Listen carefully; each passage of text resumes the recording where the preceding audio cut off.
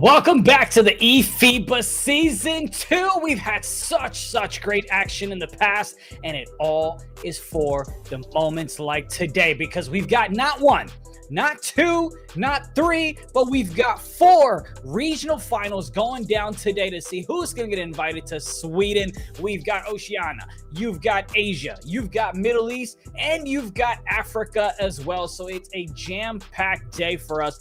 It's going to be a bit crazy. Now, after today, we're going to, again, figure out which 4 of the 8 nations will be invited to the eFiba World Finals in Jönköping in just a couple of weeks. We're not that far away. So much going on. There's no way that I can go ahead and handle things, especially with Oceania going down today as well. I've got to bring in my man, Nate the Great from Down Under. Nate, I know you've been waiting. I know you've been waiting to see Oceania play. We get to see him today.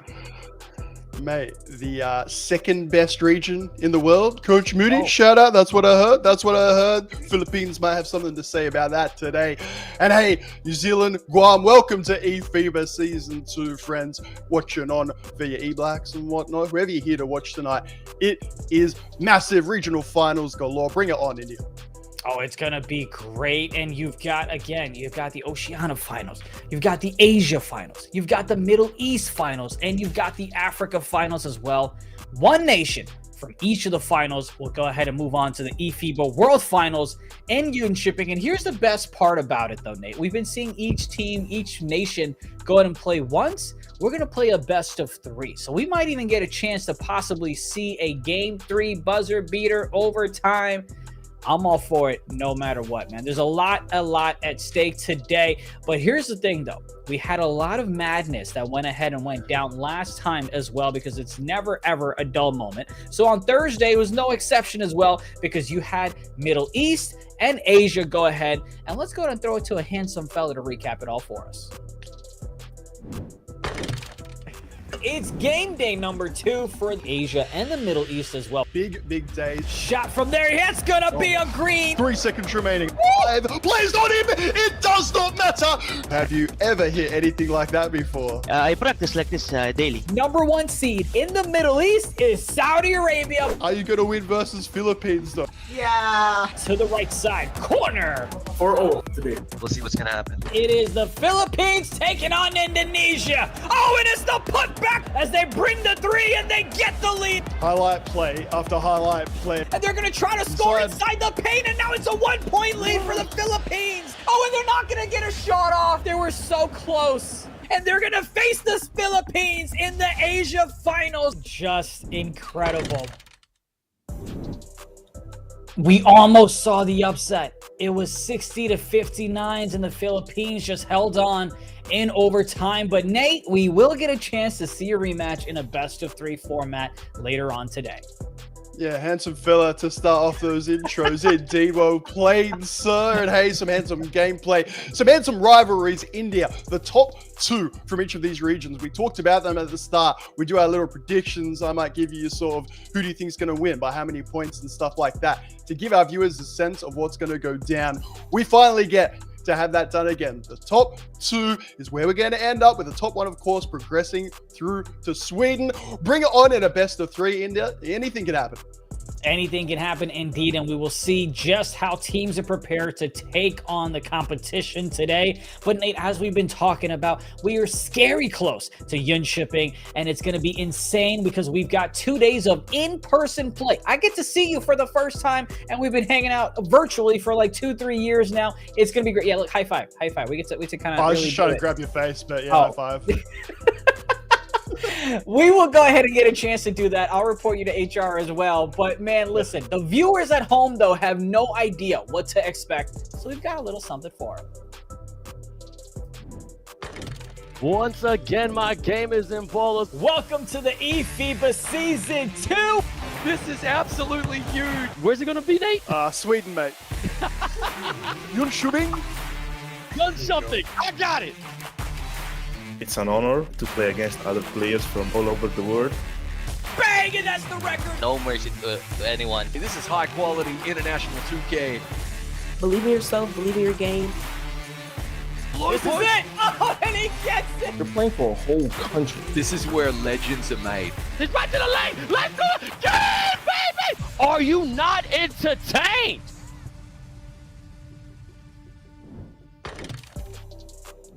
We've got so many hours ahead of us with some of the best 2K gameplay. 61 nations have been a part of this season, and we have seen almost all of them.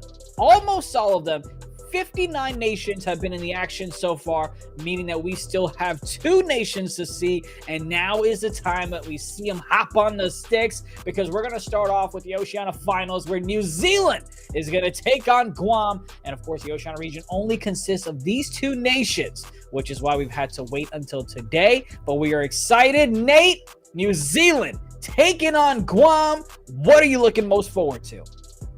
Good things come to those who wait. Friends from this side of the world, you're going to get the attention all on you the way it should be. What an incredible honor, but what pressure, India. In our best of, let's just do it one time, you know. We're going to meet each other one time, best of 3, see what happens. By the way, winners go to Sweden.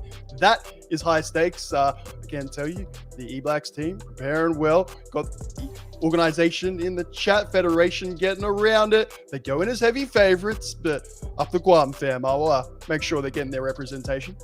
Yeah, well, I'll tell you what, similar to my dating life, they'll get a chance to go ahead and go on a second date just in case the first one went terrible, right? It's a best of 3. If you mess up in game 1, you get to go ahead and fix things up and come back with game 2. But Nate, tell me are there any players that we should kind of keep an eye on, or anyone else that we should expect to kind of be the hidden gems in this region at all, especially if Moody's going to say that they're the best region outside of the U.S.?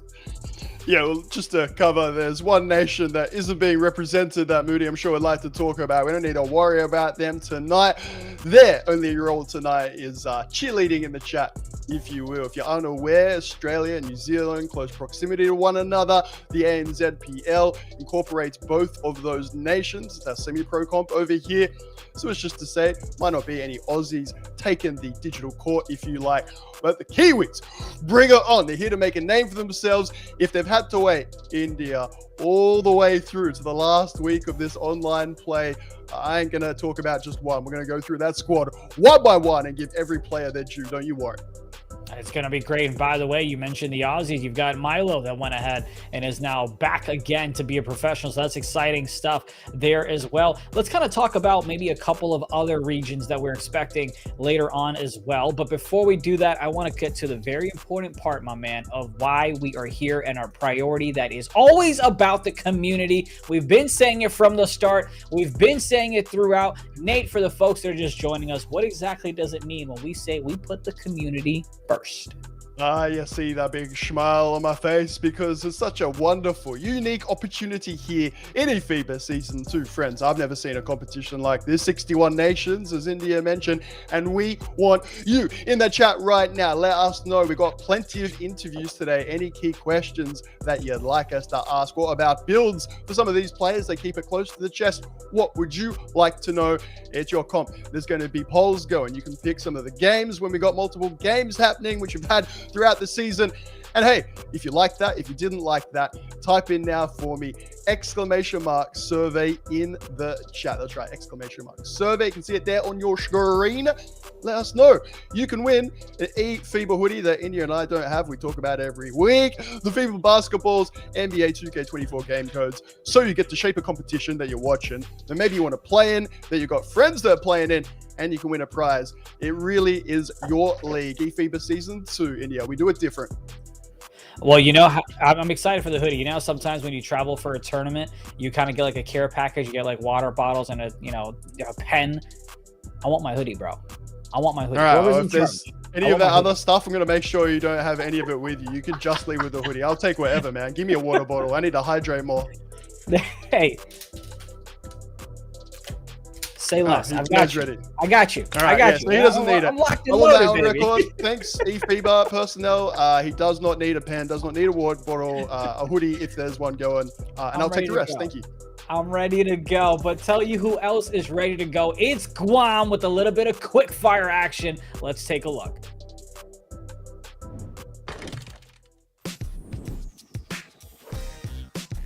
My go-to to lazy dinner. Probably just some Ichiban with the soft-boiled egg. The worst present, probably just a set of clothes that were like 3 sizes too big from my my godparents. And it was a Chicago Bulls matching shirt and shorts, and I'm a Laker fan. It was probably the worst gift. Favorite movie? Pulp Fiction. The deepest fear? Probably getting my heart broken. Yeah. Hidden talent? Probably making babies. I have 8. My oldest kid is 22, and my youngest is 8 years old right now. Oh, I'm 41 now. My birthday was yesterday. So I started young. Yes. Hold on a second. This man said his biggest fear was to get his heart broken, and then he's like, yeah, but I got 8 kids though. My biggest talent is making babies is somehow now the new best line of eFiba Season 2. And we've had some absolute crackers. You can't compete with that. You can't, bro. This man has a roster to have his own eFiba team and make it 62 nations. He could have a whole nation of his own if he wanted to compete. It could be Guam Team B if he really wanted to in like 18 years. But wow, that's insane. That's crazy. But I do feel bad for the gift that he got from his godparents. I mean, one, to get something that you can't really wear because, you know, it's like a nightgown at that point. But then to 2, have it be the wrong team. I mean, that's unfortunate. I'm sure he was nice about it, though, to the godparents. Yeah, one of those on this side of the world. Back in that day, India, when I was just a little one, you were sort of grateful for whatever you could get. I had a Chicago Bulls baseball cap. Wasn't my team, never been my team, but before the days of online ordering and whatnot, it's like, thank you, I've got NBA merch, bring it on, and it's such a distance to travel. Even these days, relative comes back. It's the thought that counts at the end of it, surely. Oh, yeah, no question about it. But I want to, again, go back to all the action that we've got. We've talked about New Zealand and Guam, but you've also got Saudi Arabia taking on Lebanon. Saudi Arabia has kind of always had their number, if you will, right? Always been a definitive win, never really a doubt in who's going to go ahead and take that crown. But do you feel like Lebanon's going to go ahead and at least push it to a game 3, or do you feel like the Saudis are going to go ahead and take care of business in 2? Or if nothing else, like the rivalry has been intense. We sort of spoke about a few of these regions and the smaller regions. Maybe they stick together a little bit more, you know? You can't really be fighting one another too much. eFiba Season 2 changed a lot for me. And in this region, you have the likes of, let's go with Bahrain, being like our Saudi Arabian brothers, and let's go Saudi Arabia. Or thank you very much, Saudi Arabia and Qatar, for your sort of efforts this season. And I'm like, wait a minute, you're missing one of them there. Lebanon, big talkers during the interviews last week, big talkers on social media, big typers on social media. However it works, India. Point being, this is a fierce rivalry, one of the fiercest that we've got. I really hope they can take it to a game 3 at a minimum. We just, at the end of it, neutral, want a really good series. Every one of these bad boys, let's have some big moments, buzzer beaters, and the rest of it. Well, let's go ahead and jump back to the nations that are playing next. You've got, again, New Zealand taking on Guam. I know we talked about the Aussies, but I think now you mentioned the Kiwis. Am I saying that right, or am I going to offend someone because I thought you said Kiwis? I don't really know. Yeah, we go with Kiwis. I don't really know exactly what they'll find respectful or not. Actually, to be fair, we were talking about this and not about New Zealand beforehand. Any nation that wants to be called a particular thing or not called a particular thing, look, there's cultural norms and stuff like that. We want to be on the right side of it and represent you thoroughly. We talked about DMs maybe not getting answered in here from myself. So we've made an effort. You guys let us know. I'm sure they won't have a problem with Kiwis. We use that all the time. It is to say, they are, even on this side of the world, which is already underrepresented, sort of that second best all the time. So I'm actually really happy. It took about a day getting used to the news, to be fair. After about that first day, really lovely to be like, you know what? They get a chance to be the top dogs of this region. You get to go straight to Sweden. Shout out the Federation, people getting behind it, the structures in place to make sure it got over the line. They are 2 wins of NBA 2K24 away from going to Sweden. It's incredible. The pressure is on because an upset there, like I said, upset of the tournament. So how likely do you think that upset is from happening, though? Do you feel like Guam has enough experience in... Because, you know, something that we've noticed in this tournament is that the countries that are playing for the first time, the nations that are playing for the first time may not have a lot of experience. They kind of struggle going against that skill gap, if you will. how good of a chance do you feel like Guam has to go ahead and, again, push it at least to a game 3 and maybe even pull off the biggest upset to start the night? Yeah, this is where I'm meant to go with you, right? And I'm meant to like generate a narrative and a story where like anything can happen. Man, they're going to struggle. They're going to struggle from quarter 1. These gentlemen from New Zealand, not just playing together here tonight, like I said, NZPL, shout out. They are familiar playing alongside one another. And if not that, playing against one another. With the smaller region, you have that intimacy, you develop the understanding of one another's games. As somebody that doesn't even play in the league and just sits there watching it, we talked about that. I'm just like, bag of Doritos or whatnot, being like, this is some good gameplay. Fam, they get that, but they're actually got the controller in their hand. They're going to have wonderful chemistry from the very start, set plays, design and whatnot. Guam face a massive challenge from the first quarter, make no mistake. Well, that first quarter is going to be interesting to keep an eye on, because we always say there's always that one quarter where a team just kind of takes off, and that's what helps them win. We'll see how much separation New Zealand can get against Guam in the first quarter. But chemistry is so interesting that you bring that up, because it's not just us casters that need chemistry amongst each other as well, but you also obviously need it on the sticks as well. Do you feel like chemistry matters more on the offensive end or more on the defensive side of things? That's a sweet question, man. I'm going to go with defensive only because so often all 5 players are involved. We sort of talked about rotations. We've been going through some of those play calls, some of the call outs rather. I don't know. We've sort of heard from different places around the world, different names for these things, and then different names for the rotations within each nation. So take out of that what you want. The point being, everyone is involved, whatever language it is that you're speaking, wherever you're calling it. On offense, sure, you might see a cut from the corner. You might see other players getting involved, but you can still make it work with just your point guard and your center. Therefore, my opinion, just based on sheer numbers, India defensively, where that chemistry, where the top nations from all across the world so far, eFiba season 2 have put their name on my bit of paper, as you know, always making notes, and no one likes to talk about the defenders, the power forwards this season in 2K24, just underlooked. Not for this guy, so I'll be calling it out as we go throughout the evening. It's definitely going to be great to go ahead and see that. Let's check out who hoops here for the New Zealand edition.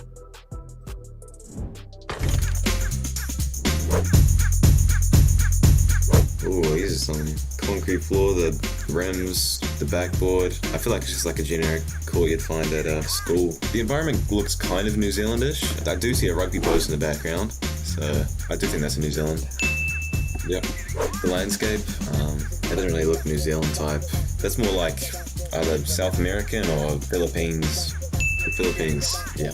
This is the trickiest one. I haven't seen a court like this in New Zealand, but the landscape and everything around it kind of looks New Zealandish. I don't think this... Oh, the landscape, man.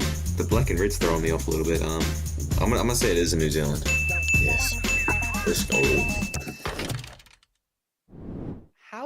How do they even know? How do they even know? Oh yeah, like this is a court from the Philippines. Bro, I can't tell a court from something that's 30 minutes away. Like, how do they, I don't even know. Are you fascinated as much as I am? Yeah, you can see me actually just watching that video and laughing. Follow eFiba on all socials.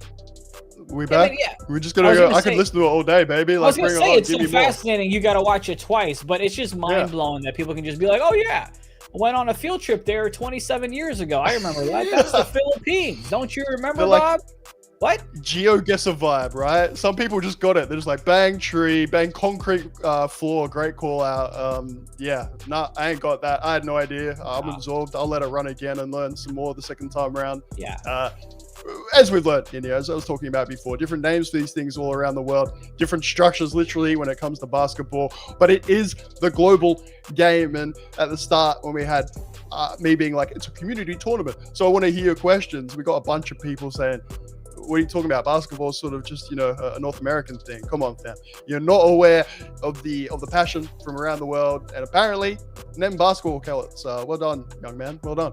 Yeah, I mean, you've seen me in rehearsal. I've got to use Siri and my iPhone to just remind me to come back on set in 15 minutes. So very impressive in terms of what they do. As we're waiting for gameplay to go ahead and start here, I'm most interested, whether it's in New Zealand, whether it's Guam. We've talked about the chemistry. We've talked about the fast start to expect in the first quarters, especially because I feel like if you're Guam, you kind of maybe, if you feel like you're the underdog, right? You're kind of coming into today being like, okay, we want to go ahead and play lights out. We want to go ahead and get off to a fast start. I'm interested if New Zealand is going to kind of play it safe because they know that, hey, they're the favorite coming in on paper, or if they're going to play, basically, are they going to come to play to win or play not to lose? What type of style do you think we're going to get from New Zealand?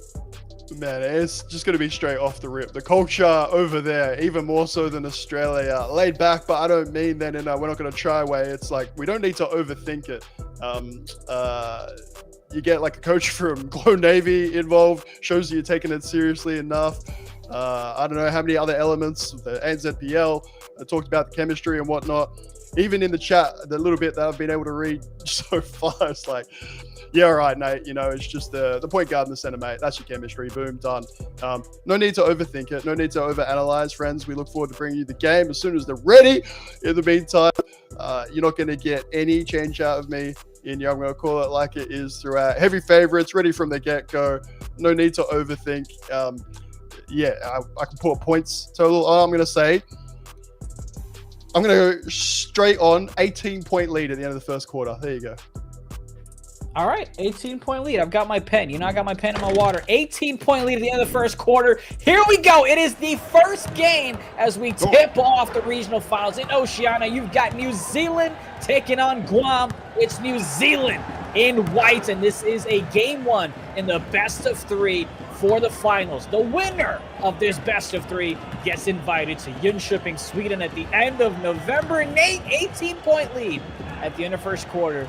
You've said it, you are on the right. Hey man, I like to do my sort of plus minus and whatnot. It's really, really basic, boring statistical modeling, but it's what I like to do. Because we haven't had any games against these two so far. If you are just joining, welcome to the Oceania fun. We're just straight here into the final, best of three. You're welcome. There is no form guide. There's no numbers, no stats. It's just, you know, like I said, terrible statistical modeling. I'll do my best with it. And hey, first points to Guam. Shout out Guam, 2-0. We will see if Guam can, quote-unquote, go ahead and pull off the upset. The reason I say, quote-unquote, chat, is because we haven't gotten a chance to see either of these nations play. This is the first time we're watching them, and all you got to do is win 2 games, and that's going to be a loose ball. They get it on the other side. Defense get right back, passes it all the way to the left side. Dots the left. Trying to swing the rock, but the defense is just rotating. They're being a menace, looking to find a little bit of space back over to the left side. They're just passing the rock, but they've got to go ahead and make something happen here in 5 seconds. Going to chuck that one up, not going to go. And the steal does not lead to points, as they're going to go ahead and tie things up is New Zealand. Thank goodness. I tell you what, that was a rough start. What was it? Straight away in transition? Yeah. Was it double chase down or just very, very quick turnovers? And I was going to say that for Guam. The worst thing they could do, India, I'm going to say again, moot point now, I guess, is take anything early into their shot clock. They're getting heaps of joy at it. got me rattled. Respect up the Guam. At any point, yeah, they do something I don't expect. Like yamming it on your face, son. Up the Guam, I think is what you're going to hear from me. Guam, they may have rattled you, but you may have motivated them as they've got a 2-point lead in the early minutes, but it's New Zealand that's just coming back to tie things up. And this is kind of what you want to see from Guam. You want to kind of go ahead and go head-to-head, get as much buffer room as you possibly can in the early halves, in the early quarters, and give yourself plenty of space to make some mistakes, as they're going to go ahead and miss that one. It looked like a long 2 anyway. About 2:20 left to go, but that's going to be another bucket there by New Zealand, as they now have the lead for the first time tonight. Yeah, probably not the last time, but I thought 3-point shooting could be a big point of separation, respectfully to Guam. New Zealand can get that going. Horsey looking at you. It really should be sort of lights out. You're welcome. You're done. Yeah, the irony there. Hopefully my Kiwi friends appreciate it. Horsey with the easy 2 inside. 3-point shooting. It's going to be New Zealand's to decide how much of that they want to take, because they should be timing it a lot better. Well, as you can see there, a little bit of hesitation from the left corner not to shoot the 3. So I wonder if they're not confident in their own shot as they continue to attack the paint. At some point, you got to think New Zealand will notice this and just send too many men in the paint and dare Guam to go ahead and knock down the 3. And Nate, It was Guam that had the lead. It was Guam that kind of kept it together. But now it's New Zealand with a 6-point lead. 1:30 to go. A timeout is called as New Zealand is on a run of their own. And I hope that if they're making the predictions, you're going to hear me call out when it's straight up wrong. Because on that back cut, Horsey, what is going on? Guam with 8 more points than I expected them to maybe get. It's not even been difficult for them on 2. Maybe New Zealand sort of saying, you can take them as long as your 3-point don't get going. We're going to do the fundamentals and close it out. But yeah, bit of a surprise at both ends. Horsey beasting in the paint right now. I guess there's still time for an 18-point lead in a minute. India, don't write me off just yet. Well, I won't do that ever in life, but I'm just curious if we're going to see a 3-point shot attempt or 3-point even get drained here in the first quarter. Well, there's the attempt, but it's not going to go, and that's going to be another offensive rebound. We've seen a few of those from Guam. Again, if you're just joining us, you're watching New Zealand take on Guam. This is the Oceania Finals. The winner of this gets an invitation to go to Sweden at the end of November. It's a best of 3. This is game 1. New Zealand is in white. Guam is in black. And it's New Zealand with the ball and the 6-point lead. Looking to expand on it here. They had a little bit of opening. But oh, they could have dotted it up for the slip, but they don't. Miss it from the right side. Guam's going to get it. That's going to be a transition take foul, and that's going to be free throws for Guam.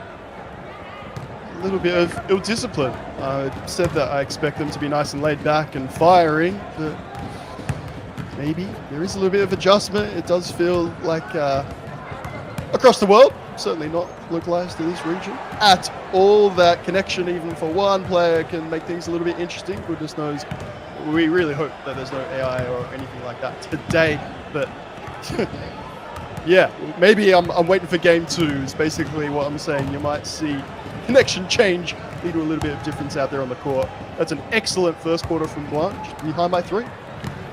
They are down 3. Start things off in the second quarter. They get a chance to go ahead and tie it up here if they do knock down a 3. It ain't happening. Come on, I'll make another call. Have a look at that paint. All right, you're 0 for 1 now. You're 0 for 1. So you're saying no 3-point attempt in the second quarter? Is that what you're saying?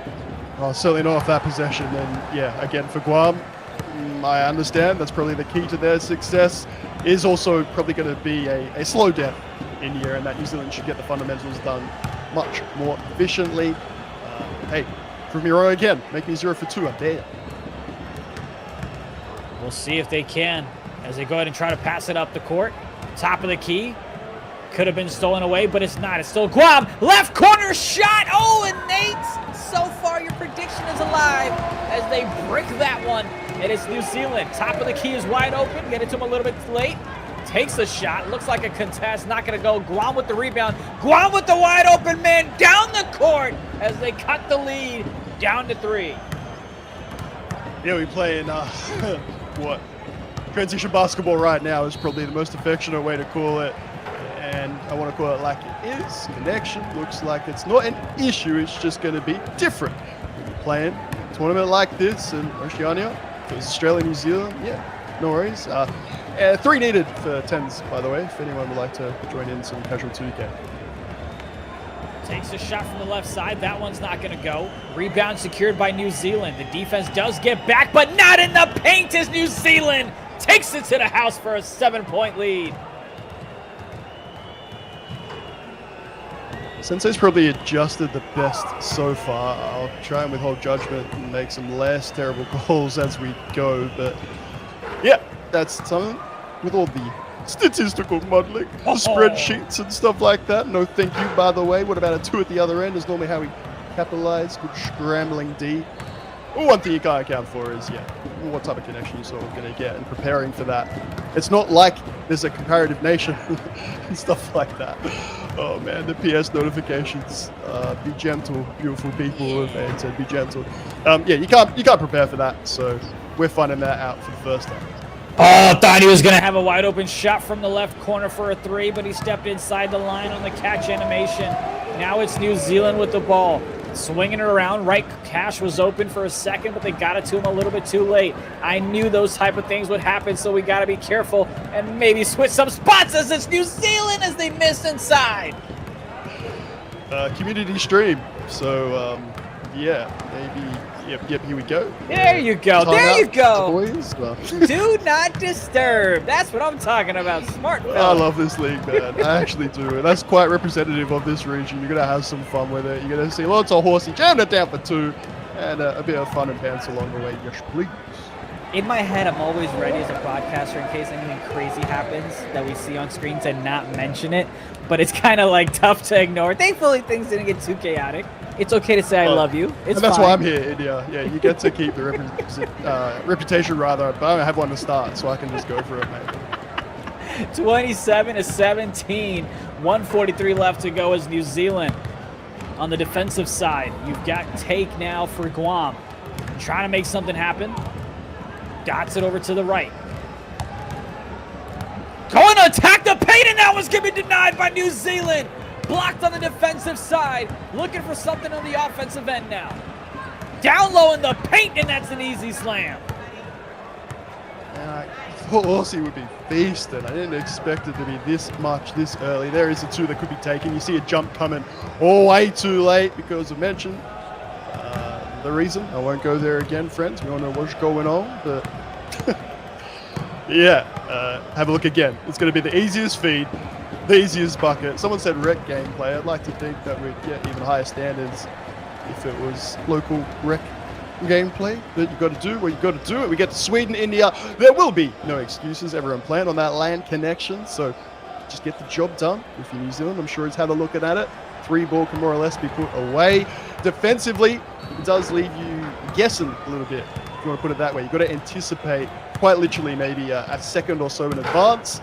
Can really expose you, be risky if you want to do it like that. But hey, maybe this is the time to have a bit of fun. If they get the opportunity, the 3 ball, India, it's not going to go for it. It ain't going to. It's slightly late as they've missed every single 3 they've taken, but it's Horsey on the New Zealand side that has 12 points, 6 rebounds. And no, we don't have skill boosters, but triple doubles will definitely go a long way as that's going to be a foul. It's a D3 in the key, and that's free throws. Man, I forgot. I understand why we don't have skill boosters anymore, but I didn't realize that that's done. I know. Yeah, like I was looking at the run of show, and I was like, man, I don't have skill booster talk for nades. the gap in As my New heart. Zealand, It makes beautiful. sense now. I know.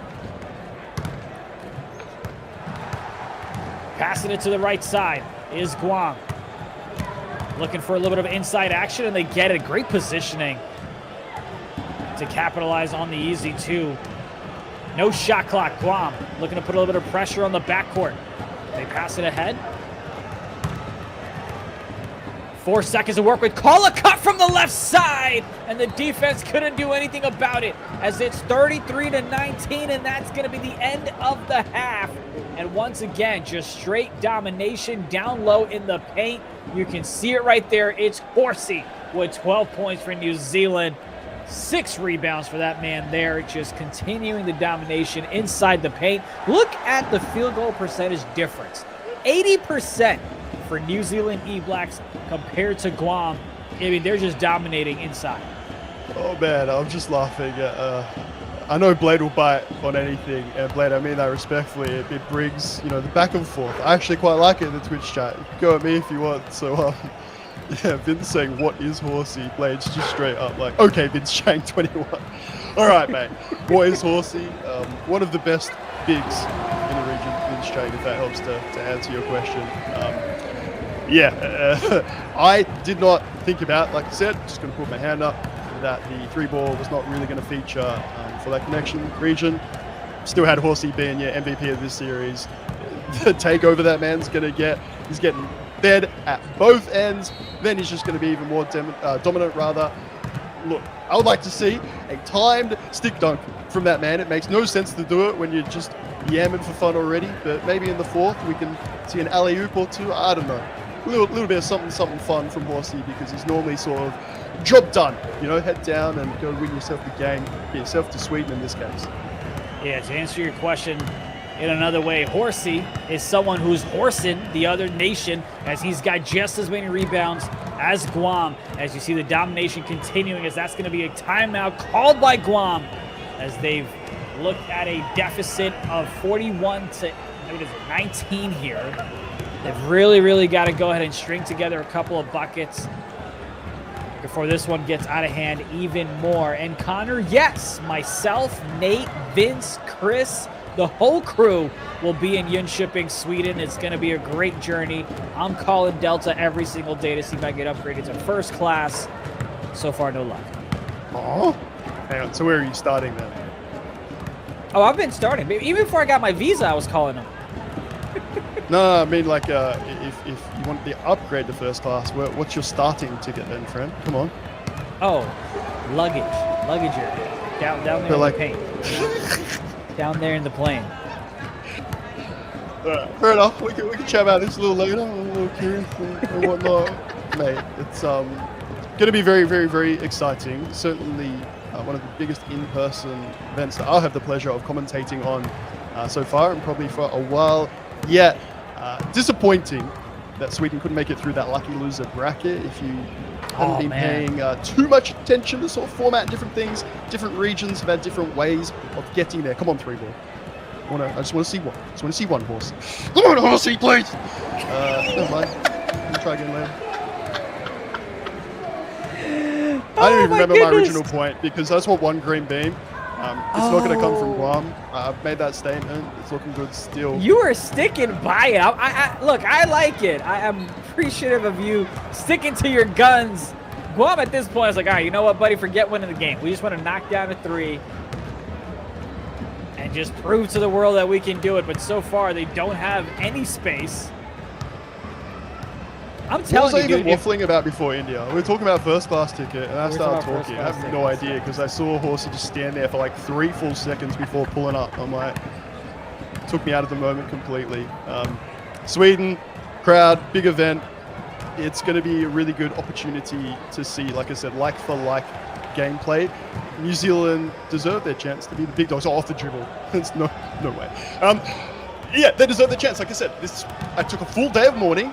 You know, I wore all black and put ashes over the top and whatnot. Was like, okay, no Australia, but New Zealand, this is your chance. Surely, you get the opportunity to go to Sweden, and I'm really excited for this team, this squad. I mentioned before, 𝐅𝐿𝐋𝐋𝐿, Coach Chrome. Guam with the 3! All right, see you. I just had to, brother. I just had to. I respect it. 0 for 2 in terms of the predictions, and genuinely happy to be so. Maybe that's actually genuine life and one analytical point that I can get with all the waffling throughout the game today. If that starts going, it's a little late on. They're still down by 13. Maybe hope for game 2 or 3 India, because even with a good connection, right? I'm sure you're the same. Sometimes you don't believe it is possible to shoot a 3. Nothing's going. Everyone, you're like, oh, nah, mate, I'll step up. It's my turn to take it. And you can't time it for anything. Once you make one, you get some team take happening. I don't know. Let's believe. Well, for now, top of the key shot. Do they get a 3 of their own? No, they don't. They miss it at the offensive board on the left side. Kick it out. Oh, my goodness. No foul call there as a man's on the floor. And here's Guam to the right corner. Way too late of a pass. Maybe they could have got it. And that's going to be a foul. And a smart one, as that's not going to put them to the line, but the next one absolutely will. But it's Guam, though, looking to make a comeback here. Looking to cut into single-digit deficit with a bucket. Can't get the cut. Oh, and it gets denied at the rim again. All right, a bit of variation at the very least. I've been saying community run tournament, by the way. Shout out Kobe, Blade, Munted, friends. There's some things I could say. There's some things that you guys can say. We can put it that way. Enjoy what will be some big highlight plays. I have no doubt your countrymen will be going for it, having a bit of fun in the 4th, if and when this opens up a bit. Mind you, I'm 0 for 2 predictions, India. This 11-point lead is going to dwindle even further. Indeed it is, as now the lead has been cut down to 9. New Zealand, no shot clock. 12 seconds till we enter the 4th quarter here. This game 1, and they slam it from the left side. 8 seconds remaining. Come on, friends. Come on. I'm ready. I see the take, baby. I'm ready, India. I'm taking over because never mind. Go in and drive on 2. Oh, come on. That's that brain-dead offense. Bro, is Vince available? Because I'm 0 for 3 off the rip, and I was feeling good. Wait, what was your I third got my prediction? notes that we were talking about. I was comparing them to Vince's last week and sort of enjoying when they matched up, wondering why they didn't sometimes. Wait, Vince, you hold seem on. more than What ready was for your- up this one, man. What was your third prediction? I missed it then. What was your third one? That New Zealand would be able to get such a solid lead in the fourth that then they can start mucking around with it, some alley-oops. But to be honest, I said maybe Horsey we can take a 3, and then he took one in the third anyway, so... I gotcha. Well, here's Guam. We will, friends... Uh-oh. It's deep, baby. It's deep. We will genuinely get a bit more serious with it if and when we need to. I'm gonna talk about myself because India's a class act all the way through. I also like to try and call it like it is, and it should be job done.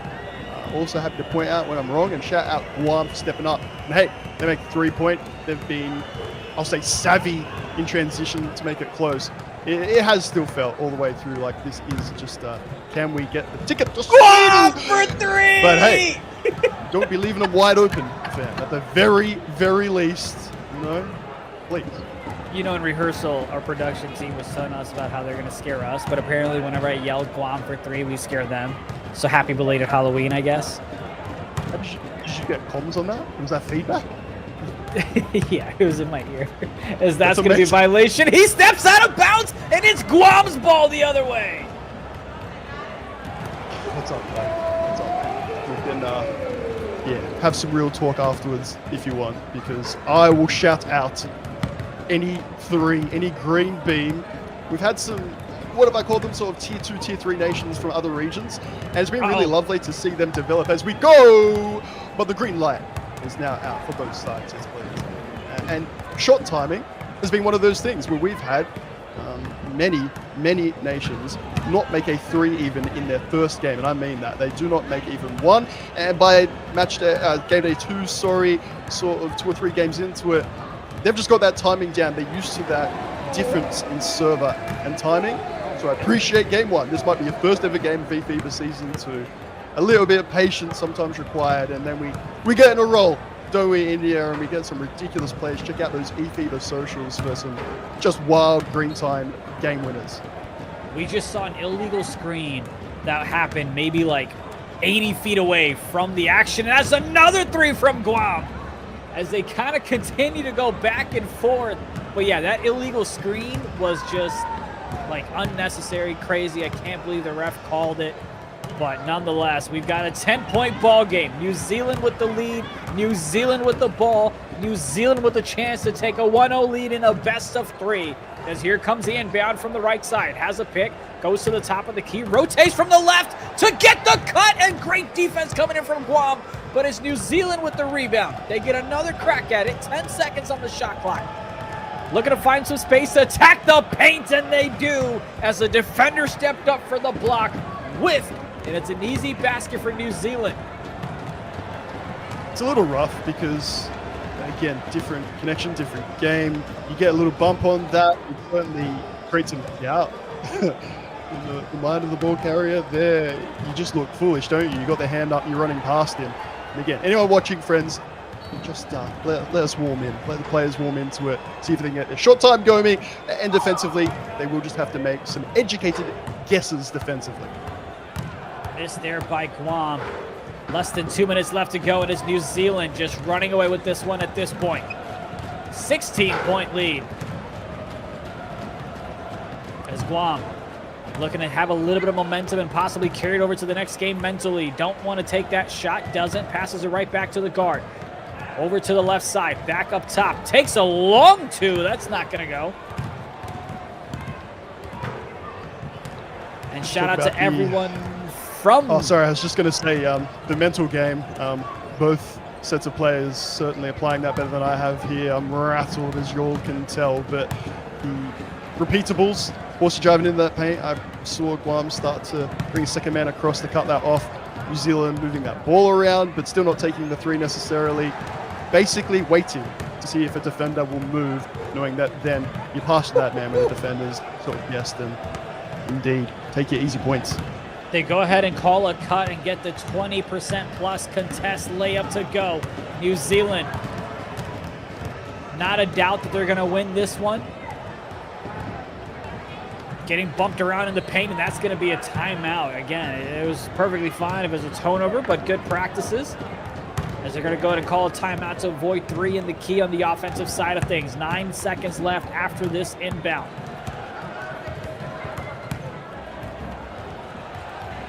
New Zealand, top of the key. Horsey down low, cut from the left. Back over to Horsey. He's got to go ahead and chuck something up. He's not going to be able to, and that's going to be a violation. Going to have some back and forth times. India, I'm almost expecting sort of everybody to spam the timeout to finish. It's been one of those where we're going to have some fun with it. Connection-wise, maybe that can't happen. Hey, anyone can push that little button, fam. Yeah. Going to be a foul on the left side. Not going to put him to the line. I think I saw a comment earlier. Is this just run the break either way? No comment here. 18-point lead. New Zealand, comfortable game 1 win. I said 18-point margin, quarter 1. Well off India, but maybe an 18-point win. Still time for Horsey to try and break some records. No, extra objectives. I can't even bring myself to say the word skill boosters. I miss them that much. But he'll be delighted to know that, yeah, he can be the guy. He can step up. Domination in the NZPL, like I said, one of the best from this side of the world. Goodness knows, in these conditions, it tests you in a way you might not have expected. And I think that's sort of your correct reaction there. Yeah, bit of a cheeky smile, sort of tick the box, so to speak, India. Well, they go ahead and get the job done as they are going to secure game number 1 in this best of 3. We talked about the 3-point shooting. Thankfully, each nation did go ahead and knock down 3 for a total of 6. But you can see the struggles from the Guam side as they were 3 for 18 from beyond the arc. And that didn't really help them with their deficit. They came out strong in that first quarter, in the first few minutes. And then it just kind of just continued to derail them later on. What do you make of that first game? Man. I'm scared to say any more than what I've said already, because I've probably been a bit more direct and upfront than even I try to be. I was impressed by Guam. You and I, India, how many times do we say during what have been some long and enjoyable nights, let's focus on the positive. If that 3-ball isn't going, what are they doing well? And I really liked that they seemed prepared either for the connection or just for the New Zealand game plan. On the cut from the corner early, obviously really good communication because the point guard was throwing it before we could even see them move. When you factor all that delay into the equation, it does mean there is a bit of a game plan there. In terms of repeating that for 4 quarters to make that happen throughout, we saw it's just not doable regardless of any type of delay or other issues. It was nice to see some fluency, and as you said, at least 1 3 knocked down from both nations. So there are some positives in the certainly for both nations. It just feels like it's a best of 2. We're maybe already starting to look ahead to Asia and whatnot. I don't know if you're thinking the same. Is that a bit too honest from this guy? Well, I mean, hey, listen, I always value your opinion, but speaking of a couple of things before we get to the bracket here, you've got Horsey that had 13 rebounds. We've given him the props, but you've also had 𝐅𝐎𝐿𝐶𝐄, hopefully I'm pronouncing that correctly, 16 rebounds. So that was just domination there, as the nation of Guam themselves only had 14. But the positive for Guam is that the third quarter was their best quarter, as they went ahead and won that quarter 15-12. So you kind of need to look at that quarter and say, hey, what do we do things on the offensive side, the defensive side, and how can we go and repeat that for 4 quarters in the next game? Let's go ahead and take a look at the bracket so we know where things go ahead and stand here in the finals, where you've got New Zealand taking on Guam. But nonetheless, though, before we go ahead and take a look at that, do you feel like Guam is going to go ahead and have an opportunity to force a game 3, or do you feel like we're going to see relatively the same one? I'll try and sort of narrow down my focus a little bit and say that I really hope they can take a quarter. I think that would be a genuinely tremendous achievement. I will be excited to see what the connection's like for number 2, see if anything changes there. And to be honest, at this stage, for fluency for either side, I think it should be a bit of rinse and repeat. India, it would be very surprising to me if we had anything different. For Guam, win one of the quarters for us and show that it's not just rec gameplay. Again, genuinely, keep proving me wrong, fam. I'll shout it out. I'll call it out. Let everyone know watching on the FIBA stream, eFiba stream, what you're all about. Let's go ahead and take a look at that bracket so we know where we are when it comes to the finals. You've got New Zealand 60, Guam 42. Again, we talked about the dominating performance. What No, sorry, say Guam again for me there, India. Guam? Am I saying that wrong? Have I been saying that wrong the whole time? No, it's great. It's just got some like throaty, like Guam. It sounded quite passionate. Continue. Thank you. That was just for me. Nah, I appreciate it. You know, hopefully that'll bring a little bit of strength for their game 2 comeback here. But again, the biggest difference were the offensive rebounds, the second chance opportunities for New Zealand in the game that we just saw.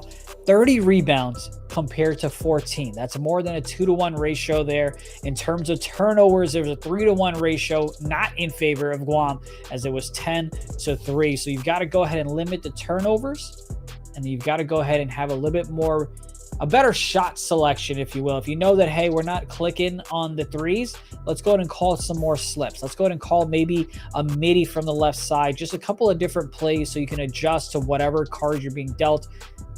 We'll see if Guam's able to at least keep it close in that first quarter, right? Because we both, myself included, wanted to see what type of separation New Zealand would get in that first quarter, and it was just a 3-point ball game at the end of it, right? It was just 14-11, and then it was that second quarter where they dominated. New Zealand did 19-8, and they finally went ahead and got what they were looking for in terms of the buffer. But that first quarter, what are you expecting? I'm going to throw it back to you in terms of prediction. You said 18 points. That unfortunately didn't happen, but they did win by 18 points in the game. So you do get, you know, pat on the back for I'm that. not even trying India again. 0 for 3 with their predictions. In terms of what to see here, you got to do what I am struggling to do and maintain discipline. It is very difficult with all the different factors for these players with so much on the line. Again, how many games did 2 get? Best of 3 series. Honestly, like ANZBL finals, fam, go longer than that. And yet you get ticket to Sweden, a chance at that €50,000 prize pool these nations are competing for. For New Zealand, they know it's just a game away. You got to try and keep that mindset. That's why they brought in a coach. If the connection is sort of, and gameplay and set plays and stuff like that is not on the agenda, coach will have them maintaining their discipline and focusing. Let's get this done in 2, not give them a look in, not give them a sniff, any chance. Try and shut it down. In terms of Guam, I want to say it's almost like a real-time strategy game. You almost got to plan your move in advance and be like, maybe we'll just start guessing who's going to cover, who's going to start getting a bump, who's going to go from the corner, because those cuts, like I said, good comms from Guam, their predictions from the players needed India, and many less predictions from myself. We'll see what goes ahead and happens there, but let's go ahead and take a look at the bracket to see where we go ahead and stand here tonight. You've got, once again, New Zealand with a 1-game advantage here, 60-42. We are playing for the finals in Oceania. You do have a best of 3. They do go ahead and once again take game 1. The sun is rising outside for me, and I'm ready for a game 3 if we go ahead and get one.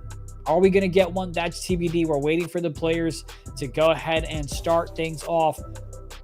Let's go ahead and see what we can get. But I want to kind of go back and see if there are any players. I mean, are we is Horsey? I know you mentioned, you know, one of the best bigs that we may have. Is there anyone else on the New Zealand side that kind of surprised you, or anyone else that you're kind of keeping an eye on to say, hey, it's time for you to step up? Or you can even talk about Guam if you're familiar with anyone else on that side. Yeah, as it's they're about hard to get because gameplay going. Oh, we almost there. If at any Well, point they're you get entering that the call- code. Good. You're good. You're Sweet. good. Sorry. If you get that call in the ear, you just cut me off. We're going straight there, fam, please, because I don't want to be dishonest in any way and say that the analytical side of this, if that's what you're looking for from this broadcast, join us again in a little bit. Here it is about business, it is about job done. I said I want to shout out these players and their qualities. We got Horsey yamming in 2s. That's about as much analytical sort of triumph as we can get here. Maybe we'll see. I'll allude to some previous triumphs and their play outside of what we might see in this game 2 and maybe game 3. Left to be seen if Guam can go ahead and come back and make this a series and push it to a game 3. They had a great third quarter, so we're getting a lot more action in that sense as well. Again, main things that we're keeping an eye on are going to be the 3-point shooting and the turnovers themselves as well. Nate, I want to go ahead and see if you kind of get any opportunities to see more cuts. I think a lot of times we had cuts coming from the left side, cuts coming from the right hash, and that was kind of it. But I want to see a little bit more different type of play calls being called. Throw a little wrinkle on there, right? Have a little fake cut, come back, and see if you can get a 3. See if you can set an off-ball screen, whether it's for the corner or the hash, and then get a cut that way and take away the defense, right? Set a screen on Horsey. That way he can't get back and defend the paint. Just some creativity to get yourself out of this slump. Yep, and it all sounds great when we're waiting for the game to start, doesn't it? This is why, fam. India is one of the very best. I'll tell you what. I ain't even exaggerating right now. To come out with that, India, after watching that first game, man, I'm like, this guy's gold. This guy is like making me think of things that I didn't even see. I just think, to again just be straight up honest, in terms of your sort of delay and response time, you are kind of guessing. Having played myself on American servers from here in NZ, it is genuinely defensively why you see the bigs getting most of the joy, because how are you meant to stay with someone on the perimeter, let alone time your 3-point shot, of course, if you can't really time anything there.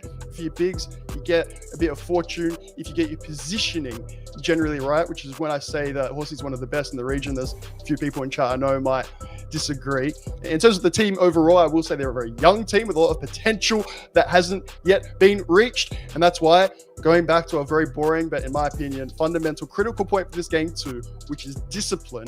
Can this young group of players, again most of them aged I believe like 18, 19, have some maturity, stay locked in, and have business as usual?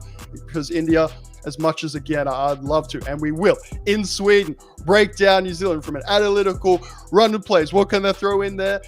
Here, it's just not that time. It's just not going to have that opportunity to make that happen. They need to be disciplined. The comms need to be on point, which is something we don't get to hear now, but again, we will in Sweden. Yeah, here I am being like, what about gameplay in terms of for Sweden? What could they look at? At least Horsey's on the radar. We've said his name about 50 times, so he'll be delighted with that. And it's one of the reasons I'm really glad New Zealand get that chance to be the top dogs.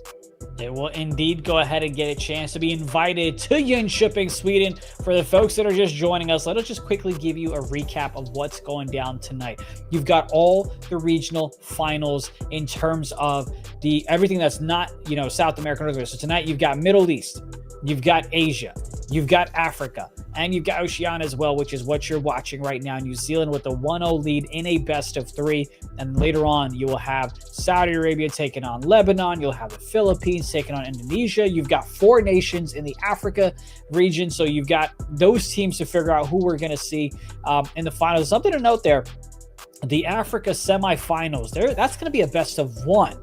Then the finals is going to be a best of 3. Of course, that's later in the day, so we'll bring that back up. But just a jam-packed of a day that we've got. And then, of course, we come back on the 9th to go ahead and see who comes out from North America, who comes out from South America, which, by the way, I don't know if you saw the tweet, but we mentioned this last time. Nick has traveled to Brazil to coach that nation to take on Argentina. I mean, brother, you got to win if you're going to travel all the way there. You know what I mean? Man, as if you've chopped on that as well. He would be loving it. He's already clipped this out about 18 times before you got that sentence out. King of the socials, but the king of commitment when it comes to eFiba Season 2. We mentioned how New Zealand have brought in, if you like, a experienced international coach. It's wonderful to see that there are opportunities. Developing nation, proven nation, there is always time and different ways to improve. Here we go. It is Guam looking to force a game 3. It is Guam now in white. It is New Zealand in E-Blacks in black. As Guam going to go ahead and shoot that one. They're going to go ahead and get the long 2. Not quite the 3 that they may have wanted, but they're on the board again. They've got the lead just like they did in game 1. Hey, I respect any shot of any distance, to be quite honest. We've talked about in eFiba Season 2, the mid-range being key, and that the best players offensively know when to take their 3, know when to work behind the screen, know when to drive inside, but know when to get that stop, the ability rather to be able to quick stop. There we go, got out eventually. And time that midi with the animation everyone's using where you sort of get that fade forward. We will be seeing that in Sweden. Respect to anyone that can do that here today in game 2.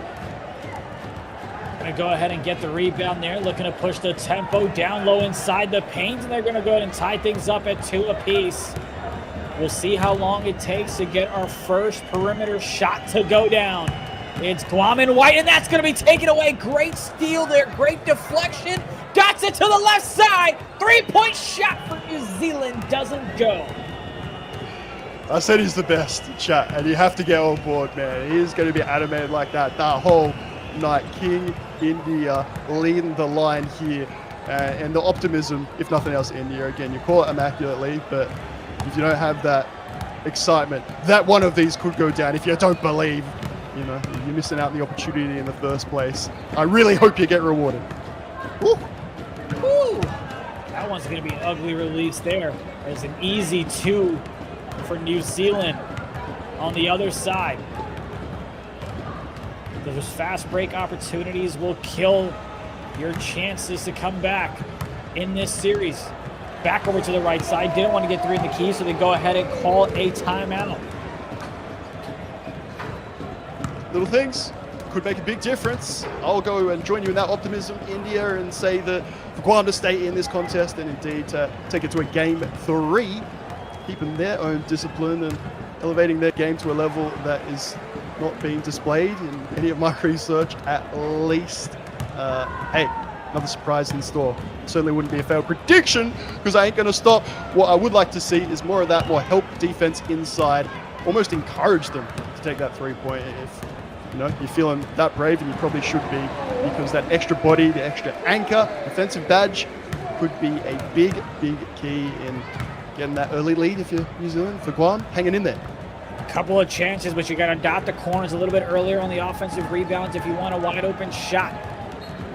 New Zealand, 2-point lead, but it's Guam that's looking to tie things up or possibly take a lead of their own, and they have the chance to do that, but he bails out of it. Here's another one. Guam can't convert on the opportunity, and it's New Zealand now. Got the cut from the left side. Top of the key is the pass.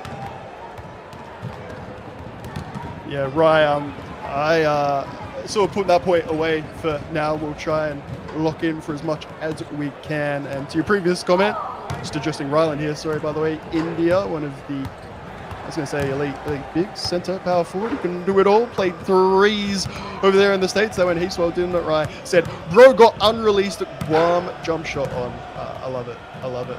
Release it, make it happen. Ronnie. Bit of a delayed shot there, lots of hesitation as it's New Zealand. Has a man streaking down the court. Looking to find a bit of an opening. Calls a cut. Beautiful pass there. As the defense was fooled, the dribble move and the shot for the first 3 of the game. It's New Zealand with an 11-6 lead. We have life, baby. And hopefully that is the, not just excitement, India, but the proof that we're going to get plenty more green beams on the way. And for Guam, it's bad news, not just there, but for their offense. If the Kiwis do start collapsing, I suggest that they do. Yeah, it could get ugly quickly. He could have taken the open 3 as the defense left him, but his big foot, his big heel steps out of bounds. As, man, something that Guam's doing here, which I'm not the biggest fan of, to just continue to take contested shots inside the paint early in the shot clock. They haven't found a great rhythm to utilize the clock in their favor, as Guam had the open pass, decided not to take it, a little bit of a hesitation. And again, if I'm New Zealand, I'm just kind of giving them as much space as they want from the perimeter, clogging the paint inside. It's just not going to work. That's just not going to go. New Zealand back over to the left side. Foot was on the line, I believe, but it doesn't matter because they go ahead and miss anyway. Look, maybe that's exactly why it does matter, the time in between the midi and the 3, when it's already hard enough to green either one of those. Unlucky, but would be the last we see from Shot Moist. And hey, in response, India, you've been called out magnificently, brother. Could we have the greens for both teams, please? First quarter. We did have to wait, I think maybe till the second or third quarter, I believe, to see a 3, but we've seen both nations knock them down and don't quite count out Guam, as they've now cut the deficit down to 2. A long pass all the way to the left side. Foot was on the line, and the ref is going to call that a long 2, but nonetheless, it's a 4-point lead heading into the second quarter. It is a win or go home for Guam, but it's New Zealand with a 4-point lead as Guam is looking to start things off in the second quarter. That one's going to be fired away, and it's Guam with the shot, with the hand in the face. Guam! All right, do you believe? I'm not worried about India anymore. He's been ready for it throughout. He has chat. Do you believe? Multiple green beams. Oh, please. A bit of a contest, a bit of, let's start talking about the defense needing to do a little bit something different. Dare say if it goes to game 3 and we do get those same conditions as game 1, then maybe it's the same story. But for now, friends, join me. A bit of belief, please. Jesus, nice, deep 2, more shades of green, 1-point game, friends. It might just be on. Is Guam going to be able to get a stop and take the lead on a fast break opportunity? Down low in the paint is the finish by New Zealand. And Ryland asking if they win this, do they make it to land, or is there more qualifiers? No! At the moment, it is New Zealand that just needs to win one more game, and they'll be invited to Jönköping, Sweden at the end of November for the eFiba World Finals to compete against 7 other nations. The dribble move was there, but the shot was not, and it's Guam with a chance to tie things up with a 3, but they're going to have a loose ball. They get it right back to the right side. Trying to spread the 4, tip ball so he can go ahead and get it his own without being called for a violation. Looking to attack the paint, dots it to the right side, steps in for the 2. Oh, and the ref calls a foul, and we're headed to the line. Oh, best looking foul, eh? Just slaps him on the elbow, sort of not going any further. Wouldn't like to take the free throws. Hey, 61%. We'll take that to start. The Jesus 671. Just to distinguish from the other Jesuses with many other vowels in there. Any missed shot, 3 or free throw, particularly India, it's going to be a very easy 2 at the other end. And so far, what we've got to base it on could be a massive point of difference. Indeed, it would. Guam in white, New Zealand with the black unis. A little bit of a hop step, doesn't lead to anything. A lot of traffic there on the right side. 3 seconds. Got to chuck it up and hope for an offensive rebound, but great box out by New Zealand. They've got a chance to go ahead and extend the lead. Down low in the paint, and they miss it, but they get the offensive board. Back over to the left elbow, all the way to the right hash. Too deep of a shot that they don't want to take.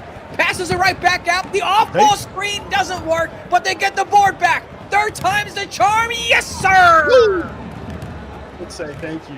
And in that, the way that we wanted, and by we, I mean fans of the green, Guam surprising everybody, getting that happening, and shout out coach of the E-Blacks for clearing up exactly what's going on there in terms of connection and whatnot. Makes a lot more sense now, but doesn't change narrative for anyone because it keeps on rolling on.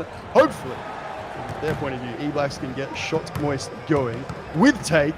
He's been more locked up than anyone else. People are saying, why isn't he dribbling more? I think that's the issue. You just send it via air. Nice inspiration. Nice delivery. Nice yam. The alley-oop, you talked about it for game 1. They do it here in game 2, and it's New Zealand slowly starting to separate themselves in the second quarter like they did in game number 1. But do not count Guam out, as they came out firing in the 3rd. Again, the hesitation there to take the shot with the open corner as New Zealand dots it to the right side. They've got play take. They've got the 3. They've got the 11-point lead. It's about as emphatic as we've had so far. That's the captain for Guam, Legalize. Says it's okay by me, 8-point game. I don't know what's happened India in terms of New Zealand being able to green time it, if what I'm reading is correct. But hey, love that we're getting a game out of it. Flew inside. Yams it down, will be relieved to get a 2 there, because talking about the players, if I don't get a chance to sort of back up what they're doing or what they can do in terms of what they've done in the past, India, Flew, Shot Moist, certainly capable of, what's the funnest way of putting it? A fun mixtape or 2. They have fun with what they do. Now, don't get me wrong. Very talented.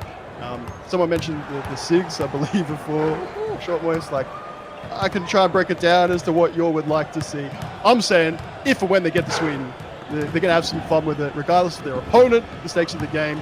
They'll get a chance to show what you can do in terms of skill, but also something that you probably don't see in the rest of the world. If you'd like what we don't have, you can go ahead and join the giveaway on X. If you want the free eFiba merch, make sure you participate in that. As they call the flare for the three, doesn't go this time. All the way down the court, right before the half. It's 𝐓𝐿 that's looking for a basket. The defense is there for the stop. They get the rebound, and the denial at the end of the half to make it a statement, letting them know that we are here. We've got the lead as they're looking to win the second half to push themselves to Sweden. Nate, it's been a great one. 𝐓𝐿 has done a great job staying in this game, battling it throughout the day so far. But now we see what's left in the tank for the final 10 minutes. And yes, Fred, I will point out, not you, India, but the highlighted box score with Sensei, 2 for 4 from 3 is noted. It's very much noted, and not just by myself, the greener in the conditions that you're in. Very nicely done. We mentioned at the top of the broadcast, friends, that keep asking, DMing and whatnot. Australia not participating. It is just New Zealand and 𝐓𝐿. No point speculating. We're so glad that the region gets a chance in FIBA Season 2 expanding and giving players opportunity of a lifetime, because India, they do compete in those 2K League events and qualifiers that have been there. We've been talking about Manila that's coming up with 2 of the other NZBL teams and our friends from across the ocean a little bit. They give it a go. Everything that's available, 3s, 5s, 2K League sort of opportunity. It is a dream for many of these young gentlemen, and they're here to show whatever the conditions, they can green it, they can get this happening, they can get it done. The APAC regional tournament, that's going to be a fun one, but here we've got the game 2. You know, coming into this one, we said 𝐓𝐿 needs to kind of make sure they don't shoot themselves in the foot. They need to limit the turnovers, and they've done that. Coming into the second half, they only had 1 turnover compared to New Zealand's 4. But they just have not been able to convert at the basket, which is the most important thing. Down low in the paint, they go ahead and flush it to bring it right back to a 10-point lead. New Zealand ain't going away. I'll respect it. And again, connection as it is, I'll keep it this way for the contest. Look inside, not going to happen. We own that today, but flew around the corner, runs into trouble. 𝐻𝐻𝐶𝐿, just wait for him to go up once, friend. Are done. Nice and easy. We haven't had too many sort of up fakes, pump fakes, and the rest of it. India, I dare say 𝐻𝐻𝐶𝐿 could really just enjoy waiting for that jump to come, knowing that he's going to get the easiest of looks the second time around. Great amount of patience on the other side. Appreciate, again, all of you, especially in the parts of the world where it's still early, for joining us for the finals. This is the first of 4 that you're going to get a chance to watch, as it's 𝐓𝐿. Drives inside the paint, dishes it to the right side, back out to the left. Got to get something up here. 1 second on the clock. Defense played by New Zealand.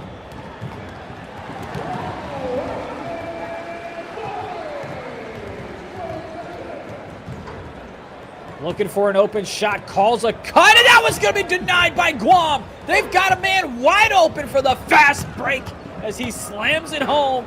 And back again, we go to a 10-point lead. But that's not going to be enough. 𝐓𝐿's going to need a lot more stops and offensive buckets to force a game 3 as New Zealand just responds back with a dunk of their own. It's going to be too late soon for 𝐓𝐿 if they don't start rather just collapsing. It's time. You got to risk it. The 3-point. New Zealand in these conditions, can they back themselves? Will they make it? Because you can even just put someone out and Sensei, who I believe is still 2 for 4. And then, yeah, maybe that's your way back in. You cannot let 𝐻𝐻𝐶𝐿 take this game away from you with easy 2s on the cart. And like I said, just waiting for a defender to bite. Shot from the right side, had the flare up, not going to go, however. Defense looking to get back, but they just can't get back fast enough. As New Zealand taking advantage of the easy 2s on the fast break opportunities, especially after a defensive stop. As you might see here right now, there it is. Got a man running. 3 from the right corner, but they can't get it to drop.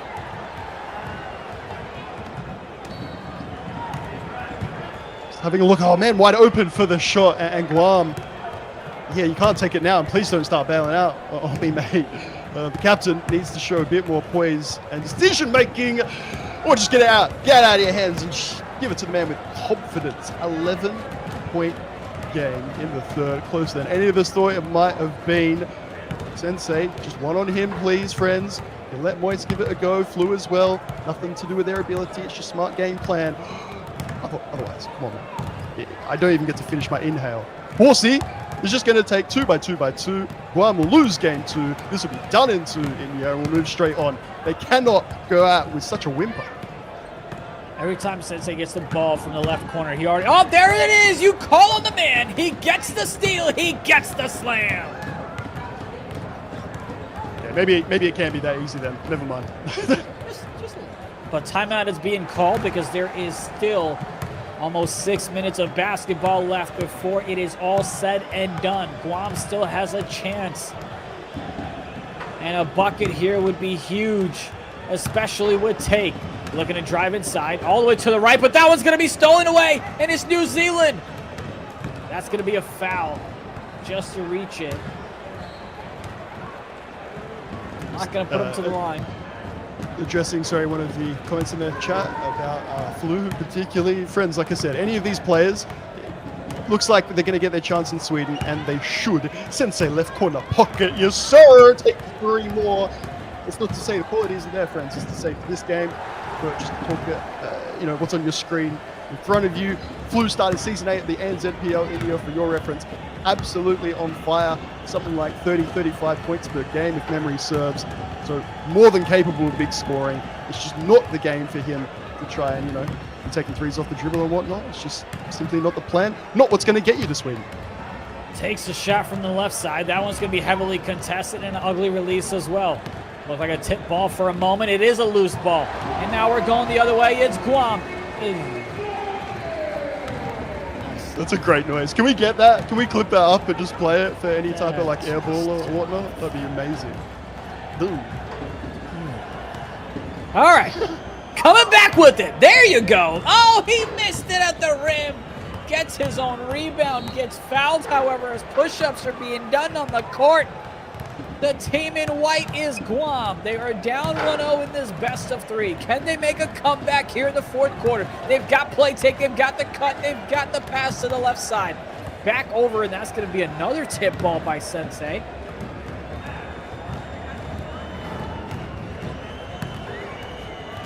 The inbound with 8 seconds left on the clock for Guam. Gets it inside. Free throw shot is good. He gets 2 instead of 1. If we had that in the third, I'd probably get a bit more up for it. Someone's saying, Martin, of course it is. Get hype. Fam, let's get realistic. This is meant to be a business case scenario here for New Zealand. Get the points, get your stats, gobble up the boards, get your plane ticket to Sweden, and then really show what you can do. For Guam, gonna respect, shooting above what I would have expected, not just from distance. Legalize Guam, legalize for sure.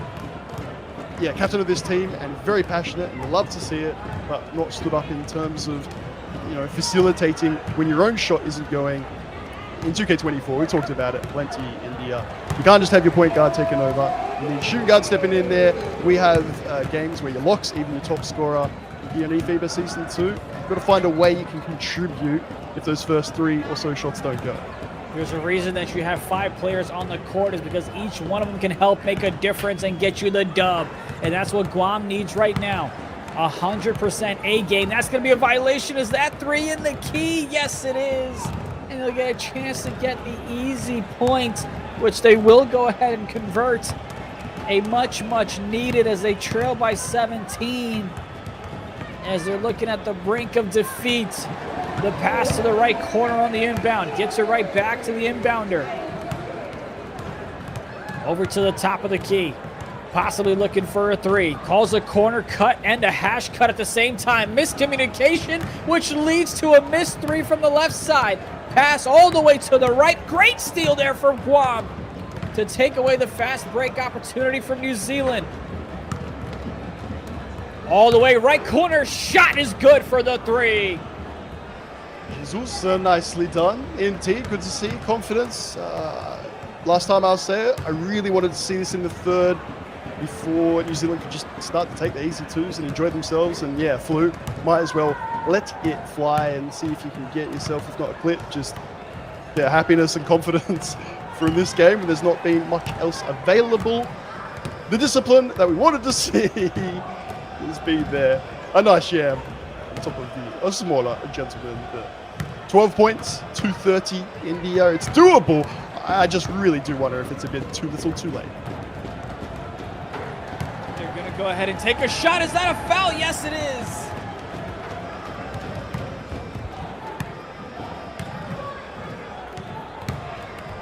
Oh, I like a little wavy man. That's cute. Classic. Wacky waving inflatable green free throw man.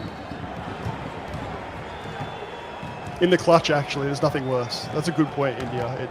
It demoralizes me every single game. You're like, you don't even deserve to go to the line. That wasn't a foul. And then, you're like, okay. Exactly. Guam wide open for a second. But a great job by New Zealand to get back on their feet with the dive. That shot worked last time, but not this time.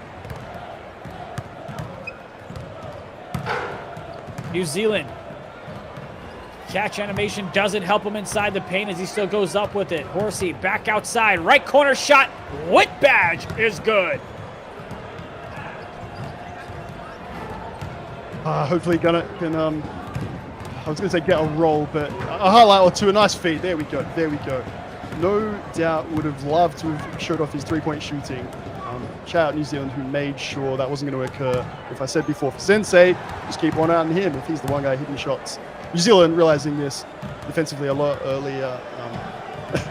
The lock not really needing to lock anyone down. Of course, you're not going to go for an all-ball strip or anything like that. Hands in the lane, not going to happen. Bump steals, there you go. The best you're going to get. Oh, Sensei, left-hand lane. Get a little pretty with it. A 20-point lead if it was business time. The business meeting is about to draw to a close. The tickets are about to get booked, and New Zealand going to be very, very, very happy nation. Of course, let's not forget the very first India to make it through to Sweden. First time on broadcast. First nation to book their ticket. That's the way to do it. Indeed it is. They went ahead and came out strong for game one and looking to close out strong in game two as well, as we are 62 seconds away from New Zealand punching their ticket to Sweden for the eFiba World Finals. Guam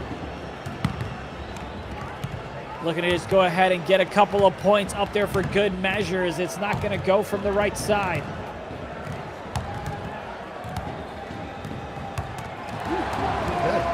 Fam, the green ain't going to go away just yet, if you don't mind. And hey, a steal in the lane as well. It doesn't matter if it's telegraphed, and yeah, you can slap that out of here. We got it there in here in the fourth. We had some reads that were able to be made and delivered on. It was in the first quarter of both games. Nothing worse than seeing that, flailing hand, almost like you're the gentleman in green at the free throw line. Yeah, it's nice to see them getting rewarded here towards the end, and maybe would take opportunity for a shot off the dribble. Dare I ask for it? Less than 30 seconds left in this one.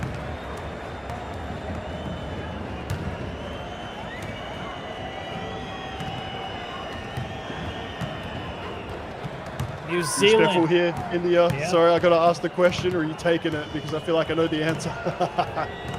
What's the question? Sorry.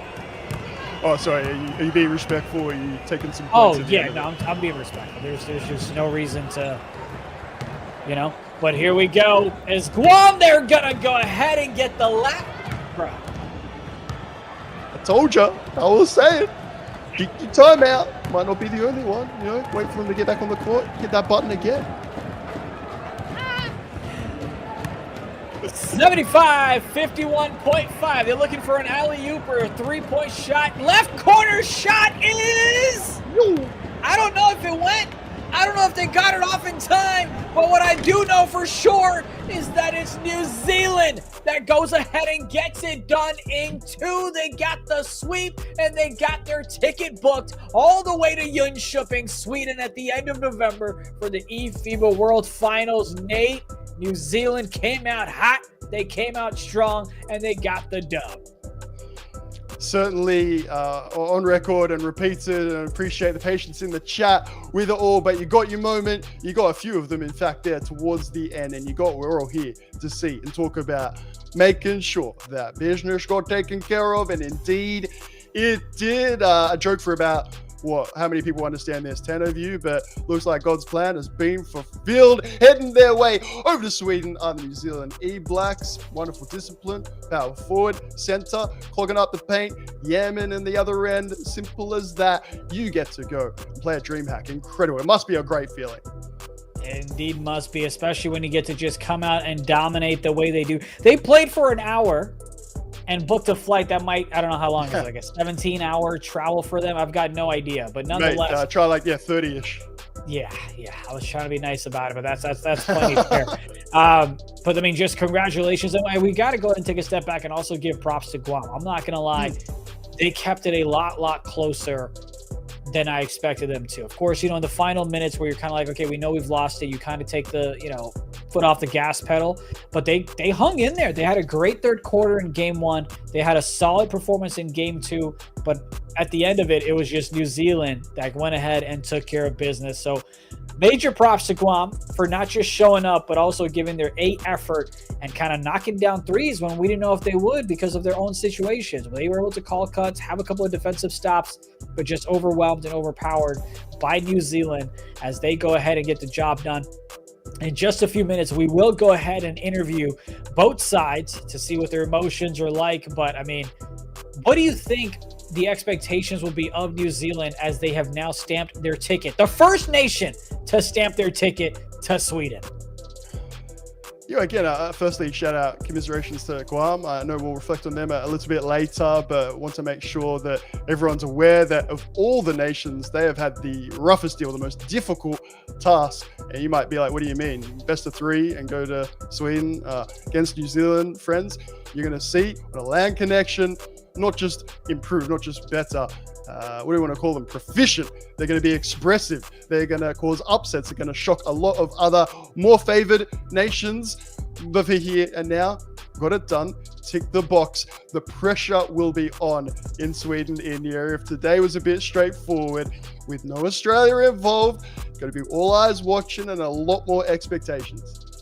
Of course, you've got to talk about Horsey and the offensive rebounds that he had, but more important than that, you also had RVO, who went ahead and dominated once again on the boards, coming in and just taking care of business on the offensive side, providing those second chance opportunities. And on in terms of defense, you had him and Horsey just down low in the paint, clogging it up, making sure you didn't get exactly easy twos and the steals. I mean, you had a couple of great plays by Sensei, that's how you pronounce his name, right? Yes, he went ahead and had great tips, got the ball, got the steal, got the basket on the other end, and that was a great momentum shifter as well. And then you had Flu that went ahead and put about like a 20+ points in his performance as well. So just a great overall team win by New Zealand in that game too.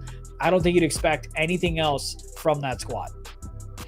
Yeah, and I'm really glad that Horsey is able to be there. And I guess at the stage of his career, which might seem like a bit of a more serious word to use at this point, if you're heading on to Sweden, I think we can start to talk about it as a fledgling career or the start of a career.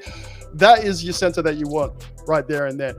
We've seen in the NZPL, in this region, in big tournaments, we might even see in Manila, a center feels like they get wronged or they get into foul trouble early, that your job that you're expected to do, you can no longer do. Maybe you're rent-free in your head, and if you can't do that, if you can't even get your boards or have the confidence, don't worry about your power forward stepping up. Don't worry about getting someone else in there. We saw Guam dunking on near anyone as it was.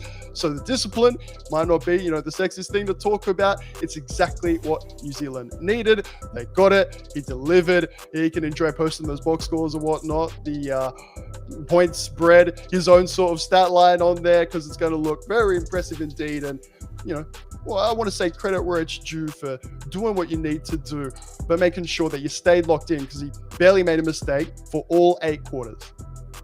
Well, just a couple of minutes away from interviewing the New Zealand squad and also the Guam squad as well, and then we'll kind of recap the show for you. But again, in New Zealand, just great performance by them in game 1 and 2 to go ahead and get the job done. I think, we've given props to the New Zealand players. Talking about Guam, you also had G Unit that kind of did his best efforts to make sure his team hung on in there. You had Legalized Guam that went ahead and had double digits himself, and then took shot about 66% from the 3-point line. But let's go ahead and check out the score here and the bracket, if you will, as game 2 has now concluded, and you see it there. Game 1, New Zealand 60, Guam 51. Just a sweep that I feel like a lot of folks expected. But again, the games were closer than what you see on your screen. They really were. It just kind of got away from them late in that fourth quarter. Yeah, if you are just joining and you're sort of thinking that's a little bit close than maybe you expected, we talked enough about the reasons why that is. I just want to put my hand up again and say that I had 18 points down after the first quarter for Guam. We soon realized why that wasn't going to occur. Doesn't matter. Hey, only 18-point loss there in the end. That is very much upsetting the expectations. I like to go with Gun It. By the way, I know like G Unit, OG Unit, we can sort of be like what it actually is. Friends, I will say, if you like a nickname, you don't like a nickname, we've been trying to sort of give them throughout when either it's been a less established nation or someone that you know and love and they've done something in a game. !survey. Get that in the chat right now. Type it out. !survey. Give your feedback on what you've enjoyed, what you'd like to see more of, less hype, more hype. When we've got the multiple games going, do you guys want to be voting for those? Do you want us to pick? Fam, you got prizes you can win. A eFiba hoodie. You got FIBA basketballs, copies of NBA 2K24, the game codes. Like, fam, give your feedback on the competition. If there's a nation, look, and I don't know India.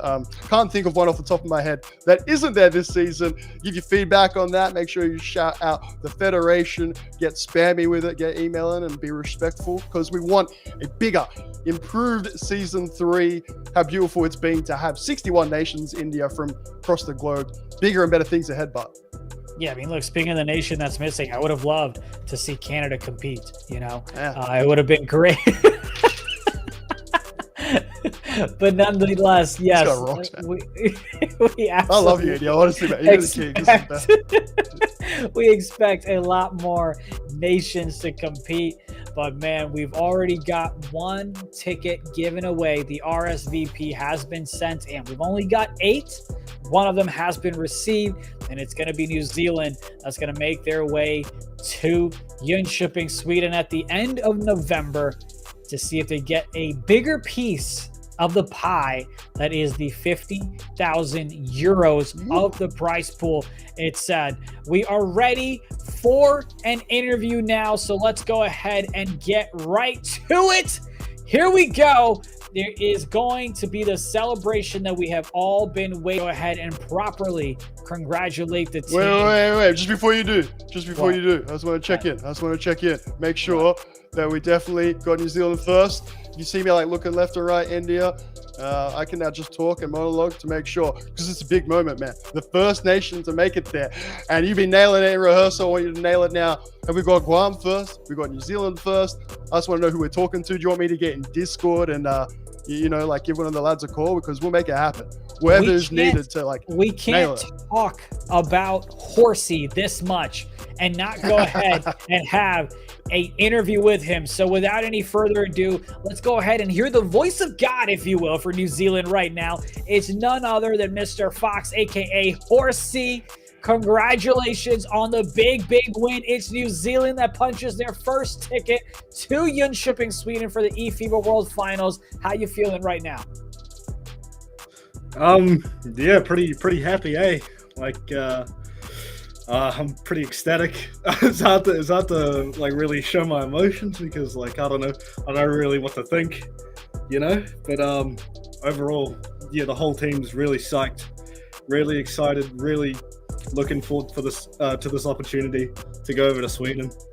Yeah.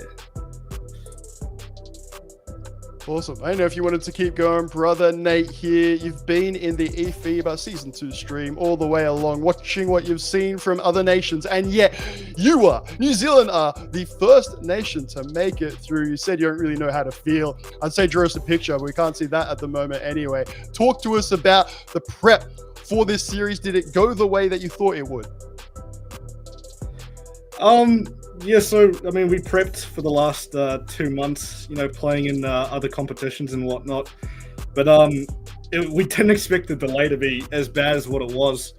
But overall, yeah, I mean, there wasn't much film to watch or anything like that. So we really were just kind of winging it on that. But yeah, we got the job done in the end, so that's really good. You definitely did take your business in a 2-0 sweep to punch your ticket to Sweden. Now that you kind of look back at your own performance, what was it like for you to kind of get those offensive rebounds and dish it out? You also had your teammate at the 4 go ahead and do a great job as there. What's that chemistry like between you two, and why were y'all able to be successful on the offensive rebound side? Oh yeah, it's mainly just about positioning and whatnot, eh? Just making sure you get the box out. And then, yeah, just securing that O board. Yeah, Copper obviously absolutely horsed up on those D boards. So pretty proud of him for that, especially with him coming in pretty late to the team. But, I'm pretty proud of the whole team at the moment, Yes, sir. We do know. India, just quietly, I'm really glad the analysis was on point there. Help out with the boards, get your position right, probably be the keys to the game. I ain't got anything more. And Horsey, this is the voice of Horsey, the center, the man with quite a few rebounds himself and a lot of points. Brother, First Nation through, we talked about that. The Kiwi pride is there. But now you and your countrymen get to go over to Sweden and play. How are you feeling about an in-person event? Live at DreamHack, playing in front of hundreds, thousands? What is your anticipation like? What are you possibly expecting? Oh, well, I'm probably going to be nervous as it is, my first time playing on stage in front of a crowd and whatnot. Obviously, being in person is completely different to streaming, so you never know. I'm really looking forward to it overall. Yeah, I'm just ecstatic with it all, really. Yeah. I mean, yeah, listen, especially with the trash talking and the nerves, I appreciate you being honest and candid with us. Would you go ahead and say that this achievement thus far is the biggest of your career?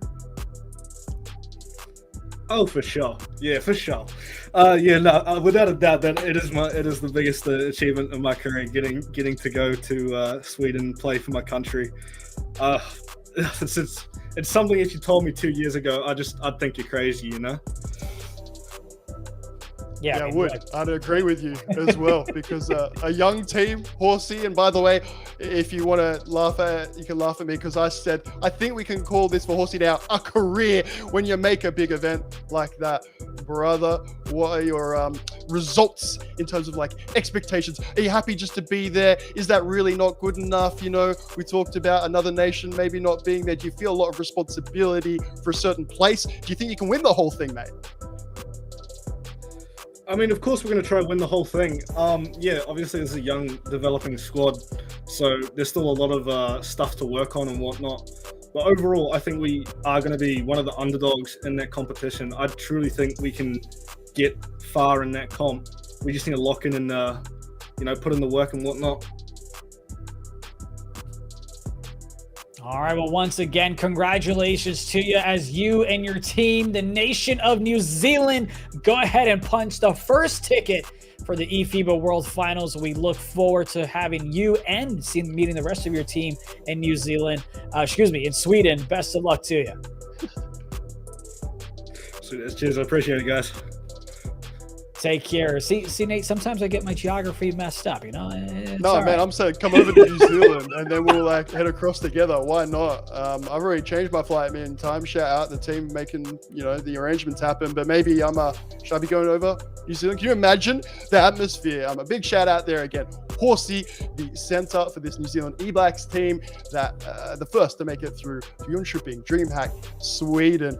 that plane trip in itself, India, it doesn't matter how long it is, they might not want it to end in terms of we're going to Sweden. Are you kidding me? Like I said, majority of this team, 18-year-old, 19-year-old, some of them have not yet traveled outside of New Zealand. Some of them, if they have, it's just been Australia.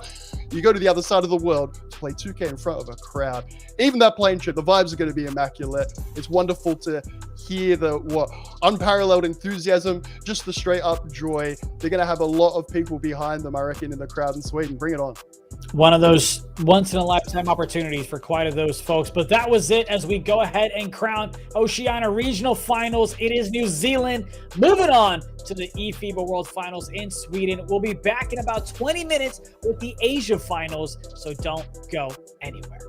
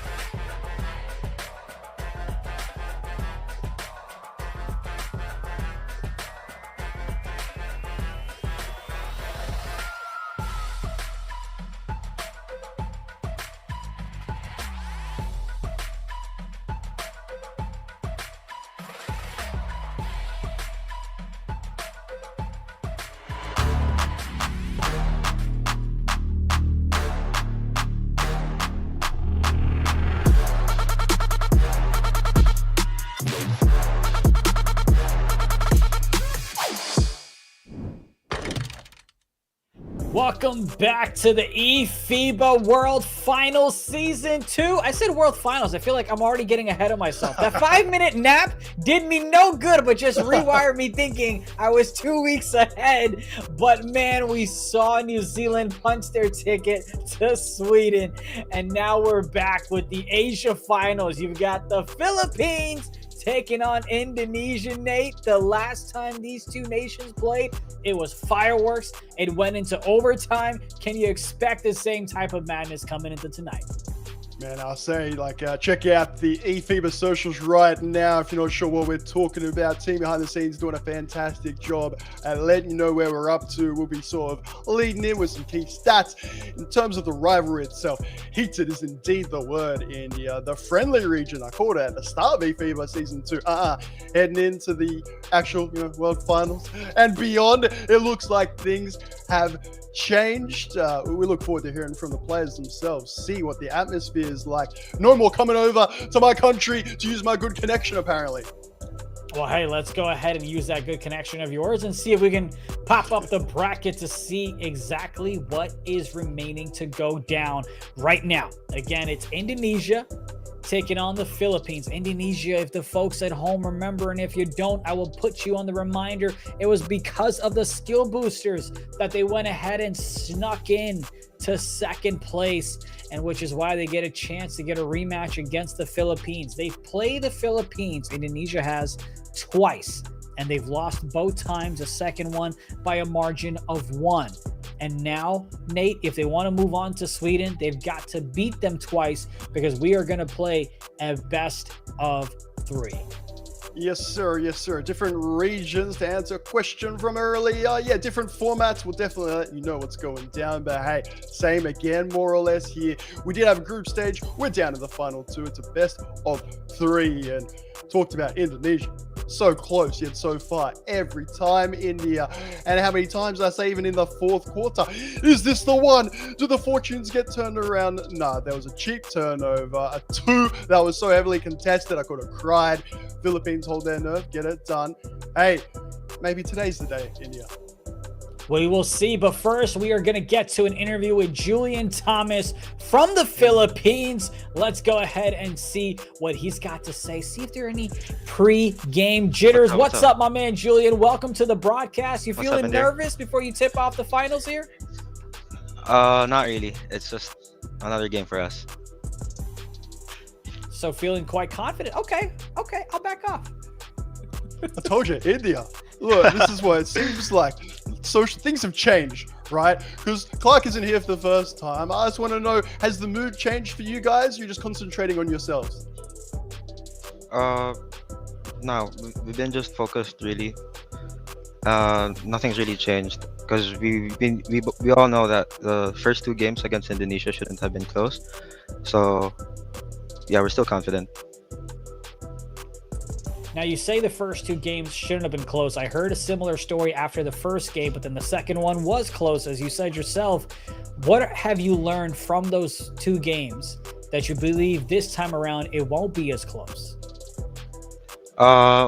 Just keep the lead. First game, we got like a 11-point lead, and then the second game we got like a 7-point lead. So I guess it's just keeping the same intensity for the team and just maintain the lead. That's it.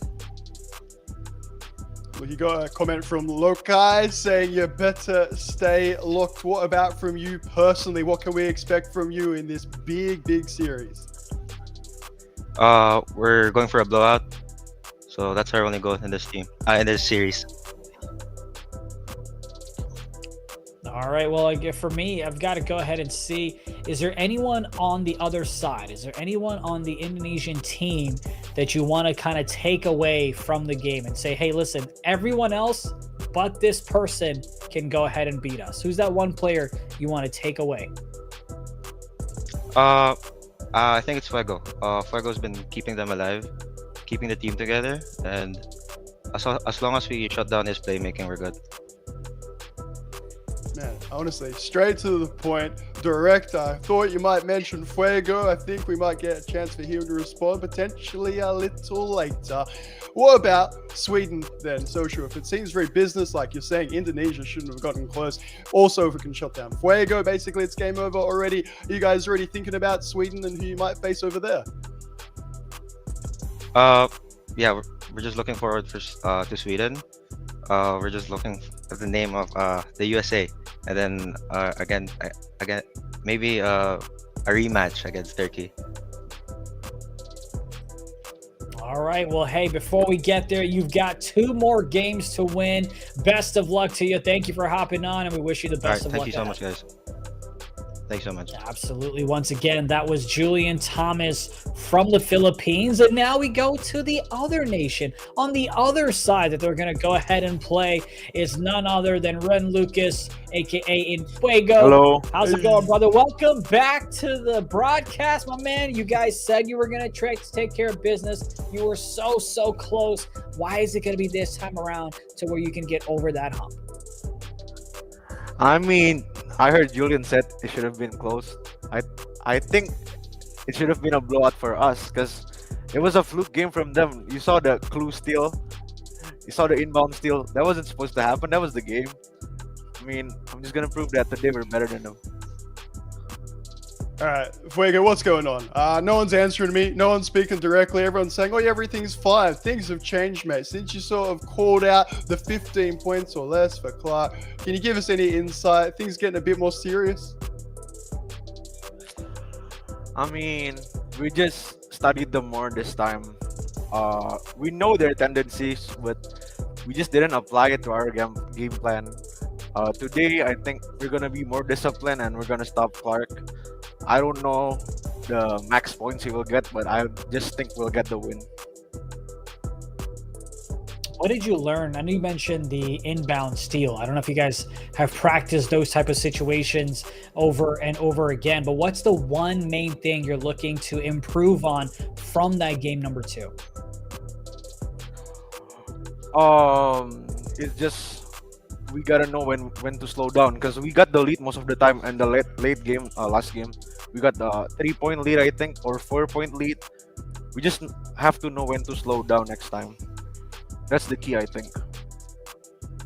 Have you been listening to the broadcast? Because I got to jump in there. Sorry, India. I don't know if you were done, but I got to follow up. I didn't get to finish my sentence. Fuego. Last time out, I said, now the key is going to be, can Fuego slow down the play? I could get the words out, the turnover, the transition points. So the mental side of the game, you're telling me it's going to be different this time around. You will slow it down. You don't need to listen to me. Yes, I will slow it down. I gotta chill out my teammates because they were getting too hyped. We gotta slow down a bit. Well, I'll tell you what, you've got something on your headset, and I've got to know the story behind it. What do you got on your headset there, pal? It's a gift from my friend. She said it was for good luck. I was about to say, my boy, you blushing so much. It's got to be a woman who sent it to you. You like struggled. You didn't know if your mom was watching, if she was watching. You're like, yeah. Also, I heard friend, just friend, by the way. But hey, that's not my fight. My ex. We're friends now. Yo, let's stir up, baby. Production team, change your plans. Postpone this, very important Asia final because we've got drama going on. My little Ivysaur hanging out with us, of course, Fuego. We appreciate you a lot. It's good to see that the vibes are still high. You said you need to calm your teammates down. Do you mean just in the clutch there? Yeah. Do you generally have like high energy and high talk throughout? Yeah, because we were generally a high energy team, but sometimes we gotta tone it down a bit. If we get too hype, it'll be bad for our team too. But sometimes it's beneficial too. When we're down, like Julian said, we were down by 7. We can get back up so easily because we're a high energy team. There's There's so much I want to ask here, but I've got to be professional about it. But you know what, man? Listen, I hope it works out, whether she's the ex, if she's the one. Maybe if you win, you can get the confidence to get her back the way you're looking to get. Wait. When did the extra friend happen? Oh my goodness, it's because you were up by 4 and you threw it away. Actually, she's watching right now, I think. Shout out to her. Yeah. Hey, you want to shout out to Go. her. Hey man, listen, before I go ahead and turn this into Love is Blind, we appreciate you for hopping on. Best of luck to you on the sticks and off the sticks as well, my man, and we'll catch up with you later on. But I saw Nate, I saw the thing that was on his headset. I just had to be like, wait, what is happening there? I don't know if it was like a little teddy bear situation or what it was, but nonetheless, what are you expecting, man, out of these two nations as we get the best of 3 tipped off here in just a couple of minutes? Man, I tell you what, they better lock in. They better calm down and be less hype, and I'll do well to take the same advice, because same India. It's one of those. I can't. We want to go there at least a little bit. Like 10 or 12 questions straight off the rip. I know you were the same. I saw your face being like, wait a minute, friend? Is it just a friend? Is it more than that? Then you hear the X thing. Then when did that happen? If we get like finally, Indonesia get this massive first ever big series win in the Philippines, like you can't just stay friends. I'm sorry. There's so much more on the line. We talked about the 50,000 euro prize pool in Sweden. What about love, India? Love is on the line. In terms of the actual matchup, it should be a really good one, man. Yeah, like it's like the motivation is now different, but it's like we're not just playing for our nation. We're not playing for just our country and the money that we're gonna get. We're playing to win our exes back. But nonetheless, I'm expecting nothing but fireworks. I genuinely don't know if we're gonna see the blowout that Philippines say that is going to happen, or if it's going to be a closer game like we have seen, or if it's going to be Indonesia that I think is the least likely outcome, but still possible, as is anything in 2K, that they go ahead and blow out the Philippines. But the beautiful thing about it is that it's a best of 3. So whatever mistakes happen in game 1, you can adjust, come back 0-0, clean slate, and try to force a game 3 if you couldn't get the job done in game 1. Dare I ask you for your prediction in game 1? And then I'll ask you for your prediction for the series. Oh man. I'm gonna go Singapore win game 1, Indonesia win in 3. I think that would be the romantic fairy tale from a nation point of view. I think we might see a little personal romance potentially blossom there as well. Literally blossom, I assume, is what happens off the headset if things go through. Could this be it? India, the last 2 times on eFiba, I've had the opportunity of commentating between these nations. That's been my go-to line. I used it for an event, not eFiba related, last time out. I might as well try one more time, because you heard it from Fuego last time, you heard it again today. That was the time where they actually threw it away. Every other time it's a late fight back, or they're still in there. And he's just saying it was our mental side. Like, I love that my team gets fired up and gets into it. But for once, that was sort of our downfall. They've never been there before. They've never been in that game situation, and they've learned from that. I'm wondering if they might do some further learnings in this best of 3.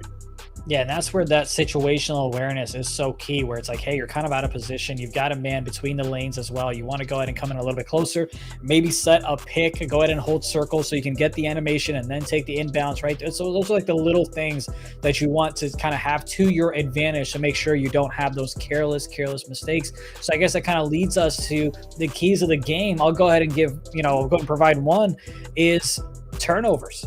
You've got to go ahead and limit your turnovers, because a team like the Philippines, a team that has scored 221 points here in this tournament, you don't want to give them extra possessions than you need to. So for me, limiting turnovers is going to be the key of the game. What about for you? Yeah, love it. I refuse to review any of my notes until we get there. We go live. I'm saving it. I don't care how long we talk about. I'll do the romance thing. I'll do the headset thing. But hey, I work hard on these. I'm saving them for those clutch moments. If I'm wrong then, that's fine. for an actual key that isn't stat related or whatnot, we got to talk about the rivalry. It is obviously the mental game. People don't like to talk about it, but you've heard it from the players themselves. That's big. The gameplay is obvious. The connection should be more than fine, should be exemplary. In fact, considering the geographical location, we're not worried about the ability of these teams, because the Philippines particularly already hear it. Social himself saying we're calling out the USA and a rematch with Turkey early on. If you want to know the sort of tale of the tape, you know who should be the favorite. If you want the romance angle, you got that. In terms of keys, I like what you said about turnovers. What about poise under pressure at the start? It doesn't get any more bigger than this. Yeah, Asia finals, we underway. We tipping off. Who will have that hot shooting hand early? Who's going to handle that early pressure? It's the Philippines taking on Indonesia. Philippines has won both times out these two teams have played, but now the slate is 0-0 as the Philippines go ahead and start off with the 3, something we didn't see quite as much in our previous finals. I expect a lot more fireworks here, as this is game 1 in a best of 3. Do we see another sweep in this finals, or are we going to get to a game 5? But that's going to be a foul bailed out, as that was an ugly release nonetheless. And India right on the money from the get-go. One of the very best. I'm going to keep saying that. The more you up your game, the players do well to follow your lead, brother. Because it is 0-0. And it's one of those things. How many stats, how many different things can I give you this game? That's going to be the best early point to make. Don't worry about the form guide. Don't worry about the past results. Both these teams go in equal favorites. Does that mean, though, India, you think it's that way? You think the Philippines are deservedly favorites when they're already talking about we're looking forward to being in sweep? I think they're deservedly, allowed to be favorites. I think they've dominated throughout the tournaments that they played inside and outside of FIBA. They've won both the games because they were in those clutch moments just like Indonesia was. They were down in those clutch moments just like Indonesia was, and they found a way to come back as that block turns into a foul. The point being, one team, whether you want to call it luck, whether you want to call it clutch, whether you want to call it experience, they found a way to get the job done in both of the games, especially because, remember, they were down 3, I think, heading into the final seconds of the 4th, and then Philippines, I believe, tied it up and then forced an overtime because Indonesia couldn't score with about 7 seconds left. Point being, Philippines have come out ahead in those clutch situations, so therefore they're the favorites for me coming into this one as well. Woo! Yeah, with green time, standing dunks. That's the way to do it, friends. I said, you're not going to see them in your Oceania finals. They're just simply hitting square time and not really what we're looking for here. And throughout eFiba Season 2, there's been a massive point of difference from the bigs, including centers Duncan on other centers. Have you practiced your green time standing dunk? If so, it basically rarely, if ever, misses. Going to be called for a foul there in the back.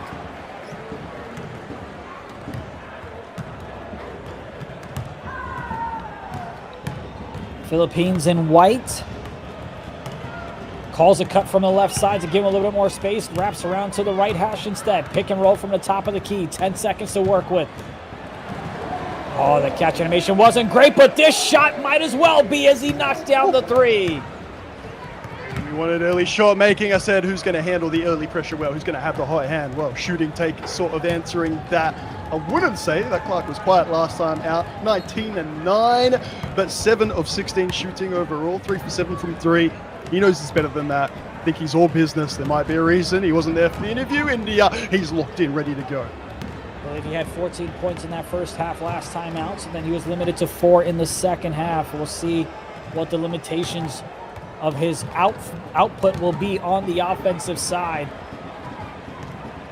As so far, it has been back and forth, which is what you would expect from these two nations. Thought he had an opening shot. He waited a little bit too long, but the ref says, don't worry, I gotcha. Calls the foul. And once again, we're headed to the line. We've seen that a couple of times.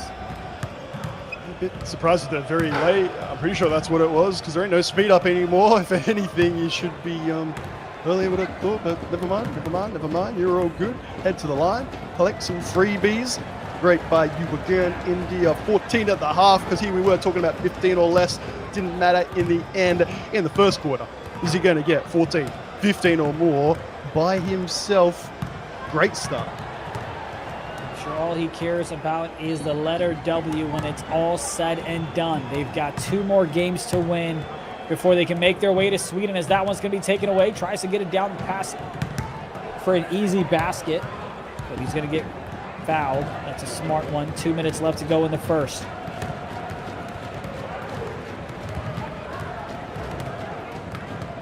Calls a wrap.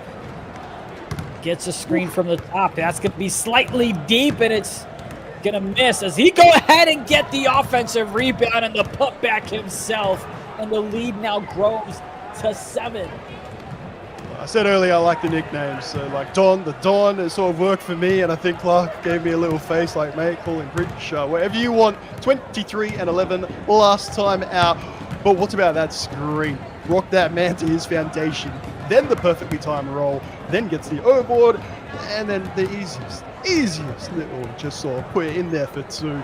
He is understated, unsung. This point guard center combination, that's what it's all about.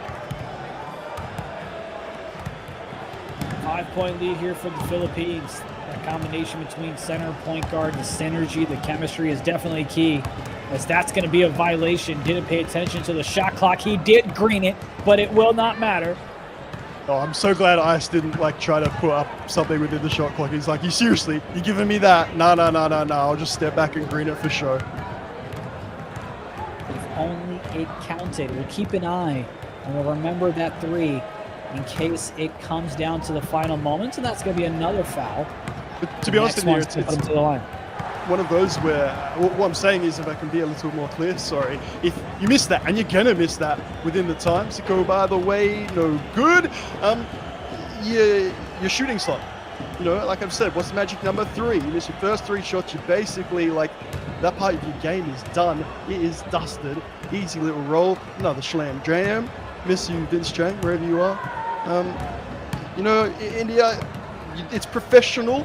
It is the little things where maybe people in the chat, maybe people watching on FIBA stream, shout out all of your, like, you know there's 24 seconds. So why would you not try to make it?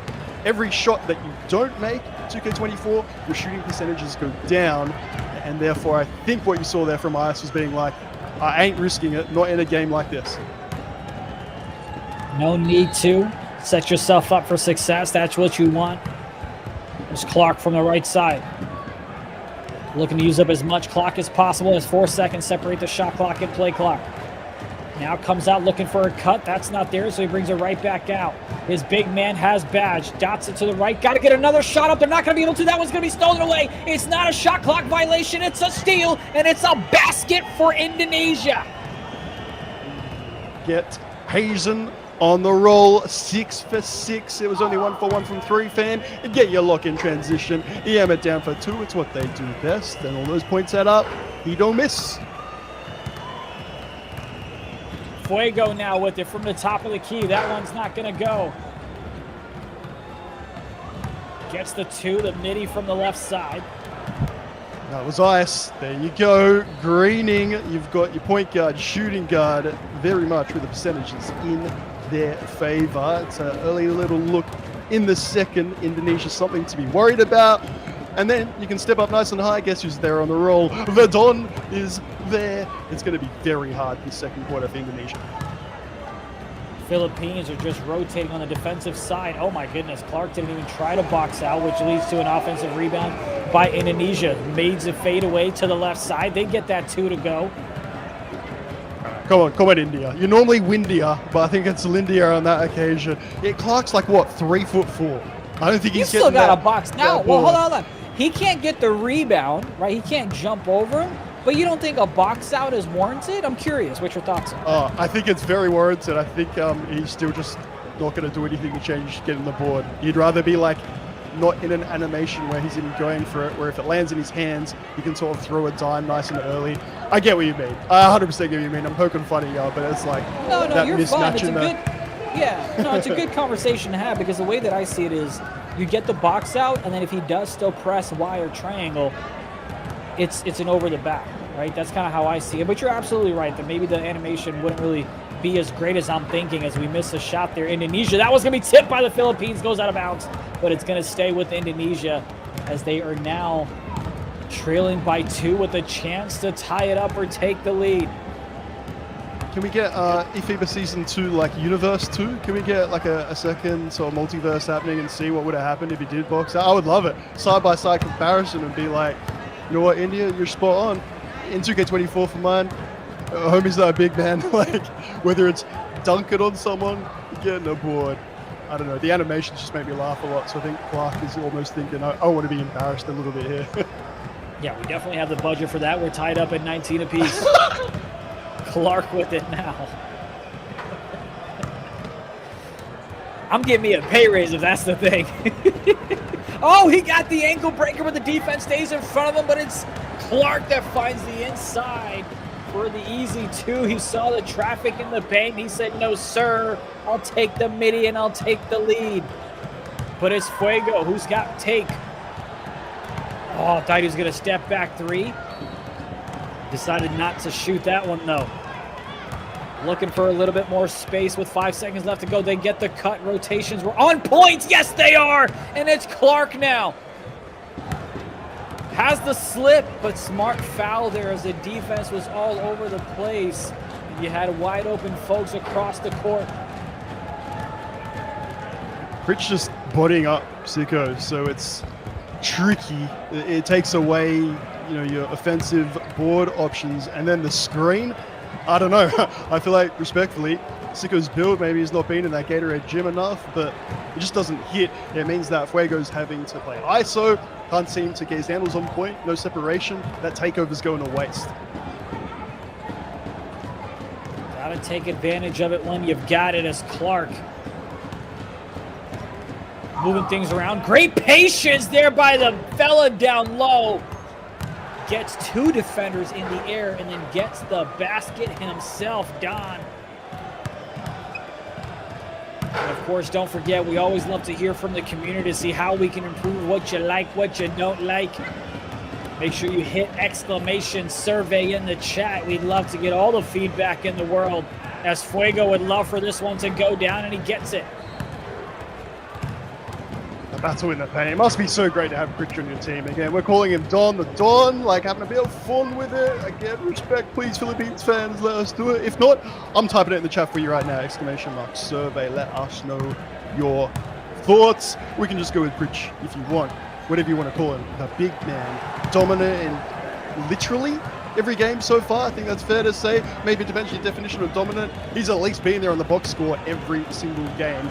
A minimum, confirming India, of a double-digit stat line in at least one category in every game. Double-doubles in most of those, triple-doubles in a few. Yeah, we'll see if they're able to kind of get those triple doubles. Of course, no skill boosters, no bonus points, but still has an impact Not in this on the universe. game. No. The Nate multiverse, we got skill boosters. I'm putting an exclamation mark server right now. Skill boosters in finals. Can you imagine if we gave extra points, like a spread, to add to the end of the game? I mean, that would just be insane. Well, if you're hearing me, I don't need to imagine it. It's in my other universe. Is my mic not coming through? Or... Yeah, you got 50,000 euros to give away in your universe? Oh, dude, I lost it. The reason we don't have a second universe is because of budget. I just couldn't. My stomach was hurting with laughter. Oh my goodness, down low in the paint. I'm not sure how I feel about that foul. Yes, the defense was out of position. I understand that, but I don't know. Maybe you could have timed the jump a little bit better nonetheless, though. And that's going to be a foul. Is it an illegal screen? It's a personal foul, which sends them to the line anyway. It's just exactly what I'm talking about. Pritch, too big, too good. Setting a screen. O-boards, yamming on people. He has been dominant in big games. Every game's been on that box score. You're sort of saying, maybe there's a better option for us than a 2. It's not a positive sign if you're Indonesia, let's put it that way. Fuego's take gone now, by the way, as well. Good point out there. Fuego's take is gone. We'll see if he's able to continue the offensive output, but for now, it's Indonesia that get it going. Martinho? Oh, baby, have a contested a green 3 with take. I go Vertinho. but honestly, you're putting sort of vibes on there. 𝐷𝐄 is more like a Western Asia pronunciation. Hey, they can get on there if they want. Make the interview about that. We want to talk, yes. You might as well put it on there on your big screen. Don't worry about Clues box score, all right? Don't need to highlight that. Your locks ain't what they're here for. But Rich, 11 points at the half, more than a third of their team's total. You got a feeling he ain't done yet.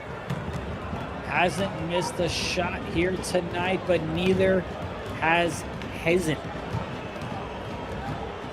The three from Indonesia, as he's got 8 points, 4 for 4. That shot's not going to go. Rebound secure. Here are the Philippines looking to expand on their lead to start things off in the third quarter, in the second half, and they get the dunk to do just that. Now the lead has been expanded to 8, and that's going to be a timeout to talk about the miscommunication. Where was the rotation? Where was the defense for Indonesia? No, not even about that. How do you stop him? India, like, sorry, you're not wrong. I'm just saying, like, you rotate. Yeah. I feel like he's still yamming on you, and I guess if I've saved you, if I've nudged you on the trivia, I'm going to ask you the hard question here. How do you stop Pritch defensively? He's doing it all. I think you've got to find a way that someone's going to maybe cheat a little bit and kind of leave a little bit early to go ahead and cover the paint. And you just got to make the point guard make another read, right? You got to go ahead and just have him think and make a decision and not just continue to feed it very, very easily to where it's muscle memory. So I think you just got to throw a different look. Have one individual, whether it's on the strong side or the weak side, come out and cover the paint a little bit early, as that one's not going to go. Here's Indonesia. Takes the midi, and they get it to drop. I rate that. I like that. A bit of, what do you want to call it, defensive manual input, aggression, get ahead of the big and try and steal it out of his hands. Obviously, we can't be talking about, like, builds and whatnot. You can't change them. They locked in.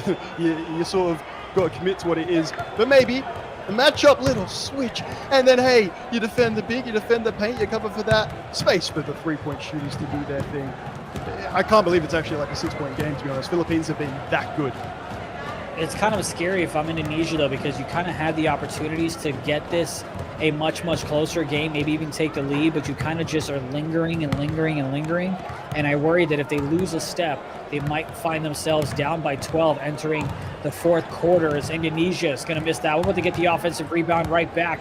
A lot of traffic there. 𝐷𝐄's got it at the top of the key, trying to reset themselves. A cut from the left corner. The pass got there a little bit late, and that's going to be a foul inside, and we're going to take it out. So we go from 6 seconds on the shot clock to 14.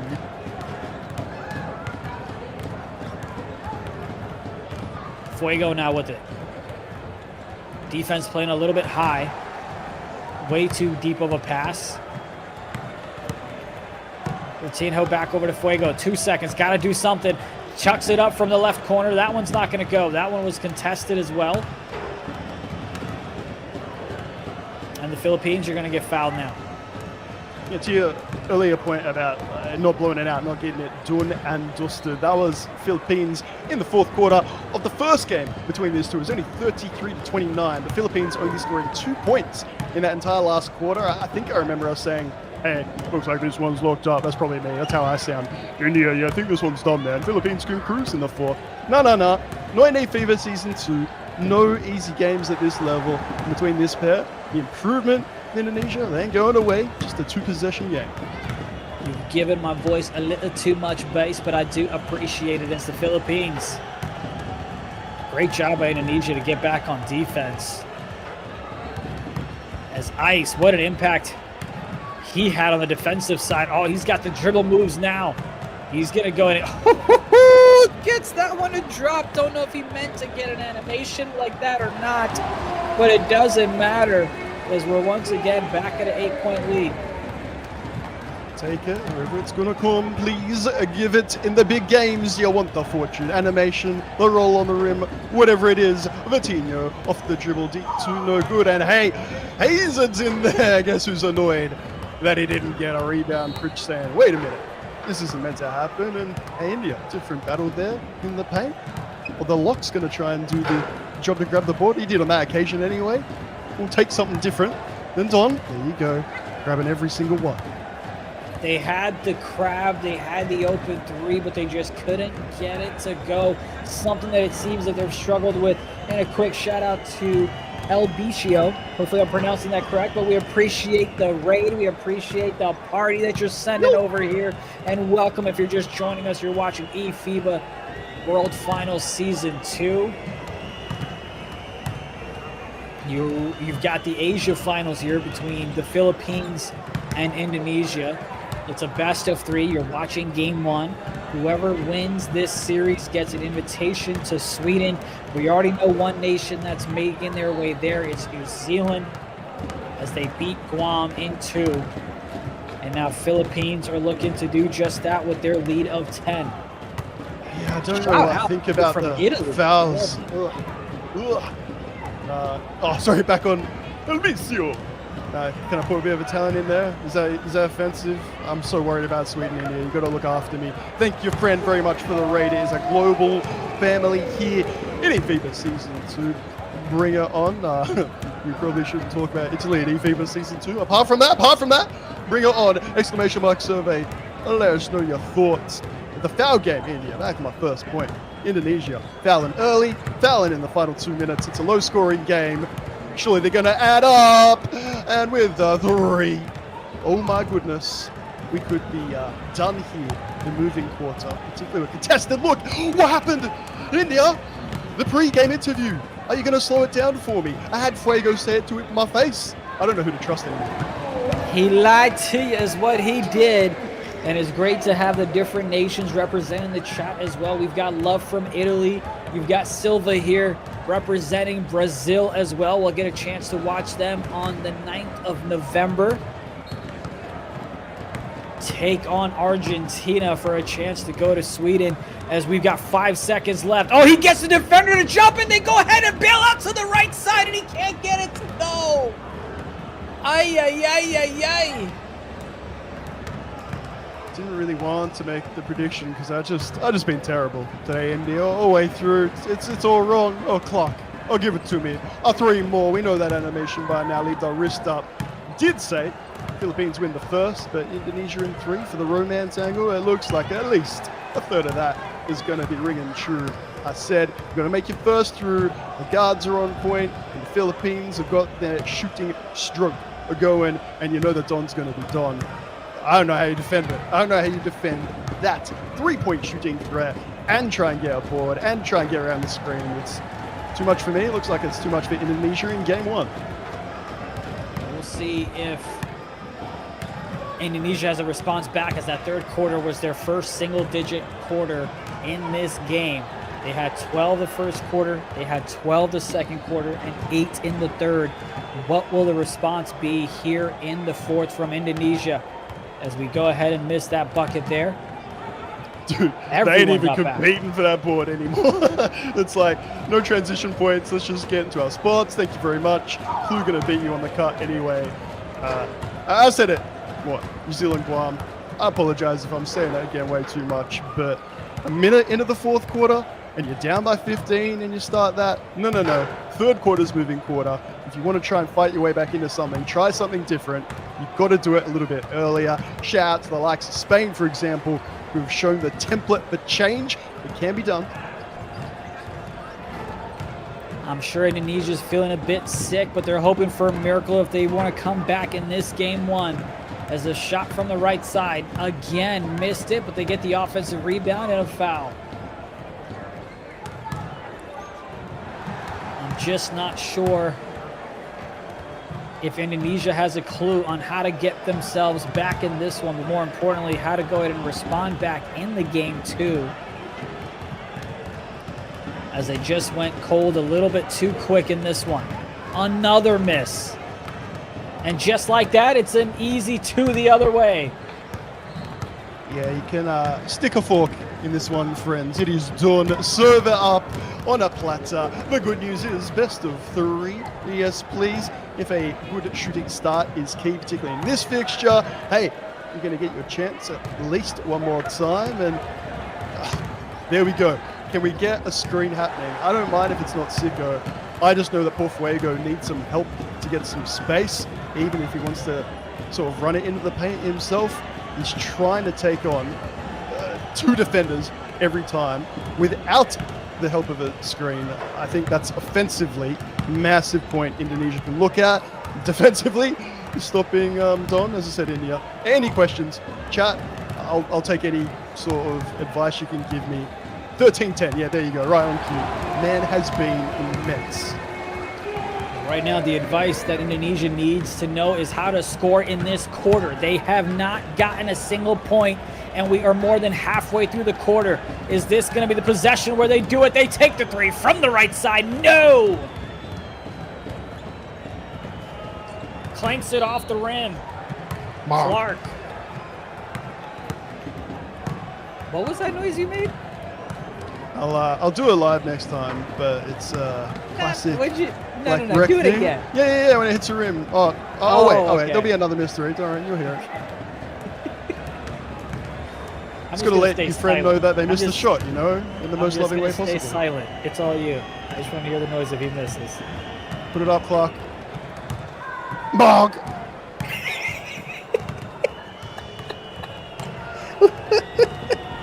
Nothing better than when your mate misses a big shot in a clutch moment and you let him know like that. Like, that's just exit PlayStation party, uninstall game. I don't know if I'm laughing this much because it's not even 9 o'clock here and we've been up since 4:30, but I just found that when you made that noise, I was like, did he make a duck noise? Like, what just like happened? A goose? That's what it sounded like, to be fair. Yeah. Oh my goodness. Oh, Don, surely not. No, yeah, thank you. Thank you very much. If your center's doing that with Limitless the way there is a nice 3 in response, Don ruining his perfect shooting record, but of course won't be fussed about that whatsoever. Oh my goodness. Whew. They go ahead and string together a few buckets, back-to-back 6 points now for them in the quarter, but obviously way too late, as again, that third quarter only scored 8 points, struggled offensively, but you had Philippines say, hey, we believe this one should be a blowout. The first 2 games should have been, shoulda, woulda, coulda, but they do go ahead and come inside and take care of business in game 1 with this blowout.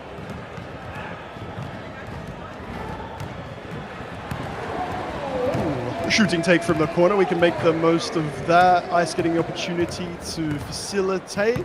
Philippines able just to mix it up, try a few different things, also just waste a bit of time. Don't be surprised to see the friendly timeout taken, like we saw before.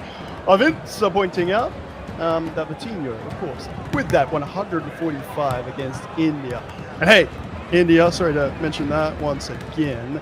And shout out, Vince. I don't know if you think me saying bald guy is still offensive, so I'm going to keep saying it until I'm not part of the team anymore. But for you, India, and hey, for Chris, Vince, anyone watching along in the chat, for you, a big world record score, a big individual performance against a minnow nation or a tier 3 nation, is that more impressive to you than a decent effort against big teams? Because, I don't know, if I look at myself, I feel like I could ball out a bit maybe against some of the nations. But against the likes of Indonesia, Philippines, man, I'm going miscellaneous. I'm barely there. Yeah, I'd much rather have a decent performance against a solid team than a blowout performance like that. But nonetheless, the Philippines are going to call a timeout. Indonesia, that struggled to get a first point more than halfway through the fourth quarter, have come back and scored 15 and outscored the Philippines. But it might just be too little, too late, especially when they're on the defensive side here with less than 30 seconds left. It's Clark that's going to look to just hold on to it. A little bit of sportsmanship, or are they going to dot it to the right? They're going to try to dot it to the right. That's going to be a little bit of a tip pass, and it's Indonesia back outside to the right for the 3, and they're going to get the 3. Now you've got 18 seconds left. They got to go ahead and get a fluky steal. Are you going to get a fluky steal, but you got to get the ball past half court so you don't get called for a violation, and that's an easy 2. Too little too late, but respect Indonesia, playing all the way through to the end. Respect Dello in that chat. You might have seen him on the eFiba broadcast. Good to have you back. Lovely 3 from deep there. It's nothing more than a sort of exclamation point. There's an easy bit there to link in with the survey, but I'm better than that because we're going to focus on the closeout here. Clark at the line. Your summary, hey, I ain't heard from the man, but your point guard, Clark, LCB, 𝐓𝐶𝐓, whatever you want to call him. He stood up big time, 17 and 7. Ice absolutely ice when it counted. His box score, or his stat line there rather, maybe not looking as pretty as it could have been. But like with Don, it's more just been the Philippines, to be honest, taking their foot off the pedal a little bit, saying, well, we know that we've got this one in the bag. Sicko's going to have it at the top of the key. Teammate fades away, but that's going to be the end of this one, as it's going to be the Philippines that take advantage on the offensive side, and they're going to go ahead and secure game number 1 in this best of 3 Asia Finals. As you can see, even with that game 1 victory, not a lot of smiles, because they know the job's not done. They got one more game to win, but what are your thoughts on that game 1 performance? Oh, first, I'll give you the smiles, man, because how blessed are we? Twitch chat, I believe, on the same page. Vince saying this is going to be a final for the ages. It's just what we want. These big top 2 nations that we've had in a lot of these regions, where it's not just this game, it's not just this series, even just eFiba Season 2. This is a storied rivalry. If you're new to it, Indonesia getting close sometimes, but Philippines clearly the better team. Then we get to the group stage here. Indonesia, it's it. The fairy tale's written in. You heard from Fuego himself. He and his team getting overly excited. A 4-point swing, cheap turnover, transition bucket. Here in the best of 3 series, they were outclassed in that first quarter. Continuing that shooting form was the team from the Philippines. Business from Clark. We start afresh, India. You made the best point of the lot. Look, it's not 0-0 anymore. It's 1-0, but a brand new game. Great start to your shooting. Could make it.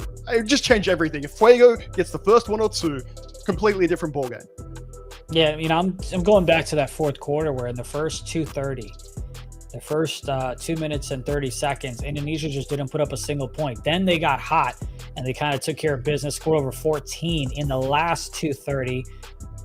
Imagine what the score could have looked like if they did go ahead and string together a couple of buckets in those first couple of minutes. So it's just unfortunate they got off to a slow start in the fourth, but nonetheless, you got to give credit to the Philippines to go ahead and slow them down. But I also feel like Indonesia just wasn't making a lot of shots. I believe they went like 4 for 20 at some point, right? Like breakups are tough, heartaches are tough. You know, maybe that's the cause of missing those threes. I don't want to throw any shade out there, but have a little bit of fun since we're waiting on the tip off here for game number 2. But the shooting woes cannot continue if they want to come back in this one. You're down 1-0 in the series.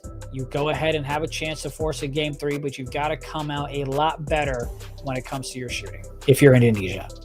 Man, I'm trying so hard to hold it together. I honestly had to like swallow about 3 laughs there, dude. Because yeah, if you missed that interview beforehand, I feel like a bit of it I might have seen on socials. We're trying to lock in here. We're gonna have that sort of uncut interview going down. Because yeah, brilliant questions, great responses. And to sort of link that into something that Delo was saying again, man, I'll shout you out one more time. You would think that Indonesia should be frustrated because I thought that last time. My heart was broken more than Fuego's, to be quite honest. If you watch that interview back from last time, I was a bit, downcast, being like, oh, so close. Nah, all smiles. They were just like, oh, we blew it. Do you know why they were excited? Why they're not frustrated, Delo? Because they'd never been in that position before. They'd never had the chance to close out a game. They're going to learn from that. Didn't get the chance in game 1 in this best of 3 Asia Finals series, but if we can take it to the clutch time in game 2, maybe a game 3, be very interested to see if they have indeed learned from that situation. We are going to see if they make any adjustments from that game 1, maybe call a couple more cuts to go ahead and get their takeover to help them shoot a little bit better from the perimeter side. But we kind of gave our props to Ice as he went ahead and had himself 17 plus points. You also had Clark that went and got involved in the game as well. And you kind of mentioned Don down low in the paint, got himself a double-double, cleaning up very well, giving those second chance opportunities on the offensive side to his teammates. And then on the flip side, you had the 3 playing for Indonesia. I believe it's H-E-Z-Y. I go Hazen. Yeah. Hazen, perfect. So Hazen, he kind of, did his thing, tried to keep his team in the game.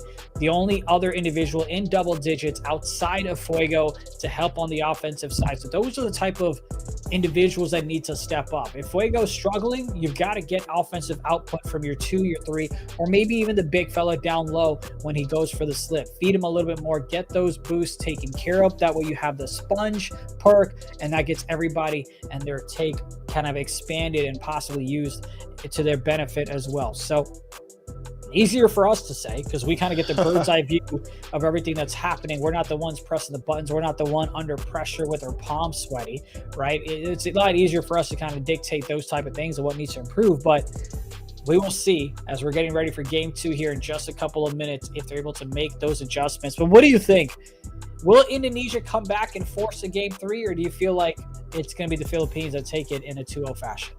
Yeah, man. The romance is definitely that. The best of 3. Oh my goodness, Indonesia, they get there in the big series. What we saw from the Philippines, even when they were tested, we're saying they're playing out of their minds right now. They're smashing it, but they're only up by 6. Didn't lose any poise. Got to that third quarter, the start of the fourth, like you mentioned, India, and just blown out of the water.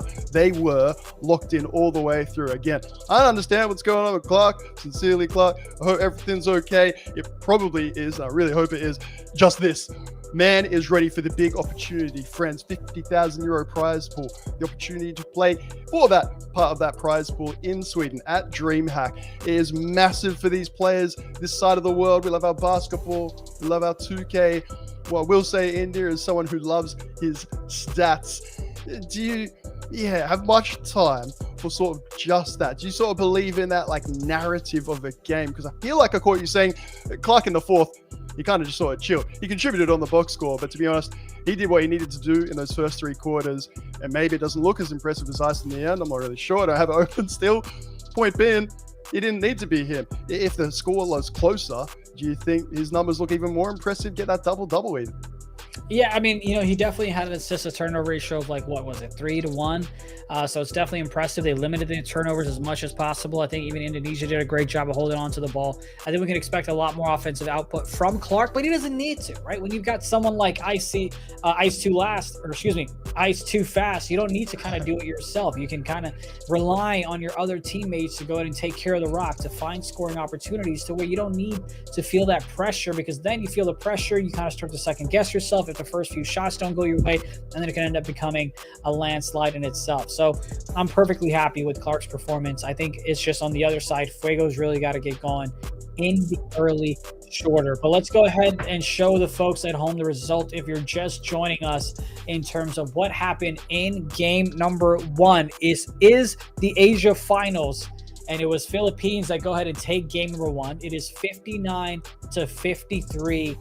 This game on the box score might look a little closer, but it was because of the late run that Indonesia made in the fourth quarter. So I guess then the question to you, Nate, do you expect that momentum from that fourth quarter to translate mentally into the first quarter of game number 2? Because obviously the momentum from the game won't go.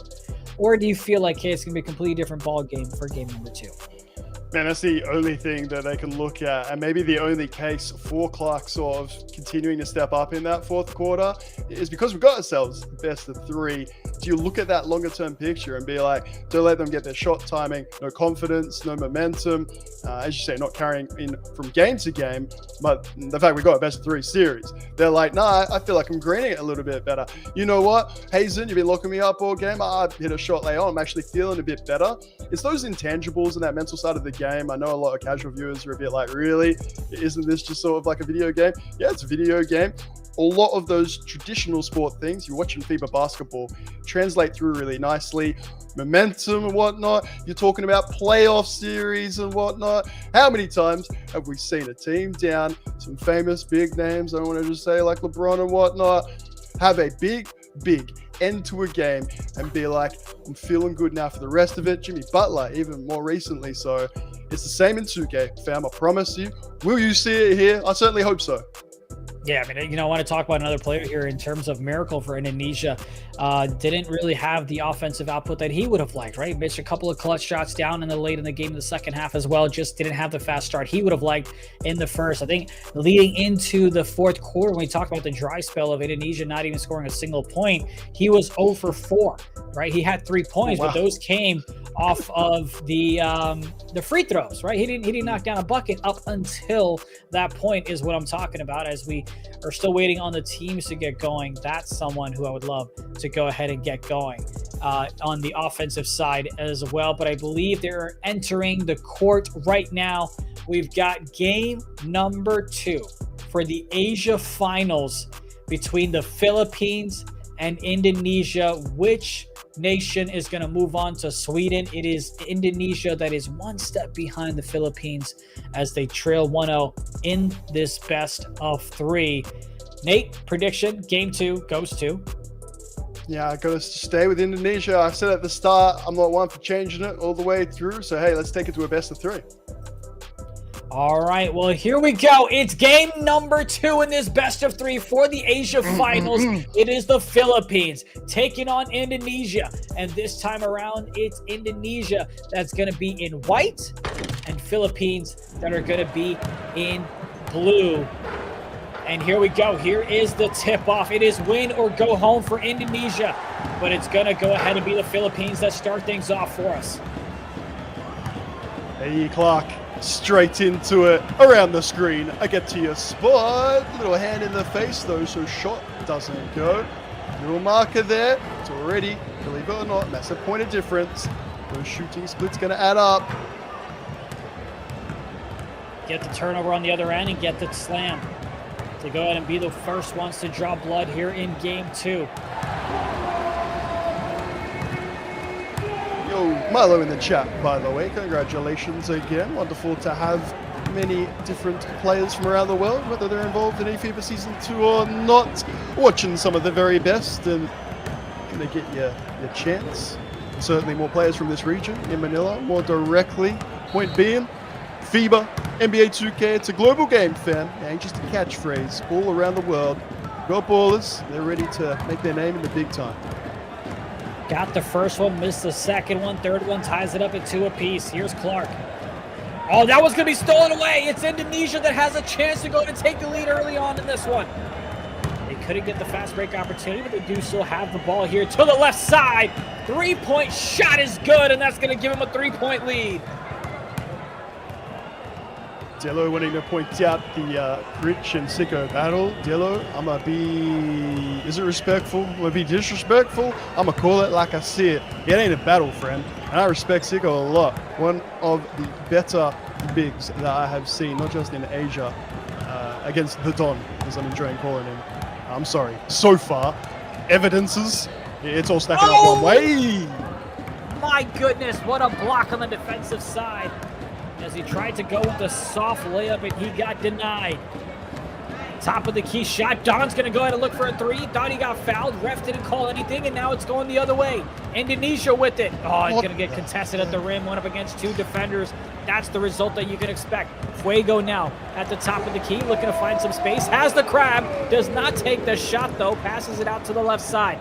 Back again, swinging it to the right. Got to get a shot up, and they finally do, but it's not going to go. And it's the Philippines that can retain ball as that one gets tipped out of bounds.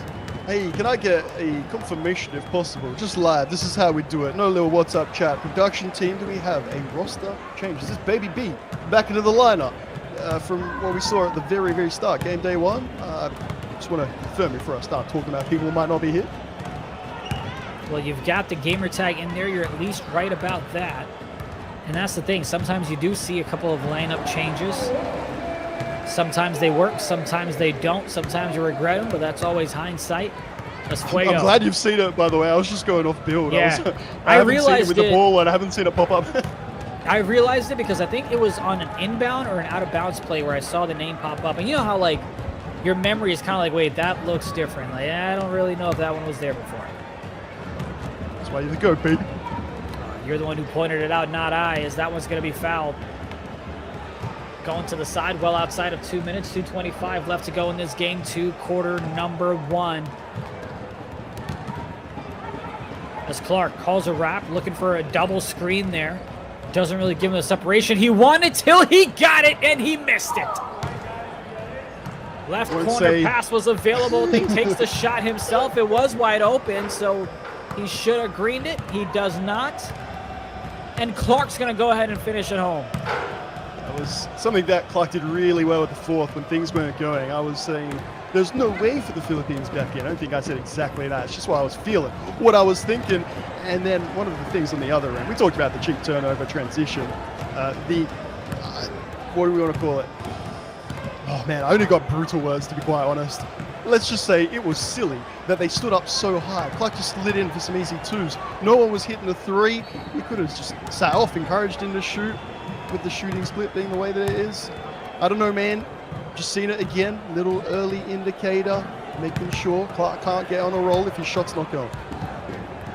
You can also always expect Clark to kind of just take matters into his own hands, especially if they're not getting the offensive output that he's wanting from Ice.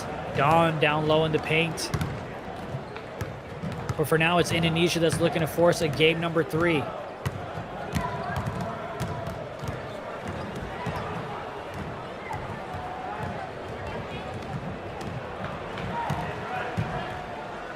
Indonesia. Fuego's got her on the right side.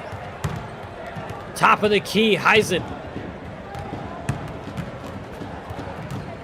Calls a cut from the left, but the defense was there. They did hit a button, but 2K just didn't give them the steal. That's unfortunate, but they're still swinging. They're still looking to play defense. That's going to be a shot. I'm surprised it wasn't called a foul, and it's going to be Sicko with the sick rebound. Hey, Passes there it right you back go. out. Need those crucial O-boards. It was a like long bounce, sure. Will we have a box out and immediately have that rectified? Sure, but positives all the way through defensively. Heck yes, Indonesia much better.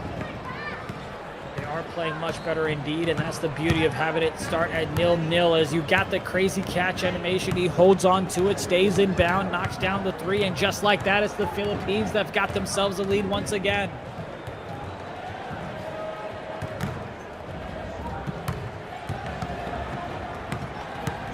Fuego. Over to Sick, back over to Fuego. He wanted a fadeaway shot from the left side. He's going to take it from the right, not going to go, but Sick with another big offensive rebound. They're all big in the winner go home elimination game for you. Clark with it. That was going to be thrown away. Sicko with the offensive board. Sicko with the steal. Sicko dots it to the right side. Does he get an assist? No! And that's going to be the end of the quarter, as it's a low-scoring affair here, Nate.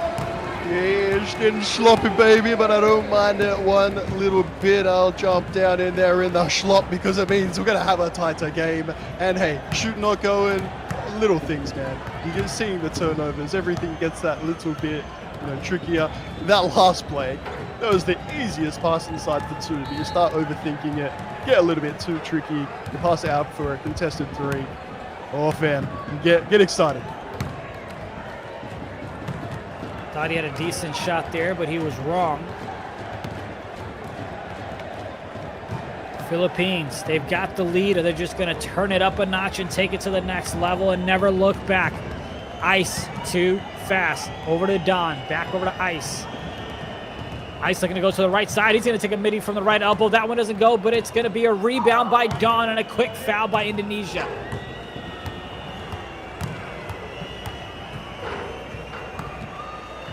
Inbound comes in as both teams struggle from the 3-point line. It's Indonesia going 1 for 7. It's the Philippines going 1 for 4. Clark, however, got himself a couple of points. Got to get a shot up and hope for an offensive rebound.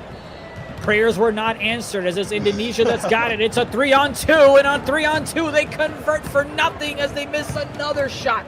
1 for 8 is Indonesia from the perimeter. Welcome, friends, to one of those where it's not quite builds 1 through to 5, but it's not far off, and your shots aren't going, and everything gets a little trickier. So we're going to start looking for 2s. But now we're throwing turnovers. It gets, what do we call it, wild. It gets rough.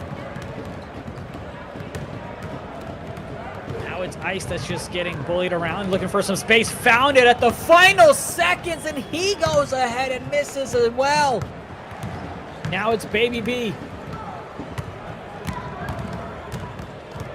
Gets a cut. That one's going to be denied by the Philippines. But it's 𝐓𝐻𝐿 that gets the ball right back. 5 seconds to work with. Heisen's got it now, looking for the crab. Has it, dots it over the right side, and we've got ourselves a green by Fuego.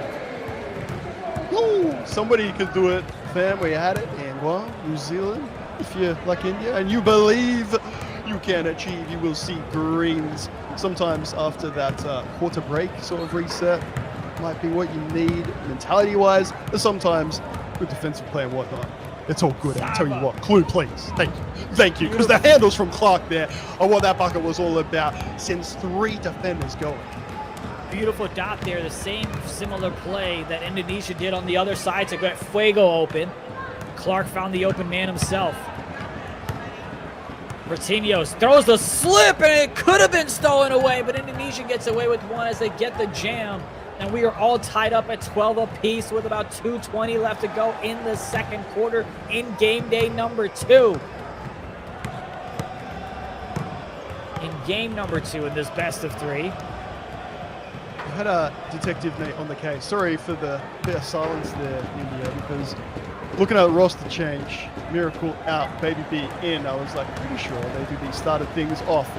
Why did Baby B go out of that lineup, which of course changes your 3 and your 4 around a bit? It was the game against Singapore all the way back in game day 1, so I'm glad that my memory isn't as bad as I thought. That was 55-47. Baby B not able to do the job. I thought it was a really harsh decision. It was really assists the Singapore thrived in with their smalls. Baby B might not have had the box score. I know that would have hurt, that loss for Indonesia. Righted that wrong with the skill boosters, but it was in the paint. Snag season went off for Singapore. Once again, for mine, Siko is the one who maybe needs to elevate a little bit more. Hezen, I don't know, it's just, I felt like Baby B was hard done by at the time. Great chance for a redemption story, and see how fired up Indonesia are right now. Yeah, we talked about Miracle being, what was it? Didn't get a single basket to go up until maybe much later on in the game. If he did it all 3 of his points up until that point came from the free throw line. So I'm not surprised with the substitution, but will it be enough of an impact is to be seen, as Siko has made his impact felt in this one, and that's going to be turned over. It's the Philippines now that are looking to take the lead, and they can't, but with another miss from the three-point line. And they get the knockdown on the other side as Indonesia is now up by 3. Ooh, baby. Hey, Vince saying it's going to be a final series for the Asia Finals. They got the big names, and I'm calling them big now. I reckon well and truly they're on a lot of people's radar. Lovely find. Clue, it's going to be a closeout. And hey, you get that board. Social cannot make it count. Look at this. Back and forth, back and forth. Hey, that time lucky. The shots aren't going. A bit of persistence, and Siko will get there eventually. We'll see if Indonesia can go ahead and end this quarter strong. And right when I say that, it's the Philippines looking to tie it up, and they can't with another miss. And Indonesia takes advantage on the other side. Again, comeback story, fairy tale story. I'm not so sure for Baby B, but anyone who gets their second chance, I'm a fan of. Want to see them make the most of it. 5 remaining. Clark with the handles. Dish. Ice has been set off there, but the former 3-point shooting woes mean that ain't going, and none of it's going from the perimeter. Have a look. It might be half time. The right hand side, that webcam there. Very, very fired up team. Are they going to have their cool? I'm scared to ask that question again, India. But for now, Baby B can enjoy restoration to the lineup. He was hard done by against Singapore, and I reckon he was. What a story that would be. Maybe we can get an interview a little bit later. For now, we've got to talk about the 3-point shots from the Philippines that just are not dropping. It's just, what are they, 2 for 13, I believe is what I saw there.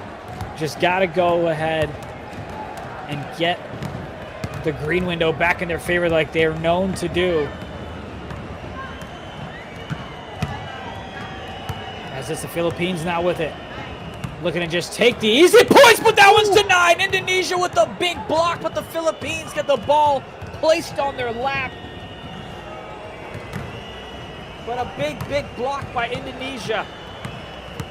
As Clark, coming from the right side, back up top, has the slip. Smart decision not to pass it.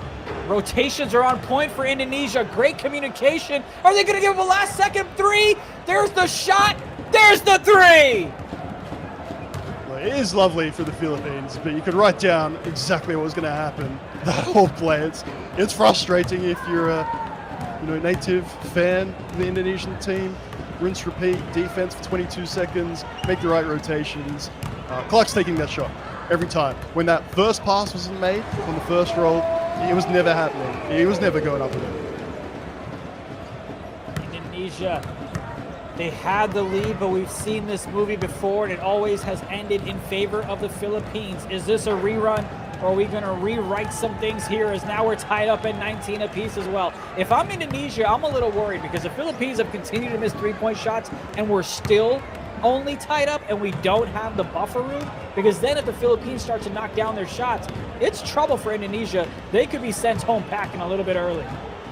Yeah, it's no surprise, no shock that offensively it's sort of same. There's not a lot going. Fuego has not been able to get going. I mentioned a little bit earlier the reasons for that. Baby B, you can have an absolute hand grenade for 3.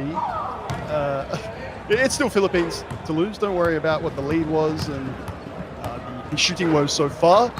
Whether it's the end of the third, start of the fourth, it's been the key time. The big men stood up. The center of power forward.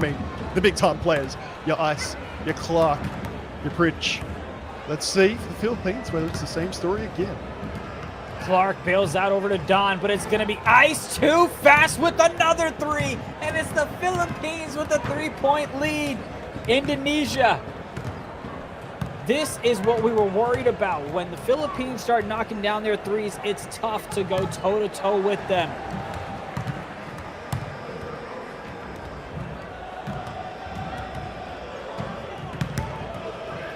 Fuego looking to respond back and tie it up, and he misses. But Sicko, his impact is being felt in this game too, over and over again. That's his at least 4th offensive rebound. He's playing on the defensive side as well. Right corner was open for a second, but he's baiting it from the hash for the steal. Cut from the right corner. A lot of traffic in the paint, but they're looking for an offensive rebound. Can't secure it. They're the Philippines now. They've got themselves numbers, and they've got themselves a 5-point lead. Timeout, Indonesia. Look, it could be a bit like bias, maybe not paying enough attention. I feel like Pritch has been fine. It's still 8 rebounds apiece, that matchup versus Sicko, and I would argue that the bounces off the rim going well over the man boxing out. I fully expect Pritch to stay on top of that rebound tally, or get on top of it rather, and keep it until the end. Still expect this Philippines roll. It's unfolding like we've seen it so many times. Have a look, if you don't believe me, at the emotion now of that Indonesian team. Very, very different to just 2 minutes ago. You can kind of see Fuego. I'm not a body language expert, but just kind of laid back. I don't want to use the word defeated because there's still so much time left in this one. But, they had themselves a lead of at least 4 points, and now they're staring at the barrel of a 10-point deficit with 1:33 left in the third, and there's another turnover that's going to come in by Clue to Clark for 3. He's going to miss it. Really, really good defensive play. Vitinho, if you could take that 2 for me, thank you very much. Yo, it was looking series done vibes in here. I don't know if you're picking up on that as well. Body language expert or not, if you've seen enough 2K in India, certainly has, fam. We were reaching double-digit sort of blowout scoreline in a low-scoring game. Thank goodness for that wonderful defensive effort.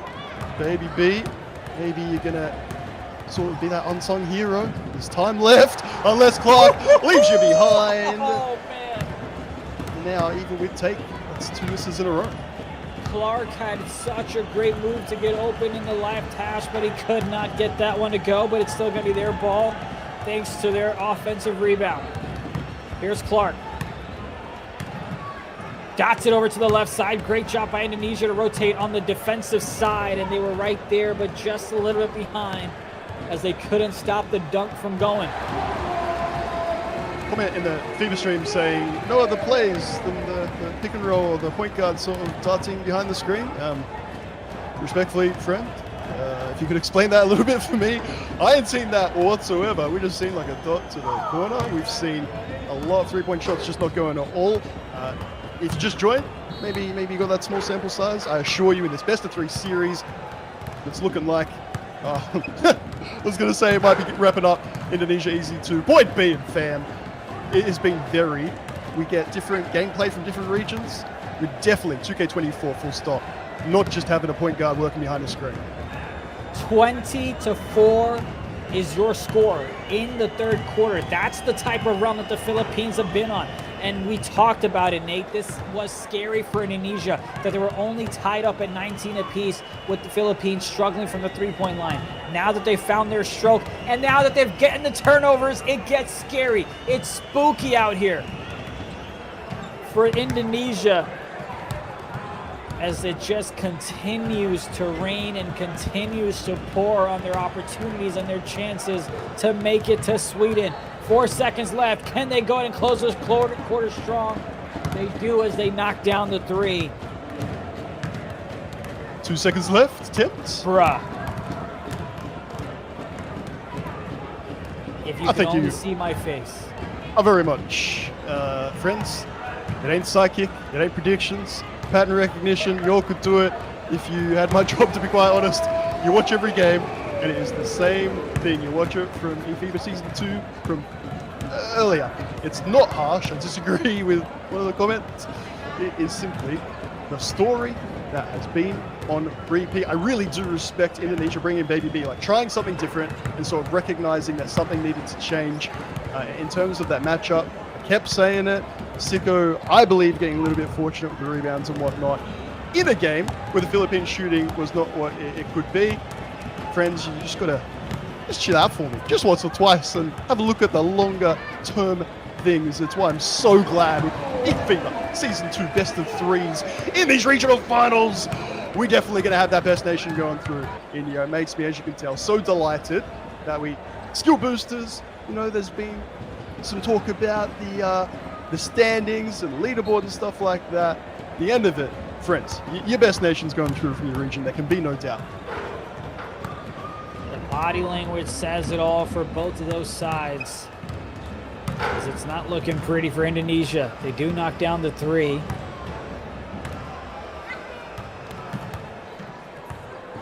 And the Philippines are going to go ahead and get fouled. For Indonesia, there's been massive strides made.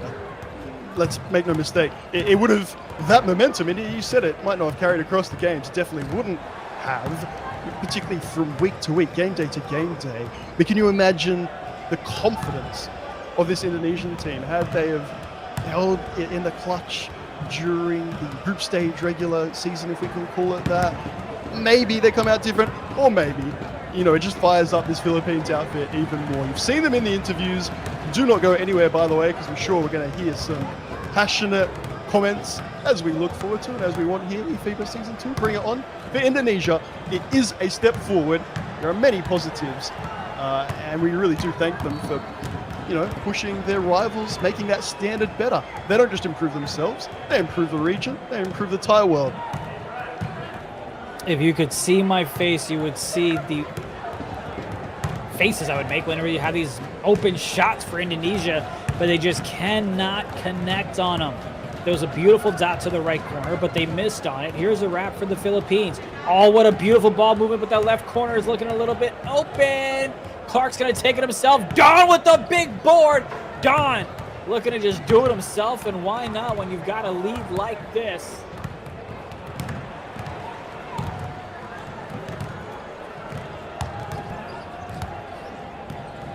Yeah, I was going to launch into the rebound total once more, India, but I'll just let that box score come up and can speak for itself. Clark gets the dunk.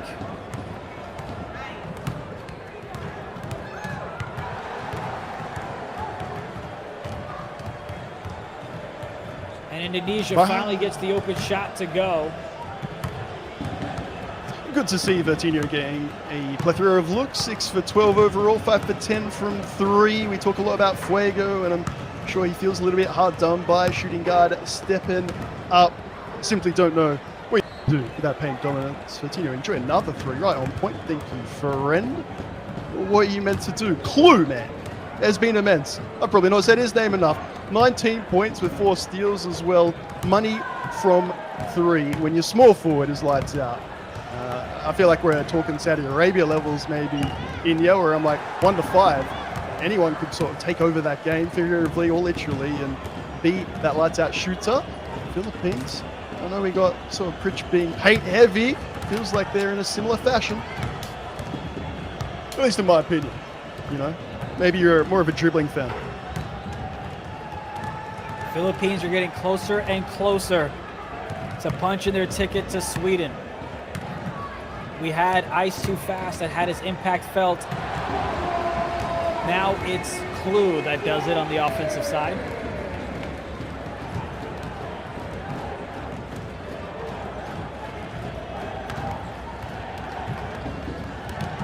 Have a look right corner. I was going to say they've left him open again, but with less than 2 remaining. And after what happened last time, I think you might find Clark just has some fun with it. Respectfully, Clue, you did your job. You're not going to be able to add to your total in any particularly consequential way. And you don't need to. 13-point lead, 1:34 remaining. He will be our player of the game comfortably, but Tino, excellent effort. But hey, stood up. That extra option right there, as I said, open again in the corner, doesn't even get it. It's all to say, well, the box score could have been even better. They ain't going to be looking at it too many more times. They'll just be happy. They are going to Sweden. They called it India. The confidence, calling out USA, calling out Turkey for the rematch. Looks like we're at least, you know, one part of that equation closer. And you know, it's the late surgence. The late surge by Indonesia. Late surgence, it's a new word. Go with it. I like it. It's just like the late runs though. Like Indonesia gave up, you know, that third quarter was just disastrous for them on the offensive side. Oh my goodness, that's just sad that went in with all the defense they played. But my point being is Indonesia makes these late runs to make the game a little bit closer than it truly was throughout, especially in that third quarter. And right when I say that, they go ahead and clank one. But you can just see the frustration from Fuego. Probably not happy with his performance, with his team's performance. They just found a way to take care of business on the defensive side as the Philippines did. Oh, man, it does hurt as a point guard. And yeah, as I said, shooting 1 to 5. Critch reminding us all he can be green when he stays out there. But when your opposition point guard's got the screen to Pritch and getting separation. And obviously Clark is talented. They're mates, but they're also rivals. And it's going to be difficult when your rival / mate is that good at the game. Fuego, please. Thank you very much. We'll take it. 8 and 6 now. You don't get any help from your big man. Those screens aren't hitting. You got to do it all yourself. Added pressure. I really want to respect and put respect rather on the name of Indonesia. As I said, lifted up the region. Dead set. Flicks on. Make sure that the whole world standard goes up. They've made names for themselves. Philippines, India. They are them from Asia. The confidence, it appears, entirely justified. They've been them. Doesn't matter which season of eFiba it is. Doesn't matter if it's the FIBA Open. Which universe?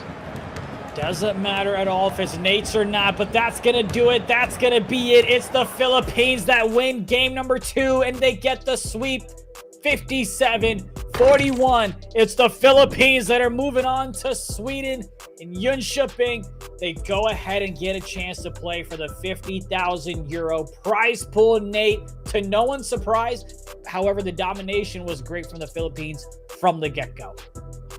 Yeah, romance story. Romance is dead. Love is dead. It's all over. Friends stay friends for now, perhaps, but for eFiba Season 2 overall, I will always shout out the Tier 3, the Minnow Nations, even more so those that improve the standard overall, those that grow from season to season. Maybe it's just another part in a longer romance story. India. Maybe it's something I'll make a note of for the survey myself. Can we change this little narrative? Look ahead to Season 3, Season 4 and beyond and see if we're talking about this as just a chapter in a bigger story overall. It's going to be interesting to see how Philippines kind of go ahead and charge things up and face the other nations that we're going to have. But let's go ahead and have an interview with the winners themselves, because what a big dub in a complete dominating fashion as we had here for the Asia Finals. It was the Philippines that came to town and continued to stay undefeated because they punched their ticket to Jönköping, Sweden, as they are your Asia Final champions. And there's the man himself, Clark. Didn't want to talk to us before, but now he hops on as the confetti sprinkles all over him. Man, what a great run y'all have had so far. Clark, describe your emotions for me right now.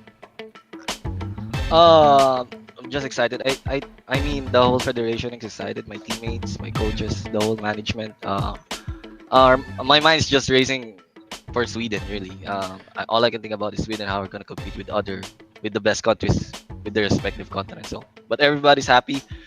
I'm happy we got the job done. So, on to the next one. That very much feels like a good description, Clark. I think India might have said it himself. Job done for yourself, if I'm getting this correct. 17-8, 7 for 13. Your handles, your shot selection, like you basically had a near perfect game. You got to be happy. For you, it was business and ticked off. For me, really, if you understood, bro, I'm at a high level. Game 1, I think the best player was Ice, and the game 2, it was Clue. For me, I'm just doing my part. We're talking with you as well, yeah. But well, if you watch the game, I had like a bailout shot. I was open and I gave it to Blue. He greened it. I think that changed the game, game 2. And Ice was hitting those crazy shots face to face. You know, those 2-tuck shots that they call it.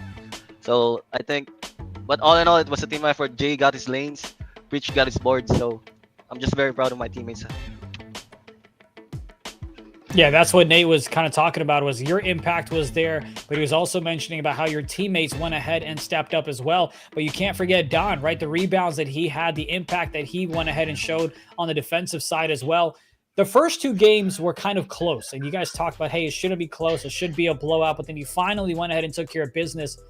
What switched for y'all to go ahead and come out and blow them out? But more importantly, that third quarter where you had like a 17-4 run, what was the conversation at halftime that empowered y'all to have that type of a run in the third? The last game we played in the qualifiers, we treated the game after like we lost. Like we won by 1 point, but if you saw us in the room after the game, everybody was quiet, everybody was shocked. I mean, we're happy we got the W, but after that game, we talked to the coaches. We talked to Coach K from NetsGC. We talked to Coach Knight, to Izzo, to the whole department, what adjustments we're gonna make. I mean, we made mistakes here and there, but I think the game plan was solid. Shout out to my coaches and all the. And for the third quarter a while ago, I think it was just time to lock in. On the halftime, we were just talking. Everybody was quiet, and I just told them not to be nervous. We've been there before, and we executed. And we got a 17-2 run, and I think that closed out the series. Certainly felt that way from what we were watching. Obviously, we couldn't get the vibes there in the room. You're saying LGE, the whole federation is behind you. There's the steals from Clue, but also Social, who I believe got 5 steals. That momentum, that hype, you guys got to be feeling on top of the world right now. Yeah, I mean, the first thing I noticed in the qualifiers was Jay not getting his lanes. Now he got his lanes, and the game just got wide open for us. And then Clue got those blocks. He usually get those. So I mean, we take pride on our defense, really. We have the best players in the Philippines right here in one room. So this is what we hope for. This is what we try to accomplish, and we got it done. So I'm just very proud of my teammates. Well, hey, if you're going to say the best players in the nation of Philippines are there, let's go ahead and round them out. Let's go ahead and get a nice little group shot, if you will. Invite them all over, because each and every single one of them, you can go ahead and celebrate because you are the Asia champions, and you go ahead and punch your ticket to Jönköping, Sweden. Congratulations to all of you. There you go. Get everybody in the camera. There you go. Zoom out a little bit. Congratulations. Those are your Asia finals. It's the Philippines that hold it down for their nation. Congratulations to y'all, the coach and Coach K that's out here in the U.S., or actually out in Canada. But see y'all next time, Clark. We will see you and the rest of your team in Sweden. We'll see you in Sweden. Thank you guys. Thank you for having me. Thank you for having us. Laban Pilipinas! Absolutely.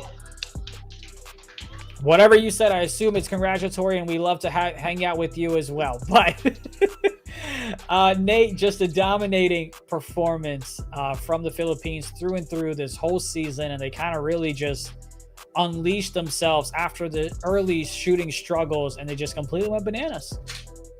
Yeah, but led by those plucks, in my opinion. Again, I really want to call out when it was the power forward and the lock, to be fair, that combined for those 9 steals. When we're calling it live, I guess we focus on the bucket, the sort of end. It's like, there's a steal, bang, there's a pass. You sort of got to, you know, we could focus on the pluck and how good it is. It just doesn't naturally flow, so only right that Clark calls out his teammates for their excellent effort. That's where that massive 17-2 run started, and it just destroys your momentum. When you got that ball and you can't even, you know, keep it away from one player, when you got 2 coming at you and you just feel like there's nothing you can do to even keep possession, man, that hurts. If you're Indonesia, for Philippines, joy on their faces. Sweden, as they believe, they very much deserve. Yeah, I definitely think the best nation in that region won. I don't think you can argue that. I think you're kind of debating a wall at that point, especially if the Philippines won the first 2 in the regular season in group play. Then they go ahead and won in sweeping fashion here in the finals itself. So I definitely think the best nation did go in advance. Now the question becomes, how well do the Philippines stack up against the other regions that are going to be there? Right now, we already know that we've got New Zealand, right? Is that going to be a nation that they can go ahead and beat? We've still got Africa to play later on today. We've still got Middle East to play later on today with Saudi Arabia and Lebanon. And then you've got all the European nations, 6 of them that are remaining to play. Then you've got the 3 nations in North America and the 2 in South America. Point being, we still don't know who they're going to face, what bracket, what the matchups look like. But how do you think they kind of stack up no matter who they end up facing in the top 8? Yeah, back what I said at the start, the very first appearance on here, and I think Clark's pretty much said the same thing. They want to take on the USA, whether they're at their level or not, maybe not so sure, but we're also keen for a rematch against Turkey, and that's what I said. European standard, I believe Philippines indeed can match it with the best of Europe. Look, might as well repeat myself from that first game day. I'm very glad India. I have the chance to be proven right, proven wrong when we're all live together in Sweden. No more predictions, no more excuses, just the very best players in the world. Well, I'll tell you what, let's go ahead and have an interview with the Indonesian team.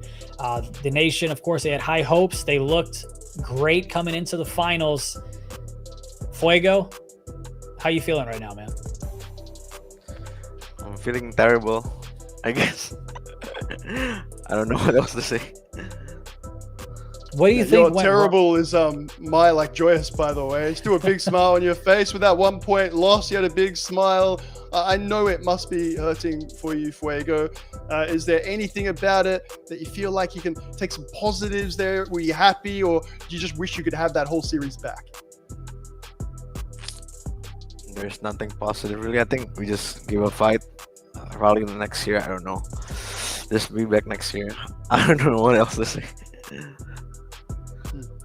I mean, it's definitely, you know, a defeating feeling to kind of go out the way that unfortunately y'all did. What do you think went wrong coming into today's matchup? I mean, in the last game, it's probably my fault. I got blocked to match. I got 6 turnovers. I think it's probably my bad. And the third quarter, my offense wasn't running. I think I'll took the loss for my team. My bad. That's good responsibility. I respect it because it might not be accurate. It is extremely humble, and I guess what we want from our leaders. Make no mistake, Fuego, you are very much a leader and beloved in the Twitch chat as well. If I could just ask quickly about a roster change there. When I thought I saw Baby B coming back in, can you back up? I thought the Baby B got dropped after the loss against Singapore. Is that true? And then why the change back? So Miracle wasn't feeling good. He was sick from yesterday's practice. So at the first game, we thought we could just switch and play Hazen as a PF, so we could focus better. But turns out we just get the loss first again. Thank you. Well, I mean, look, I you know, I'd ask you to describe your emotions for me right now, but it looks like you're pretty defeated, and it's well understood as you're so close to hanging out with all of us in Sweden. But I kind of got a glimpse of you taking responsibility, at least for that game too. Do you feel like, as a team, things just didn't work out in this series, or what are your thoughts when you look back on this one and how you could have fixed things? I guess because they figured me out already, I should have involved my teammates more. But I was trying to, but I get plucked so much the game too. So there's no momentum if you get plucked. If there's no momentum into K24, you lose. I think there's just no momentum for us in the third quarter. It's tricky, like you mentioned, Miracle as well getting ill, so just want to pass on that everything's okay. We hope he gets better nice and soon. 0 for 4 shooting is not going to help, but there are more important things in terms of the actual gameplay with eFiba. What about next year? Is it too early to think about that? Are we going to have that fairy tale run? Can you give me one more smile, one more bit of optimism? Look, for the X, if nothing else. I mean, I don't know. For next year, there's gonna be a whole new selection, but for next year, I'm still gonna play and give my best, and hopefully redeem our loss today. But I don't know if I get selected again. But if I do, I believe I will get the redeem game. Well, I'll tell you what, brother, wish you all the best. I know you guys unfortunately lost the finals, but I do hope you win your X back if that's what you want, man.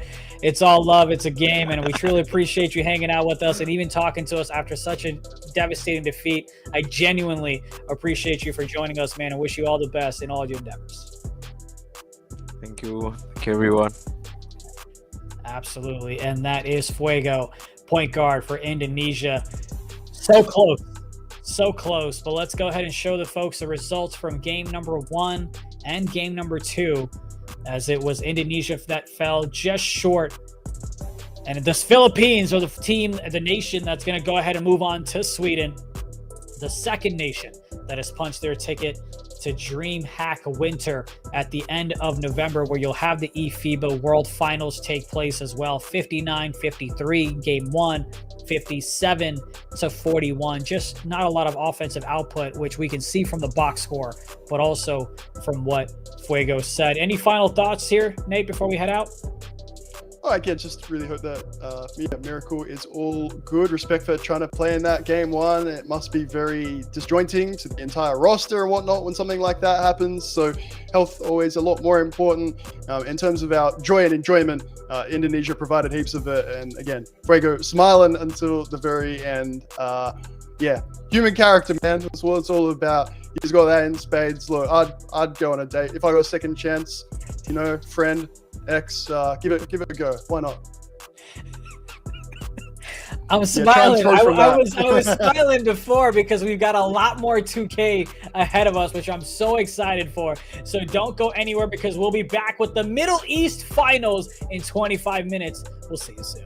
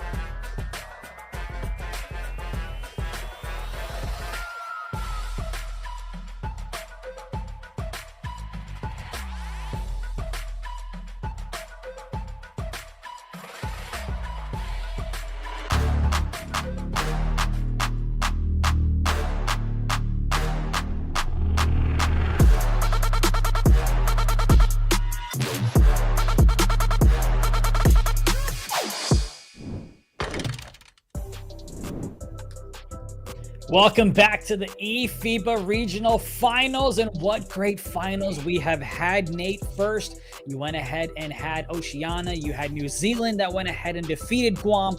Then you just saw the Philippines dominate over Indonesia, and they're the second nation that we're going to see in Sweden. And now, Nate, we move on to the Middle East, where we've got Lebanon taking on Saudi Arabia.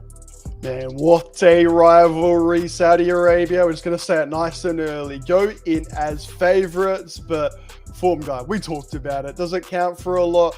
Do people step up their game for these best of 3 regional finals? Oh, yes, they do. Oh, yes, they do. You best believe we're going to get an absolute cracker in here. I cannot wait. It's going to be a lot of fun. And again, there you have it. It is the Middle East Finals that we're watching today. Saudi Arabia taking on Lebanon. It is going to be a best of 3, and 1 nation is going to be invited to Jönköping, Sweden at the end of November during DreamHack Winter. It's going to be a fun one, but just like the other regions, you have Saudi Arabia that's dominated. We'll see if Lebanon can go ahead and pull out the upset. And as always, we'll go ahead and have some lovely interviews as well to see what the vibes are like, what the jitters are like. So when we have them, we'll get them to you. But Nate, I'm really curious if Lebanon is going to be the first nation to pull off an upset thus far. Guam made it a little bit close. They just couldn't get the job done. Then you went ahead and had Indonesia that did it in terms of having to be a lot closer in the group play, but just not in the regional finals as well. Let's go ahead and bring on Mustafa from Lebanon. We've got a chance to talk to him before. Welcome back, man. How you feeling before the big game? Feeling good. Overall, personally, I'm sick right now, so I'm not feeling the greatest. But you know, the team's feeling good, and we're ready to take care of business. I'm really sorry to hear you're not feeling well, man. The only sort of confidence that I could give you is to be like, it has happened already today, and the campaign continued on. Other than that, how's your preparation been for today? Nah, I mean, we're all set. I mean, we're playing a game at the end of the day, but regardless, I mean, we've been practicing. We've been doing a couple runs ahead of the game today. You know, we've been trying to play on delay. We've been trying to play on US, just switching it up however we can. Overall, you know, we feel a little bit confident going in, and we hope that we can capitalize on, you know, everything that we worked on. I think the biggest thing for me is you've kind of seen the Saudi Arabia team twice. Now you're facing them and you've got to beat them twice. What adjustments are you looking to make? I'm sure you have a game plan, but what adjustments can we on the broadcast and the folks at home expect from y'all heading into this series? I think you'll see us switching up who's guarding ball. I think you'll see us, you know, making sure that we capitalize on breaks, making sure that we, you know, anytime we have a break that we get a bucket off it. I think you'll see us guarding our mans in the corner a lot more closer and a lot more stricter. I think just little adjustments like that. I think pick and roll offense, all of that will look similar. We just got to hit our shots. Getting off to a fast shooting start, I can't understate it. I know you know it's important. Has there been that sort of elephant in the room? Has that been addressed, being like, no, from the very start, this time, from the very start? I mean, 100%. We all want to start off with takeover. We all want to start off with our green machine. You know, the first green is always important. And I think it also sets that tone when you hit your first one instead of bricking it. So 100% we want to come out there and hit our first one, and from there just continue building on it. Is the team kind of, do you have any like rookies on the team? Because I'm curious as to if there are any nerves that you're feeling from your teammates, just because again, it might be the biggest peak, the biggest, you know, career point in 2K for them. How's your roster looking? Do you have a lot of vets? Do you have a lot of rookies? What's the combination like? I mean, Yenchi is considered a vet. He played in previous years. I think overall, out of the team, you know, they played on previous years. I played only 1 year with them. A lot of the teammates are new to me. Like, I didn't even get to play Yenchi when I played. So I think they have their own experience, and it's all about just trusting and believing in them. I can't control their player. They can control their players. So, you know, at the end of the day, we all have to just come together and win. Love it. My question was just going to be, do you believe that you're going to win it? It sounds like the belief is there, you know, playing apart from one another and stuff like that. I assume it's been done. It's been tested. You're getting it done today. Is that what I'm hearing? I mean, it's 100%. Like, you got to believe in yourself, or else like no one else is going to believe in you. And you also have to have the mindset that you're going to win, or else like you're just setting yourself up for failure. Overall, we think that we're going to win, and we think that we are going to make a statement today. All right. Thank you so much. We appreciate you for joining us. That is going to be Mustafa Saab. Appreciate you for joining us. Best of luck. And we hope you feel better, especially with the dub. Thank you. All right. Go ahead and take care. Nate, it's always unfortunate when you have to go ahead and play when you're sick, right? Kind of throw your rhythm off, can kind of your decision making, your IQ, your reads, but unfortunately, you've still got to find a way to fight through. So props to him. And I know someone else was sick earlier that went ahead and played through it as well. But what's kind of like the keys to the game that you're looking forward to as we await the interview with the Saudi Arabian team?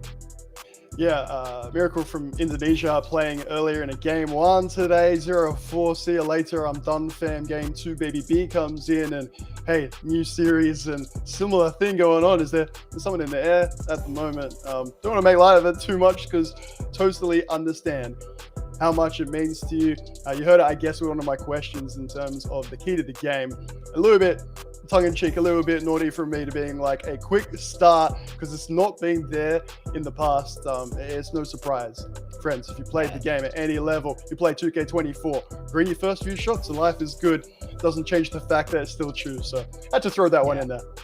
Yeah, I mean, look, I think, you know, the last week before we fly out to Sweden, I'm just gonna stay in my room. I'm just not gonna walk out. I'm not risking anything. I'm not risking getting sick. Everything's just gonna be Uber Eats, Instacart, all that good stuff there. But yeah, the main thing for me is you mentioned the quick start, which I think is absolutely important. You kind of saw how Indonesia couldn't quite get that, right? If they have that buffer room, maybe we'd be playing a game 3 when Philippines did come back and make that strong push in the second half. Same thing with Guam. They couldn't quite get the quick start that they were wanting and building that lead. And whenever we've seen Saudi Arabia play Lebanon, we've kind of noticed a quick start, but always from the Saudi Arabian team. They're the ones who always go ahead and come out with threes, steals on the defensive side, the rotations and all of that. And of course, you can't forget the midi that was knocked down to get the triple-double, to go ahead and get the skill booster as well. Apparently, they go ahead and practice that. So I'm sure there are a lot of different scenarios that they go ahead and practice as well. So for me, it kind of goes back to, hey, you want to limit the transition buckets that the other team gets, whether you're on Lebanon or whether you're on Saudi Arabia. You want your opponent to play as much half-court offense as possible because that's where you have the best chance to play defense, get the rebound, and dish it out for a fast break opportunity of your own. Yeah, I'll go even like a step further and say that for Lebanon, it needs to all be on point. I thought he was quite humble in saying, here's a few of the things we've been working on. I was like, I couldn't even write all of those down fast enough. That's a lot of change. That's a lot of different things to work on. And again, that was just the stuff he was willing to share. It's all to say, Saudi Arabia are 1 to 5 shooters. Any of them can just go lights out, bang, take that game away from you. It means the entire team defense needs to be on point. Every rotation, every one of those things that we know and don't know about need to work if we're going to have a proper best of 3 series. India, maybe this will be the one. Indeed, it might just be. We will see, but I'm curious, chat. Let us know who you believe. I see a couple of Saudi Arabian fans in there. Let us know if you are rooting for Saudi Arabia, if you are rooting for Lebanon. We'd love to know who you've got. But now let's go ahead and have an interview with the coach of Saudi Arabia. Ryan, how's it going, man? Hello, how are you doing, guys? Are you okay? We are doing well. Thank you for asking. Hello. How are you doing? Any jitters with the team as you get ready for the big series? Yeah, actually, we're looking forward to our fifth champion and hopefully our first cup or the first cup. I'll be honest, I ain't got that answer. I'm seeing a big smile and a lot of confidence, though, from you, sir. Lovely to see you face to face. Tell me everyone in the team is feeling that confidence. You got the skill boosters right the second time around. You are on top. Are you going to stay there? Because as I once told you earlier, Nate, said Saudi Arabia and we will make sure always be. I got it that time. I do appreciate. Yeah, I mean, I got it. You pretty much said, "Hey, we're at the top. We're going to continue at the top and just continue on dominating." We appreciate you for joining us. Best of luck in your series ahead, and we hope to see all of you in Sweden.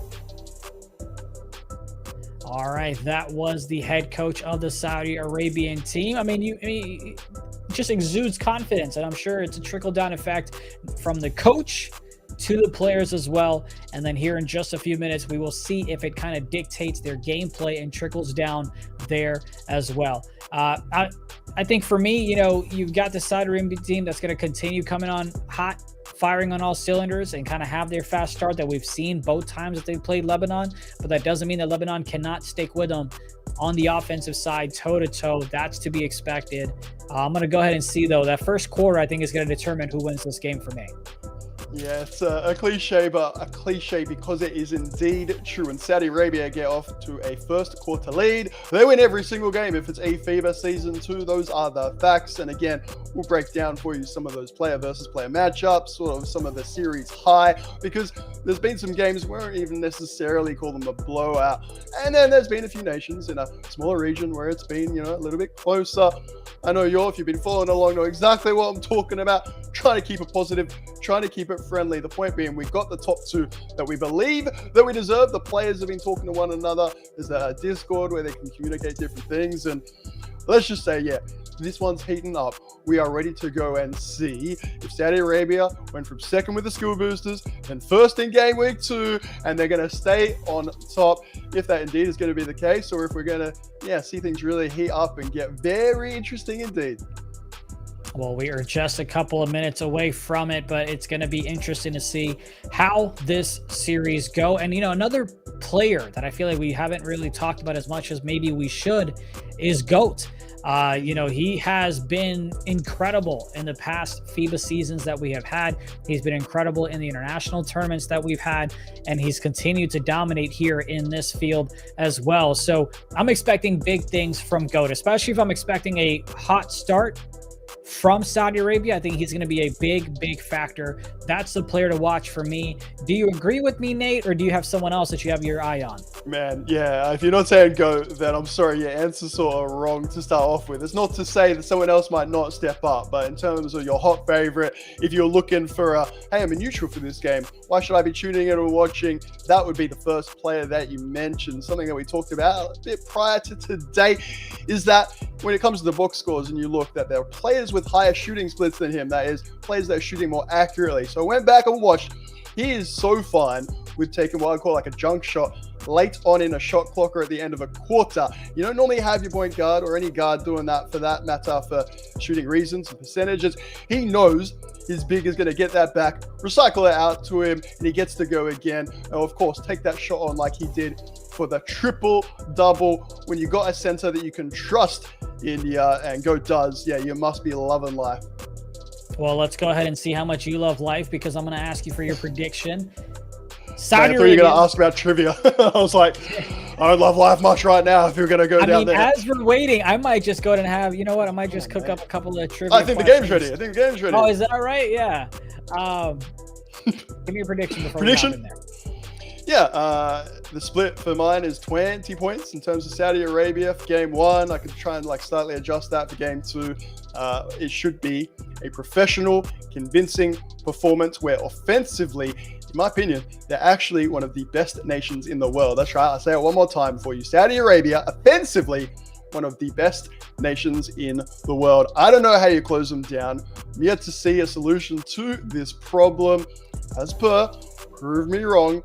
Bring it on. Let's get another prediction in the bin. I would love a best-of-3 series. It definitely would be great, and I do think we are going to get Saudi Arabia. I'm not sure if Lebanon can go ahead and stay toe-to-toe with them on the offensive end.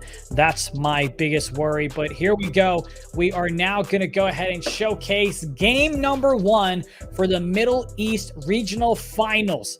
You've got Saudi Arabia taking on Lebanon. It's Saudi Arabia is the team in white. Lebanon is the team in red. And here's a tip-off for game number 1. Prediction for me was Saudi Arabia with the fast start, which will lead them to take on games 1 and 2. As they go ahead and miss that one, dish it out to the right side. 2 for $1. Nothing connects there. Lebanon now looking to push it down the court, and that's going to be a smart foul by Saudi Arabia. Look, here we are thinking, go mid-range, start us off, not to be, that's all right. Next prediction, on point with the center, that was true. We got the O board, pass to the corner, and that doesn't go, yeah, unlucky. 2 for 3, Nate, not good enough. Stretching out for the big games that we have ahead of us as we're waiting for the first team to get the bucket, and it's going to be Lebanon that draws blood first.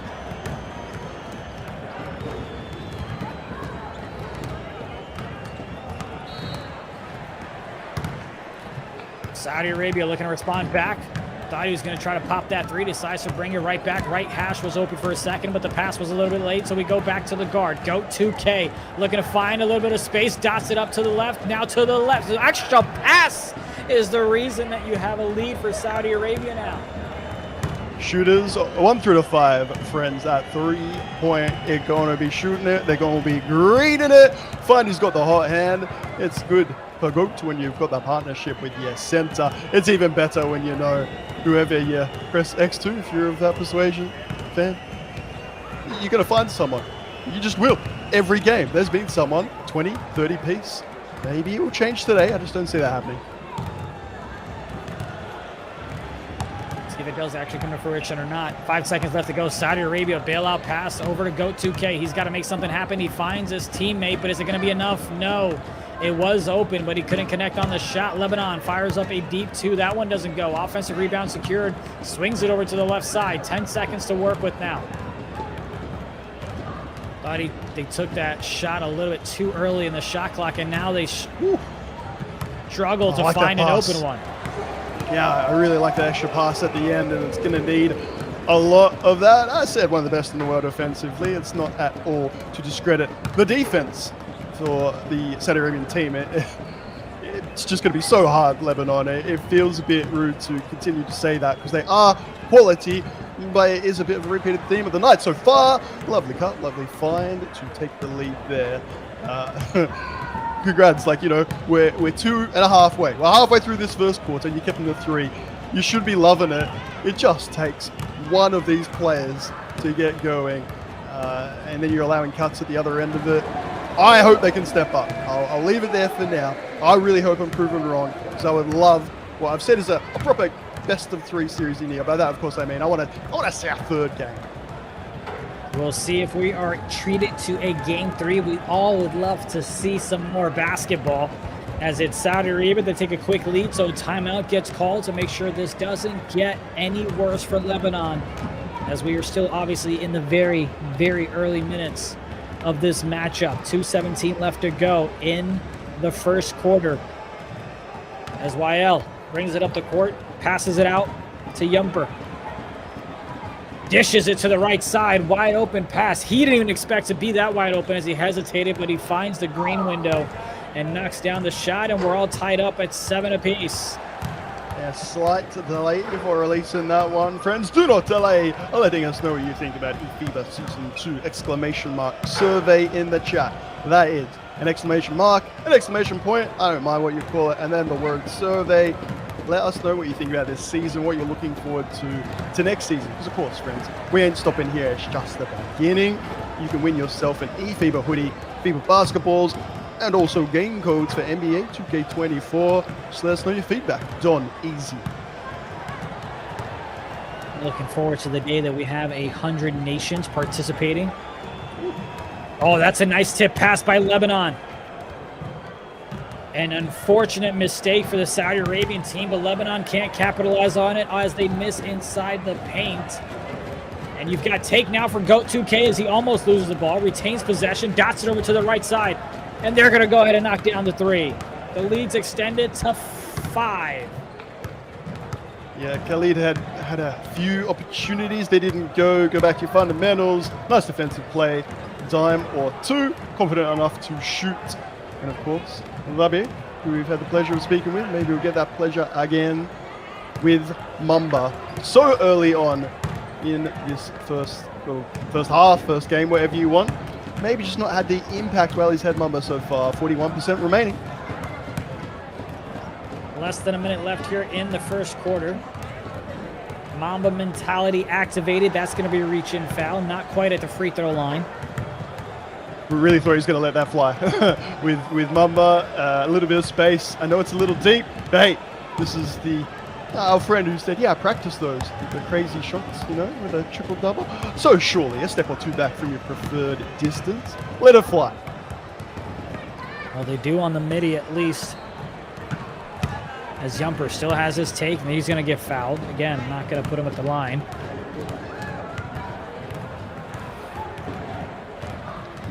Here's the inbound for Lebanon. That one's going to be out of bounds. Whose ball is it? Lebanon retains possession. Looked a little scary for them.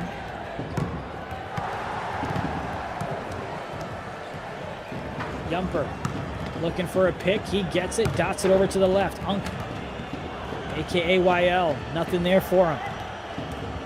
That's going to be a big slam attempt, but they can't complete it. Tries to go up again, dishes it out. Jumper gets the 3 to go. Nicely done in the end with 3 Saudi players on take. I was a bit concerned taking it that early into the shot clock, but recycle, made it, the finish, the crab misses.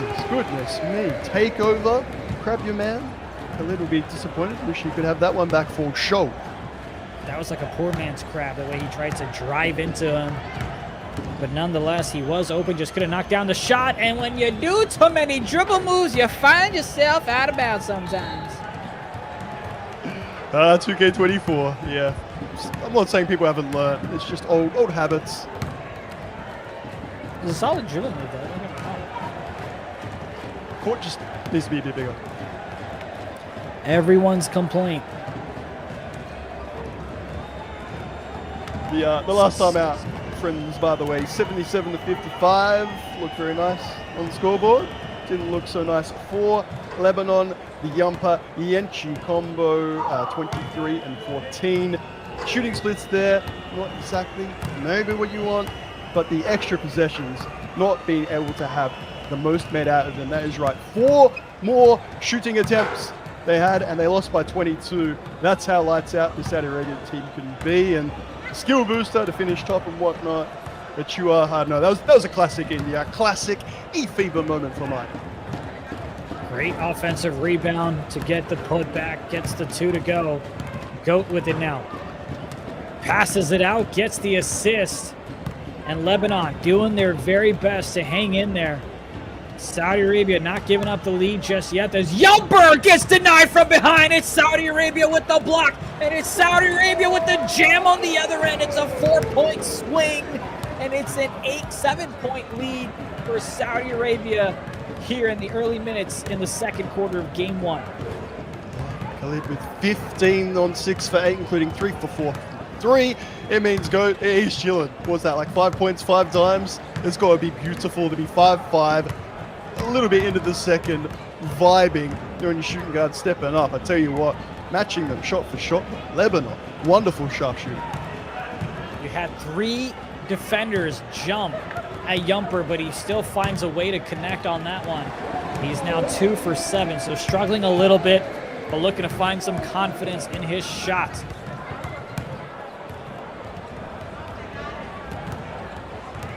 Three from the left side. That one's not going to go. Looking to push the tempo is Lebanon. Gets a pick. The roll is there.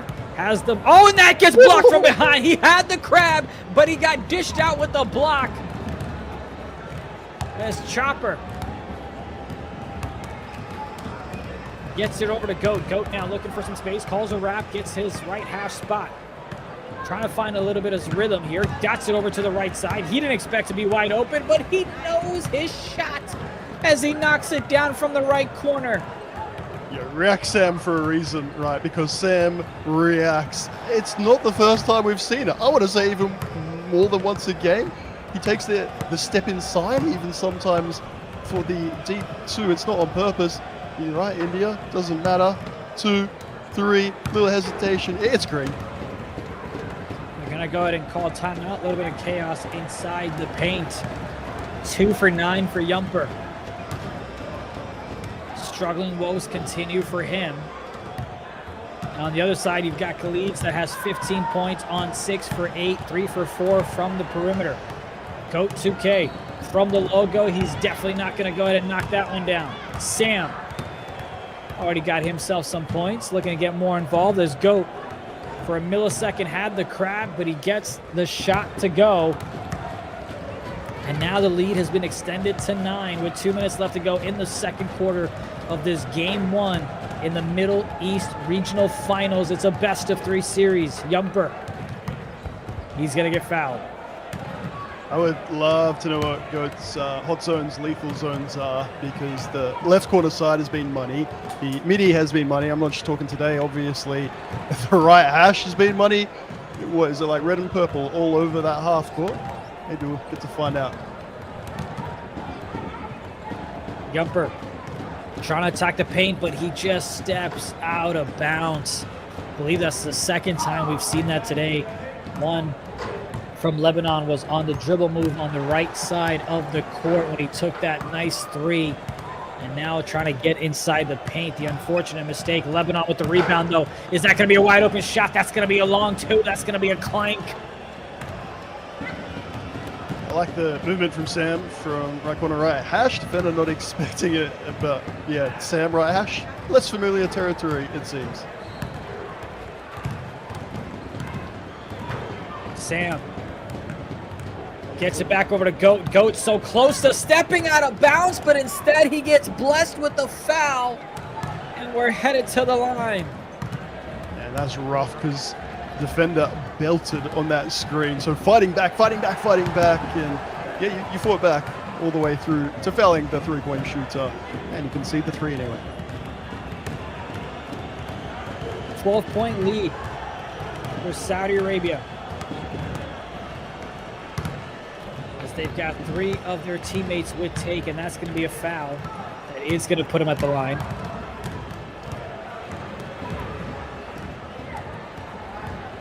Yenchi knocks it down. What's up, Dexter? Dexter, I don't know if you saw, but you've got YL on this Lebanon squad as well. From what I can tell. 𝐂𝐄, less than a minute left to go in the second quarter. Got himself take, passes it down low. Left corner was open, but he decides to go up with it anyway. That one's going to miss. Lebanon looking for some easy baskets, but the defense is there, but they're not at the top of the key as he misses that shot. The offensive rebound secures the 2 points. Look, rare error, you have to say. Chua, about 3 errors. They started stacking on top of one another. Left corner, right hash, both open. Not sure if it's a bit of nerves, rare miscommunication. Beautiful pass to the right side. Corner defender dropped a little bit too late. And now the left side, wide open, is YL. One more time, and they get the 3 to go. Yo, we just watched Sam miss from the right corner. I think that's the second missed right corner 3, at least from including game day 2 and today. My mouth literally dropped. Where's the 3-point gonna come from? We're just going inside again. Okay, left corner. Well, what's going on there, India? They don't want to. That's 3 times in a row. Open. Big man's going up with it. Too bad you sit in that corner. Just makes you want to continue dropping. Oh my goodness! Did he just green that? No. In your face. No. What is that? A 50? Almost like a 49%. I couldn't quite see it, but he greened a red contest. Look at Mo. You can see the reaction from Mo on the right-hand side of your screen. That is insane. I believe big boys of people behind the scenes, NBA 2K24, there's no reason why you shouldn't. Every shot is greenable. It's just really difficult for some builds. When you're contested, you know, you can stack up all the reasons why not. There's a reason why that pure green window exists. That's yeah, incredible. All of a sudden, 4-point margin. Saudi Arabia slightly rocked. Chopper has been the man, left open, unable to get going. Even more unfathomable to me, considering he scored 19, second highest scorer last time they played. 5 for 7 3-point shooting. Surely game involved. Yenchi 2 rebounds away from securing a double-double as we enter the third quarter. He's got 10 points, 8 rebounds. 𝐿𝐎𝐋𝐋𝐿 has the shot. Takes it a little bit too late with the very late release. That one's not going to go either. The offensive board leads to another missed shot. And now it's Lebanon. 𝐿𝐿𝐿 gets, oh, he gets denied. 𝐿𝐿𝐿 couldn't finish at the rim with what looked like a bunny. And it's GOAT now.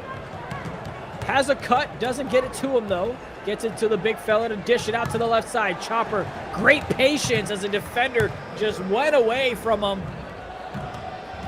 Nadia, we know they're not watching the broadcast. They're locked in. We know that they're not. But are you kidding me? The Chopper then gets the ball, gets to take his three-point shot, and brings. Interesting. I'm just saying, man. I'd have my headphones in, listening to you. You know, see if I can pick up on the things that you're calling out as GOAT. Patiently waiting for the open shot. Thinks he has one on the right side. Doesn't go. Lebanon with the rebound now. Looking to push the tempo. That's going to be a foul. Not going to be transition take. It looked like a rough foul nonetheless.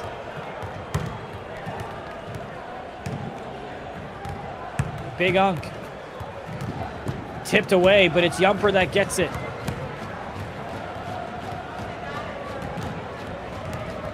𝐿𝐿𝐿 finally gets it to the man down low, but he's got to make something happen. Beautiful patience. You had at least two Saudi Arabian players jumping at him. He had the right corner open, but he decides to go up with it himself. I think the fake cut might have even been like a third defender in there, India, and that's maybe why he's scared to make that pass, because even if they're jumping up to block the shot, sometimes it blocks the pass as well. Wonderful poise under pressure. The double clutch isn't going to go, and now Lebanon looking to cut into this deficit of 8. That's going to be a foul. 2:40 left to go in the third quarter. Yinchi over to 𝐿𝐿𝐿. Back over to Yinchi with the slam. The impact has been felt by that man for Lebanon. Miscommunication from Saudi Arabia. Coach Ryan won't be happy with that at all. From the inbounds, so fundamental. 2 jumping. One of them at least getting that contest. Decision making not being on point. The Saudi Arabian team, Lebanon in this third period, fighting well. Extra pass, getting jumping. And hey, they time that out. 3 and the key was incoming. They've got to utilize touch passes. They're making the right reads, but it just gets there a little bit slow. So they've got to know where they're going before it even gets to them.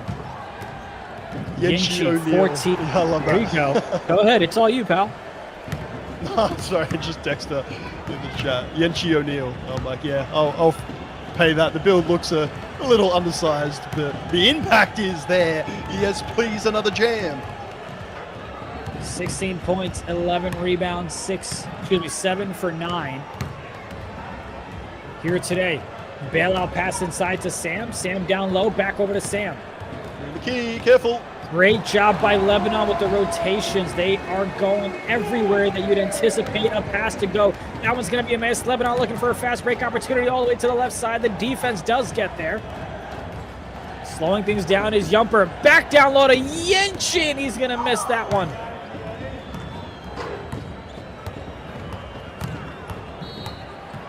And that foul there is going to be the one to give. The next one puts him at the line.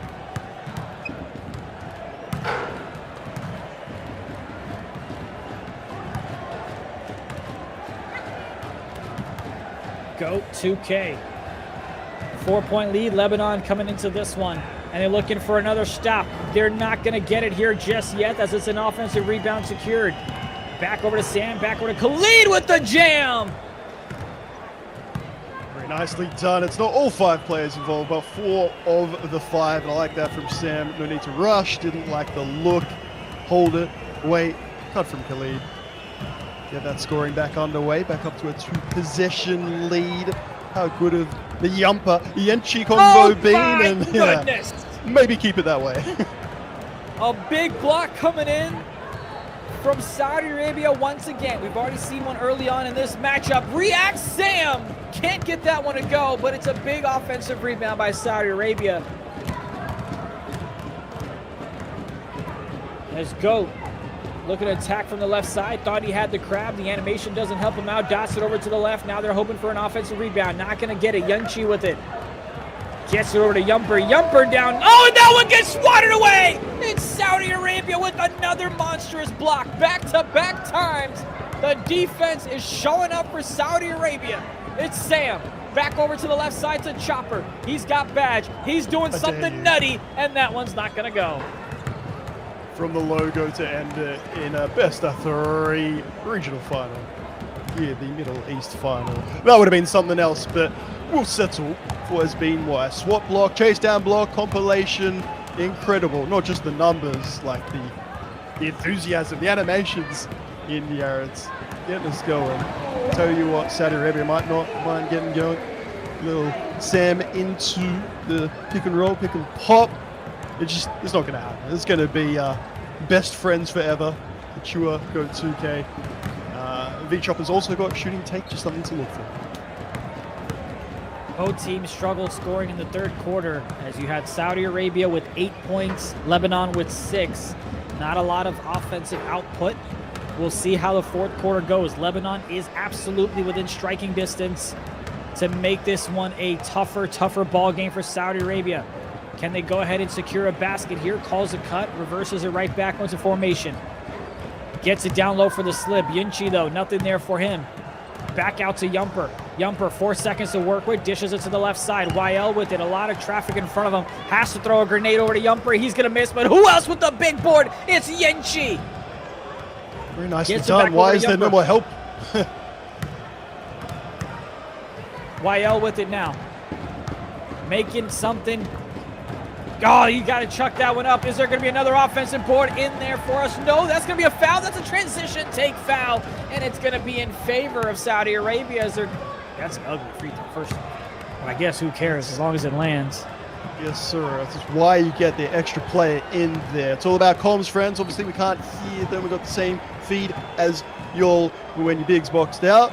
Immediately, make that call. Come across. Help me out. The long rebounds in 2K24, they're a thing. There's high chance just because the position center's got inside position. You might not get it. Get numbers there. They get it right the second time around at least. Choppa, they go ahead and call a timeout. It's about the second or third time that they've been stuck in the key and don't want to get called for a violation, so they burn a timeout. Will that become a costly one is TBD. Lebanon has 1 timeout. Saudi Arabia has 2. It's 5 seconds on the clock for Saudi Arabia to make something happen here. Gets it over to 𝐿𝐷𝐿 for the midi. 𝐿𝐷𝐿 with the launch, 𝐿𝐷𝐿 with the miss, and it's Lebanon with the rebound now. Lebanon calls a beautiful cut, and it's going to be a jam to cut the deficit down to 5. 3:30 left to go in this game 1 for the Middle East Regional Finals. In this best-of-3. 𝐿𝐷𝐿 with it. Has the slip, looking for the defender to jump in the air.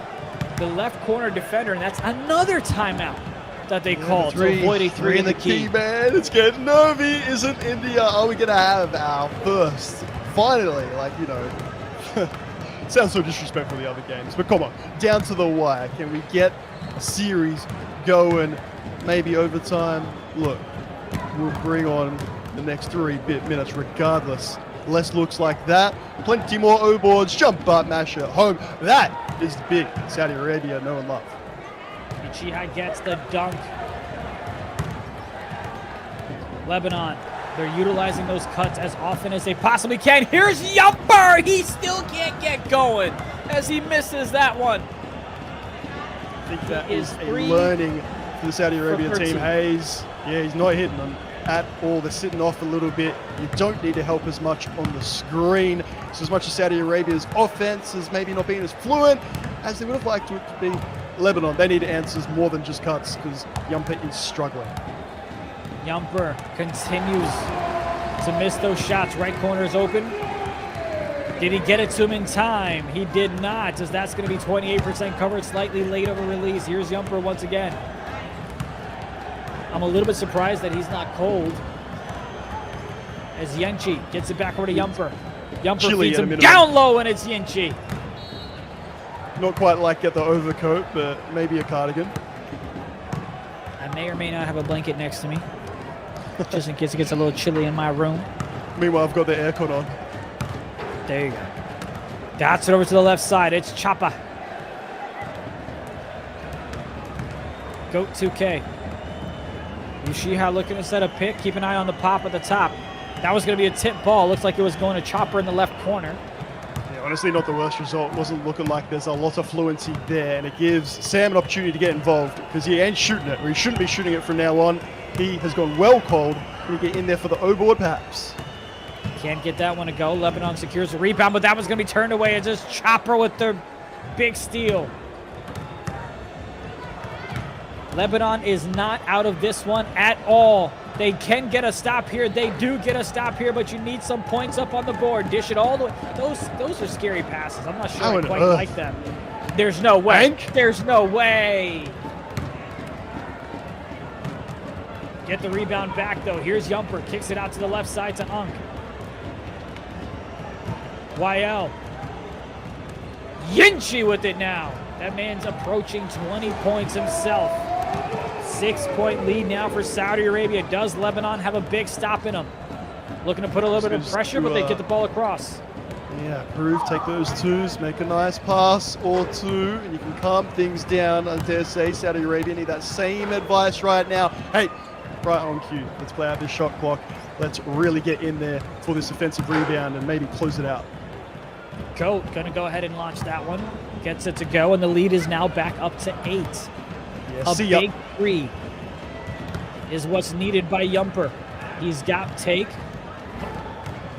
I'm not even going to call him and take that one. He needed to take it because of the situation. And another rejection. It's not a block, but Gold Anchor getting it done.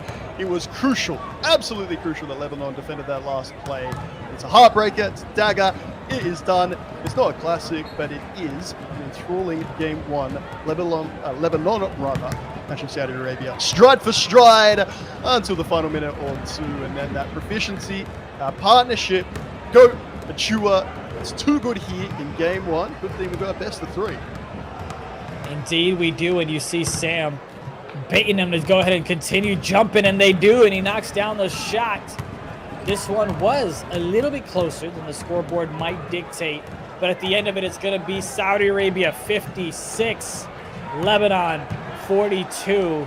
Just an unfortunate last minute or two there for Lebanon. As you see, the man himself, the big fella, helps his team out to get the job done in game 1. To no one's surprise, it is Saudi Arabia that is going to go ahead and take game number 1. I mean, it's the shooting that I got to go back to, right? And the difference here, Nate, is 2s over 3s.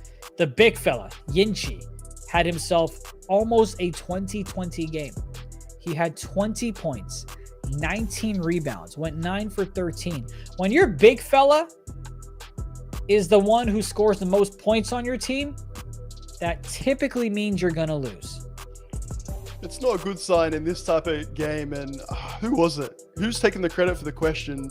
Do you prefer playing on an inside big or a popper? And Achua emphatically is like, popper every time, man. I got to shoot that ball.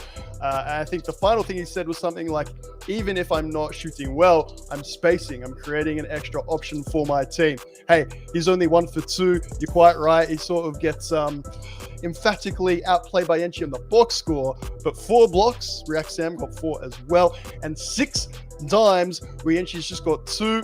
And when those dimes are typically outside to an outside player rather for 3, as you say, India, it's that perimeter shooting threat. Someone steps up. This time, Khalid, 5 for 9 from 3. No one gets close from Lebanon. So good for so long, but they find a way. They seem to always find a way. They do it again here in game 1. We talked about GOAT being the one to keep an eye on in terms of players to watch, but yeah, you mentioned it's Khalid's VT that goes ahead and comes in with 23 points, 2 rebounds, 9 for 14, but 5 for 9 from the 3-point line. I mean, he had almost as many threes himself than Lebanon had as a team, which Lebanon shot 6 for 18. And you can kind of see the disappointment on Mo's face on the face cam as that game came to an end. Jumper, he couldn't get things going on the offensive side in terms of points, but he did his best to get his teammates going because he did come out with 10 dimes himself. Let's go ahead and take a look at the final score one more time. As Saudi Arabia easily may I say, goes ahead and takes care of game number 1, 56-42. Any surprises in that game 1 for you? I thought their defense was really good. I was really, really impressed by Lebanon's defense. Now, the 8 blocks to 0, sure. And the highlight blocks, Saudi Arabia might be a bit like, what are you talking about their defense for? But the quality, the class of Saudi Arabia's offense, that mentioned top of game. Hey, they stood up there. Unfortunately, India, when Yumpa goes 3 for 17. Let me say one more time, 3 for 17. Big 𝐿𝐿 ain't gonna leave you out either 2 for 9. The output needs to be higher from your guards. I'm not even as fast if it's a 3-point. If you're driving inside and it's still not going, like that means that all Yumpa's buckets were for 3. I'm like, surely that can't be right. So I'll look again. Every inside look, 8 inside looks for Yumpa, and none of them went. That's an issue. Because of the 8 blocks. I mean, you had Sam that had 4 himself, and then you had, you know, the other guy with 4 himself with its total of 8. So yeah, it gets a little tough for you to win a game when your teammates can't even score from inside. Like, it's one thing if you're struggling from the 3-point line, but you can't even get the inside buckets to go. But that's a great point out. I didn't even notice that.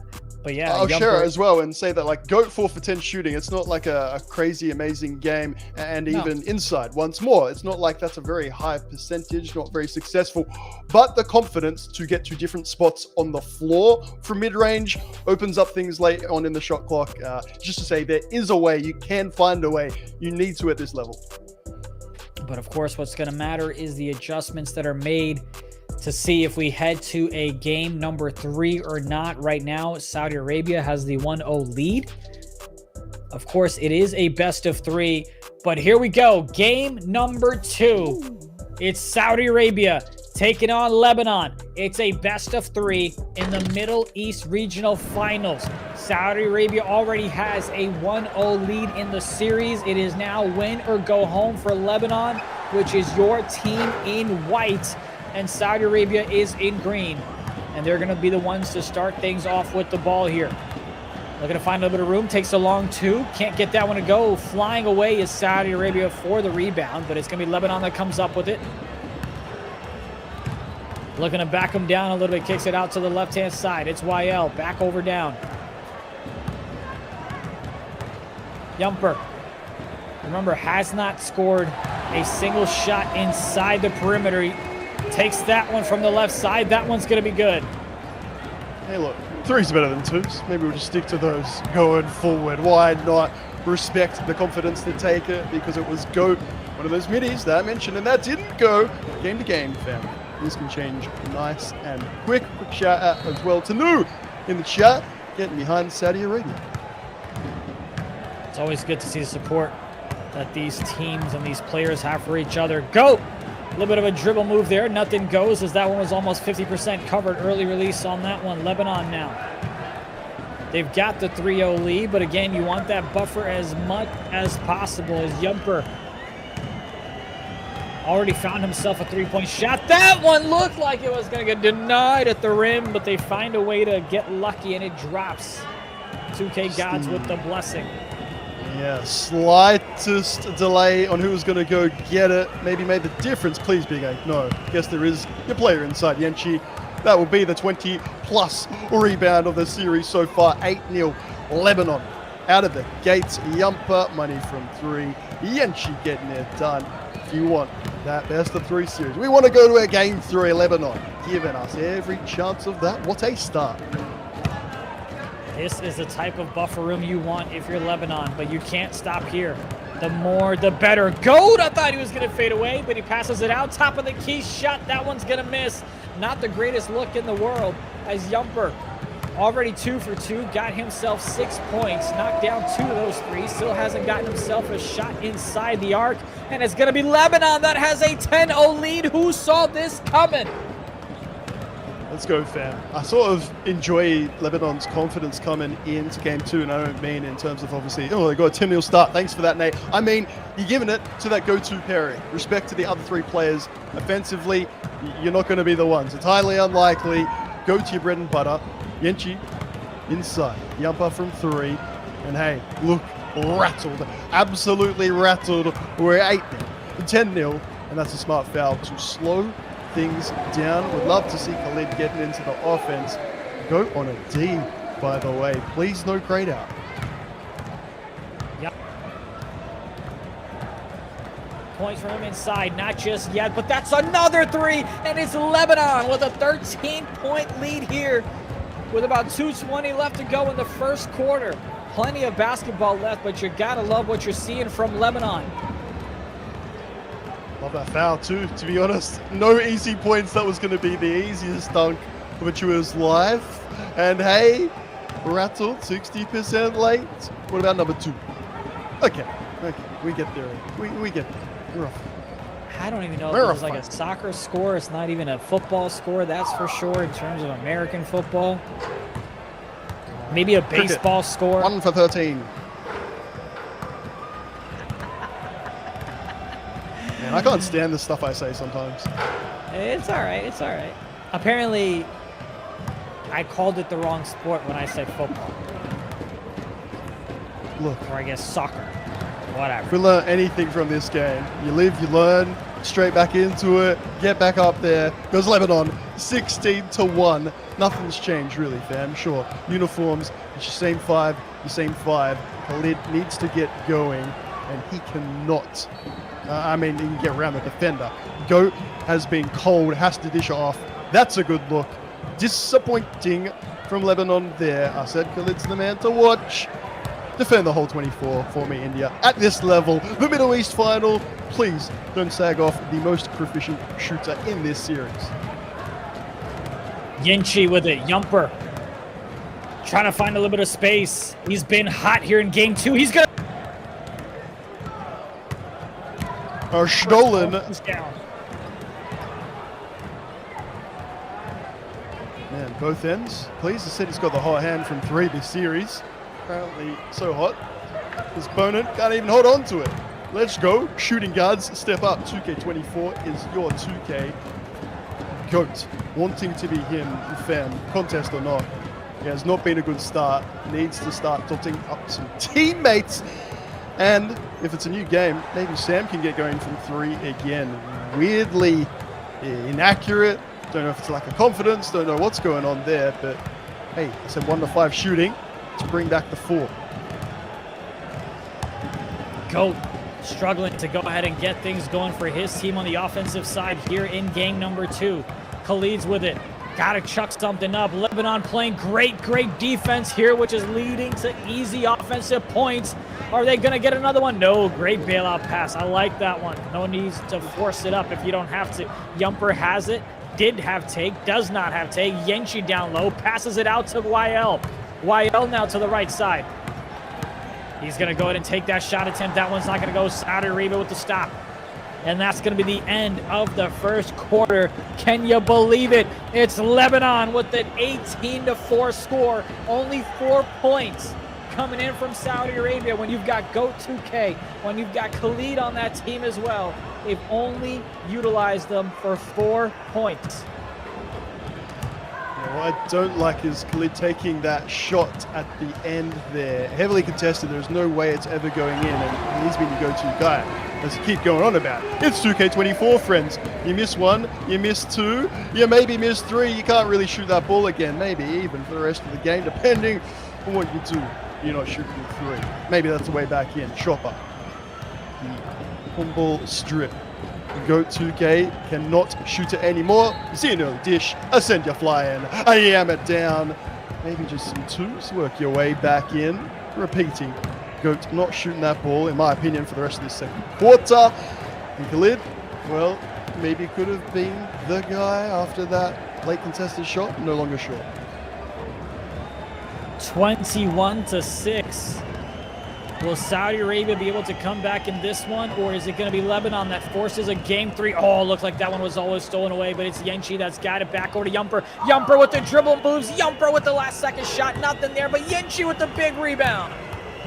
Man, what's up with the rotation? Like, he's just left. He went so late. Chase down block, but unfortunately, you're the defender grabbing onto the arm there. We've talked enough about the dominance of Yenchi. Like, it's there for everyone to see. Forced him around on those boards. how he's left to slip so late without anyone going with him, just baffling me.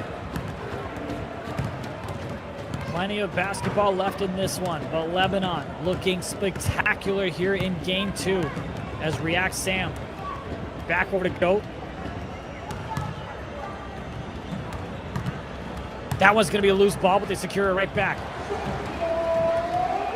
Clock's ticking under 7.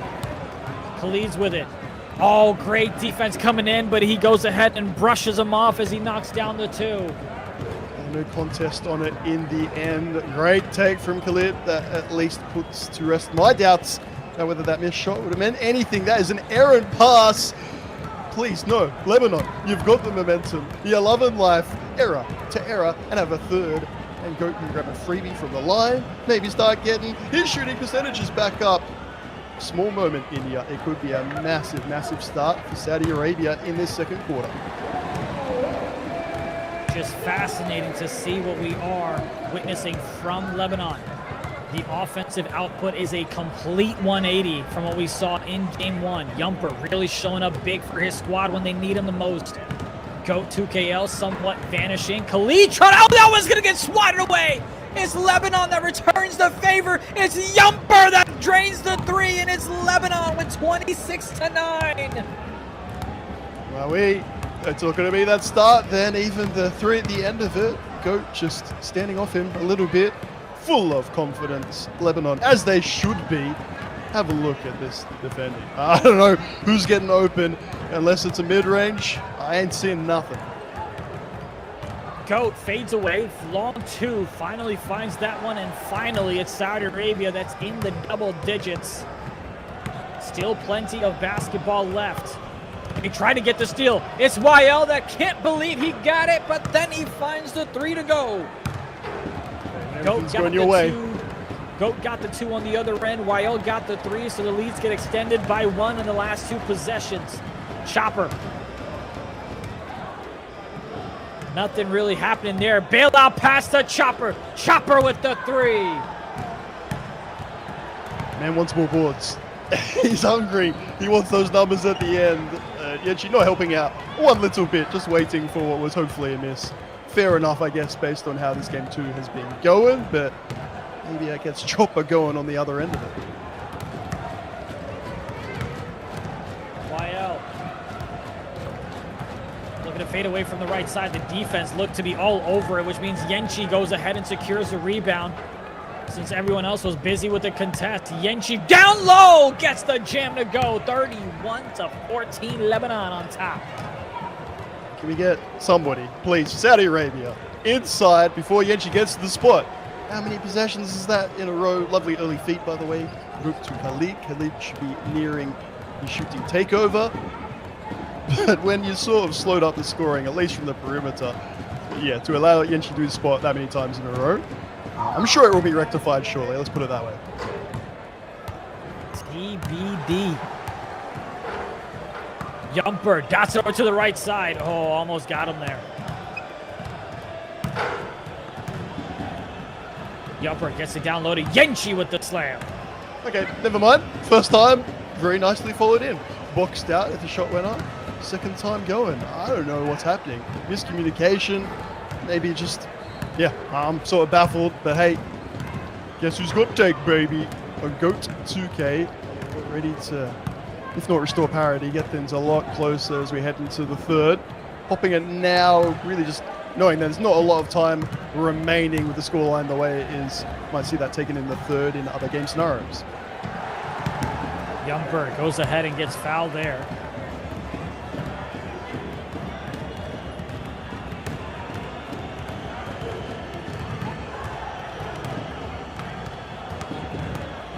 YL, he sees the runway, and that one's gonna get blocked. The lane was there, but then you just had the defense crash on him and get swatted away by 47. As they go to attempt that one, doesn't go. Rebound secure, loose ball. Who's got it? Jump ball, foot out of bounds, which means it's gonna be Saudi Arabia's ball. They had the jump ball coming, but the foot was out, but it won't matter because it's point 2. And what a dominating performance here from Lebanon. 17 points from 𝐿PR, 6 for 7 5 for 5, 100% from the perimeter. And just look at the difference there. Made everything just going in favor of Lebanon. And the point guard turned it around completely. If I called him out and sort of proclaimed those shooting numbers from game 1 and game 2 from the very, very first shot. Delicious, tantalizing, and delivering the Lebanon back out here in the second half, because Saudi Arabia starting to adjust and force some of those late bailouts. Loose ball, Saudi Arabia looking to make a run of their own. It was the first quarter that's really the difference here. Saudi Arabia only scored 4 points, where Lebanon scored 18. That's a 14-point difference. Quick maths. Shot incoming, left-hand side. Sorry. You're good, pal. Great defense there, as that's going to be a violation. Doesn't even give him a chance to go ahead and go up with it. Just a little tendency. Both Goat and Khalid, who then both went to the left-hand side. We prefer the left-hand side. Lebanon well aware. They would be calling it out. Send 3, if not 4 defenders to sort of cover the 2 areas of that left-hand side of the court. Very nicely done. That's the beauty of watching film.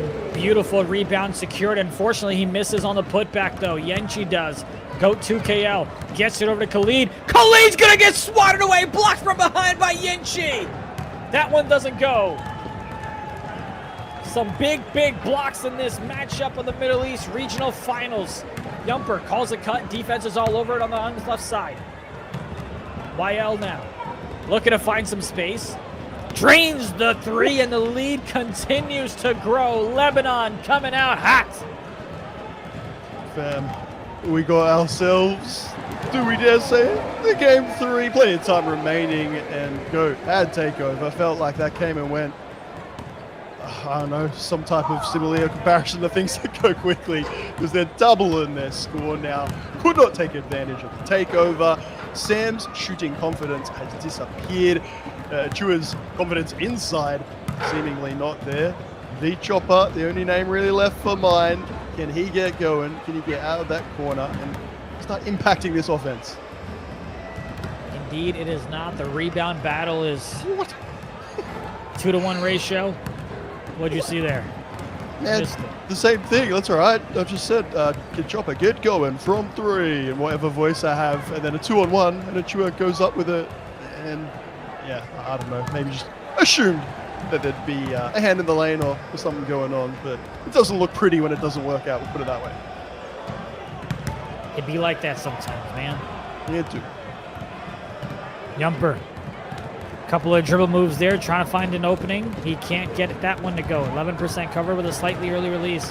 Goat 2KL bringing it up the court, trying to get it past half court. He does. Keep an eye on a cut, and there's the cut from Chopper. Gets the pump fake and gets the easy 2.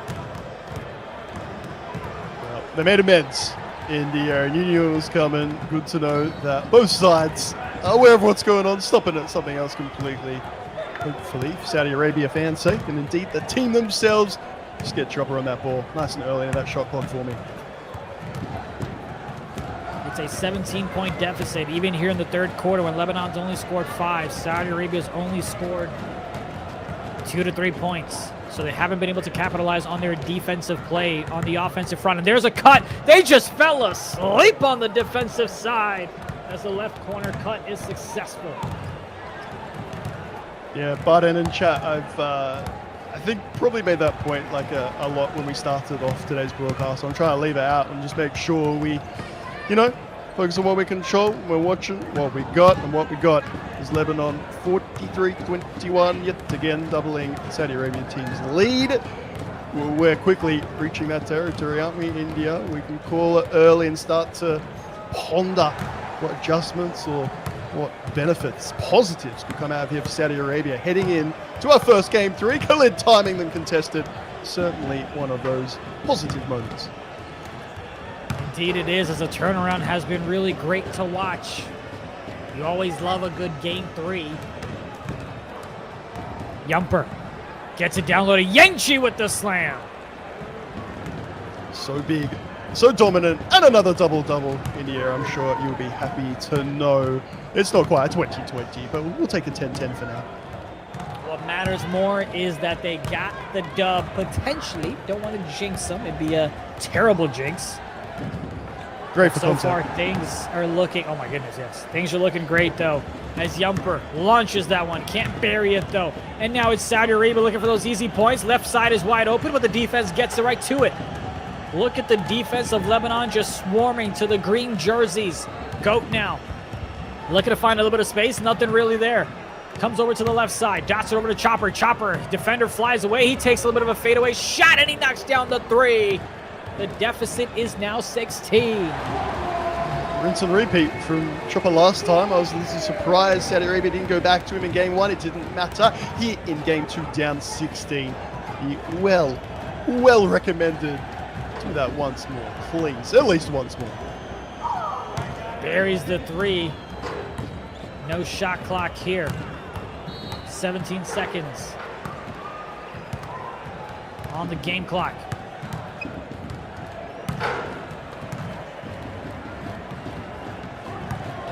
That one's not going to go. Red contest 100% smothered. And just like that, it's Lebanon going into the 4th quarter. Have a lead of 48-29. Come on, give me more V-Chopper. His man all the way from the corner to force that 100% red contest. Another contested shot.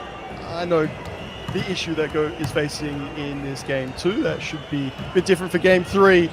But you'd like to see some slightly better decision making all the same. And hey, if this one might be done and dusted, we are going to a game 3. Let's just give your lock some shots, you know? Let everyone have a crack. I feel so bad for the locks, as you know, India, just getting your 1 or 2, 3 a game, and it's the end of the shot clock. Like, put that up, champ.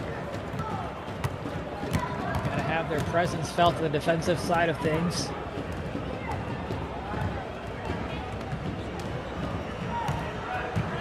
Lebanon is 10 for 14 from the 3-point line, and now they've reached the 50-point mark. Will we have an upset in the series brewing? Yes, sir. Yes, sir. An upset and a game 3. I'm sorry, India. The first upset. It's your point, not mine. I've stolen it completely, but take it back, man. Take it back.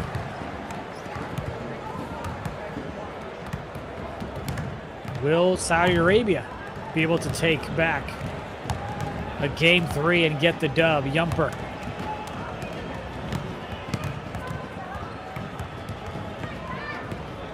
5 seconds remaining here. Gonna take that shot. He knocks it down.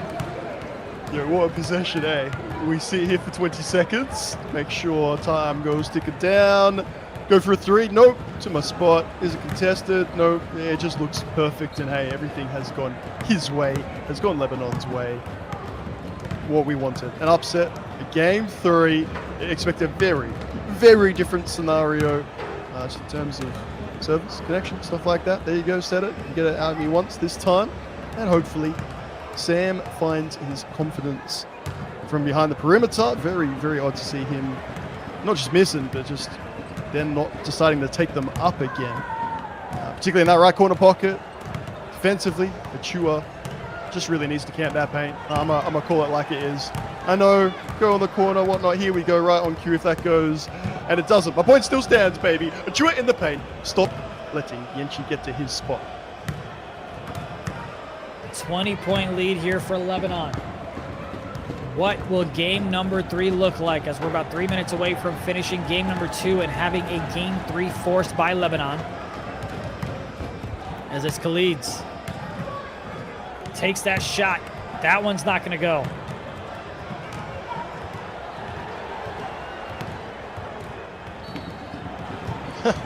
Stolen away there by Saudi. I'd start that, hey. 2 or 3 on the ball carrier and start spamming square. Why not? You've got to start to try and do something. You know I prefer it in the 3rd. In the context of this game, wasn't even Saudi Arabia necessarily doing a lot wrong. Shot timing, no good. But yeah, backcourt, a flopping, a stealing. It's going to be those types of vibes for the last 2 minutes 24. Oh, Just an unfortunate mistake. Just an unfortunate mistake by Saudi Arabia, but it's been pretty much Lebanon through and through since tip-off.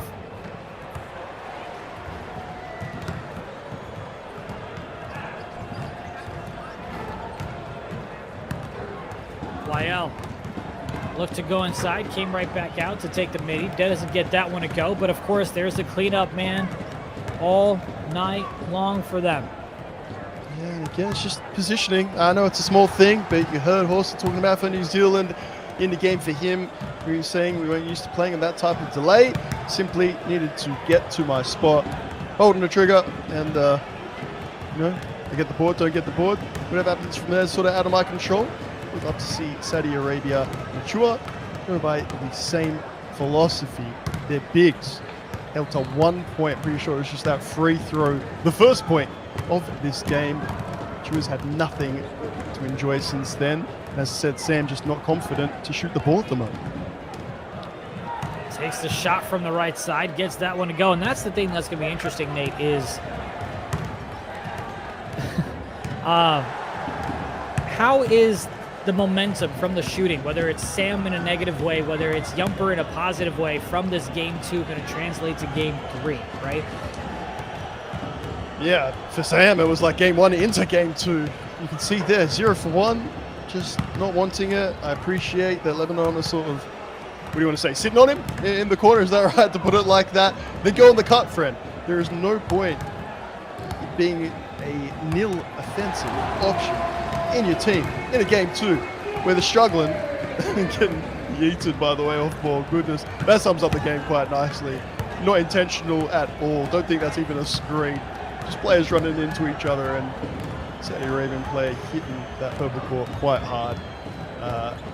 Reset, fam. How about we just have a little reset? Yeah, I would have loved that earlier. Called that about 10 years ago, didn't I, India, getting Chopper into the game. But too little, too late. Lebanon came out game 1, game 2, completely different. How about Saudi Arabia try a little taste their own medicine game 2 to game 3. We know they got the quality, but friends, it is the 4th time they have met in this tournament, in eFiba rather, season 2. Yanchi, Horsen, Love and Life. Is this going to be not just the first win, then backed up by the second win for Lebanon? Will they book their ticket to Sweden? Cannot wait for this game 3. Well, what does matter is it doesn't matter if you go ahead and get the sweep or if you win game 3, as the result is the same. As YL takes the shot.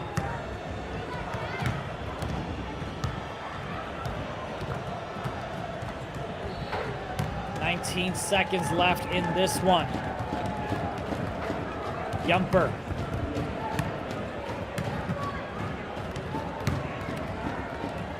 Just looking to run the clock out. Let's see if the sportsmanship is there from Lebanon. Oh, India, man. He hopes. He's so optimistic, and every time you can enjoy a foul and a timeout. What happened to humanity? And that's what I want to know. FIBA, baby. We play to the end in FIBA, all right? Your NBA, you can do what you want. FIBA, you play to the end. You never stop believing. And for Lebanon, with very good reason, they take game 2 and give us our first game 3 of the night. We're doing the regional finals, and specifically right now, the Middle East region. Saudi Arabia yet to lose a game. Can't say that anymore. They join pretty much every other team than New Zealand as being a nation that's been defeated. Ooh, India. Don't think many of us saw that coming. We can talk about the servers and this and that, whatnot. I want to talk about Yenchi, because man has been impeccable. I keep talking about what I wish Saudi Arabia would do defensively to counter that and simply beat him to his spot. Hey, it ain't happening. Keep feasting, friend. 20 and 19 in the first game. I haven't seen yet what he was in the second. It would be remarkably close. 16 points, 19 rebounds for Yenchi. 7 of those rebounds were on the offensive side. So a big second chance opportunity for them, thanks to him. And of course, you had Jumper with 25 points, 12 assists, shooting about 57%. So really just coming out balling from the get-go, right? Knocked down, what was it, like 2 big threes to give them a 6-0 lead. And I think they went all the way to, was it a 13-0 run to start things off in the first quarter, and then just continue to dominate. It didn't even really look like Saudi Arabia had a chance to go ahead and close things out in game 2. But now, both of these nations have a chance to advance to Sweden by just winning one more game, playing clean, good basketball for 20 more minutes. Oh, bring it on. Bring it on, and particularly when it's that sort of comeback story and whatnot. Shout out again, Dexter, just by the way, saying the entry reminds him of Prime Sick One. I guess my only question for you is what you mean by Prime, because, man, Indu is what, I can't even remember. I'm too in the FIBA zone. 6th, 7th season, the vet, all-star, as good as ever. You could argue Dexter, India. I'm not sure if you agree or not, whether the comparison or what Prime Sick One even looks like. I mean, the fact that he helped NBL Oz Gaming have the type of performance that he had, and of course now we'll see what he does with Knicks Gaming. But coming back to the Middle East, if you will, just a dominating performance. Now the question is, okay, cool. We saw Yumper struggle, then we saw Yumper get hot, right? Game 1, game 2. Now you had GOAT that struggled. You had Khalid that went ahead and struggled in game 2. What type of players are we going to go ahead and see in game number 3? As that clearly is going to determine which nation is going to move on to Sweden. What are your thoughts on that? Look, there's the word that I sort of want to say, and it's sort of, connection related and stuff like that. Friends, it's what's going down. It's what's going on. Can you do anything about it? No. What you can do is control what you can control. And I said, V Chopper had the hot hand. He was timing them. He was feeling it. Well, could Sam have taken over in that game? We'll never know, because he only got one look. You've got to sort of, just accept the conditions that you got, more or less, and find a way to do it. I appreciate that, GOAT Ball, because it is that good, is the way that you want to get it done. It's a real test of your squad, of the coaching, how you adapt to a difficult situation. We'll go ahead and find out as we are just a few moments away from game number 3. I can see the players looking to go ahead and load up and start things off here. Give me your prediction. I know we're getting close, right? We're waiting for the players to lock in, so we're waiting on them. But while we go ahead and kill some time, give me your thoughts, man. Man, I've sort of been back in that fairy tale, and I said love is dead, so I guess we'll stick that way and say go back to the favorites at Saudi Arabia.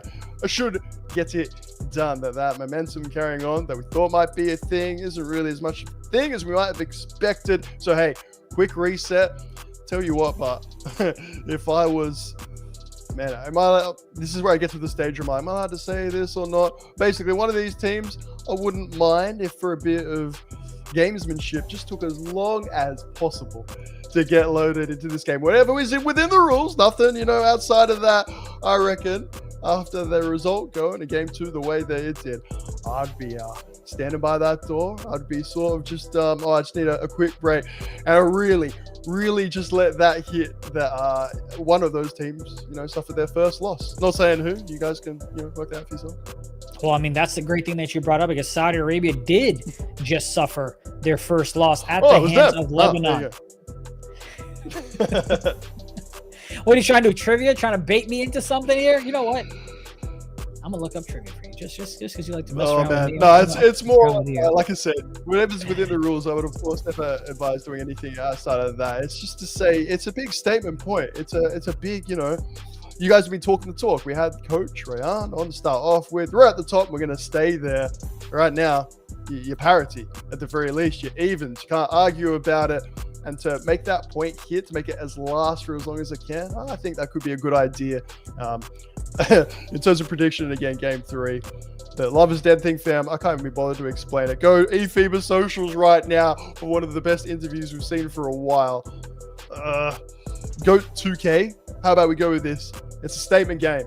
People talking about his class, his quality. Is he one of the best point guards in eFiba Season 2? That's right, all 61 nations. Is he one of the very best? I think this is his chance to prove that, or the haters might have some, ammunition and say, well, maybe not even top 5, top 10. If you're not Sweden, India, I guess you don't really get to prove that point. No, not at all, especially because you don't get to play against the other nations out there to go ahead and prove that you truly are the best of the best.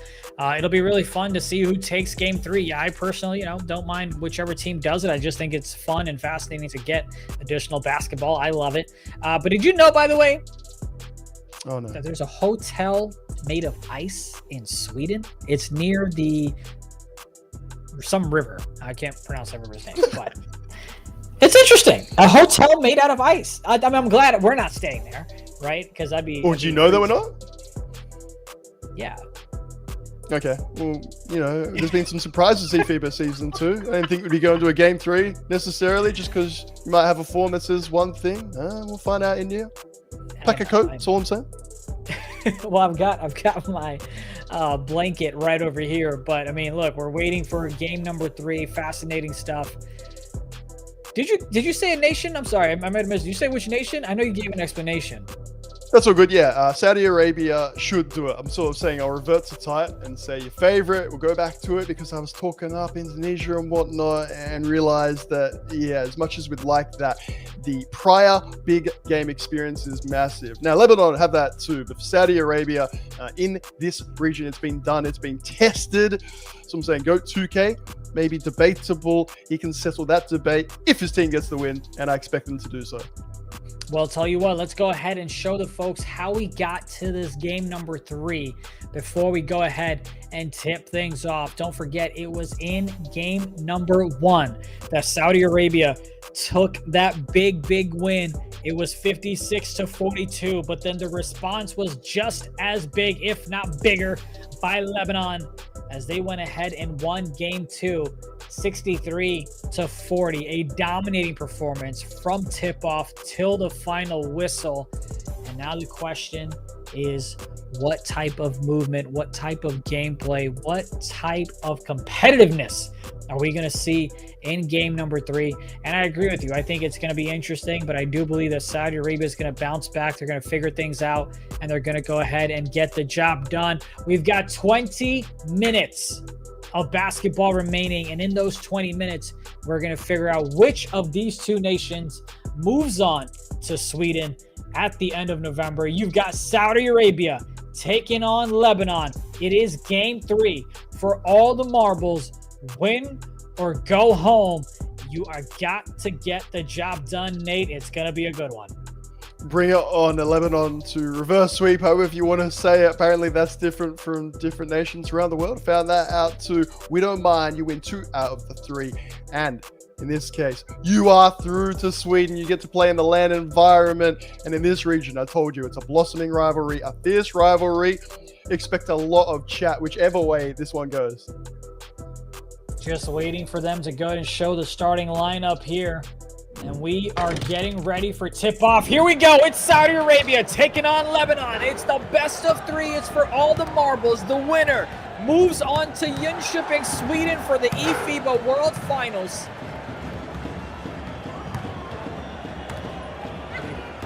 That one's going to miss. Gets it over to the right side.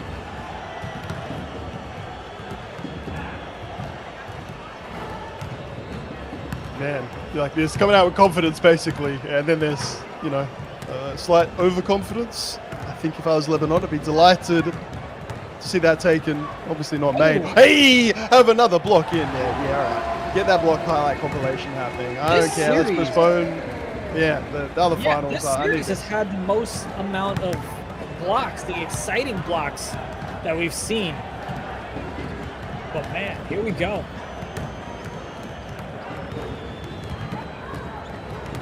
Fortunate. You leave it Yumpa wide open and you send 2 to someone else. A few miscommunications that we've just not seen from Saudi Arabia all tournament long. Game 3 is not the way to do it. Let off the hook. Now Khalid's left wide open, and friends, this is game 1 script in the opening 50 seconds or so. The guards of Saudi Arabia back. Will Lebanon be able to continue the hot streak? Here's Saudi Arabia. They get the steal. They get the shot. And they're looking to go up 6-0, and they do. And that's going to be a quick timeout by Lebanon. Love that in response. I will say, love that in response. Khalid, incredible shooting. You deserve plaudits for your first minute. By the way, get comments like, what are you just talking about? It's just 1 or 2 minutes. Fam, 2 minutes of 2K24 is 10% of the entire game. It means a heck of a lot here in the opening minute. Will and Khalid, but I love that timeout. Do not let anything blow out. Any double digits, anybody getting take nice and early. Please no. That's a lovely take, by the way. Just there. Get yourself on the scoreboard, Lebanon. 6-2. Fouls, India, timeouts. I don't care what it is. None of these big runs that we're seeing. Not in a game 3 in this Middle East final. 6-2. Go. looking to bounce back from his game 1, or excuse me, looking to bounce back from his game 2 performance.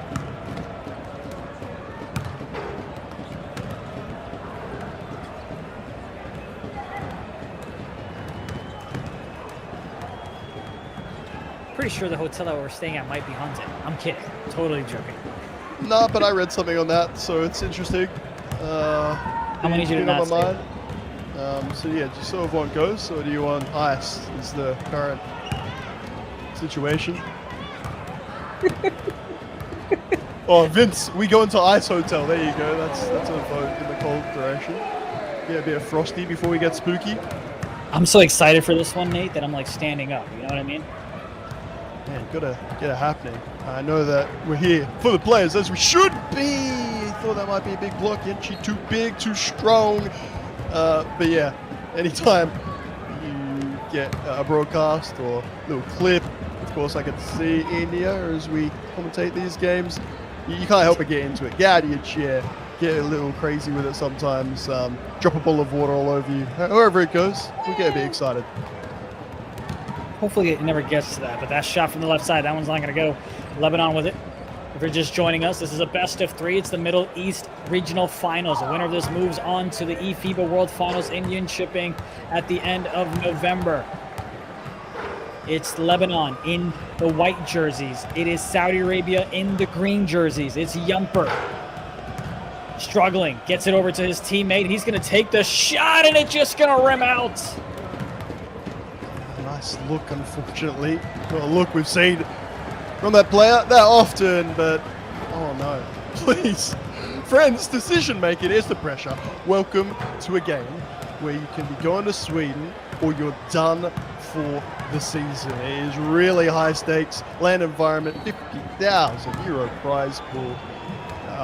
I'm no one to doubt the decisions or sort of put too much of an emphasis on it. I will explain. If you're in the chat, maybe your first time joining, have a little bit of sympathy, a bit of compassion, a bit of understanding how much is on the line right now. A bid to go to Sweden. That's what's on the line. For a lot of these players, as we've heard from other nations, it is the highest, it is the prime of their 2K careers.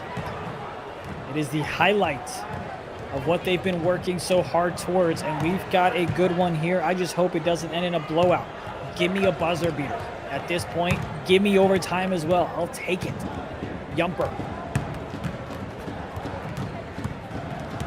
Gets the crab down low for the midi, but he's not going to be able to connect on that one. Ball goes to Goat. Keep an eye on any cuts from the left-hand side. There's the wrap.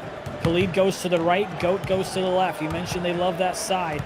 Khalid's going to look to work out. Trying to find some space in the middle. Getting bullied around by Jumper. Thought he had some space, but he reacted a little bit too late. Goat now takes the midi, fading inside. He's going to miss it, but it's the offensive rebound secured, and he gets it right back out to Goat. 10 seconds on the shot clock after the reset. Goat dots it over to Khalid. Khalid now a little bit too further away from a distance, so he's going to dot it to the right side. And you can see everyone on Saudi Arabia pretty much getting back on the defensive side, and it's not going to matter as it's Lebanon that get the dunk and get the 1-point lead.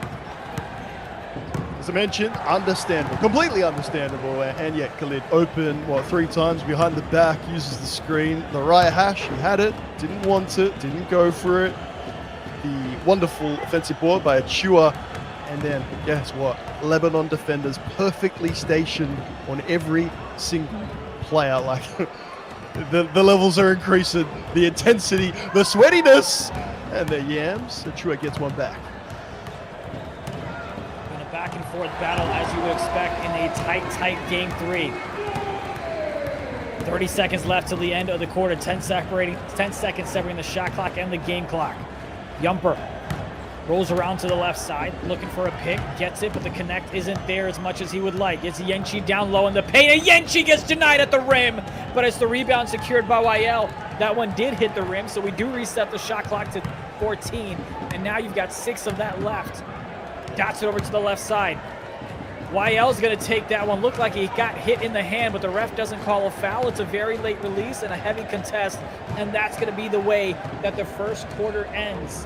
It is 9-8. Saudi Arabia with the barely of a lead. I believe 6-4. The battle of the bigs on the boards. 𝐅𝐻𝐋𝐋𝐖, of course, on top. No surprise. But 𝐷𝐿 after that game 2.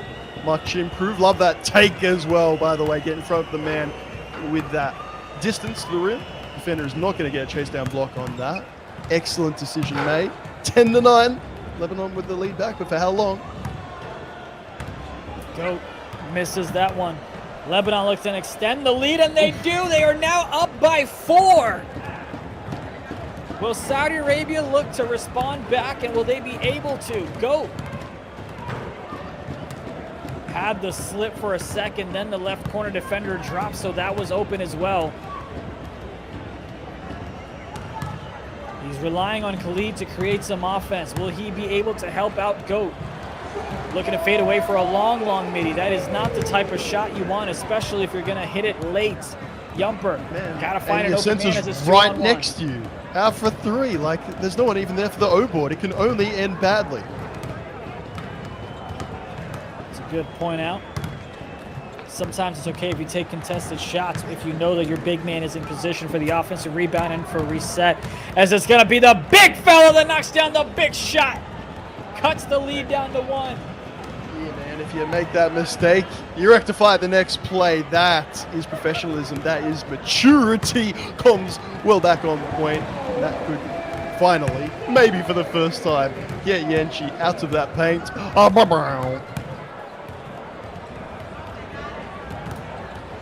Is that your air ball noise? Is that what that is?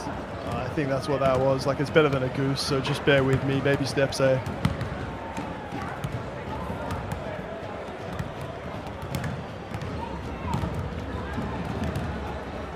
Go ahead and see what type of action we're going to get here in just a moment. But it has been a great... See, I told you I was standing. I was told you, Look right? at this beautiful man. I told you. Look at this beautiful man. You thought I was kidding when I said game 3 action, we're going to just go ahead and stand up. I wasn't lying, chat. I was on my feet for that game 3. Sometimes you just got to get into the intensity of it. But as we go ahead and figure out what's going to happen on that reset, what do you think about that game 3 as far as we've seen it? I'm just glad that it's like close, to be quite honest. That is so simplistic, but we've been doing this not just today, obviously. We've seen these teams from the get-go, roster changes, development of play, the 5 out, the sort of rivalries and whatnot. We want it to continue. We want it to go down to the wire. Respectfully, we've had some close games, and then even if we're waiting until midway through the 4th, it does go one way. And with the favorites, so hey, so far so good. 𝐷𝐿 fighting for those boards, and I don't know if it counts as fighting if all you're doing is getting to the spot. It felt simple to me. It's happening. It's an improvement. You see him there offensively popping. He might be. But we'll go ahead and update you through and through. Do you feel, as we go ahead and dive right into it, so there we go. It's Lebanon that's got themselves a 4-point lead, 16-12. 2 minutes left to go, and that's going to be an and 1 for Lebanon. And I got to ask, you actually sitting on that chair? Why you got to do that? Oh, I don't know. It's a genuine question. It seems like the answer's no now. The answer is yes, you jerk. Oh, it looks like it's just a prop. I feel like you're just doing like a little, you know, hover. Stop talking, man. You're on timeout. Yeah, fair enough. You know, stream went down. Lebanon on the run, 21-12. Things are changing quick. It looks like we did go ahead and have a player from Saudi Arabia that did go ahead and get disconnected. So now here's, that's going to put Saudi Arabia in a bit of a tough pickle, because now you're going to have an AI that's going to be running all over the place. Yeah, look at the reaction as well. Says it all. If it had to be someone, and you really hope it didn't have to be anyone, let's make that real clear. Big. And you can see it. Yeah. Yeah, you know what I mean? Like, it's kind of obvious, which is why we pointed it out, because the man ain't moving, but his man is moving. How do you think? So let's dive into some strategy here. You just had an AI disconnect, or you just have now an AI because your player got disconnected in a crucial game like this. The rules are very clear, so there's nothing that can happen from there. But in terms of strategy, how do you adjust if you're Saudi Arabia with what you've been dealt? just before we get there, because I don't like my man India getting flamed in the chat, Kingdom of Saudi Arabia, Trent, just clear that one up for you. No worries, What's no worries. KSI? Oh, sorry. Did he say do my job? Hey, listen. Well, I didn't say do your, I said defend your honor. Not you. Not you. I'm talking to Mr. Claymon Green. In terms of the game and the strategy, man, defensively, it's not the worst thing for it to be a big. Like, there's other players where you can't end up scrambling. It's all over. You're like, oh, well, he's not helping out. You just go to that man's opponent every time. They keep putting up shots as long as they're not completely inept. Congratulations, you sort of won the game. And that's a rec, pro-am, any level. Offensively, you do need to stand up. With Chua's build, I am interested to see. I guess firstly, I expect a rotation out of there. But failing that, hey, maybe. Even on an AI, Chua could be the key to the game still. That's going to be the end of the half. It is 26-15 as Lebanon grabbing a screen I think that was share. like So the game's still active here. Yeah. Don't worry, folks. Nothing crazy. Let's just try to get back in. As Indian said, we'll be back. Well, maybe right away, fam. Don't you worry. It's all good. It's all good. And like I said, strategy-wise, I still don't believe this one's done. Does it suck? Of course it does. You want to play. You want to be in there. You want to be fighting. You've got to look at the positives. That proper build, you can shoot. You can still space the floor. Defensively, hopefully, Saudi Arabia fans' point of view, if it's not going to dominate, maybe it can do a job at the very least. See if they're able to find some way of adjustment, then you can go ahead and see it's the big fella. Oh, and there is React Sam. So now you have your 4 that has gone ahead and left the match. It is not what you would like if you're Saudi Arabia, but that's what we've got going on. And we'll come back to our lovely faces here to kind of dissect it all and update you on what the matter will be. But nonetheless, as far as we know, it is Lebanon that has the lead, and we'll see how the resets will work. Will there be any? What type of spread will we see? All that good stuff. But Nate, what do you make so far of the half that we did get a chance to see?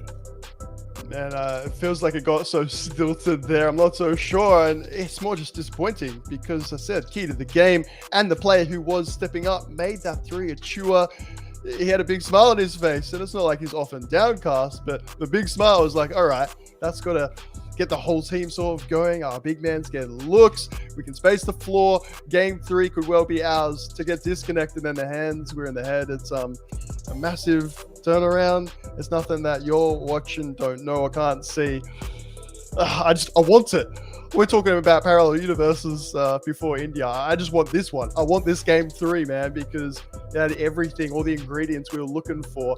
Lebanon playing so well. Yeah, she's still dominating, by the way, still on top on the rebounds tally, had a couple of points, but at least there was a bit of competition there. And then the smalls for Saudi Arabia on top. Khalid, 2 for 2 from 3. Yeah, I'm still ready. I'm still on edge. Yeah, I mean, as soon as we find out information, I know our operations team is hard at work, making sure they figure out not just what's going on, but the best way to solve it as well. We've got the easy job here, just being on the broadcast, showing our lovely faces and our beautiful voices as well. If we do go ahead and get a reset, however that may play out, you've got to go ahead and see the best way to come back. And this one is by limiting Yumper, right? You've got to have someone outside of Yumper go ahead and beat you, because he's been dominating ever since game number 2. You just got to find a way to get GOAT going. I don't know what it might be. I don't know if it's some off-ball screens for Khalid. That way the defense is more geared towards him, and that way you can get a little bit of an open shot and some space creativity for for GOAT. But if you're Saudi Arabia, you got to come up with some creative ways to get the job done when we reset game number 3, if that is the case to be. Yeah, I feel like I want to credit Lebanon's defensive work, though. The center coming up, and then, like I said, the roll to the paint, man. Like, Yenshi's just been there for every board, but doing really good work initially. Power forward getting involved. If not help defense, then at least like the threat, the sort of like arm in or pretending to go, and then going back. They're purposely paying that close attention to go. I would say for go, don't worry about it. You don't need to then take every shot. You don't need to fight that scenario. That means you got a player, if not open, look for the cut. Have some, what do I want to say? Focus more, on the playmaking than your shot making, because at very least, at very worst, Goat's got that mid-range in the locker. I didn't like him taking that as the first shot of the game. For me, that should sort of be nothing else is going scenario and tactic. Yeah, pass that ball off, facilitate, open up the floor for me. We'll see if they are able to go ahead and do just that, because I'm sure they're tuning in, trying to get some, trying to get some insight, some info, some free tips and tricks from Coach Nate the Great. I do see them kind of loading up. We're just waiting for the final decision. As soon as we know, we'll relay that over to you. But of course, kind of just recapping how we got here, going back to the first game day, you had Saudi Arabia that beat Lebanon. Then the second game day, you had once again Saudi Arabia beat Lebanon. But it was that first game day where, even though Saudi Arabia was undefeated, they were in second place because of the skill boosters, but they went ahead and took back the first. Did you just howl? It was like a skill booster howl. Yeah. I was getting. I feel like we need to practice that sometime. I don't know. I feel like I'm gonna have a rap over the intro song. By the way, that music is still in my head. Doesn't matter what we're doing; it sort of just stays there, no matter where we go. I can't remember what your original point was, by the way, so I hope you can. I'll be honest, brother. I'm just, we've got things that we're waiting on, but nonetheless, though, my main concern is this: how is GOAT going to go ahead and bounce back? Because we haven't seen him be who we believe he can be, right? I'm talking about the other FIBA tournaments that we've seen him play. He just hasn't shown up the same way. I'll link it back in all the way back to game day 1, which is where Lebanon finished on top with the skill boosters, but I'll say it like a normal human this time. There we go. Flow. We got it back. And yeah, you're spot on. Even in game 1, I was, if not impressed with the box score and the looks, because I sort of said at the start today, don't worry too much about his stat line, because he's got that chemistry. Chua's going to be in there, grabbing the O board and recycle, and we're all good. It didn't really have the second part of that equation, didn't have the first of it, but I was like, okay, let's see for game 2. And then it's just nothing. Nothing was going in terms of the timing. Again, understand why that could be. So please, for like my sake, for your team's sake, we all know he can be him. We've seen incredible shot making throughout. We know he's got that midi, and I don't just mean that spot. All around that mid-range area, I would be so happy. He can still facilitate, can still be him, just in a slightly different way. I've spoken about V-Chopper and Sam getting involved. I don't need to go into that rant again. That's what I want. We'll see if they go ahead and get you exactly what you would love to see. You got to give props to Mo, who stepped up in a big way for Lebanon. Of course, you have YL as well, and it's just a great performance. I mean, Yenchi, we saw the performance that he had in the first game, and they unfortunately lost, but they still got the job done. And then, of course, in that game 2, he almost had himself a 20-20 game. But let's go ahead and throw up the results from the first game and the second game so we can catch up the folks who might just be joining us. And you can see it was in game number 1 where you had Saudi Arabia that won 56-42. And then it was Lebanon that went ahead and got their lick back 63-40. And then, of course, now in game number 3, we're waiting to see what the final result, what the day of judgment will look like for both of these teams. Thankfully, we're not the ones making that decision. We're just the messenger, And for those joining in and seeing that, being like, okay, what a piece. It's sort of the third week, if you like, the third stage of this competition. Game day 1, game day 2, where Saudi Arabia were undefeated. So that's kind of why we're emphasizing, making a big point there that, yeah, things are one apiece. It could go either way. How do you respond when you take your first L and it's in a best of 3 finals? We keep talking or thinking about Brazil versus Argentina and how one loss there might turn things around very quickly. I'm just loving this format, to be honest, India. Skill boosters, a bit of variety, making sure there's some objectives when you're playing games against a tier 2, tier 3 nation, but then we really get the best opportunity. No best of 1s, fam. No judgment to other competitions the way they do it. It does mean that things got set up, and Lebanon got that chance to make history, basically, on the big stage. They sure did. And then one of these nations will join the Philippines and New Zealand in Sweden. And of course, we've got Africa still yet to come later on today. And you also have North America. You have South America. So plenty of action, including Europe, that's going to send 2 nations and not just one. So much eFiba basketball left, not just today, but also on Thursday as well. Nate, if we do go ahead and have a reset, if we are going to play, say, till the half, again, no clue what's happening, right? Because we're waiting on the official word, so we're just having a conversation as a couple of pals. Really interested to see if there's any momentum shift, because in my opinion, it was going in favor of Lebanon. How is a reset going to impact both sides? And of course, let's be clear. This is the internet day of age, right? These things happen. It's out of our control. We just do the best with the cards that we are dealt, and that's what we're working through right now. So we appreciate your patience at home.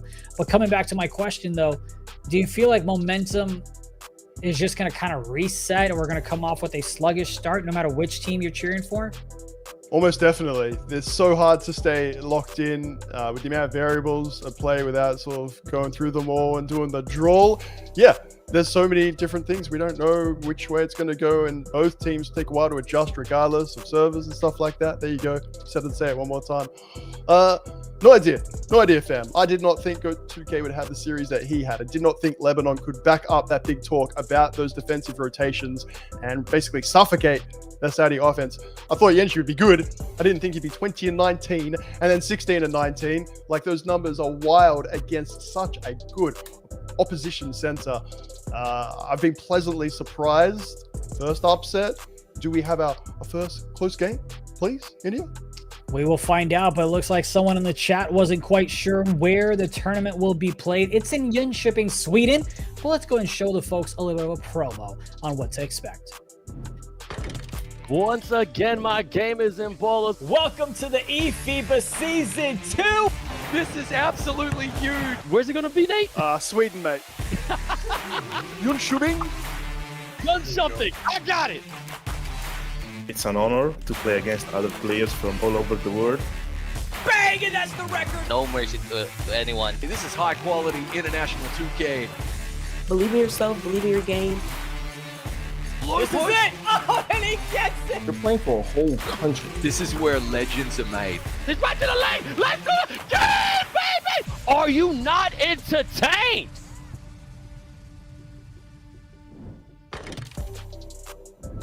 I mean, that's just exciting. Just as exciting to just watch the promo. I told y'all at rehearsal, my passport's on the way. I just got a notification like 20 minutes ago that's been delivered. So in my head, I'm like, please nobody steal it so I can go to Sweden. Thank you.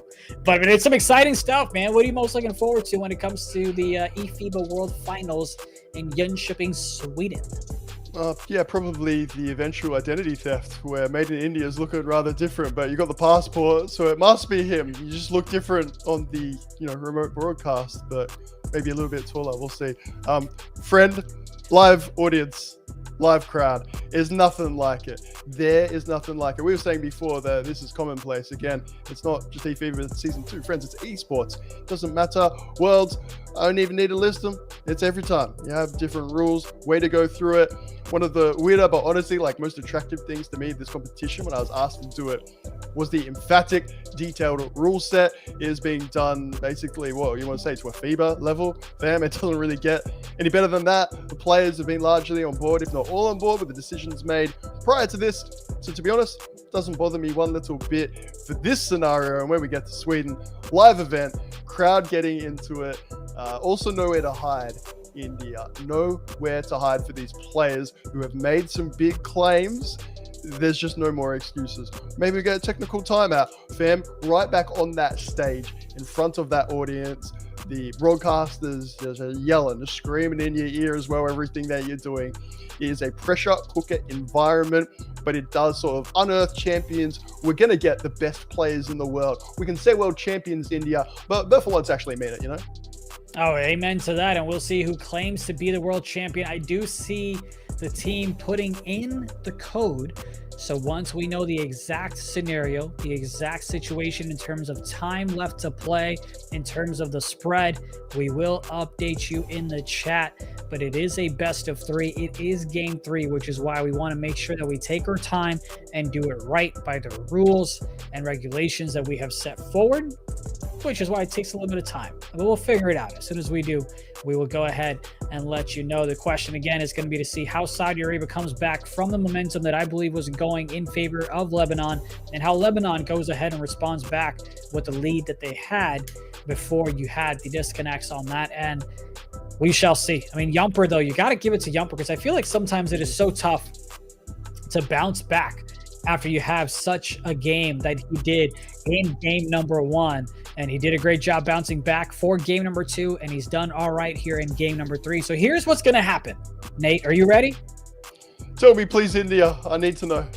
We are going to play 2 full quarters, aka a half. Lebanon is up by 11. But of course, we can't show you that they're up by 11, which means I'm going to do math. But I don't have 11 fingers. So it's all right.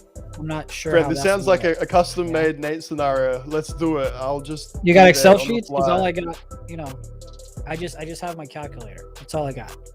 It's actually good. You know what I mean? Ready to go. I'm just really glad. Again, we said close game. Game 3, whatnot. We get a half. Friends, thank you very much for your patience and sticking with it. You're going to get rewarded. It is also sort of backed up, not necessarily my claim, but my thought that momentum going into it, is it going to be a bit jarring and stuff like that? Yeah.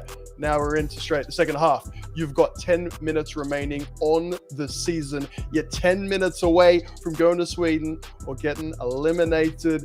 And also, I just need a moment to pause and reflect. Our first nation in the entire world of all 61 to qualify is New Zealand.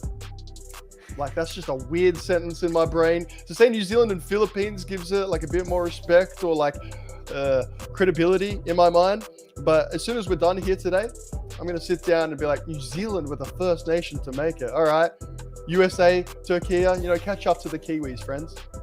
I mean, look, and I'm sure they'll love to go ahead and catch up, if you will, when they play them in Sweden, as we will go ahead and let them know. Now, of course, we got to go ahead and talk about overtime, because what happens if it's halftime and Saudi Arabia is up by 11, which means then with the spread, they are tied. If that is the scenario, if Saudi Arabia does win the half with exactly 11 points, then the overtime will be the first 3 minutes of the third quarter, which means 2 minutes will be triple zeros in the third quarter.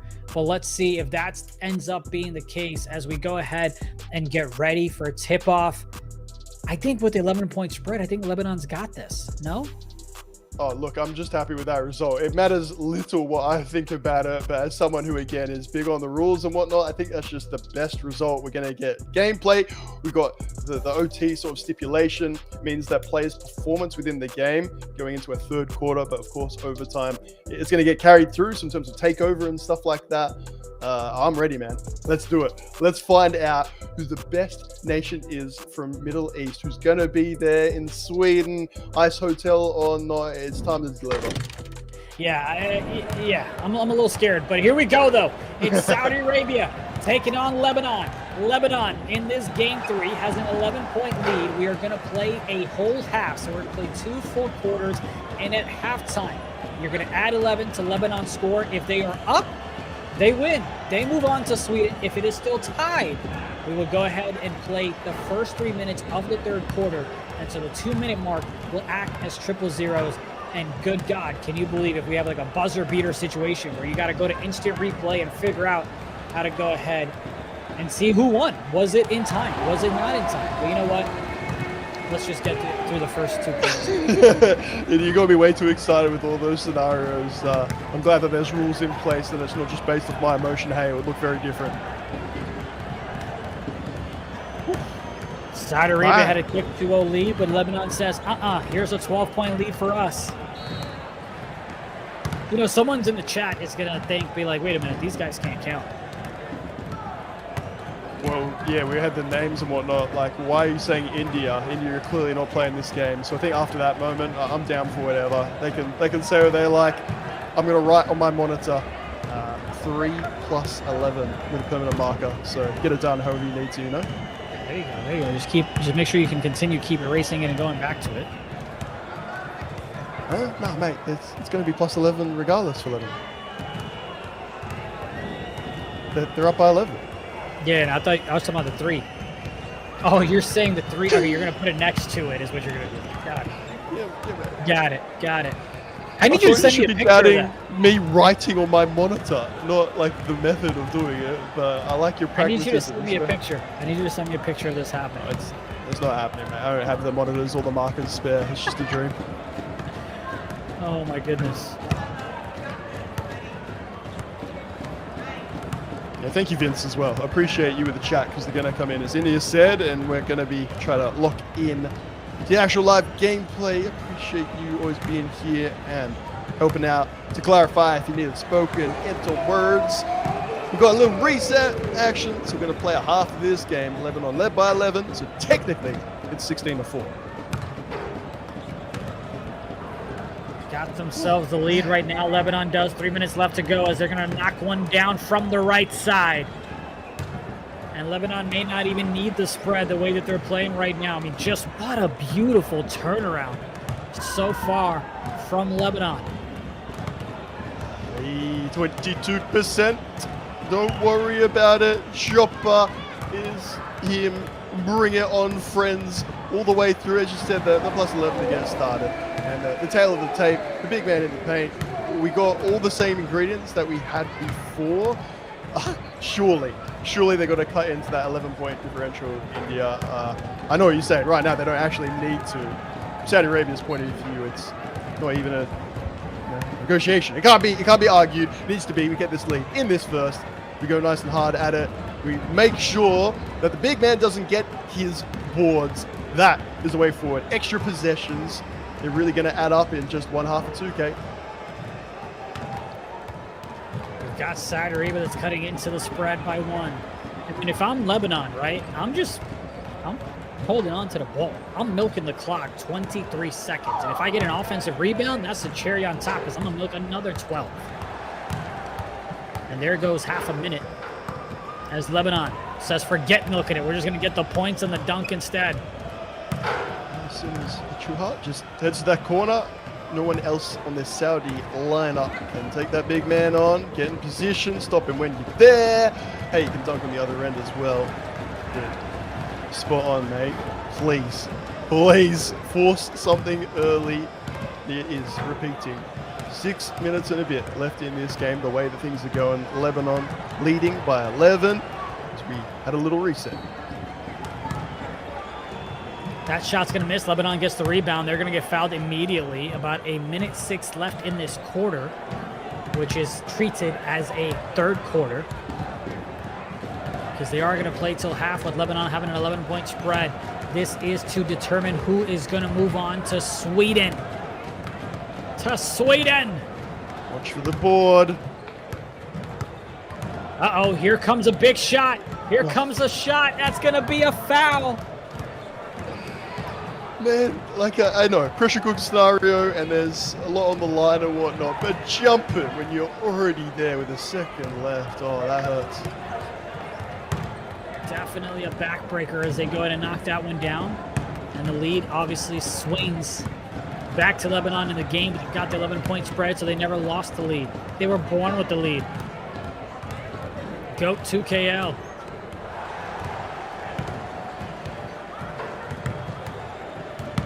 GOAT L2K, I guess. Gets it down low in the paint. Can't get that one to go. Lebanon with the rebound now. Oof. Yeah, pressure's getting turned up. And for Lebanon, it's working in their favor. They are keeping their heads. They are playing it cool. That little fake earlier, baffling when you're there on the drive.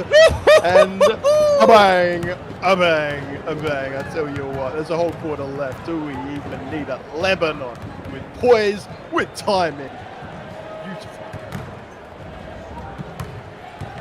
Go, trying to respond back. Gets over to Khalid on the left side. Khalid knocks down the 3. and they get it right back, but the lead stays 12. Lebanon, they're going to go ahead and get fouled. Man, help me, man. No, that's fine. You don't want them to shoot a contested 3, but you'll put them at the line for 2. No, that's cool. That's cool. That's cool. That's cool. That's cool. That's cool. That's cool. To go to Sweden, €50,000 prize pool. Like, you're down by 11. You got a half. Yeah, some of these decisions defensively, let's just go with not what I would recommend. 5 minutes away from Lebanon, ending up in Sweden, or will Saudi Arabia pull a rabbit out of their hat? Do they have a trick up their sleeves? As they're currently down in the game plus the spread. That one's going to get denied. Saudi Arabia with the ball now. They're looking to push the tempo, and that's going to be a foul. That's a smart play on the defensive side by Lebanon. That's the type of foul we like. Thank you.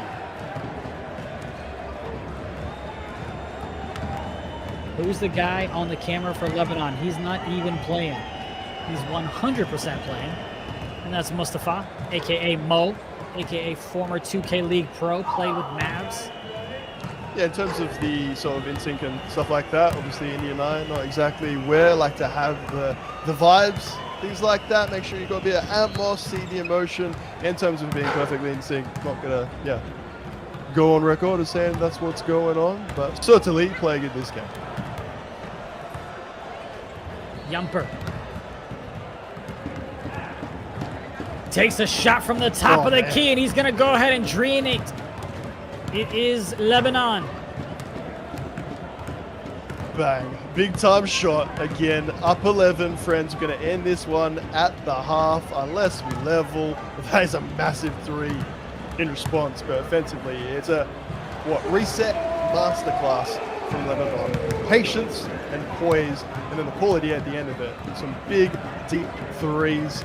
The cuts have been there. Chua's been a little bit better getting there to the spot ahead of Yenchi, but basically job done or close to. They've been magnificent since we got restarted. Respect. About 3:32 left to go as we tip off here with the jump ball in the middle. And Lebanon's going to go ahead and win that one.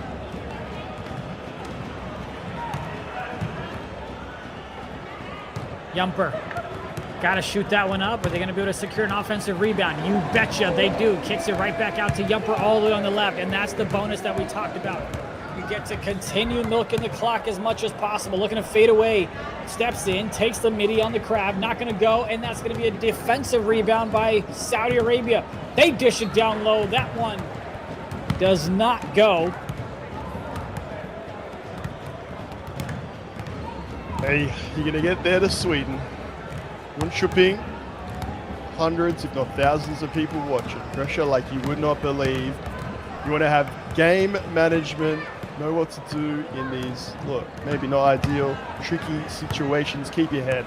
And Lebanon have been superb, making sure there's been nothing cheap, nothing easy. Turnover, securing the board. And cue that, mistake made. Guess you can afford it. Run my face in it with 2:30 remaining. Up until that point, it's just those fundamentals, to be quite honest, for mine. India, extra possessions, nothing wasted.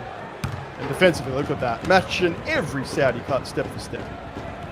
I kind of feel weird calling this out, but we had Mo tell us earlier in the game, in the pregame interview that he was sick. You can just see him kind of coughing up as he's playing the game as well. And we said, look, if you win, you might feel better, and he might just feel better, as they're about 2 minutes and 13 seconds away from clinching their spot to the eFiba World Finals in Sweden. Down low in the paint. That one's going to go. They get the big jam, but they still trail by 12. Nicely done, man. Quick math, indeed. So still doable. Job not done, as far as Lebanon are concerned. Into the final 2. These fouls could add up quickly. Boy, you can just get it nice and clean. Right corner, please. Holding it up, friend. There ain't no time to hold it up. You got your brother free that right corner. Well, positives. Lebanon defensively, back in position, quick smart.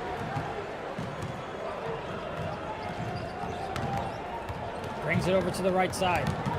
That one's going to miss. Lebanon's got it now. Get the stop at the rim, and now it's Saudi Arabia that's just trying to get something. They just can't. I mean, just even the loose balls are just not going in their favor.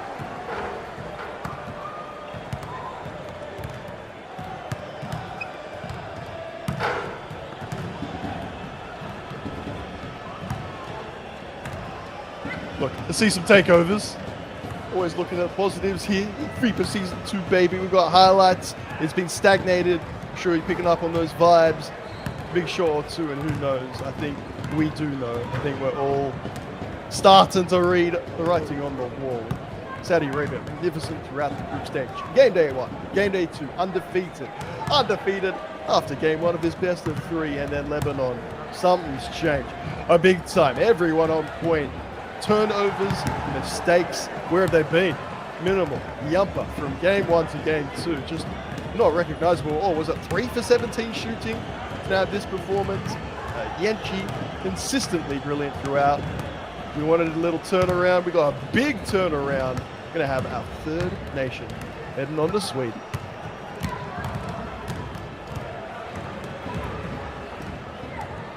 Yumpa at the line. Okay, freebies, maybe not always the case, but repeating. Lebanon up by 11. We had a little reset, restart. It's technically 32 to 21. That's why we're talking about the way it is. Another quick 2 that could have been. It goes, but I don't know. Big game pressure. Respect Lebanon. Kept their heads. Got it done. Holding on to it now, looking for a fluky steal. Are they going to get it as a traveling violation? They're going to call timeout because they don't want to risk it. Coach Jonah in the chat. Head coach. Sorry, I was going to say, I think you could enjoy it. Head coach of Magic Gaming. Leading things for Great Britain. Oh, that one's going to get stolen away. It's the Saudi Arabian team that knocks down the 3. The deficit is now 6. Nate's got a smirk little face right now. Are they going to be able to get another steal? That was a loose ball. They had a chance, but they barely get it past half court. That would have been huge. That was the face, if that helps. Lebanon looking to hold on to it here. They've got 6 seconds. Gets it over to the right side. No matter the results of this, it's Saudi Arabia that call a timeout. They need a lot of points than they can get in 1.1. They need like 6 points in 1.1 seconds. Skill booster. Congratulations, Lebanon. That is going to be the whistle. That is going to be the end of game number 3, as it's Lebanon that is your Middle East champion, and they will move on to Sweden to take on the 7 other nations for a chance to win 50,000 euros. I mean, just what an incredible matchup.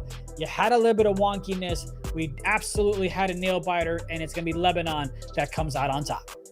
Yeah, not all the story for several different reasons. We thought that it might be, and it came down to game management, scenarios, sort of keeping your head, so to speak. And hey, defending. People don't like me talking about that. Crossed that off my list. Talking about set pieces and inbound plays. Nobody liked that one. Bam, discipline. Turnovers, extra possessions, rebounding that basketball. I know I kept going on about Chuhai getting to the spot before Yenchi just getting out of the corner. Don't worry, switch that. It's clearly not working. Didn't happen. Fundamentals at the end of the day. And what was it? Yench O'Neal, Big Yenchi, whatever you want to call him, friends. He was dominant. He's clearly, for mine, the MVP of this series. Amen to that. I mean, we're going to get a chance to interview the winning team, aka Lebanon, and also the runner-up, which is Saudi Arabia. But just what an incredible upset at the hands. I mean, just Lebanon outperformed them in that game too. It's not even that they came into today and they dominated from the start. No, they struggled. They kind of got blown out in that game 1, and then they came back to win game 2, and then they forced a game 3, obviously, and then won that as well. So just a great way for Lebanon to show up and just have the upset that we didn't really see coming at all. Yeah, and led by their point guard. Like I said, was a 3 for 17 shooting that first game. Irrecognizable in terms of shot timing, shot selection, even more than that. Decision making was impeccable. Every single play. Was I a bit frustrated that 𝐓𝐿𝐶, of course, was sort of uncontested in the paint a lot of the time? Sure. But it started in the hands of the point guard, slowing things down when necessary. We focused on that. Well, I've certainly focused on that point guard center combo a lot. Apologies if that's been overkill, but it has also been the game plan. It has been rinsed and repeated and now perfected here in this Middle East Finals. We'll get the interview again from the team of Lebanon. It might be Mo, it might be someone else. You'll have to kind of stick around to find out. And Nate, the sun is finally rising. I mean, it's been rising, but like now it's noon here in the US. It's like smack dab in my eye. So I'm trying to like duck it a little bit. So games that you're going to be a best of 1. Then the winner of those games will play in a best of 3 to finalize their spot in Sweden. I mean, that's going to be an exciting one. I cannot wait to get your predictions on it and see which way the cookie crumbles in that region. But as we do go ahead and wait for the interviews with the winning team, how do you think Lebanon is going to face, or how well do you think they're going to do when they face the other 7 nations? So far, we know it's the Philippines and New Zealand. Yeah, and obviously a big day coming up on Thursday, friends. So make sure you're back by that. Man, yeah, form guide is just an interesting one in terms of just spread. I feel like that's not worked for me today. If that's been on point previously, if you're sort of like awaiting at least in terms of where they stack or where they fit in. Looking at the results throughout game day 1 and 2, if you want to sort of go the whole tournament, then ahead of New Zealand, behind on Philippines, based on the best of 3, or maybe even just based on results against Saudi Arabia. If the learning, the improvements, the rotations, damn, look at that first game against Saudi Arabia to look at this today. Like I said, almost irrecognizable in that department too. That is a huge improvement and a testament to the professionalism. Now, I'll be honest, India, I haven't thought about the format for Sweden in terms of when we're actually there. I haven't thought about it one bit. I don't know how it works. I refuse to look at it until I'm there and I can actually believe I'm in Sweden. The more opportunities they get to play, the better they'll perform. It'll be interesting to see exactly how things get broken down in terms of seeding, randomness, all that good stuff there. But for now, we know that it's going to be Lebanon that's going to be there. It's going to be New Zealand, and it's going to be the Philippines. And of course, we will wait to see what happens with the Africa region. Then in North America, the way that it's going to work, chat, in case you're just joining us, is you've got Puerto Rico that's going to play Dominican Republic in a best of 1. Then the winner of that matchup and the winner of that game is going to go ahead and play the United States in a best of 3. Let's go ahead and get on with our interview. It is Mustafa from Lebanon. I mean, just an incredible journey. Hey, buddy, you feeling any better? Because it's Lebanon. That's your Middle East champion, and they're moving on to Sweden. How you feeling? Hopefully a little better.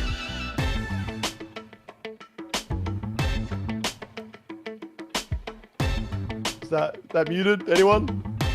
Not sure if it. Hey, Mustafa, come on. I know you won, but are you muted, buddy? My mic was muted. Sorry. Yes, I'll move. Yeah. Overall, I'm really excited, really happy. Yeah. Overall, like really excited, really happy. There's a lot of talking going on right now. There's a lot of talking going on in between the game. At the end of the day, we came through. We won. We did our job. We gave them game 1. We spotted them in game even, and then we just came back game 2, game 3. They couldn't score a bucket on us. You saw what I said. When they don't have takeover, they're literally bots. Like, we just backed it up. Yeah, I don't know if like literally bots, because they were AI, at least one of their players at one point. So fair play, good use of the word. In terms of your improvements, game 2, I was saying irrecognizable, friend. I just couldn't believe it. Your individual performance. Talk me through what changed for you, even just by yourself. Honestly, we just started greening. Like, literally, game 1, we shot so bad, and they got so many boards over us. Game 2, we came around, we started greening, we started passing the rock. Our defense, honestly, is what won us all the games. We held them under, literally, I think, under 50 points every game. So, overall, like, 𝐓𝐿𝐶 went crazy, too, on the boards. He had 20 boards one game. So, overall, like, a great team performance. I'm really proud of all the people. Like, we have guys playing in Lebanon, and, like, y'all know what's going on in the world right now. So, it's just really proud of all my teammates, what they have to go through, and where we're going to be headed.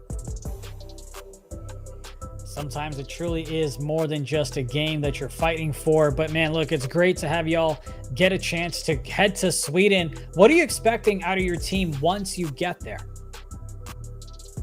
Honestly, I know we're gonna face a lot of tough competition. It won't be the Middle East no more, so I expect a dogfight.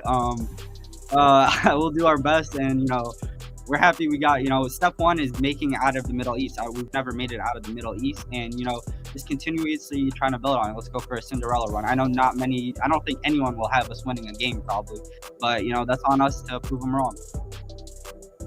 Well, that you done it. Yeah.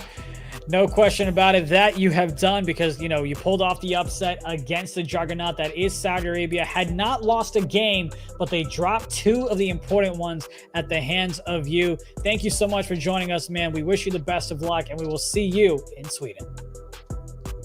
Thank you. I appreciate eFiba. I appreciate all of you guys for hosting. We really appreciate all the work that went into this tournament. Thank you. Absolutely, man. I hope you feel better just a little bit, and maybe some soup will go ahead and get the job done. But Nate, just what an incredible day that we've had so far. When it came to Oceania, you had New Zealand that went ahead and moved forward. Then we traveled to Asia, and you had the Philippines that stamped their ticket. Then we came to the Middle East, and we found out that it's going to be Lebanon that can pull off the upset. They'll be hanging out with us in Sweden, and we'll be back in just a few moments with Africa. That's going to be 4 nations that are left standing. We'll play the semifinals, best of 1, and then we'll play the finals in a best of 3. Don't go anywhere. We will be right back.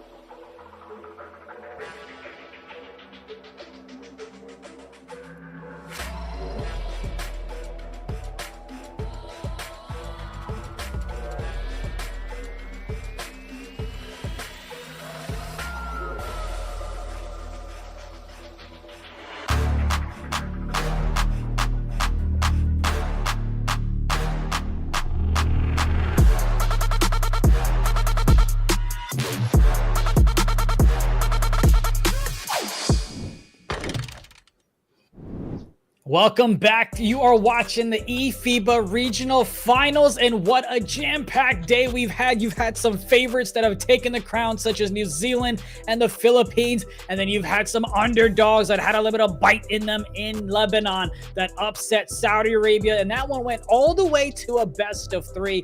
Welcome back. My name is Made in India. That is Nate the Great, and Nate, we now focus on Africa, but before we do that, we've got the Middle East graphic to show you. Again, it was in game 1 where the Saudi Arabia team took it.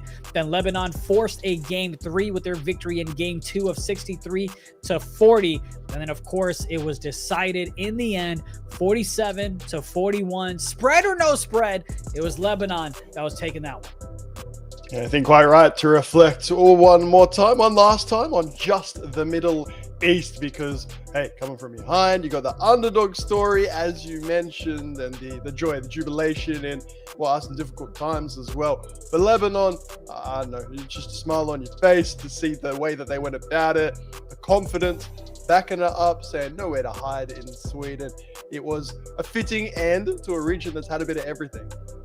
Well, hey, that is done. We are done with the Middle East. Let's focus on the here and now, and that is Africa, because we've got 4 nations that are remaining, and it's going to be a good one because we've got 2 semifinals to play, and then we'll have a best of 3. But there you have it. Those are going to be your matchups. It's Algeria taking on Egypt, and it's Morocco taking on Cote d'Ivoire. I was trying to focus on making sure I said it right, that I forgot how to say Morocco for like a millisecond. It's been a long day. Mate, you've read the first 2. There's only 2 left. Where we struggle, Cote d'Ivoire, friends, Ivory Coast, very fun to see indeed. Morocco, Algeria, start as your favorites in either one after today, and particularly for these semi-finals, which again are best of 1. So it would be foolish India of me to make a prediction. Please don't ask, please. So who you got? Cote d'Ivoire. Just because it's fun to say, and so we can keep on saying it. Again, when you've got the favorites, and we'll talk about the stats, break down the game days and how we got here. The actual finals, the Africa finals, will be best of 3, but yeah, best of 1's friend. After what we've seen today across the 3 different regions, we had the pleasure of calling. Just, form guide, stats, mate, I'm going to lock in, see what the connection's like, see how fired up these homies are, and look at the chat on social media and see what gets backed up. Because don't forget, there's a lot of Ghanaians watching on that maybe don't like us saying Cote d'Ivoire too much. Those skill boosters, meaning that nation, made it in the 4th, and the poor Ghanaians thinking they were in there, not meant to be. Well, you know that those skill boosters come into play, but you know what else comes into play in improving our broadcast and everything that we're doing here? It's the survey. So make sure you smash !survey, because you genuinely have a chance to have a big impact on our shows, what we do, what we've created, all that good stuff. Everything is at stake, including prizes. So if you want to go ahead and chance to get those nice little hoodies, if you want to get some basketballs that are FIBA branded, if you want to get some NBA 2K game codes, jump in the chat, write !survey, and help us keep improving this product that you all love so much. I know I definitely do. No question about it. But Nate, of course, since the graphics showed that the matchup was on the left-hand side, that's the team that we're going to go ahead and watch first. That's the game that we're going to be casting first. It's going to be Morocco taking on Cote d'Ivoire. And it's going to be fun, man. You have Morocco that, defending champs. They've got some things that they want to hold on to. You have Cote d'Ivoire that finally just barely snuck in there as well. We've already seen an upset. Are you expecting one here? But keep in mind now, it is a best of 1, chat. It is a best of 1. So it's one and done. Morocco, Cote d'Ivoire. What are your thoughts?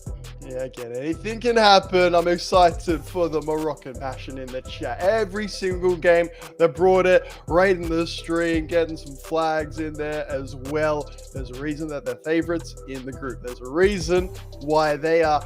I'm sure you'll probably hear from their mouths directly based on what I've seen again on Twitter and whatnot. We are in Sweden. We're a lock for Sweden and that type of chat. So it'd be amiss of me to say anything else. We will see how it all goes down, man. those best of ones are tough sometimes because you're just kind of playing with those high stakes, the jitters, the butterflies, the mistakes that you make are just kind of accumulating so much, and they just have such different variances to them, and they just impact the game so much as well. It should be a fun one. It should be a great one. Like every single game that we've seen so far, there's always that one quarter where the team runs away with it. Oftentimes, it's either the first quarter or it's the third quarter. So pretty much whatever game plan you had coming into, one team executes it to perfection, and we'll see what happens. And of course, after that gets done, then we will go ahead and watch the other semifinals to see what exactly our matchup in the finals will be like. And that's where we go ahead and play the best of 3 matchup. It's going to be a good one. Are there any players that you kind of have in mind or anything you're watching in terms of keys to the game? I'll go ahead and start if you want to give us some time here. It always goes back to me, the second chance opportunities, right? We saw how big of an impact that was for Lebanon. The rebounding was just crazy insane, especially because they were going up against the popper. So that gave advantage to Lebanon to get those rebounds, to go ahead and dish it out for those second chance opportunities. What are you kind of most looking forward to in terms of keys to the game for either of these nations? Yeah, firstly is that everyone's nice and healthy. That was my sort of weird little laugh before, to be like, it's not a very funny topic, and yet it's been a consistent theme. There's been a key player on every team, and it's affected the results of games, not necessarily in the same way, but players reacting differently. So firstly, hope everyone's got a clean bill of health and ready to put their best foot forward. Côte d'Ivoire's perimeter shooting. Put that as a key to the game, in that I've just felt like it's not got going. It's not won them games specifically. I'll go a bit deeper into the stats and the way that I've worked that out. If that 3-ball is going, and honestly, by going, I'm saying like 1 in 3, just give me a little something, then maybe they can start to contest. It's going to be difficult, as we've seen. You said first quarter yourself. Shots don't go early. In a best of 1, if shots don't go early for Côte d'Ivoire, Morocco can start thinking about that final series, that best of 3. And we'll, of course, go ahead and see if they're going to pay attention to spreading the rock out the perimeter to knock down those threes, or if they're going to look to take advantage of the pick and roll and slice up the defense and get those easy points. But, of course, it's that half-court offense. Are you going to be able to score when it comes there, or are you going to continuously rely on the fast break opportunities? Because if that's going to be your bread and butter, that can easily be shut down, especially if you face a team that kind of plays at a slower pace. But let's kind of zoom out for a second, and let's kind of work backwards as we're still waiting on gameplay. As soon as we have it, we'll bring it to you live. We're focusing on Africa, but we just finished with the Middle East, right? Recapping that, game day number 1, Saudi Arabia beats Lebanon, but Lebanon stands as number 1 because of the skill boosters. Game day number 2 in the Middle East, you have Saudi Arabia that once again puts the whooping on Lebanon, and they regain position as number 1. But then you come into today, Saudi Arabia, completely undefeated, hasn't lost a game all season long, and then they drop 2 in the worst possible timing at the hands of Lebanon, who come out victorious. And I mean, you had Mo say some strong things. These aren't my words. These are Mo words about how if they don't have takeover, they're not that good. I'm using better words here. Yeah, I was going to say, that ain't what he said, man. He said they're literal bots. And I was like, well, I guess I'll try and meet you somewhere there and be like, well, one sort of was AI for a little bit. You got to back it up. With talk like that, maybe he's sort of going in with that nothing to lose approach. Some people I've seen be like, that's disrespectful. Hey, you can cut it up however you want. Winners going to Sweden. The circumstances again around the restart, it still felt like, and then I'm sure you would agree, the best team on the day is going through. That even with the restart beforehand, you were saying Lebanon are going a bit of momentum, and maybe it will affect them. Everyone's playing under the same rules, same conditions. I think the only thing I can think of to say to it, give me a best of 5. Best of 7. You saw me type out ! survey in the chat, man. Just like a best of 14. It's these key matchups here: Philippines, Indonesia, Brazil, Argentina. I would love. I want more. I would love for the Africa semifinals to be a best of 3. I think that'd be a lot of fun. I think that'd be great. But unfortunately, we only have a best of 1, but we will have a best of 3 when we get to the finals itself. So that's the Middle East, where Lebanon does go ahead and move on. Let's go ahead and backtrack a little bit more, where we go and visit Asia. You had the Philippines taking on Indonesia. Indonesia barely lost the first game, I believe by like maybe 3 points. I think it might have been 32-29. Then they go ahead and lose the second game.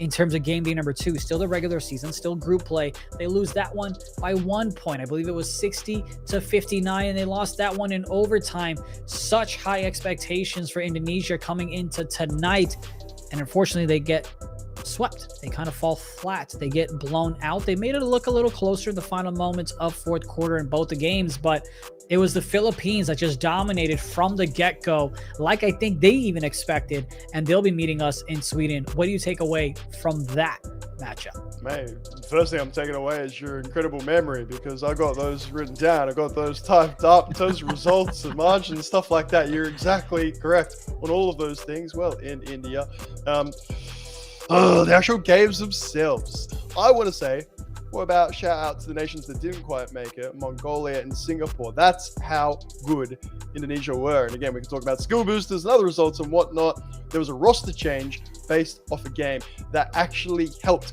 In fact, was a massive, massive reason, propulsion of why they even got there in the first place. Indonesia getting to a top 2 spot. So they've gone on a journey. They've found ways to improve.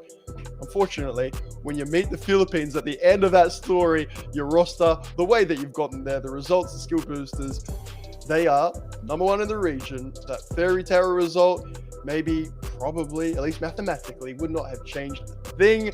We didn't get a best of 3. Don't get the fairy tale. We still got like a little bit of hope for romance that, you know, an ex turned friend might turn back into something more. As long as Indonesia are back for season 3, ready to fight again, get Fuego behind that controller with his big smile, I'll be pretty happy. Well, we'll definitely see how things play out in Sweden when it comes to the Philippines, but they are the squad that is moving on.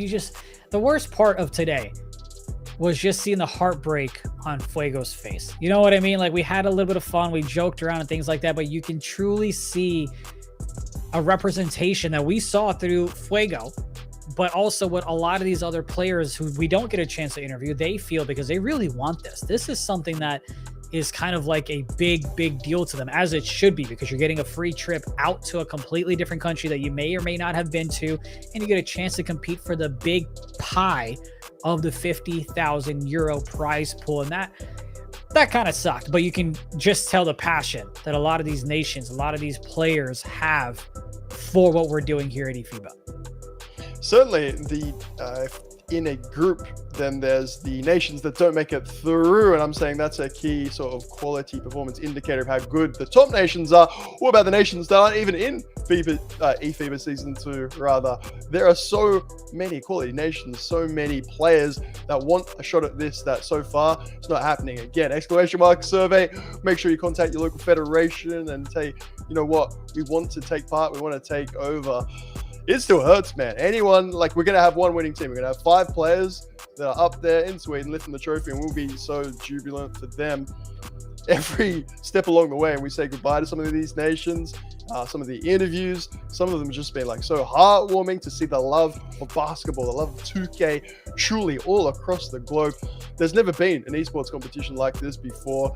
I really hope we do get more nations, get more players involved. For the ones we have to say goodbye to, thank you very much for your good sportsmanship. Of course, your excellent gameplay and quality, but for bringing, I guess, that local flavor. Everyone apparently has got a basketball hoop and basketball court that looks completely different. That's a good start. And we've been talking about the call outs and plays that got different names. I just love seeing the passion. It's the same, but it's unique in every region, every country. It's a pretty beautiful thing. It indeed is. And again, that was the Philippines. You have them moving on. You also then go ahead and have Lebanon moving on. But let's go ahead and start with where we started the morning and the broadcast and the show. It was Oceania, where you had New Zealand taking on Guam. And I know this was your... I said I was going to do it all show long. Yeah, I just decided to do it once at an inappropriate moment instead. I just didn't think you were going to do it, so you threw me off. But I appreciate that. Thank you so much, because I thought you said something completely different, but I know who you are, and I know you wouldn't say that. But anyway, that was I'll a type fun it in match. chat just in case. That was a fun matchup. That was a best of 3, and it was New Zealand coming away with the win there, coming away with the sweep. They take care of business. They come on the show. They come on for season 2. They win 2 games. 2 hours worth of work, and now they'll be flying 30 hours to Sweden. What do you take away from that matchup? Oh, again, just the happiness where it was job done. I sort of went with that line. Kiwis, our New Zealand friends, kind of like, oh, okay, yeah, no worries. Like, it's very chill. And so if you try and make it a bit bigger, if I tried to hype it up, if I talked about their game plan, is anything more than what it was, I'd get called out by the entire country. And fair enough, that's not what they went in and did. You heard it from Horsey, Sensei messaging me later, by the way. Happy birthday, Sensei. Got the W on his birthday. It means just so much to them. They were so happy, a little frightful even that they might, blow a big opportunity with Australia not being in there. They're fine. They're laughing. As I said, that plane trip for them for Sweden, big smiles all the way through. Indeed, it was. And just to clarify, he said up the Guam. Just making that very clear. It's in the chat. It's all out of love. I just want to make sure that no one pulls you off the broadcast. No one yanks your access. No one deactivates your link or anything like that. But Mate, I'm sorry to know what I might have said, what it sounded like, but yeah, chat's got my back. Do they know? I don't know. As in, I've got my back in the chat. If you can't, defend yourself, then who's gonna? There you go. Well, we've kind of recapped all the action that we've seen thus far. And of course, we are just waiting for Africa to get going, as we are going to have 2 semifinals. Matter of fact, if we could throw up the graphic and the results, or the bracket, I guess, to show what is going to go down and what we are anticipating for things to be like tonight for the remainder of the broadcast. We've got 2 semifinals that are going to go down. The first one, of course, you're going to go ahead and have your Morocco taking on Cote d'Ivoire. That's going to be a best of 1. That's the first one that we're going to go ahead and watch. Now, the second one, we haven't really talked about it yet, but is there a team that you're kind of leaning for one way or another? Algeria, Egypt, and it's the former. Respect to Egypt because they came through and progressed. The deeper we got into game days, surprising me at a minimum. I think I had them as like top 2. Morocco, Algeria, we'll get that as a lock. And then Egypt, I think first game day, maybe I was saying, again, based on a little research, chatting with the players, looking at their local competitions, whether that's semi-pro or the top league. Yeah, Egypt maybe for top 4. They started to slide into that 3rd position very quickly indeed. And it became about just that fight, rather, for 4th spot. So, hey, Egypt have already exceeded my expectations by getting into 3rd and doing so comfortably. To beat Algeria, it's a big step up. The top 2, I like that for a region. Best of 1s, India. Bring it on, man. Who knows who's rocked up today? Who knows what variable will have some AI that rocks up, mate? A literal bot? Bring it on. Apparently, it's like prophecies that are getting spoken in to eFiba Season 2 game day today. So anything can happen, mate. Amen to that. And something that you want to kind of also see is getting to Sweden is great. It's cool. It's a big accomplishment. Don't get me wrong. But it's not just about getting there, right? It's not just about being invited to the party. It's about actually winning it, right? And no one wants to just sit in the corner and be like, yeah, I went to the party.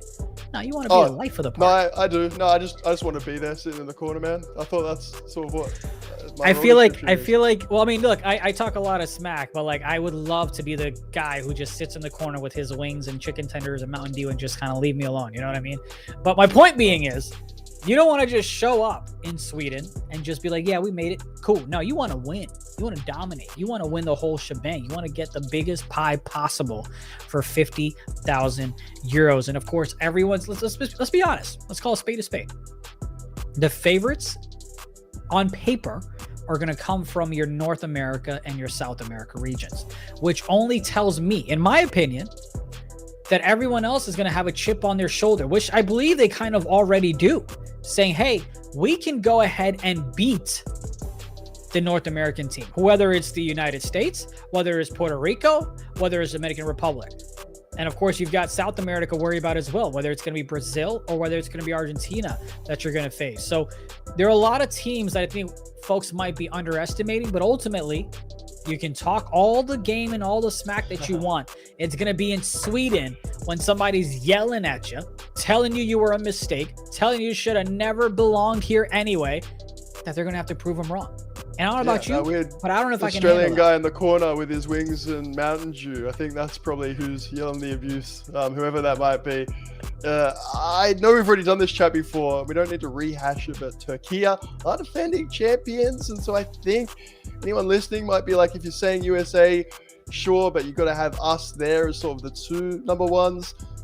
Brazil, Argentina, I'm looking forward to that so much. Alarm is literally set so I don't miss watching it. I'll be in the Twitch chat.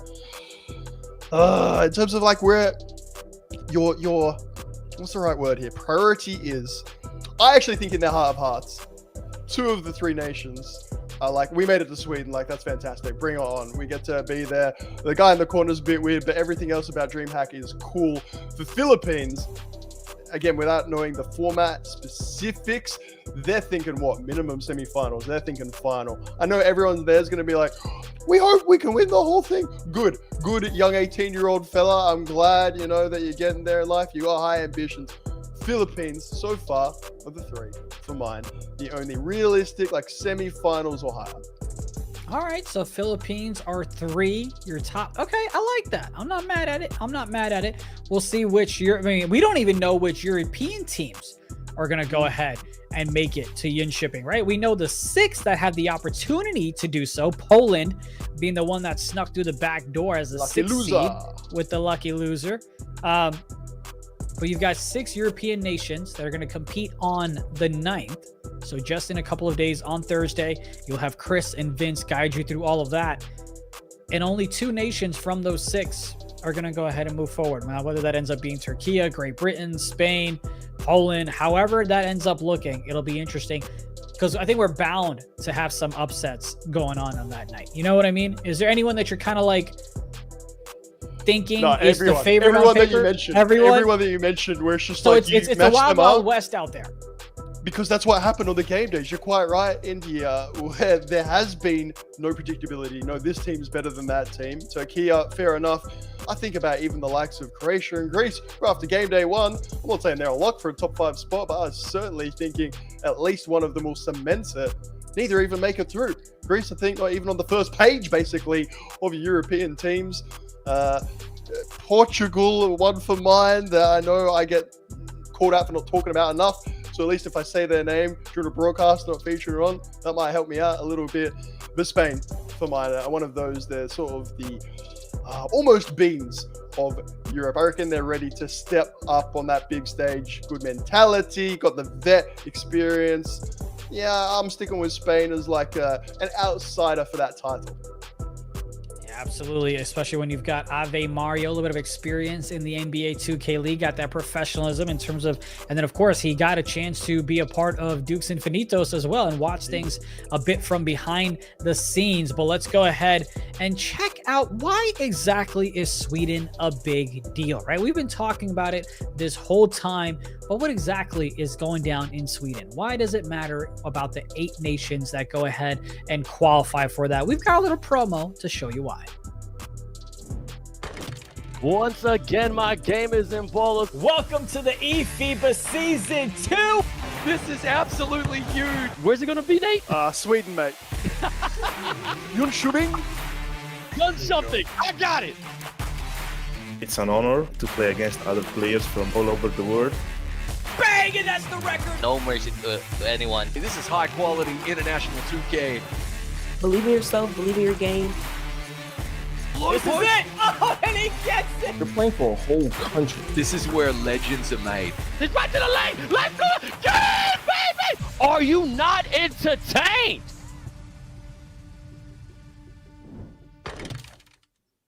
I mean, look, I don't know about you, but I fully have been entertained. And I 100% absolutely do plan on being entertained once we touch down to Yin Shipping. Yeah, man. Ice Hotel, bring it all on. Haunted Hotel, wherever we want. More importantly, the live environment, like LAN esports fam, a offline final. We got different words for it. In-person event at DreamHack, please. Bring it on. The atmosphere is just electric. You got a crowd that's going to be knowledgeable about the game that we're going to have sort of, you know, like, what do I call it? Like a feature spot. That's all right to say. Not saying too much there. Point being, anyone who's there, weird guy in the corner. One last reference for that guy. It's going to be an insane electric atmosphere, and I'm really excited that we get to call world champions. It's sort of it's not even cliche. It's like a cringe point where people from outside the US are just like, guys, if you win, 2K League, can you really be world champions? I think we got the world record title down, and I think if people are backing that up, I'm quite comfortable that world champions will be crowned and they will be accepted by the greater 2K community. I think it's really going to put a spotlight on federations that didn't make it as well when they see this incredible live final. Welcome to season 3, when we've got surely many more than 61, maybe the 100 near. 61 nations competed in trying to make it to Sweden. I think we've got a question in the chat. Are the finalists of Africa on the plane to Sweden or only the winner? It is only the winner. So we've got 4 nations: Algeria, Egypt, Morocco, Cote d'Ivoire. Love the way I said it there. And only one of them enjoys his own pronunciation. I can pick it up from there. Dory, good to have you, friend. It is only the top one. Europe is where we got the top 2. So if there's been any confusion there, totally understandable. But as there are a different amount of nations in each region, just done things a little bit differently. There's been like a standardized leaderboard to sort of make sure we know exactly who's the best from each region. I could go on with those exact points for each region because I started to memorize them.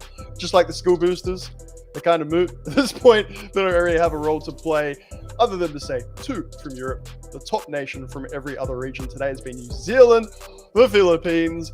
Tell you what, African nations, I was about to sort of jump in there before we even talk about Middle East and whatnot. There's too much going on. Lebanon, apologies. It's been a big day. Yeah, indeed it has. But yeah, as you mentioned, 4 nations remaining. Only one of them is going to go ahead and move on. Matter of fact, you could let us know in the chat, Dory, who's gonna make it out there, who you believe is gonna make it out there. By the way, I just want to give a quick shout out to our operations team. It's there are a lot of things that happen behind the scenes that they got to kind of figure out in the best way possible, create a win-win situation, and make sure that we have a great product for you, the community, in the chat, because you are the #1 reason that we do this, which is why you should hit !survey and let us know exactly what your thoughts are so you could help us improve this product and make it bigger than the 61 nations that have competed in it. You also might get a chance to win some stuff. You might get a chance to win free NBA 2K game modes, or game codes rather. You might go ahead and get a chance to get some FIBA basketball. That's pretty cool. Shoot it up in real life, if you will. And you also go ahead and get a chance to win a nice hoodie. That is pretty sick. We've seen Truly Honcho wear it. It looks good on him. I'm sure it'll look good on you at home as well. So make sure you type in !survey and let us know. You've got Dory saying, if we watched last year in the qualifiers, we are a big favorite. Who is we? I'm curious who we is. Oh, I think I read it up. It's Morocco? Well, Dory, Holland, Netherlands, what they won, wanted to see, because we've sort of got crossovers, and we've had a Cote d'Ivoire, Yaya Toure or Didier Drogba sort of question. What I have learned is basketball is very much a global sport too, very much so. It's something that I think, like, intellectually I would have said, to experience it, to live it, to see people from all around the world, and it truly is all around the world, and get behind it and share their basketball and 2K culture. I said it's been a beautiful thing. It's also been an educational thing. I've learned a heck of a lot, particularly about where Lego comes from as well. Never stops this stream, India, the things you learn. Yeah, no, you just wait. Matter of fact, this would have been a great time to do trivia. I should have looked some things up ahead of time. That's never a good time to do trivia. We should You did invent a word today, by the way, on my notes. Late surgence, I think, was a word that you came up with, being like a late surge, and combining that with like a resurgence. Late surgence. I actually really like it. I think I said resurgence. Did I say resurgence? You said late surgence. I wrote it down straight away. Oh, okay, so I appreciate you stocking, but resurgence is a terminology. Just whatever. No, late surgence, when you make a late run. Yeah, it's great. A late surge in the 4th quarter, whatever. Anyway, we do want to give a shout out to all the nations that did go ahead and compete for a chance to be here. We had 14, so since we're focusing on Africa, we'll give you an update on that. 14 nations went ahead and competed in the Africa region qualifiers. You had Algeria, You had Cameroon, Cote d'Ivoire, DR Congo, Egypt, Ghana, Mali, Morocco, Senegal, Tunisia, Zimbabwe, Nigeria, Gabon, and Burkina Faso, I believe. Hopefully I'm pronouncing that correctly. All 14 of those competed. And then you were left with Algeria, Egypt, Cote d'Ivoire, and Morocco. Morocco, of course, being the former champs. They're trying to get the job done once again so they can book that one-way flight out to Sweden. So that's just Africa, though. If we can stay here for a moment since we're waiting on gameplay. Europe, I mean, just look at how big of a competition that was on the European side, right? You've got Italy, Lithuania, all those nations are competing, and only 6 of them have made it to the next stage. And of course, out of those 6, only 2 of them will be invited to play in Sweden. Then we go over to the North Americas of the world. You've got United States, Puerto Rico, Guatemala, Dominican Republic, the Cayman Islands, and Barbados. Another fun nation to pronounce. United States, Puerto Rico, and Dominican Republic are still alive. They will play on the 9th, along with Argentina and Brazil from South America. One of those teams from Argentina and Brazil will be invited to Sweden, and one of the teams between United States, Puerto Rico, and Dominican Republic will be invited to Sweden. Then, of course, we just figured out today that out of Middle East, it is going to be Saudi Arabia that gets eliminated. They get upset by Lebanon. So Lebanon gets extended the invite to join us in Sweden. And it's going to be a great one. Of course, you can't forget about your not favorite, because we're not biased, Oceania, where you have New Zealand taking on Guam. What is up the Guam, by the way? Is that like a phrase? Am I like a complete noob and tourist here? Nah, not at all. It's like a Australia. If you're going for something, you're barracking for something, you're behind something, you say, up there, like, I'm behind it, I'm ready for it. So as Australia, we're not there. The Guam were, up the Guam. But yeah, I'm terrified saying that phrase ever again. I'm gonna get to young shopping and try it, and I think I'm gonna annoy a few thousand Swedes. So it's been shelved for now. Probably. It can mean a little different things somewhere else in the nation and somewhere else in the world as well. I'm well aware, but and so I hope people understand I'm coming from a place of love and trying to get a bit of passion going for some of our tier 3 nations. We want to see it grow. India. Talk about India and how, oh my goodness me, like the results and whatnot, not what we wanted for that nation, but the improvement and the passion when we got to have the interviews. I'm all about the underdog all the way through. Well, we are going to go ahead and get some gameplay going here because that's exactly what you wanted. So that's exactly where we're going to take you, as we are just seconds away from tip-off. You've got a good one here. You've got Morocco taking on Cote d'Ivoire for the semifinals. It is a best of 1. I can see just how happy Nate gets every time I mention that nation. It's adorable. But we are just a second away from tip-off. Matter of fact, let's go there right now. Here we go. Best of 1. Woo! Cote d'Ivoire taking on the champ Morocco. Best of 1. The winner of this moves on to a best of 3 finals. Should be a good one. We're in for a good one. See how things play out here. Of course, a favorite on paper, I would say, is Morocco. I think people would agree with me in the chat with that as well.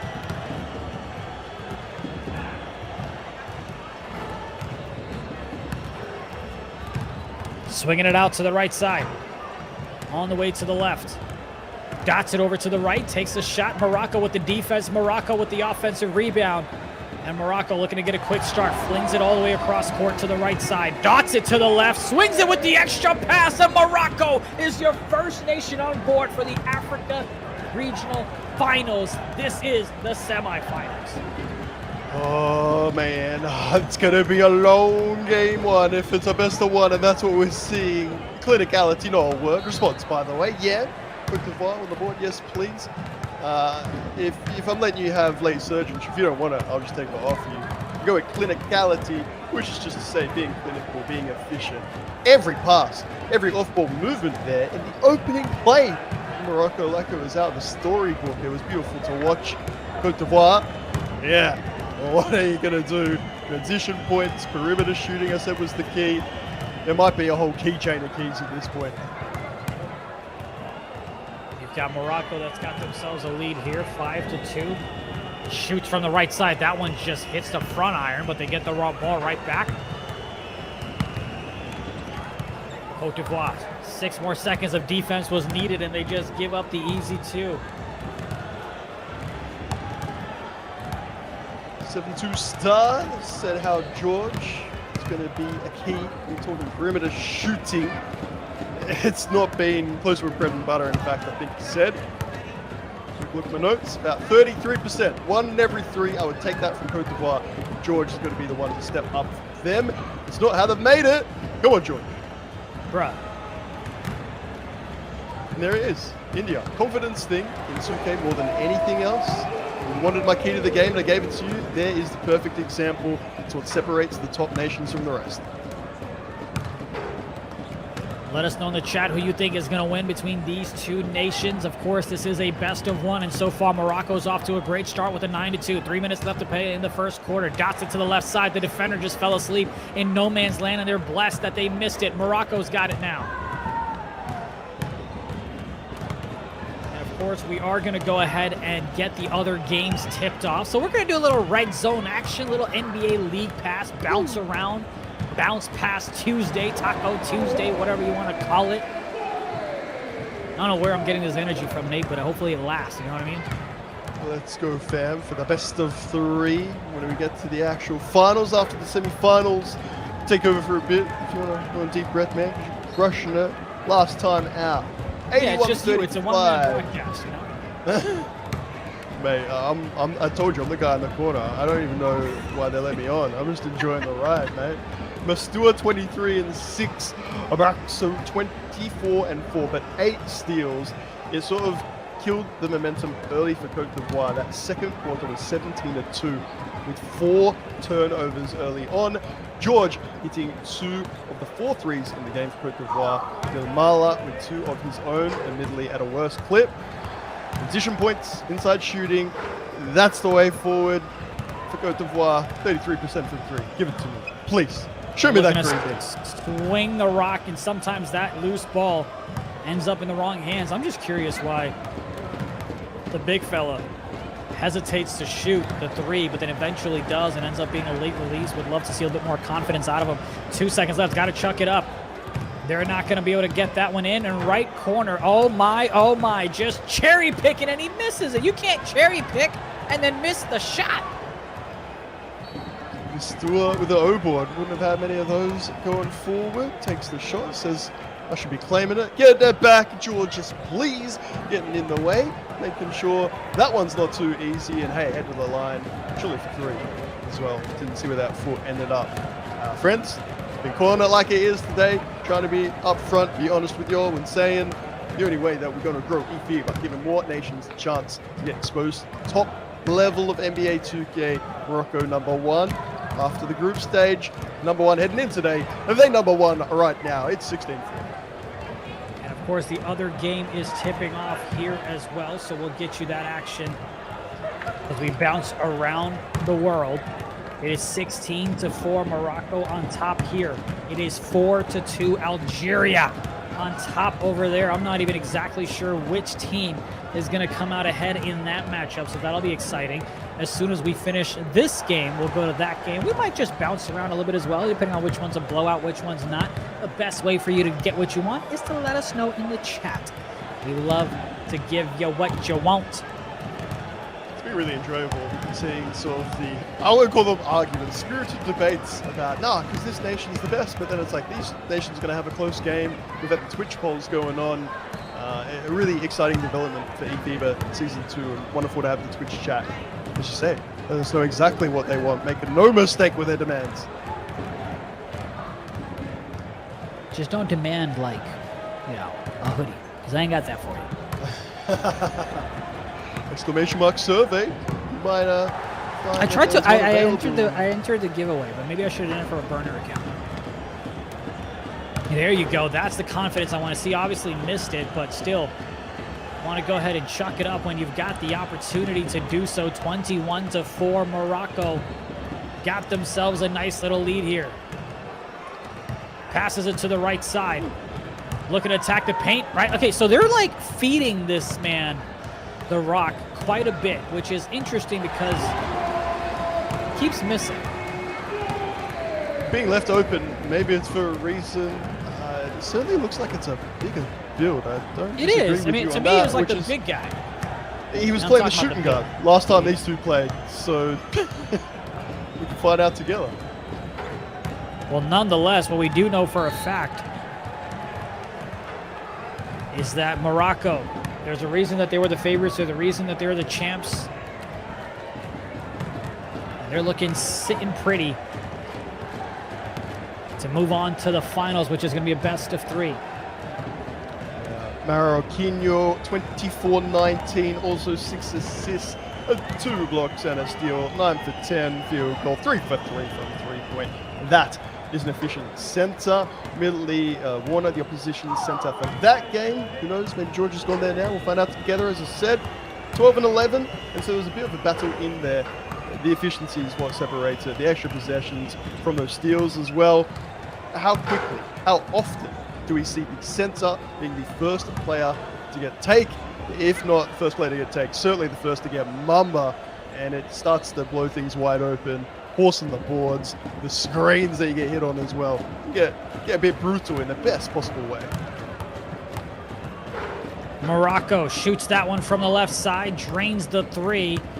There's a flop in, yeah man, there was a flop. Instead of going and guarding him, he just decided to flop and let him shoot. We're a minute and a half into the second and you're down by 22. It's the sign of defeat sometimes, you know? You don't like it, eh? Can we talk about that more? I don't know why it makes me so happy seeing you be like, you respect, you know, play out that final possession, how dare you don't be flopping, you know? I mean, yeah, yeah, but it's kind of like, yeah. Go on, I want to know. I want to know.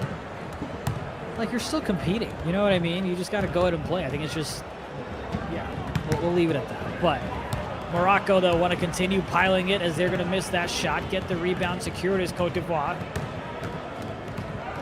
We're sad that we won't get to say that name after 45 minutes have passed. Yeah, we'd be like, Morocco's got the lead in this one. They beat Cote d'Ivoire, by the way, to get here. Exactly, or just completely irrelevant. Who even cares? Like, great to be here in Sweden. Did you know there's a nation in Africa called Cote d'Ivoire? Well, I tell you what, did you know that there are 2 nations right now tied up at 13 apiece? Let's go ahead and jump to that game. It's a little bit more entertaining as it's Egypt taking on Algeria. Tied up at 13 apiece with about 33.2 left to go in the first quarter.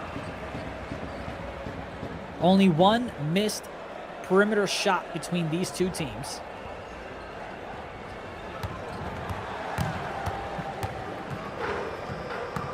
Trying to swing the rock around.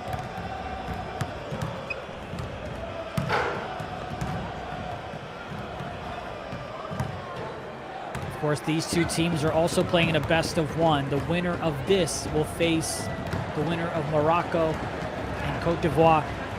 Looks to be Morocco, the way things are shaping out.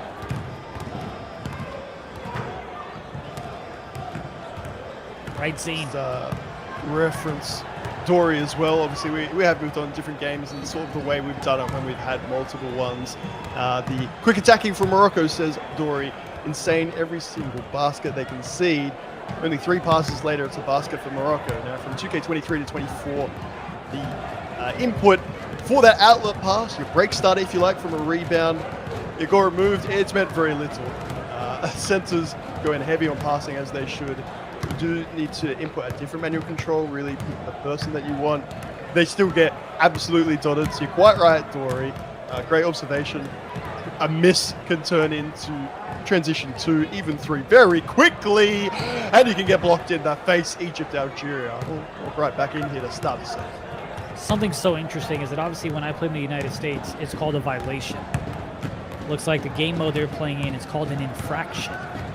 So just those minor things are a beautiful thing about the game of basketball, as that one is an infraction, as it is going to be, okay, I don't know what that says, but I assume it might say, like, I don't know. Yeah, I don't even know. Like, out of bounds, kickball, something? have a look-see, I'm sure, when we get, you know, a bit more familiar, a bit more into it. But you're right, it's fun, the little, oh, I've sort of heard of that word, but I haven't at the same time. I can tell you that George has greened a 3 for Côte d'Ivoire at the other end, so shoot in here. That is great to see. That is great to hear. Man said that with zero authenticity, but respected that I can. Thank you. I am a professional. At the end of the day, as that one doesn't drop at the rim, as that's a foot. I know what it is. I mean, I know what it means. It means foul. As they're going to shoot the free throws, misses the first one.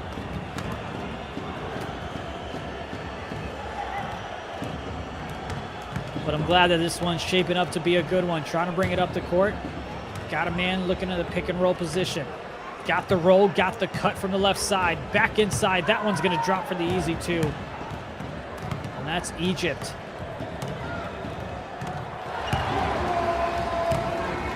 Team 15, Algeria number 2, Egypt number 3, and Lokai earlier saying put more respect in Egypt's name. Well, I thought I did a decent job at saying that they were for mine.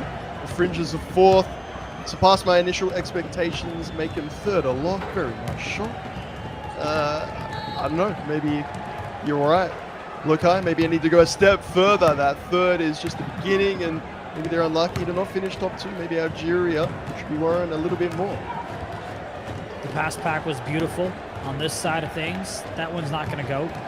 Looking to run the fast break one more time. Gets it down low in the paint, and it's Algeria taking the lead again. If you're just joining us, it is Egypt in red, Algeria in white. The home and away team. The extra pass wasn't there. Smart decision, just hold on to it. But then, of course, it's a careless mistake as they lose the ball, get plucked, kicks it right back out. Trying to slow things down to the right side for the long 2. Nothing there. Dots it over to the left. The point guard way too small to guard anything. And that's going to be a 3 from the left side to give them a 5-point lead.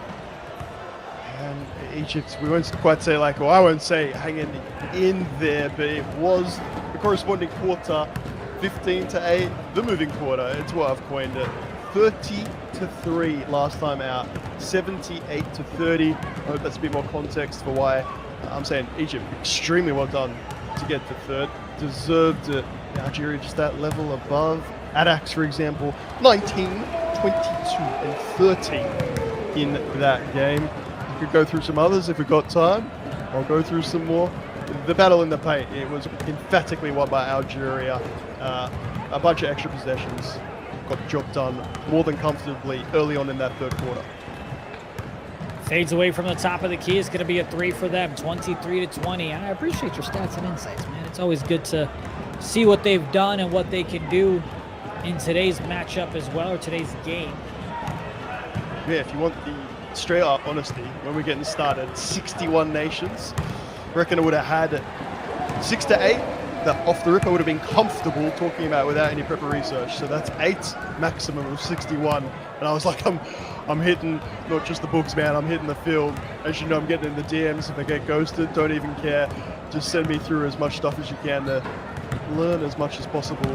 And even then, expectations upset. Maybe Egypt here gonna provide me with one more my last time before I see you in Sweden. Man, I'm just expecting a big old binder when you show up in Sweden. Dude, I actually have a big old binder. See, there you go. Oh no. This is great. This is great. Even at the age of 33, I'll be copying somebody else's homework. It's awesome. I'll have like laminated printouts or something. Oh man. 27-20. Algeria on top. A minute left to go in the second. Bringing it up the court is Egypt. Takes a shot as he thought he had the crab. He had an opening, but it couldn't get it to go. That's a late release.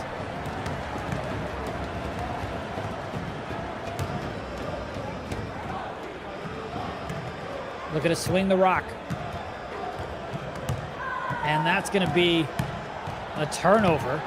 Waited way too long to go up with that one, it seemed. Just a quick little update, if you like, in here. 42-20, Côte d'Ivoire. Back-to-back threes, but Mastua just I got to be honest, it's like shooting practice. I think they're quite happy, Morocco, to let Cote d'Ivoire do their thing. They feel pretty comfortable. 2 minutes left in the third. Will they come back? That is the question. With about 7 minutes left to go in that game, doesn't look as likely. Here you've got a better chance as it's a 9-point lead for Algeria. Less than 30 seconds left to get it inside the paint. That looks to be a foul.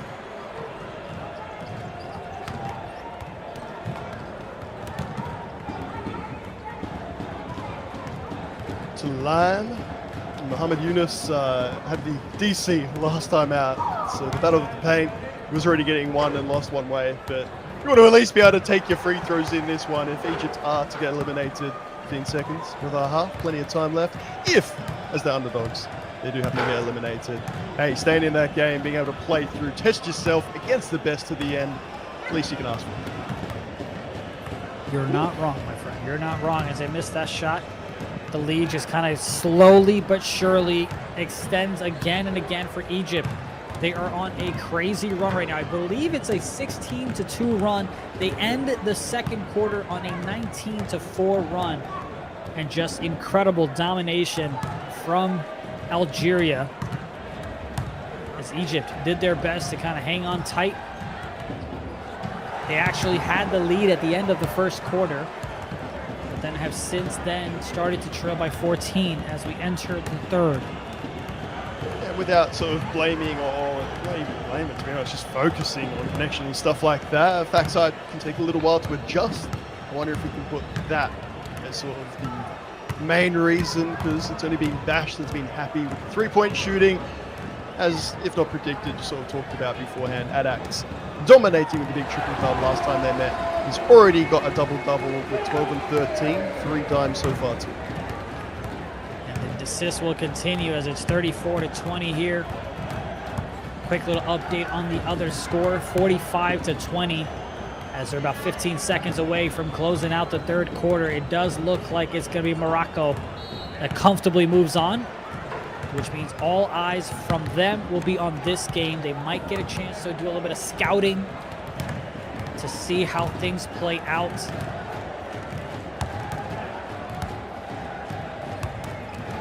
$37-20. Best of 3, to be honest, India. I think if we do get the matchup that at the very least I'm hoping for, with your top 2 as being the theme of the day, I'd love to see it go 3 deep. For Egypt, right, Zane, 2 for 8 shooting overall, 1 for 7. We'll get the chance to right those wrongs, because last time out, 2 for 12 from 3-point range. I just start to stutter on my own words there because it feels a little mean. But hey, this is the time to test it, see what you're like against the best. If your point guard is happy taking those shots, if your team is happy with your point guard taking those shots, going to be onwards and upwards for Egypt. Big game experience. I agree with you. I would love to see a game 3. Make sure the best team moves out of Africa and on to Sweden for the eFiba World Finals. Trying to find an opening, gets the crab, but he can't get the shot to go. Adax running this up the court. Love it. Look at Dory. Exclamation survey helping us out. Yeah, let us know how we can get better. We want your opinions. We want your insights. And if you want, you can reach out to Egypt as well, because they are just not able to. I'm not even sure how they were up 1 at the end of the first quarter, and now they're trailing by almost 20. Yeah, again, just the adjustment period's the best that I can go with. Finding your shooting range, finding who's got the high hand, working out what the connection is like. It was similar in that last encounter. 11-10. Again, Egypt did the lead after the first, so very much to type once more.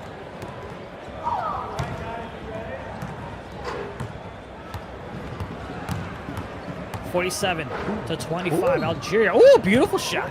Yeah. All right, there's nice slow loose handles. Yes, please. Like 20-point game, okay, but have a bit of fun with it. Get nice with it. Of course, Algeria responds back with a bucket of their own.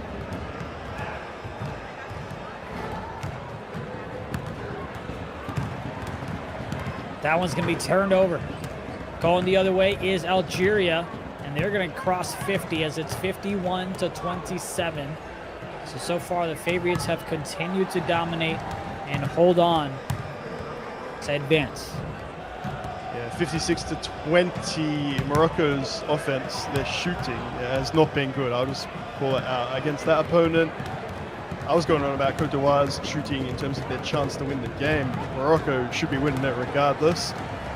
Maybe connection, maybe trying some different things. We'll try to keep it positive and think about the ways that they might change. If you're Algeria, you'd be delighted to hear what's going down right now.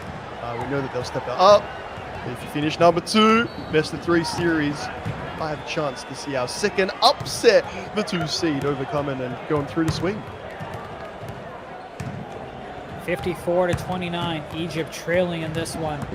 Looking to make a miraculous comeback as we are about a minute away from the end of the third quarter.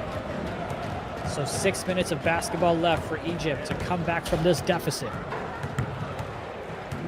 Ooh, Hazard with the hand in the face. Say yes, please.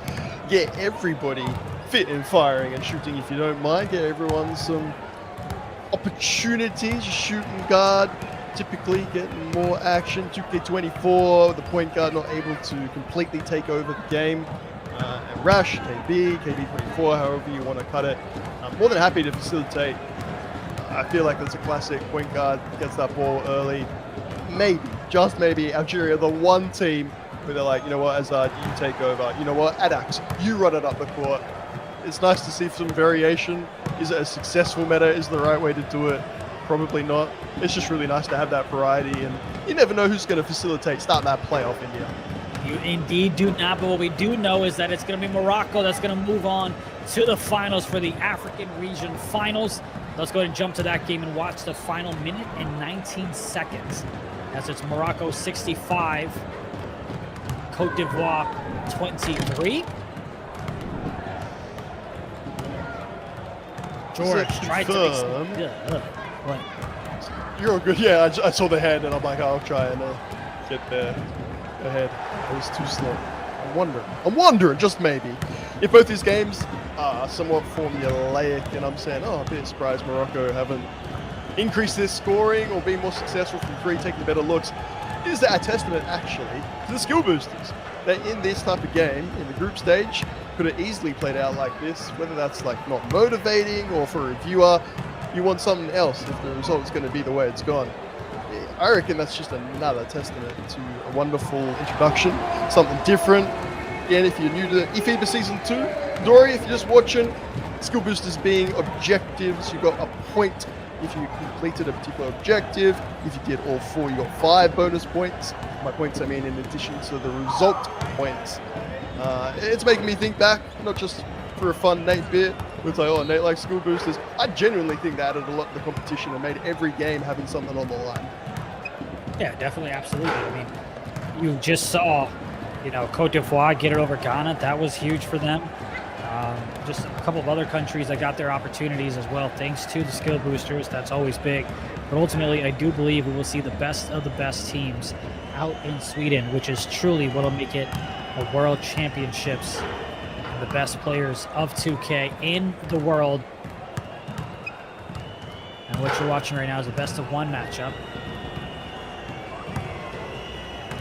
And that's going to pretty much do it. It's going to be Côte d'Ivoire that takes the exit, and it's going to be Morocco that moves on to the finals.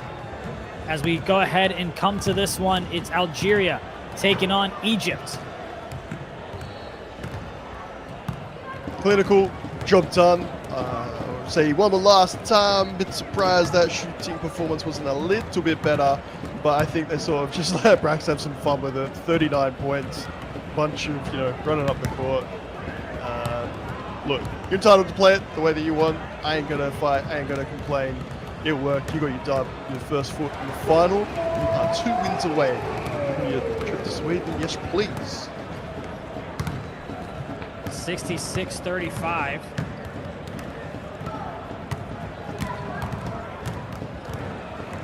Egypt, they started off strong, but they just kind of sagged off a little bit. Or either that or Algeria just kind of figured them out from the get-go as they continue to look to pile it on, and they're going to miss that one. A 10, 33, and 10 game for Marquino. And as I said, Brax, however you want to cut it. 39 points on 17 of 21 shooting. A bunch of assists and steals in there as well.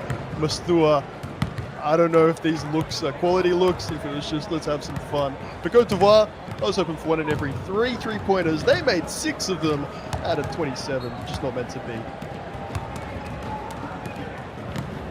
Be a fun matchup between Algeria and Morocco. I think it's safe to say Morocco might be the favorite into that one, but I'm sure Algeria will look to do what Lebanon did and pull off the upset.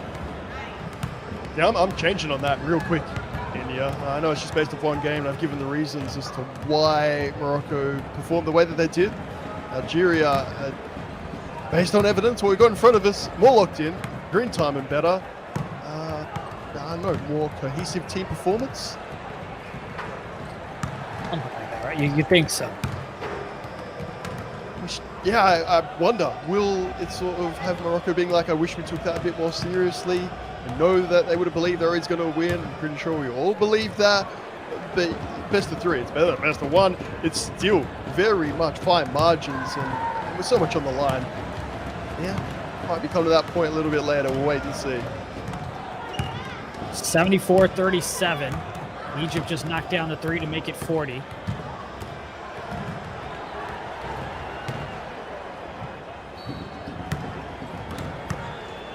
That one's going to be taken away. It's Algeria looking for the easy 3, but they're going to go ahead and miss on that one. Recycle. Recycle? Right, exactly. All day. All day. Goodness me. 77-40, risking that score being doubled. Algeria doing a really good job. I'd say it one last time for you. Recycle. Positioning is what it's all about, friend. If that shot keeps not missing, you will eventually get sort of weird bounce, and then your positioning doesn't mean as much. You play the percentages. Heard it from Horsey earlier. One of the fundamentals of playing the 5.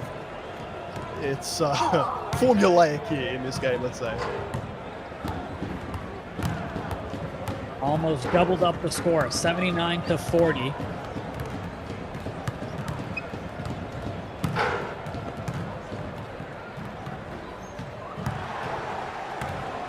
About 1:20 left to go.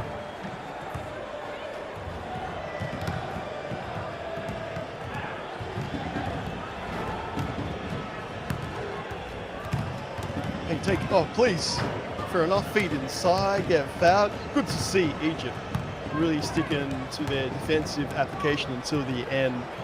The pride is one of those things that maybe goes underlooked, at least by myself. I'll just go out and say it.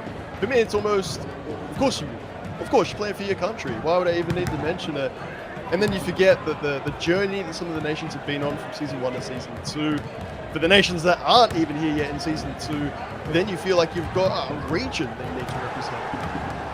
It's been lovely to see the cultures and whatnot that I've gone on about a little bit.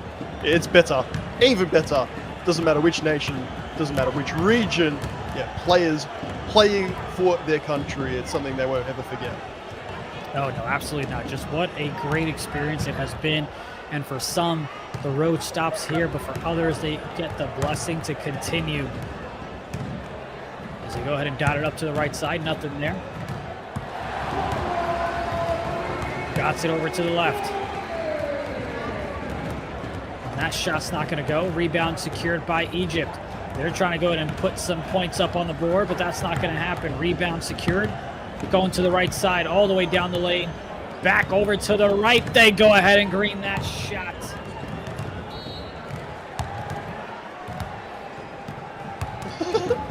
India, every game, mate. Every game.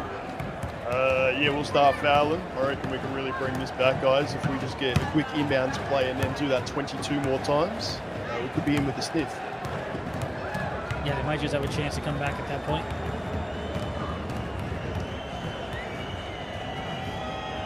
(85-43).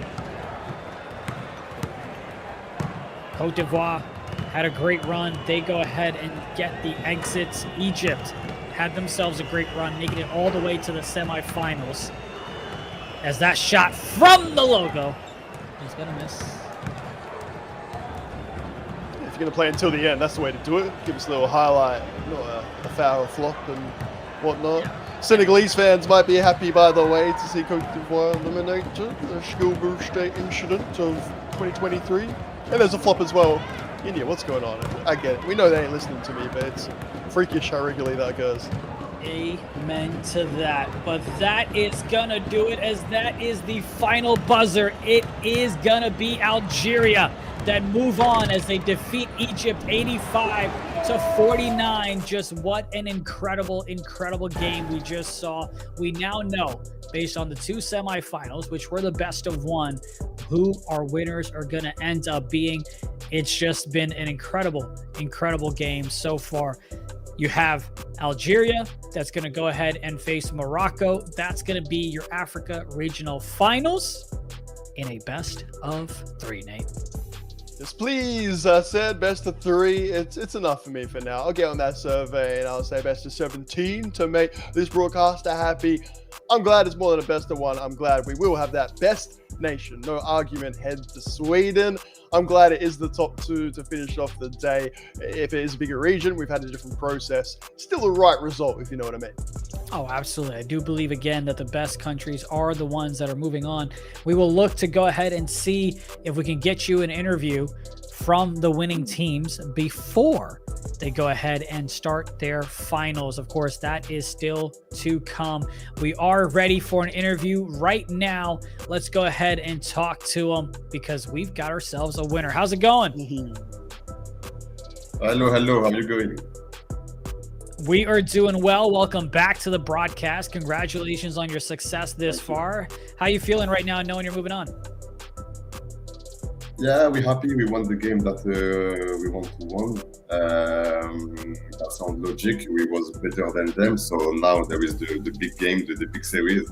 It's now to show the level, what we learned about this 2K against the big team of Algeria. Sorry.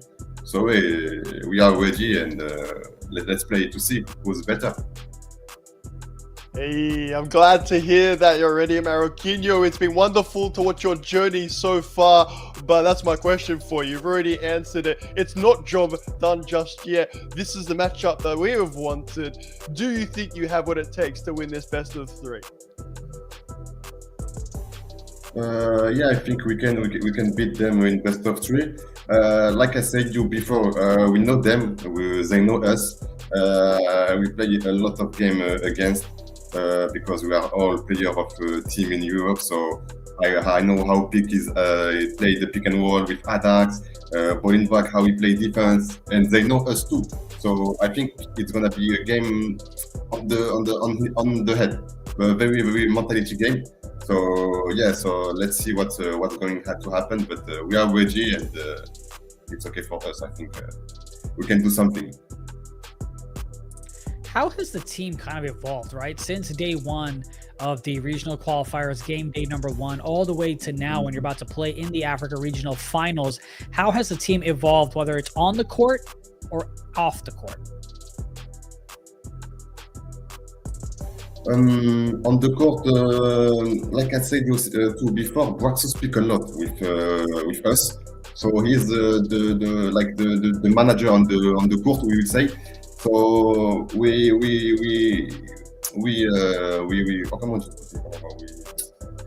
listen a lot of Braxo, sorry, and behind the court we watch a lot of game of US people, you know, and in the US to see what they do, and because we know they are the best team in the world. So yeah, we get inspired by them,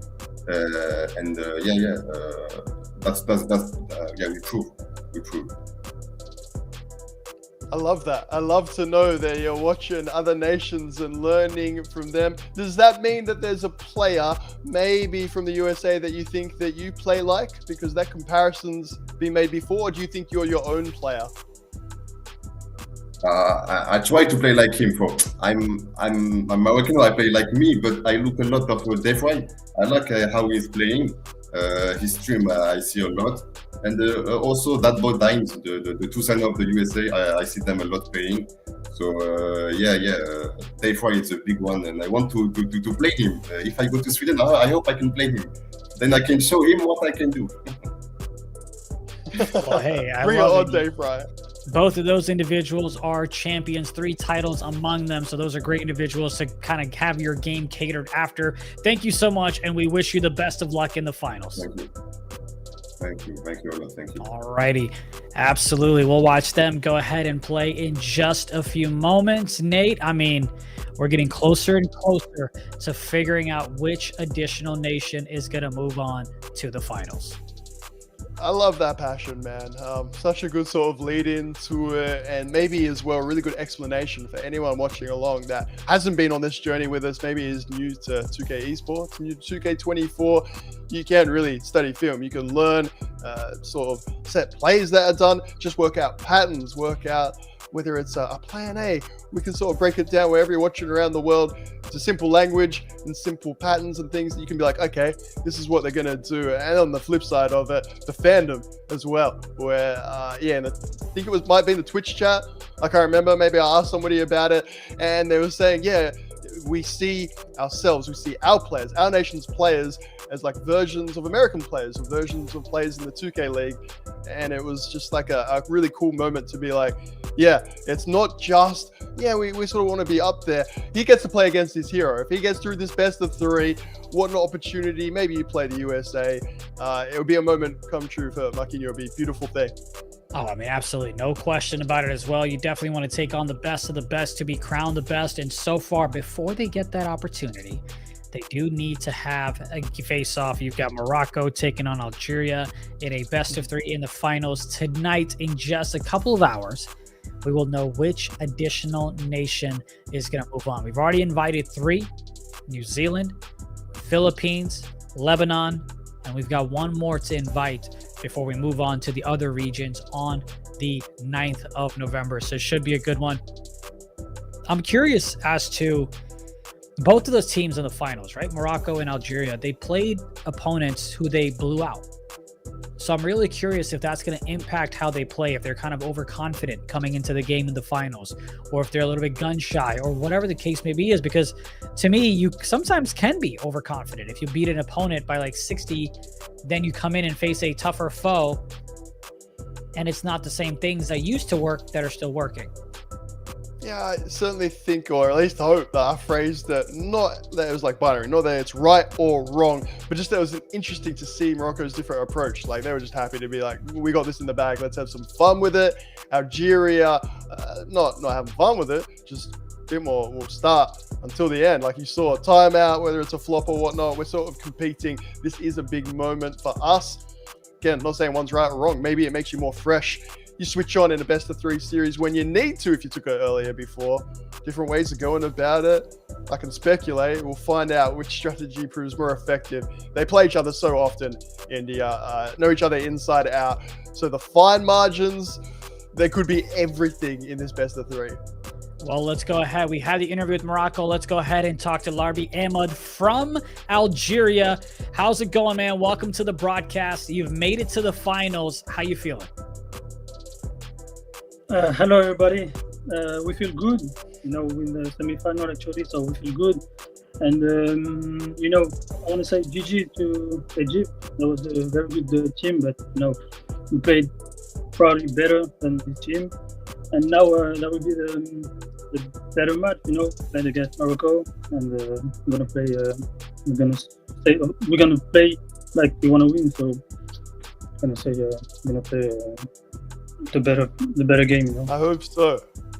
Yeah, definitely. As a pleasure to watch you do your thing. Playing at that shooting guard position, the number 2, is that what you enjoy? I want you to be honest with me. You prefer that, or would you like to be the point guard? I play SG actually, so I played SG like two years ago, and I like this position in the court. And I had a very good PG with me. Peak scored a lot of points, so it's a pleasure for me to play SG. No problem. How do you Love do, it. you know? Well, I was just gonna say, you know, I wanted to wish you the best of luck. But before I do that, your team obviously blew out your opponent, right? How do you kind of reset yourself to make sure you're not overconfident when you're going up against a tougher opponent? You know, we know the guys of Morocco. That's our friends. So, like I said, next time we play all days against this team. And, you know, it's 50-50, it's okay. So we're confident. We're sure we can make that, and we can go to Sweden. So we're going to play like the best team in Africa, and the best team going to win, you know. All right. Well, we appreciate you for hanging out. Wish you the best of luck. That is going to be Mr. Ahmed from Algeria. We look forward to seeing what you guys can do in this best of 3 finals. Thank you. Absolutely. What a legend. I love that honesty so much because, yeah, in India, I'll probably go on about it for quite a bit if you can afford it to me, man. Point guard, shooting guard, there's always that contention. There's always sort of that dilemma. Sure, you know what I'm talking about. Do you want to be him? Or when you step up for your nation, do you know what your best role is, where you're going to be more efficient? Yeah, big fan personally. Absolutely. I mean, that's exactly the type of play you want to have. You want to make sure that if you're the hot hand, you can take it, but also knowing if your teammates are hot, you dish it out to them, because a common goal is to go ahead and get that W. Let's go ahead and throw up the bracket so we can see how we got here and also what is still left to come. Nate the Great, if you could go ahead and walk us through this, that would be great. Oh, yes, sir. Yes, sir. It would be my pleasure. Friends, again, different amount of nations, different regions are here for Africa. It meant that we had some semi-finals before the final, a bit different to what you might have seen if you've been watching throughout the day. Term blowout, I'm not sure, however you want to define it. They were comfortable victories. Morocco 74-26 over Côte d'Ivoire. Algeria 85 over Egypt 49.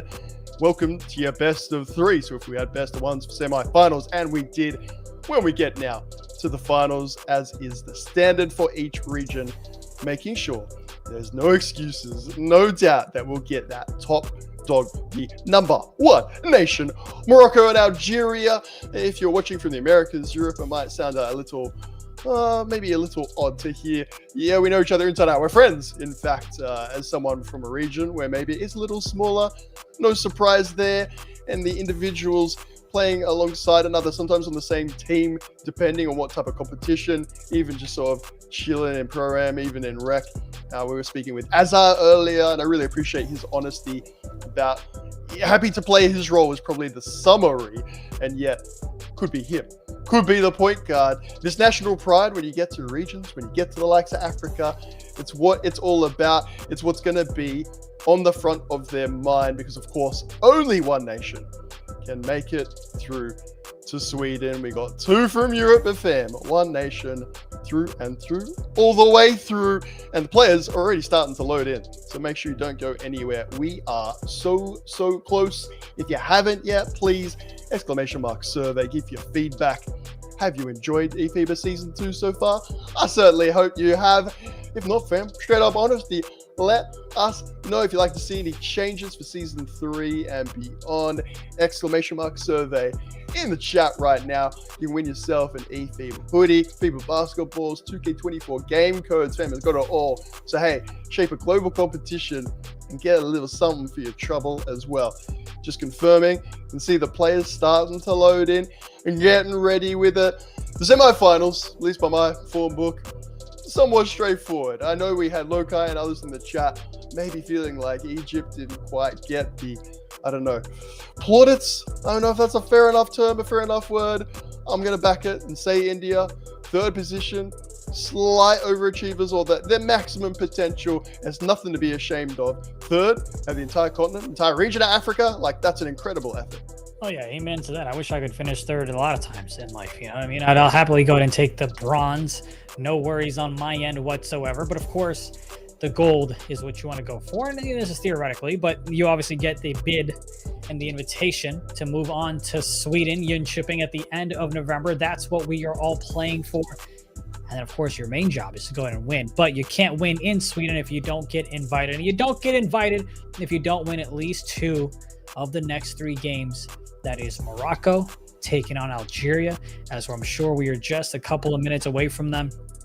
Both of these teams, of course, know each other quite well. They've played each other a lot. They know the tendencies. They know what plays they might run. They kind of know what to expect. So it'll be interesting to see what type of wrinkles any of these teams come up with to give themselves a little bit of an edge to go ahead and come out on top and finish first.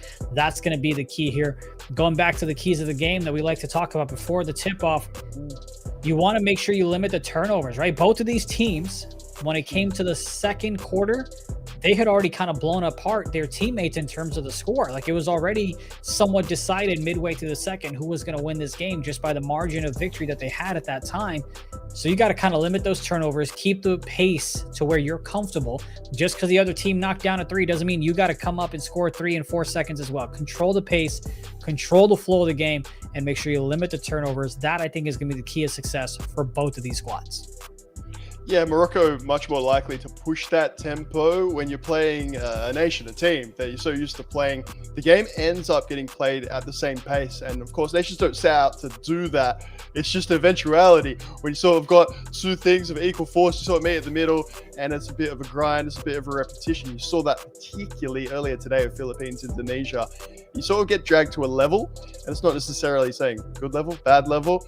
It's why rather your intent is so important. That's why Morocco will need to be very, very careful to play it at their level and sort of not get dragged, so to speak, to Algeria's. It's sort of why I'm starting to flip-flop a little bit, as you've heard.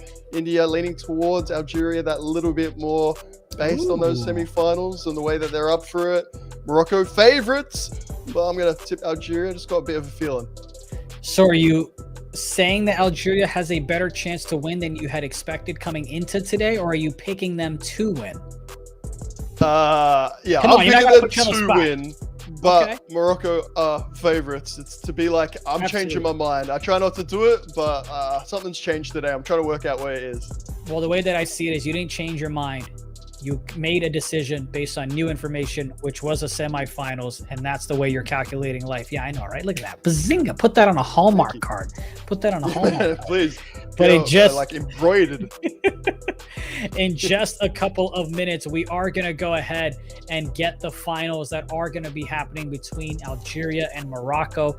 They're going to be joining the 3 other nations that have already made it to the finals. You have your team in Philippines, and then you've got your team in Lebanon, and you've got the nation of New Zealand. All 3 of them will be heading to Sweden, and it's going to be a good one. And here is the tip-off. Game number 1 in this best of 3. It is the Africa Finals between Algeria taking on Morocco. Both of these teams very confident, but only one of them can be the one to back it up. And we will find out together, me, you, Nate, and everybody else, which one of those nations it'll be. As they're looking for the first points in this one. Couple of missed shots. They continue to get the rebound, continue to get opportunities to knock it down.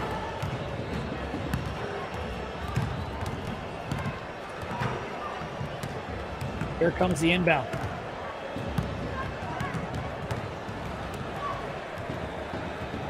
Trying to find a little bit of space. The defense was all over it, and that shot's not going to go. Contested and everything.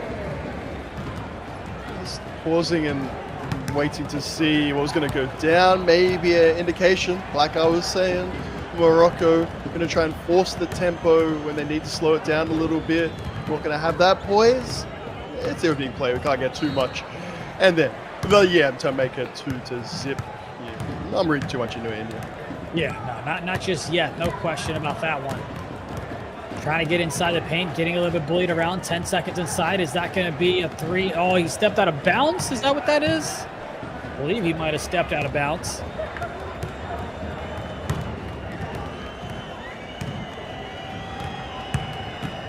Let us know in the chat who you've got winning this ball game. It is the Africa Finals. Dots it inside. That's a nice little pass.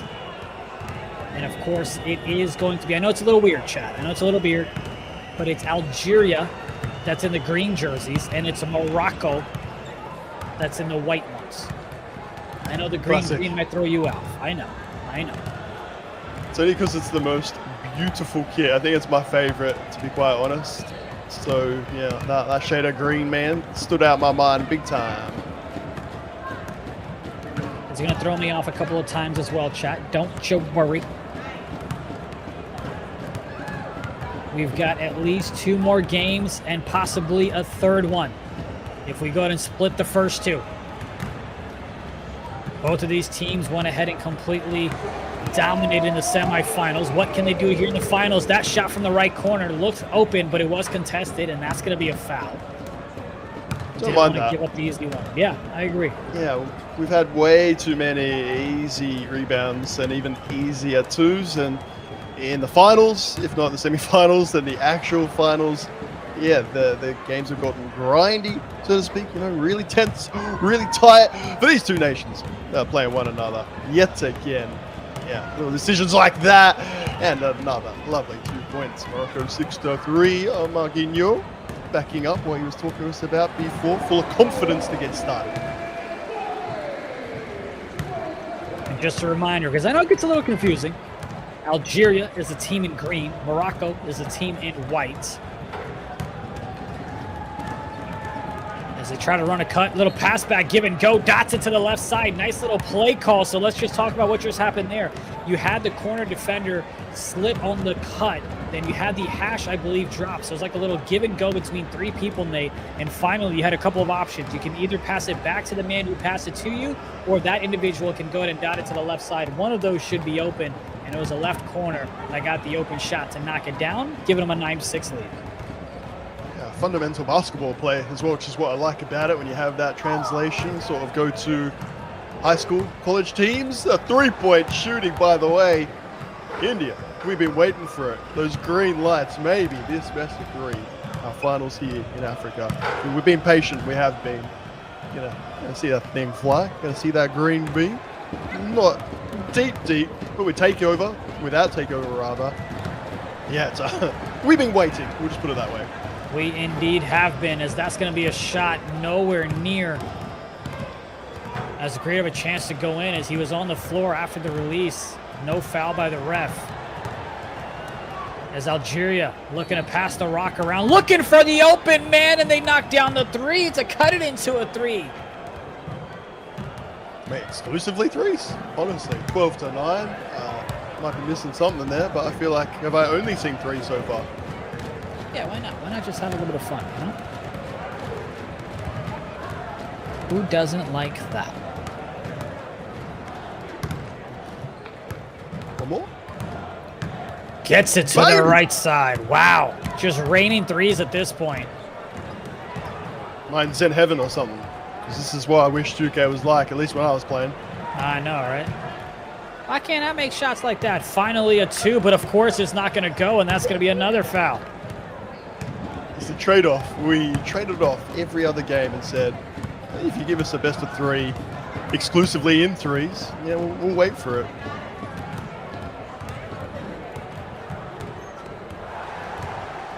(15-11). Less than a minute left to go. You're watching game 1 of the African finals. It is a best of 3, so no matter who wins, we will go ahead and play another one. As Morocco is the team in white, Algeria is the team in green. Morocco, the favorites coming into this, but Nate is looking for an upset.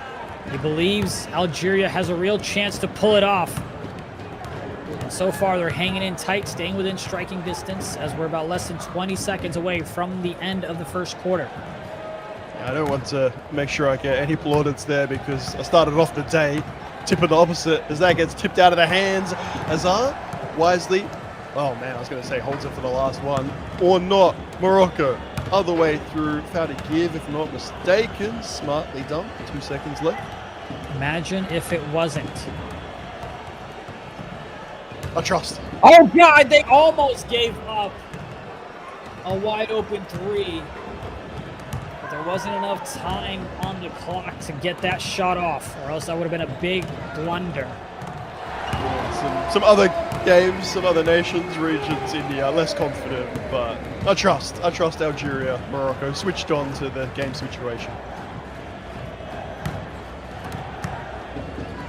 Let's see just how much trust they have in each other to continue playing well, building that chemistry on the offensive and defensive side as Morocco knocks down the 3 to extend the lead one more time.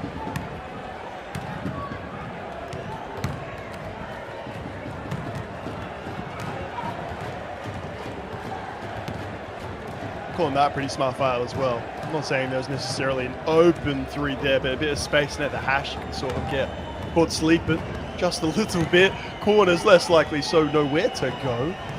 Not sure what that means about the contest. Apparently none. Size mismatch.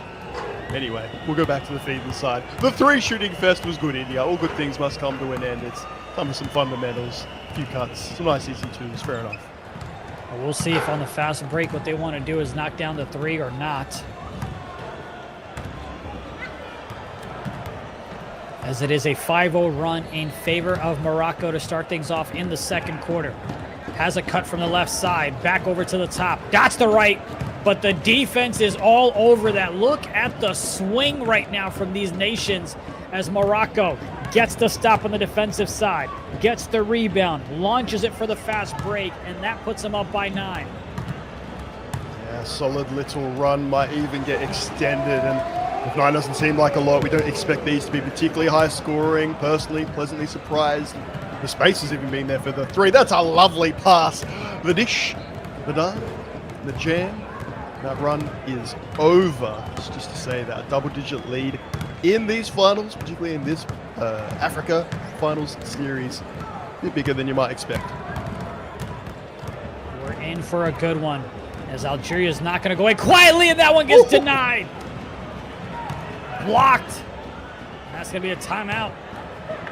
Had ourselves a block party today, India. Honestly, what was that? We're going near 50 for the day today. It's been wild. It indeed has, but especially the matchup between Lebanon and Saudi Arabia. That was a really good one.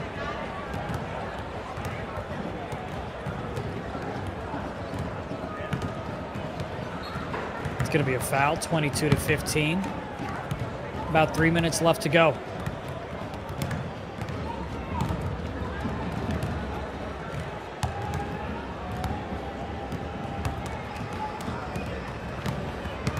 Like that. Smart. Mastua. Oh, beautiful. And you got to apologize for the silence just occasionally. And you get that from the inbounds as a real risk that if you start dribbling, you don't even sort of lose the handle. You just get pushed out of bounds. Pass in the center. Bit of netball, if you will. Safety first. 3 at the end of it. Big man on the roll. Bit of bait and switch. Running out. Trying to guard the 3. Thank you very much for that space. 25-17. Yeah, a bit of a takeoff mode there by them. Gets it over to the right side. Morocco can't get it to go, but they secured the offensive board, and they're going to take a shot from the top, get it to drop, and that's another 3 to give them an 11-point lead.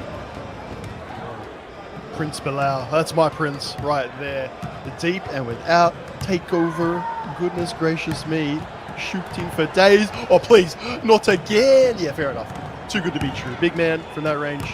I can dream, but it remains a dream. Get the easy free throw. That was a great play call. Faked it like he was going to go inside. Came right back out to the top and drains the 3.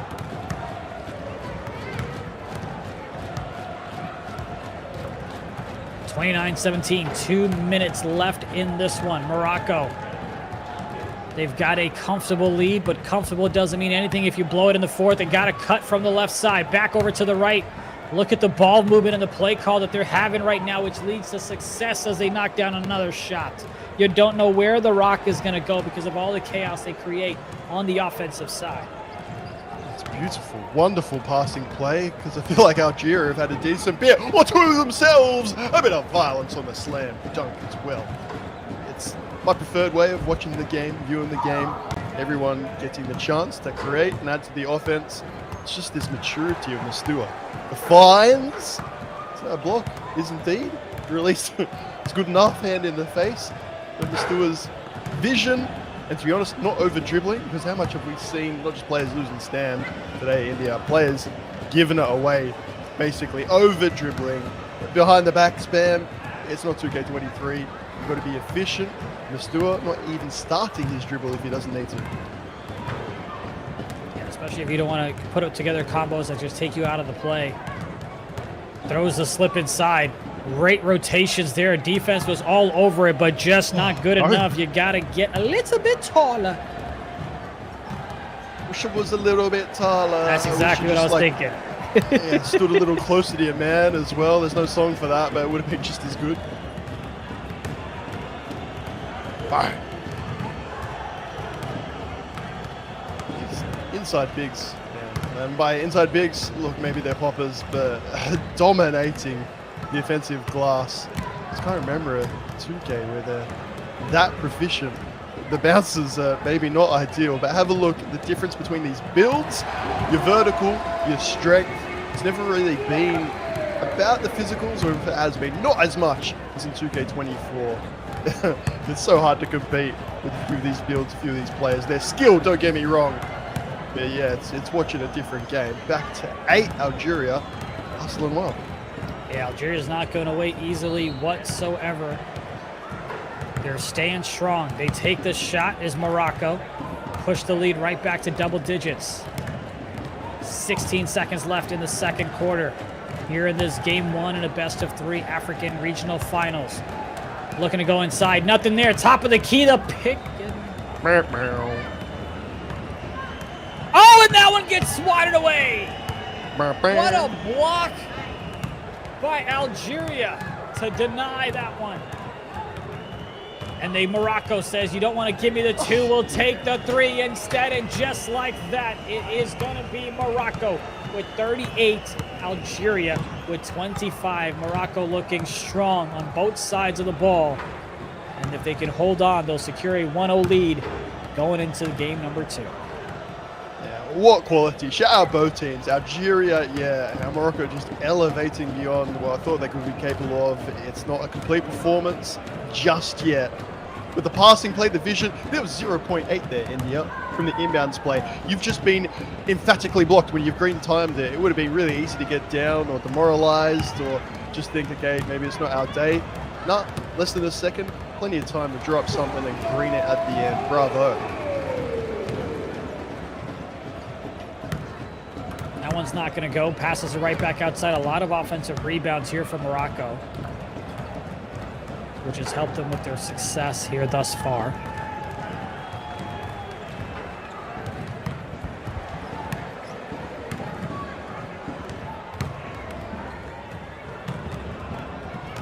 Morocco trying to find a little bit of a midi space. Oh, that one's not going to go, but he has the right corner open, but a beautiful and a smart foul is going to deny the opportunity for a free 3 coming from the right side. I'm not sure where Mr. was going, but it was fun to watch. Sort of danced around 3 defenders, found a 4th. He got closer to the rim. Close, but no cigar. That was going to be a how tip tall ball, is that build, Morocco. Yeah. Oh, my goodness. How close could he really get at that height? I don't know. Of all the point guards, I think the 6'2", 6'3", I've seen a little bit. I don't know. Mr. just looks tiny out there. Gotta have the bigger build, but you want the flexibility and the acceleration as well. Great rotations coming in from Morocco. Denying ball to Algeria right now as you're up by 13. Gets it to the right side, and of course you have a little bit of lapse there. Can't make them pay is Algeria. Dots it to the right side. Morocco looking to go up by 16, and up by 16 they go. Keep on keeping on, friends, for what it's worth. Mr. You and I have had a little chat about Twitter bios and how I'm sort of saying, as we get the competition going in India, sort of seeing people be like, oh, I've actually won this many rings or this many trophies, and it's made their way in. Mr. simply says your point guard's favorite point guard. Believes he's him quite comfortably. Shot from the left side. That one won't go. Great contest coming in from Algeria. Morocco going to go ahead and foul, slow things down.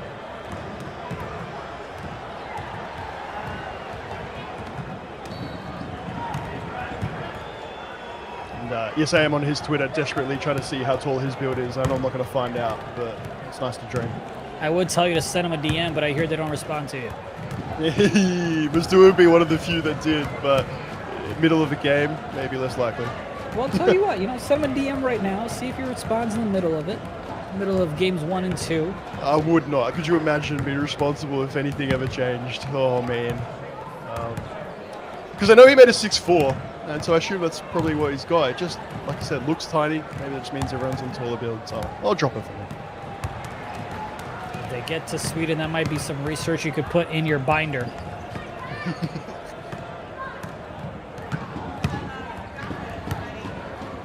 It's funny because it's true and it's going to happen. My boy gonna walk in with a box of Kinkos. Shot from the right side is good for Morocco. Anytime Algeria makes a bit of a run and you feel like they're about to get closer and closer to tie things up and be within striking distance in the fourth, Morocco says, this is where you stop. This is where we take over and push the lead right back to double digits. Fortunate to get in the hands of Bash there. Azar, 5 remaining behind the back. It's not going to be separation. Hey, pull him back. Lands in his hands. We'll take that. That's got to go. Friends, it should go. At Axe. How is Bash open again? Are they letting him have it? India, whoa, bizarre sequence. I'm not even sure, but that might be the reason that they're trailing. Just can't seem to string together a couple of offensive or defensive possessions.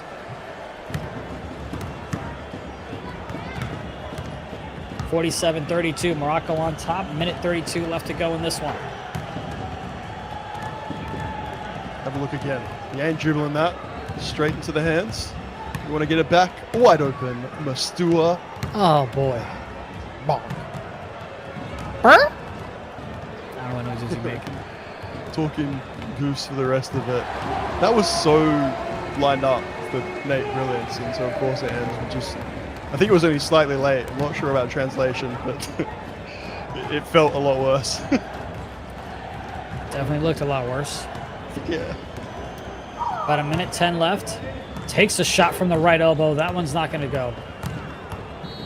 That's a loose ball. They're going to be able to save it. They are. Then they call timeout. Possibly a smart decision here. Don't want to give the other team... Yeah, like they're running out of bounds, I guess. There's 4 defenders around him, a little bump there. And I know you call them like bird of the timeouts. Generally, I think I use that when I'm like, you probably didn't need to use one. I don't know if that's what you're saying when you say that, or you just like, they're just using it. Suffice to say, I feel like that was like nicely done, smartly done, play it safe in a big game. Oh, and then you get a 3 at the end of the possession as well, up by 18. Just over a quarter remaining. Algeria staring down 𝐿𝐶𝐋𝐋𝐖. A 1-0 series deficit, you put it in the nice way.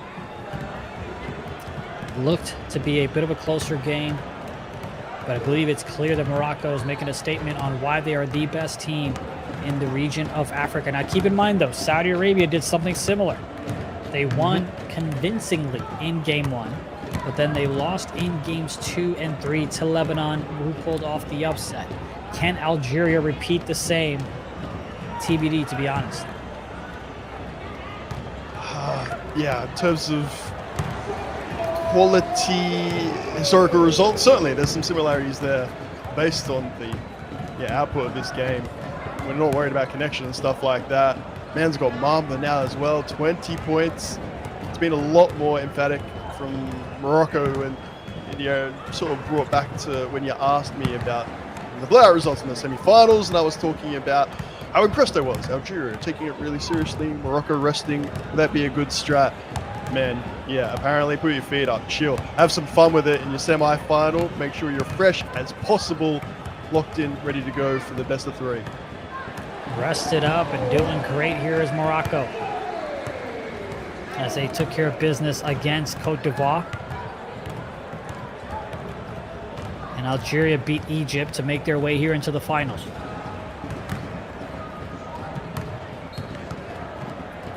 A 16-9 run for Algeria, for Morocco.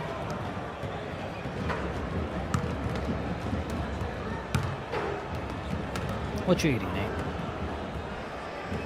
Bro, I was like, I want a lolly. I want one heading into the floor. We call it a lolly, mate, but like candy. Like a lollipop? Okay, got it. All right. Something sweet heading into the floor. Like I'm dreaming of an Algeria comeback. I want to be locked in and ready for a big play regardless. And there's the flopping. There's the flopping, and there's a 3 by Morocco. Because I know the chat's going to be all about it. Moroccan fans have been brilliant throughout. Algeria fans of hoping finally not number 2. Change that story, change that narrative. I ain't going to call it panic passing, by the way. Comment in chat. Don't agree with that. I think there's been over-reliance on it. I think I'd like to see a few more handles, considering the passing hasn't been working. You can see it from Astua now, who has been very hesitant, playing it safe early on, stopping those turnovers, transition points that have been kind of everything, to be honest, in the series we've had so far today. And now a bit more self-expression. It's lovely movement, off-ball movement. That was superb. Little dip to the corner, maybe even using that right stick as a bait. Sprint back out, top of the brim, bang money.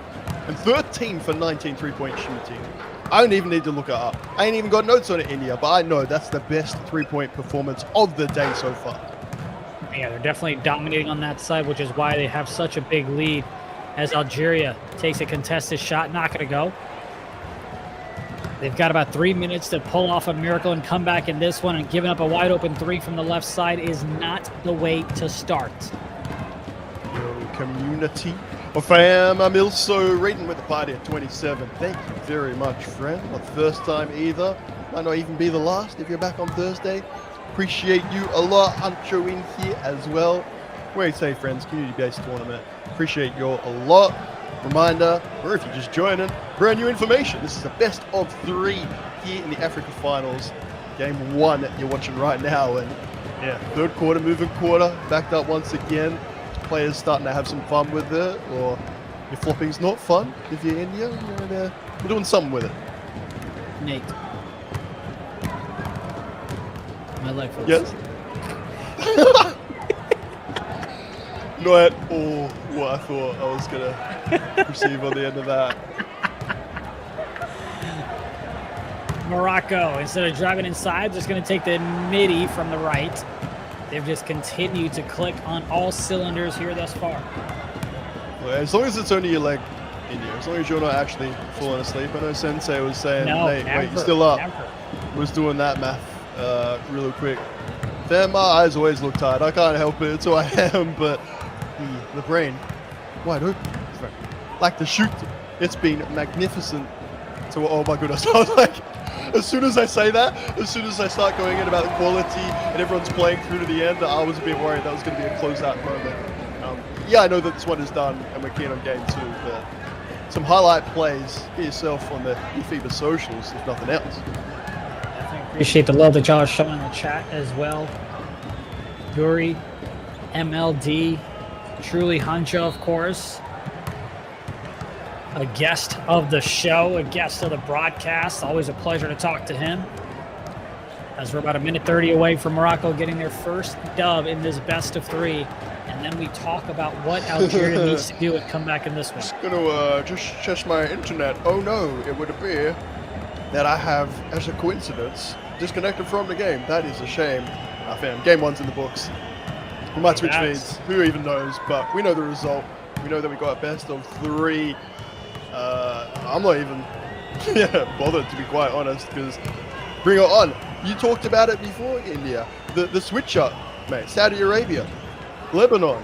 You could have never imagined that it would be not just the reverse sweep, but so emphatic. Such a different performance. What was it? 3 for 17 shooting, turning into lights out. Maybe the best thing is just to put that out of your mind, refresh, go again for game 2.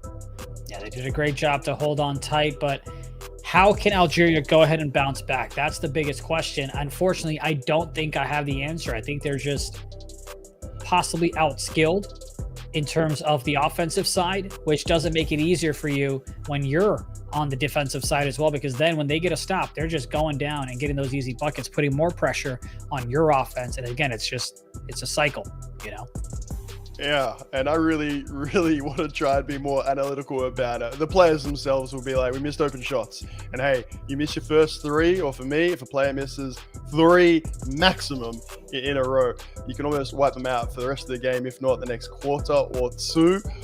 It's what we saw. They weren't attempting less 3s. They just couldn't hit them. 13 for 19 was the last 3-point shooting split as far as the team. For Morocco on the other side of it, that's where you start to get the blowout territory. That's the point of difference. close up, test the internet, however it might go down, lock in for game 2, and make your first view. That's the only joy I can see in that scenario, but very possible because we've seen it before today, India.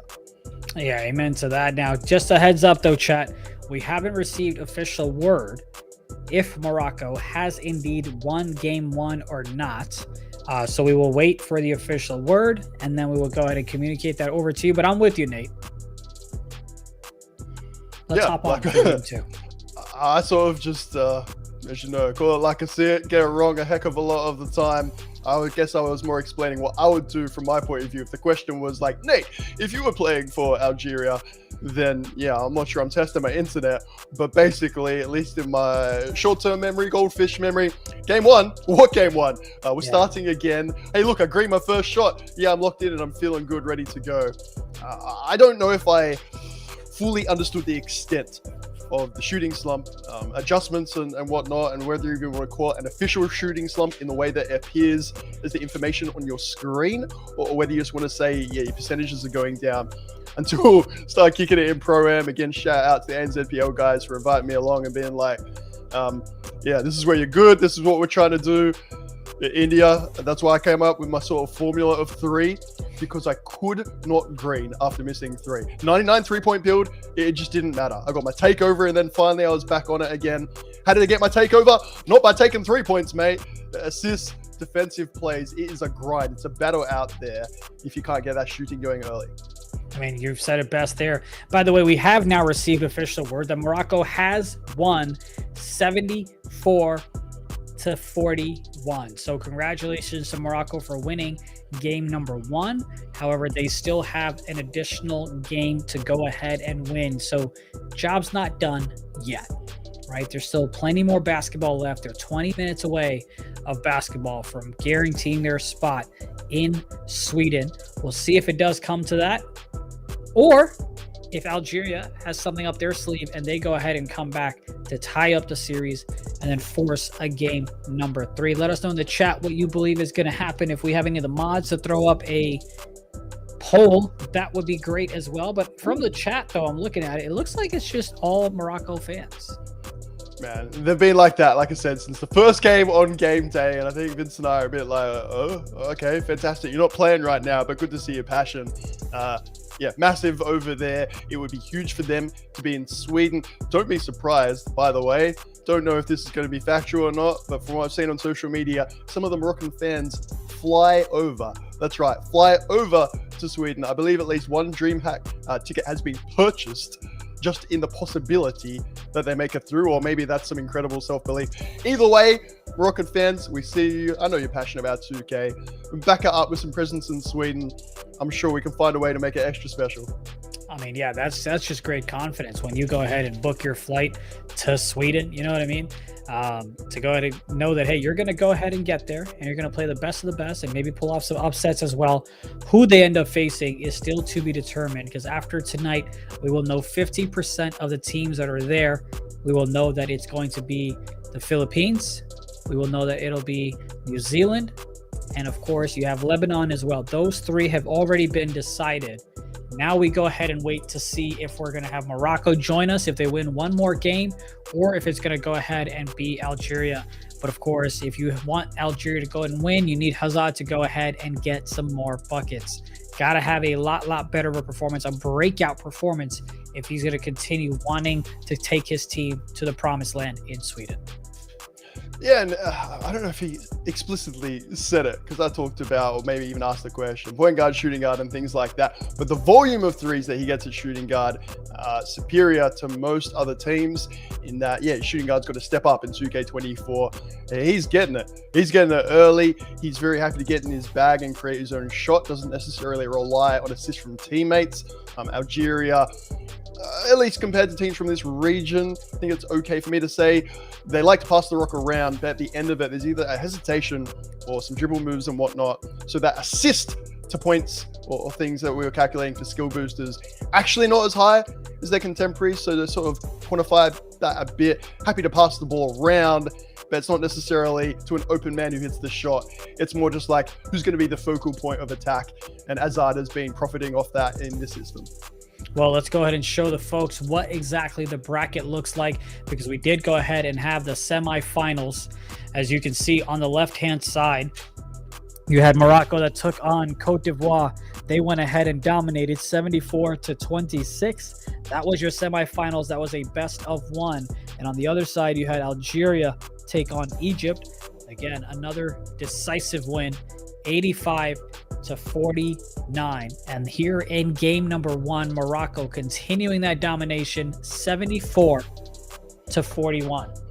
Just can you see India? I'm gonna jump straight in there. When I'm like that Moroccan performance wasn't that impressive, like 74 against Cote d'Ivoire, and I'm saying that's why I'm a bit worried. And then they put up the exact same amount against Algeria.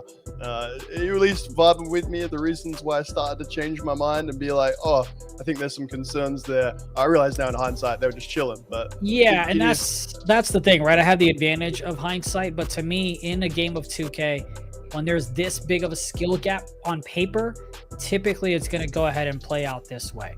It gets a little tough to see if there's a 50-50 possibility and if we really do get a swing of things. So it's a little tough to call. Obviously, hindsight is in my favor, but let's go ahead and, we've been talking about Sweden and why we're looking to go and what's going to happen there, but I'd rather have the folks at home see what exactly is supposed to go down instead of just yapping away about it. So let's check out this quick promo about Jönköping, Sweden for the eFiba. Once again, my game is in ballers. Welcome to the eFiba Season 2.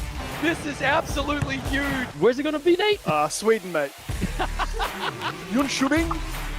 Jönköping. I got it. It's an honor to play against other players from all over the world.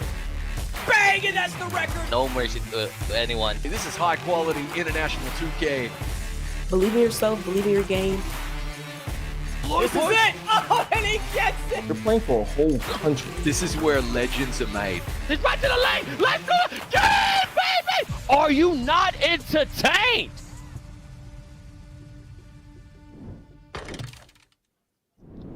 _25th and 26th of November, we will be in Jönköping, Sweden for the eFiba World Finals. Man, I mean, just amazing stuff that's going to come out of that tournament. 8 nations will hang out with us there. 8 nations will compete. Of course, you have 7 regions, so 1 from each region, 2 from the European region, which we will find out on the 9th of November, along with North America and South America. But so far today, we've already decided 3.5. 3.5. The first one is New Zealand. The second one is the Philippines from Asia. New Zealand, of course, from Oceania. And then you had Lebanon that pulled off the upset. They got the job done with a gentleman's reverse sweep, as they will go ahead and move on to Sweden, as well as Lebanon did go to upset Saudi Arabia. And then now the half is Morocco. That's, I guess you could say, maybe third of the way there, depending on if we go to a game 3 or not, whatever the case may be. But I'm going to say half of the way there to be invited to Sweden. Now, Morocco is going to be one of those teams that is going to be putting up a fight against especially some of the other nations that we mentioned. I'm talking about the Philippines and Morocco. I'm quite frankly not sure how that one goes down.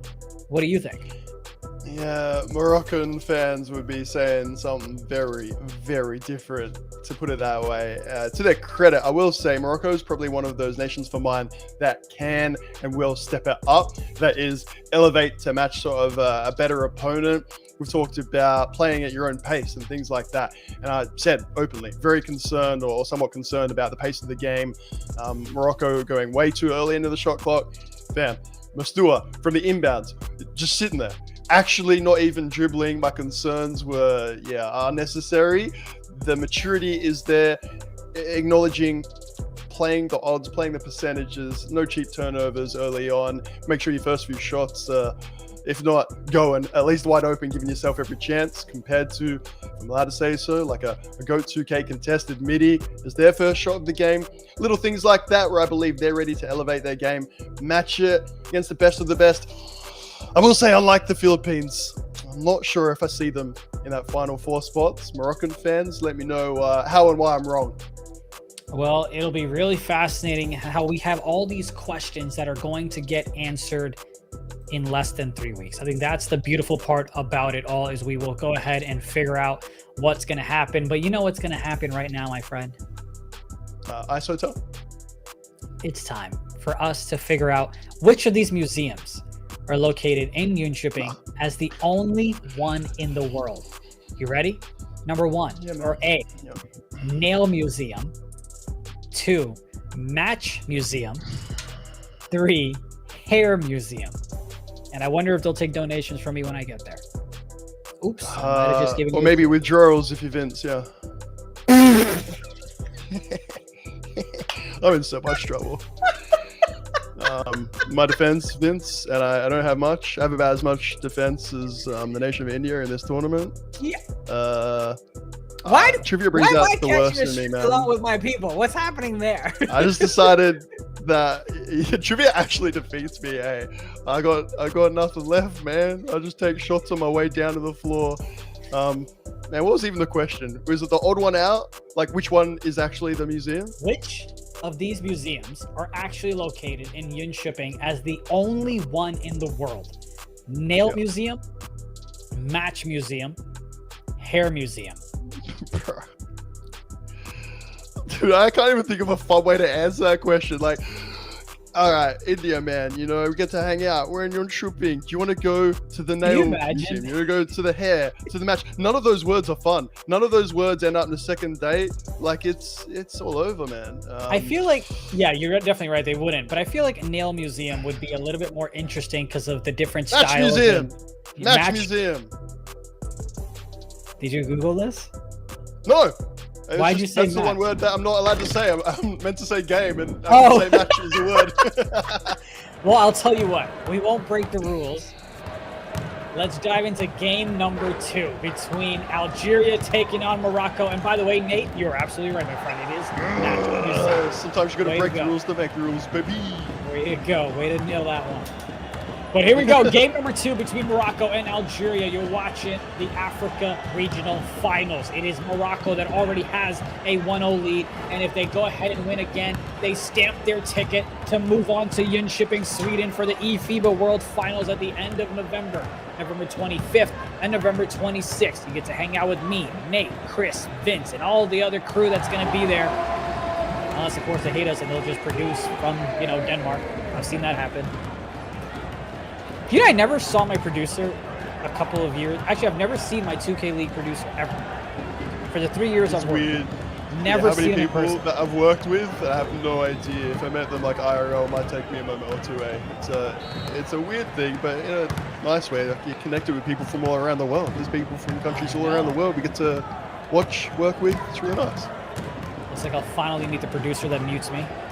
As we get the first bucket for Morocco to go. Algeria's got the lead, but obviously it's so early. Are they going to be able to hold on and maintain it? Tied up at 2 apiece. We're going to give this one everything we've got in case it ends up being the final African game that we watch. As it is going to be a win or go home situation for Algeria. They go ahead and step up, take that shot, not going to go. Rebound secured. Dishes it out to the left pass. Nice little extra. That shot's going to go. 5-2 for Algeria. Now we're going to go ahead and flip chat. So if you're watching Morocco, you're watching the team in red. If you're watching Algeria, it's the team in white. As Morocco knocks that one down. Morocco again in red, Algeria in white. The way you know that is the team on the right is the team wearing white. Call me to rap. I've crushed that today. Oh my geez. I'm not even jealous. I'm just proud of you, man. Thank you. I feel like after this, I'm gonna listen to that "I Wish I Was Taller" song. I think I've got it on my Spotify, locked and loaded.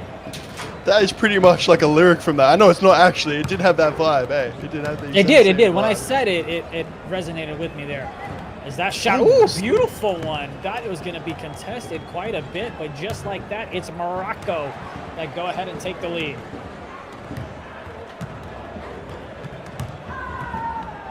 Peak in response, fam. That is very much an ego shot. You make that, you're a hero. It's like, Mistua, come on, man. You've been taking these regularly. You didn't do it in game 1. You've been chilling. You're barely dribbling. I love that from Peak. In response, it's like, Mistua's shot, just better. Continuing to dominate here in this game, too. What's interesting is I feel like he looks at the screen. Maybe he like looks at, because he looks this way, which means he's looking at the webcam. But what else is he looking at, right? Is he looking at the game feed? Is he looking at the broadcast? Like, what's happening there is what I want to know. Yeah, I would find it fascinating if more players made more content, but also content around their setup and sort of their environment, how they prep. There's some players that have been playing on a TV monitor. If that sounds really normal to you, that's fine. You might be a casual 2K player, and it's all good. For even myself, not even close to comp, anything other than a monitor, and it just feels like a bizarre experience. So yeah, players, let us know. Twitch chat, fans, monitor, TV is one of those particularly weird to you, because there's something going on. I agree, India. Of course, for the folks at home that are wondering why does it matter if you play on a TV or a monitor, it's because of the delay, the latency, the nanoseconds, the microseconds that are the reason you're missing. Not because you stink and you can't time your jump shot. It's just because, you know, it's the TV's fault. As we're tied up at 9 apiece, can Algeria hold on to this one? Cut from the left side, had it open, but decided not to dot him up. Morocco looking for a three. They get it on the left side. That shot's going to go up, but it's not going to go down. Passing it all the way right side is Algeria, and that's going to be a foul. As we're going to go ahead and beat bonus at 111, looking to get 11 points in the first quarter. I enjoyed the look. I enjoy it from Astua, who, as I said, starting to, whether it's confidence, different game plan, I don't even know. Look at that. Straight to the spot. You know it's green. You know it is. The weird fade forward that I keep talking about. Yeah. Mastua is ready to try and seal this. To his credit, Peak is matching him shot for shot. Who do you think's taking this next one? Ooh, has to dish it off. Adax does get it back. Again, I'm going to call it an ego game. I don't think I've said that in a nice way until today. Peak has been him and matching it, making those big shots. Oh, and that's a big one there to go ahead and take the lead for Algeria. Will they go ahead and force a game 3? Or will Morocco take care of business here in game 2? The jumpers. Look at the jumpers. Man, they worried. They worried about Mastua with tape. Don't worry about just sending 2. We'll send a second. He's going to jump at you near the halfway line, man. Ooh, it's getting interesting. Bring it on, India. Especially with a game this close, every point is going to matter. We saw it multiple times with Philippines and Indonesia as they lost by 160 to 59. Here comes the inbound play for Morocco. Down by 1. 11.7 seconds left in the first quarter. Here comes the inbound. Gets it all the way to the right side. Off-ball screen's not going to work. Looking for a little bit of space. Defender doesn't jump in the air. They throw the slip. They got the rotations on point for Algeria. There's nowhere for Morocco to go. Are they going to pull something out of a hat? No. Oh, they got it, but it did not count. Not even green, but yeah, not even good, unfortunately, for Mastua. What about just taking it early, straight back? Nuh-uh. That might be the first rash shot that we've seen. I expect Peak to try and make full advantage. There you go, early pass. Azad, lead up by 3. Ooh, friends, don't let your big game mentality. I'm just going to use that word ego again. It's not meant in a negative sense. It's to say the point guard typically steps up, needs to. That's a much better look. And thank you, man. You got shooters around you if you're Morocco, that's for sure. I've been saying about Saudi Arabia, it's equally as true. This Moroccan team, let it rip. They're going to be able to hold on to the lead that they had. Obviously now it's all tied up, but they're looking to get it right on back. Oh, that shot looks so good, but they get the rebound, and what a steal there by Morocco. Just swinging from the hash to the corner. They get the steal. They got it to the right. The 3 is up. The 3 is good, and the lead is 3 as well. Yes, sir. I said some of the most lovely, high-quality 2K that we've had for quite a while in the first half of the last game. Some of these passes, oh, man. It's one thing to be like, oh, just stop the car, just get in front of them. When they're greening at the rate that they are, yeah, you've got to be ready. You've got to make sure you track it inside. And they're hesitating to the corner, though. It's just a simple miscommunication, but it does not look pretty if you're Morocco. Pretty isn't always easy to get. It's just all about the dub, and that's going to be a loose ball. Algeria's got it. They've got the 2-point lead that gets extended to 4. Started with that I won't say disgusting, but look, untoward, unnecessary look from Stewart. Since then, he's barely put a pass wrong, a hand wrong. Reading the cuts, or rather calling the cuts, sorry, nice and early. But it's where this sort of started. I don't know, a bit of Peak saying, I'm going to keep being him. I'll take the big shots in the big moments. Stewart's handing it off. He's playing a good team game. Just something about your point guard, you know, not doing this makes it feel a little bit different in you.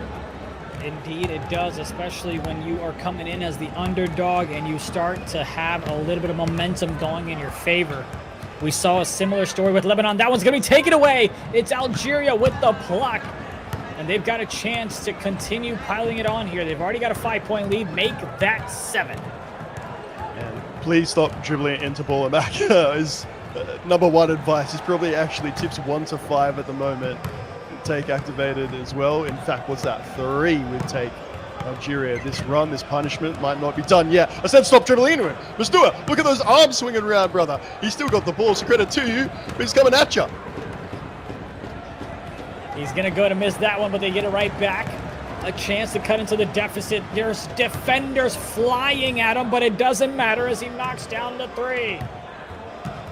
Smile on the face there as well. I think, yeah, you can laugh as well in here if you want, because it was a bit of, please keep it away from him. And just did the exact opposite, got away with it. Respect, okay? Everyone else is getting plucked for no reason. Mastua, the exception. Algeria's doing a great job of responding back here in game number 2. Oh, looked like that one was going to get swatted away.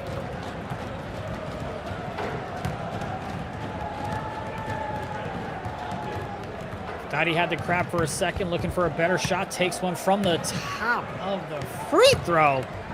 Man, Algeria really stepping up here in the second game, in the second quarter.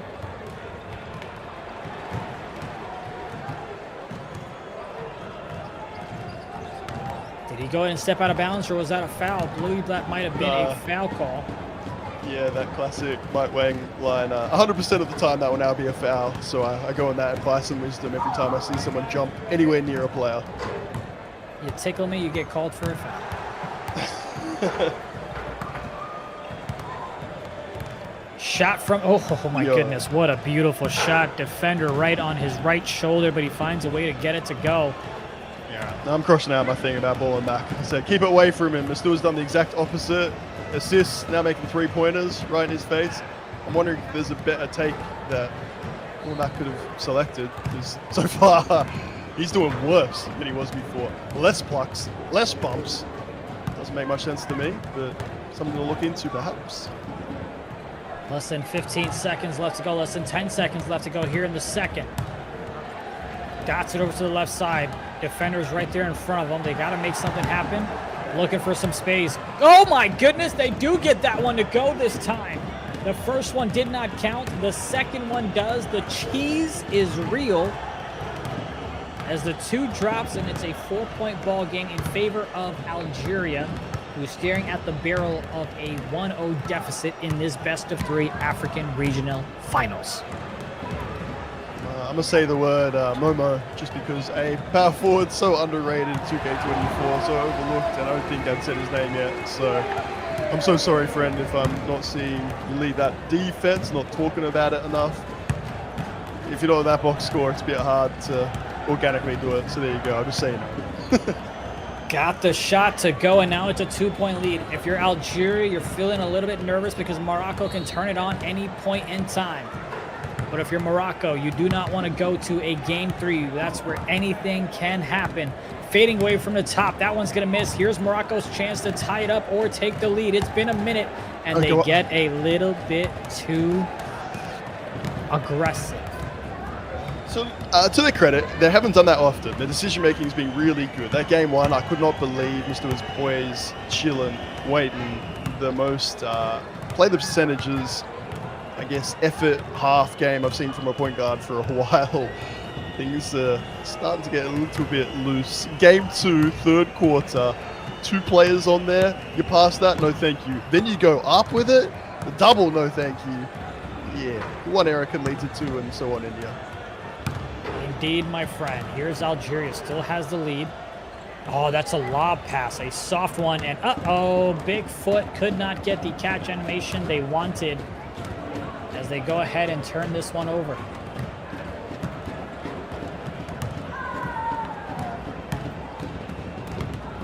Morocco, once again, an opportunity to take the lead with a three. Is this going to be the one? No, it is not, but they get the offensive rebound. The right corner was right open, which is why that's a smart foul. Right hash is looking pretty tasty as well.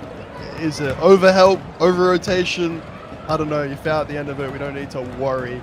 It's just getting, I think I said a little loose before. Maybe that's the perfect word for it, because there is only a little bit of space there. Or you got about 3 players wide open. It's one or the other at the moment. So it's either like a blitz and it's been done on purpose, or yeah, players losing their heads just a little bit. Uh-oh, loose ball there. Oh, looked like it was going to be a turnover, and Morocco was going to head the other way to take the lead. You can see the frustration on the side of the Moroccans? I don't know. Yeah, Moroccans. And confirmation that's getting loose indeed, man. Like, there is no poise anymore. Every pass could be stolen. Every shot. Yes! Yeah, man. Reclaim some authority, please. Just a standard big drive into the paint. Not had a standard play, a normal play for quite a while now. Until that. Dots it to the left side. Morocco regains the lead by 1. It is 38-37. 3 minutes left to go here in the third quarter.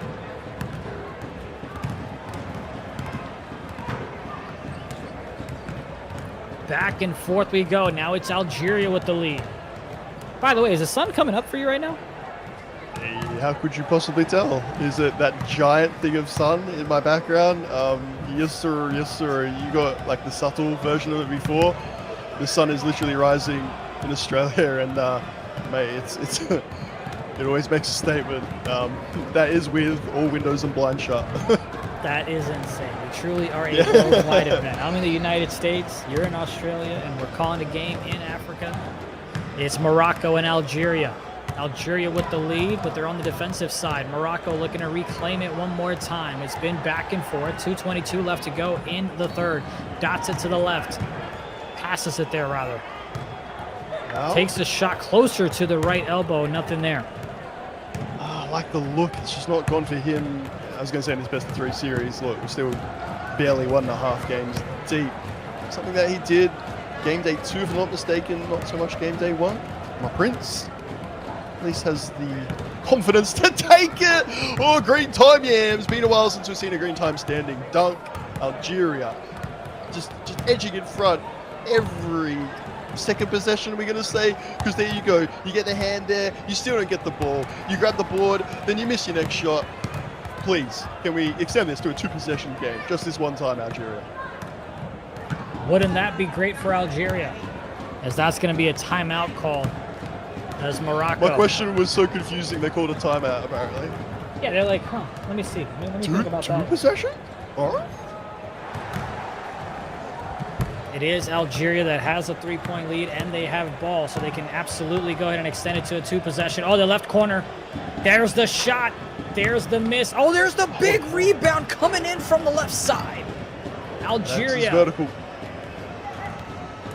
5 seconds to work with here. They get it to the right side, looking for a little bit of space. Nothing there, so they bring it back to the left. They're going to shoot that one. Do they get the offensive rebound once again? No, it's Morocco that's got it. Do they turn it over? Yes, they do, and now it's Algeria from the left. Right corner is open for a second, but the defense gets back from Morocco as well. Looking to attack the paint, gets met with a defender, so they look to kick it right back out.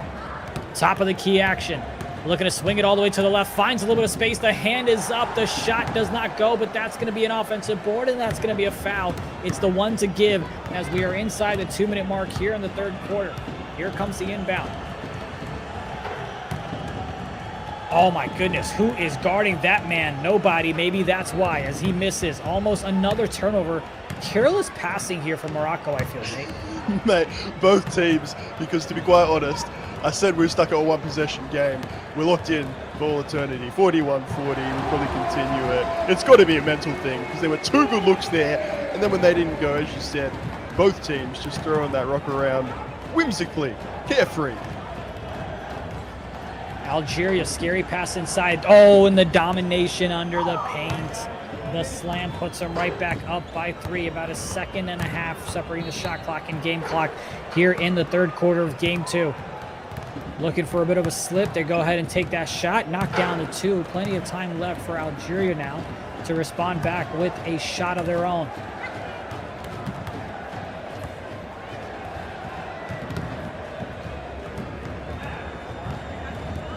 Algeria, oh, they almost had the slip. They couldn't pass it. The animation is going to make sure they don't get a shot off. But Nate, it looked like they had the slip, but the animation and the bump just could not give them the opportunity to get the pass. Well, yeah, I risk that they could have made it a 2-possession game with the 3, so we should probably just turn this over, make sure Morocco score, and we can keep this 1 for 1 for 1. When you played each other so many times, friends, it's got to be the same thing. Because every possession, like the last 4, I started making notes on it, so apologies, it could be 5. Mustua has gone for the midi, been allowed the midi, and made it. It is when there's been a defensive manual play, like an attempted strip and whatnot. It just gives you the animation, a bit more space. And of course, after missing the last few, you're now green a 3 to keep it a 1-possession game. It's just the way this is meant to go. India, we are sticking with this all the way through. Can anyone extend it to 2 positions? Can anyone stop Mustua from making his beloved mid-range? Or are they going to knock down a 3 and take the lead once again as we get inside 4 minutes? There's the midi that you've been talking about, and there is the green as well, and we're tied up at 46 apiece. Nate, you've been nailing it so far.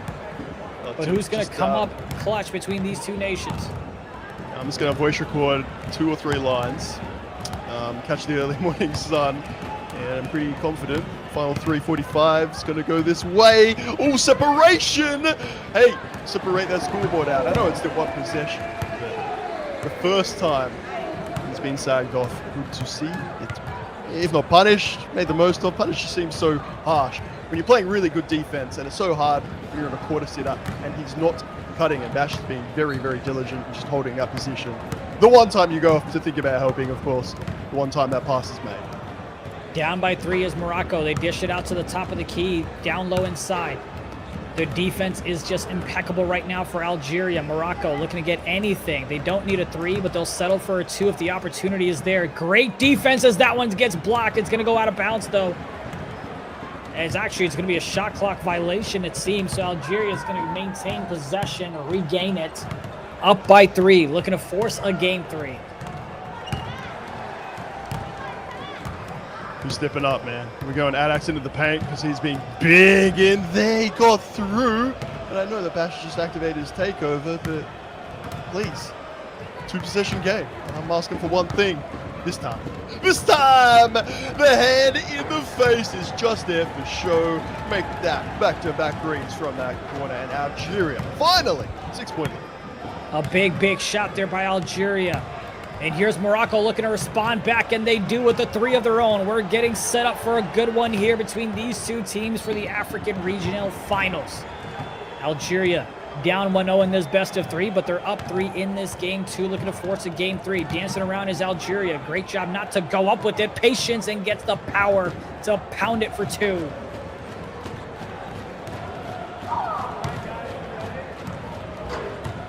Morocco, the team in red,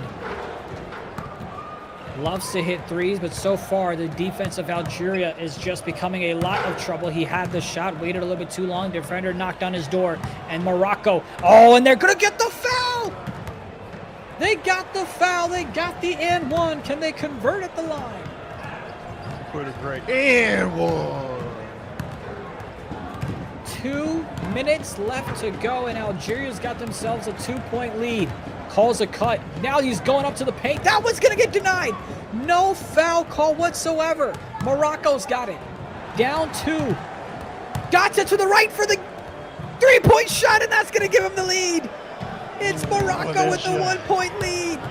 Your timeout, because that will have been frustrating. Mustua, as we all know by now, has been getting to his spot, allowed to his spot, but been good enough to green from mid-range. Now it comes across. Guess who's there to make it not just interesting, more than interesting. They've got the lead for the first time, I believe, since that 2nd quarter. Algeria now They've got take. They're only down 1. So 2. Oh my goodness, they just threw that one away. It's Morocco with the ball. Morocco's got the steal. They're slowing things down. They've got the 1-point lead. Where is Morocco going to go with the ball? They dish it out all the way to the right for the reset. Got to be smart with it as you've got about 10 seconds left on the clock. The shot clock, that is. They're going to take the shot. Is it a good one? No, it's not. Heavily contested. Now it's Algeria going the other way. That's going to be a foul. It is a foul to give inside the 2 minutes. The next one is going to put them at the line. Algeria. Corner was open. Down 1 with ball. Who's going to step up and make a play? They've got the crab for a split second. Smart decision not to shoot that one, though, as the defense comes right back in front of them.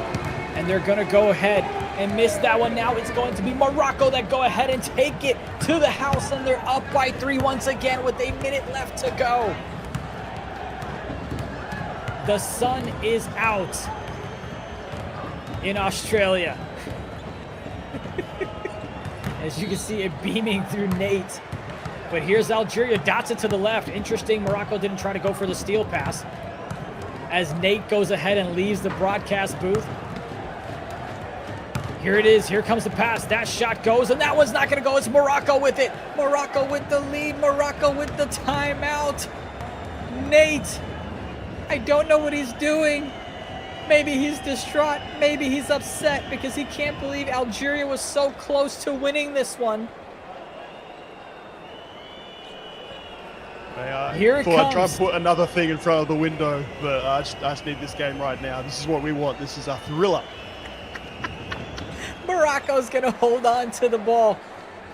8 seconds separating the shot clock and game clock, which is why you don't need to foul. But you cannot give up a 3, and they miss it. Here's Algeria with it. The chance to tie it up. Algeria. A little bit of a shaky little pass, and they're going to call foul. Ooh, I like this one. I like this one. I like this one, but only if you can convert your free throws on the other side and you don't have a careless mistake, as you saw Morocco just beam on by to get the rebound. Here we go. Do we see a fluky steal? That's going to be a timeout. That's a smart play call. Give yourself as much space so you can take it in the backcourt for the inbound pass. We've got about 6.1 seconds. Both of these teams have a timeout. Here's the inbound from Morocco. Keep an eye on the defender. Oh, they didn't even pass it to him going all the way right. Didn't want to take the chance, so they have to go ahead and foul them one more time. 5.5 seconds left.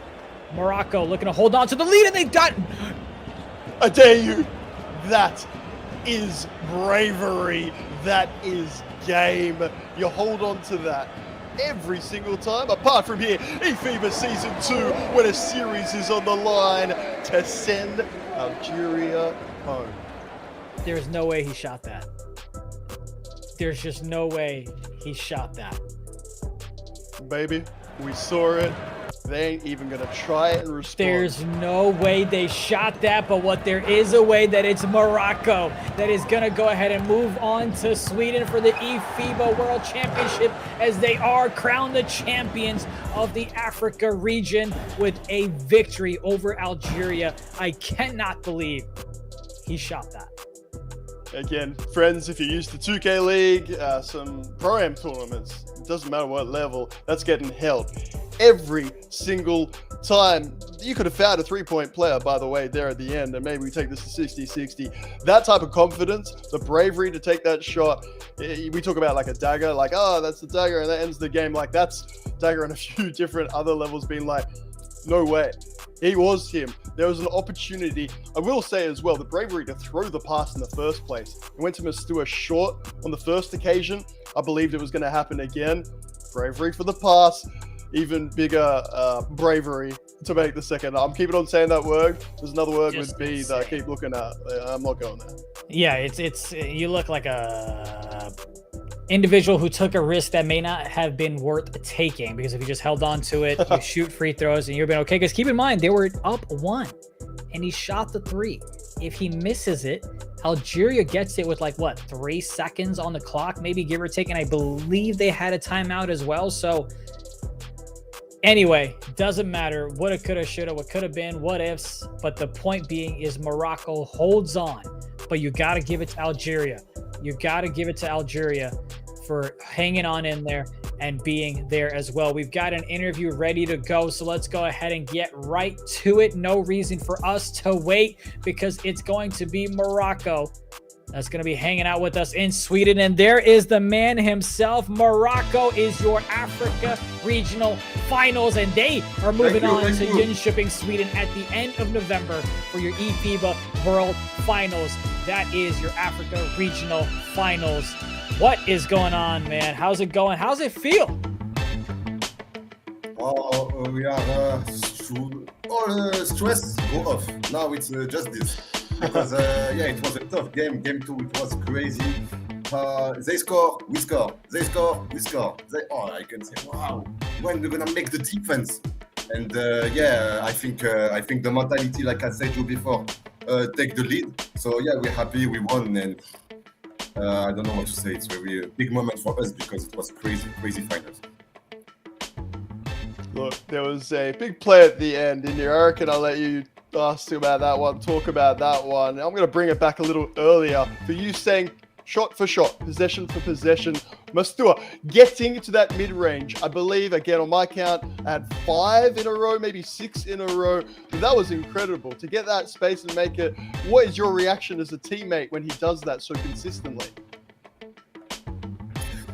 I think Mastur trained a lot this midi because every single time I play against him in Europe, like I told you before, he take every mid-range, like he win every shot. And every time he say to me, Marokino, go on the paint, I have my mid-range. I say, okay, no problem, you don't want screen? No problem, if you score, there is no problem. I go on the paint, I wait. Then he take mid-range, he green, and we are happy. But yeah, Mastur going crazy. I think he's the man of the final because if he's not here, if we don't score every single time, we lose. And I think too, Algeria, like on their head, I think they say if Mastur score every time, we're not gonna win this game. So that's why that's how Mastur carry us, and we are happy to have him with us. Just absolutely madness. I mean, you got to give credit where credit's due, but before we let you go, you know we got to ask for the flag. Vince is asking for it. I'm asking for it. Nate wants it. So do the people. He's there. I told you, bro. Yeah, every time. There you go. Let me drop you. There is the flag of Morocco. As they... Tell me what you got.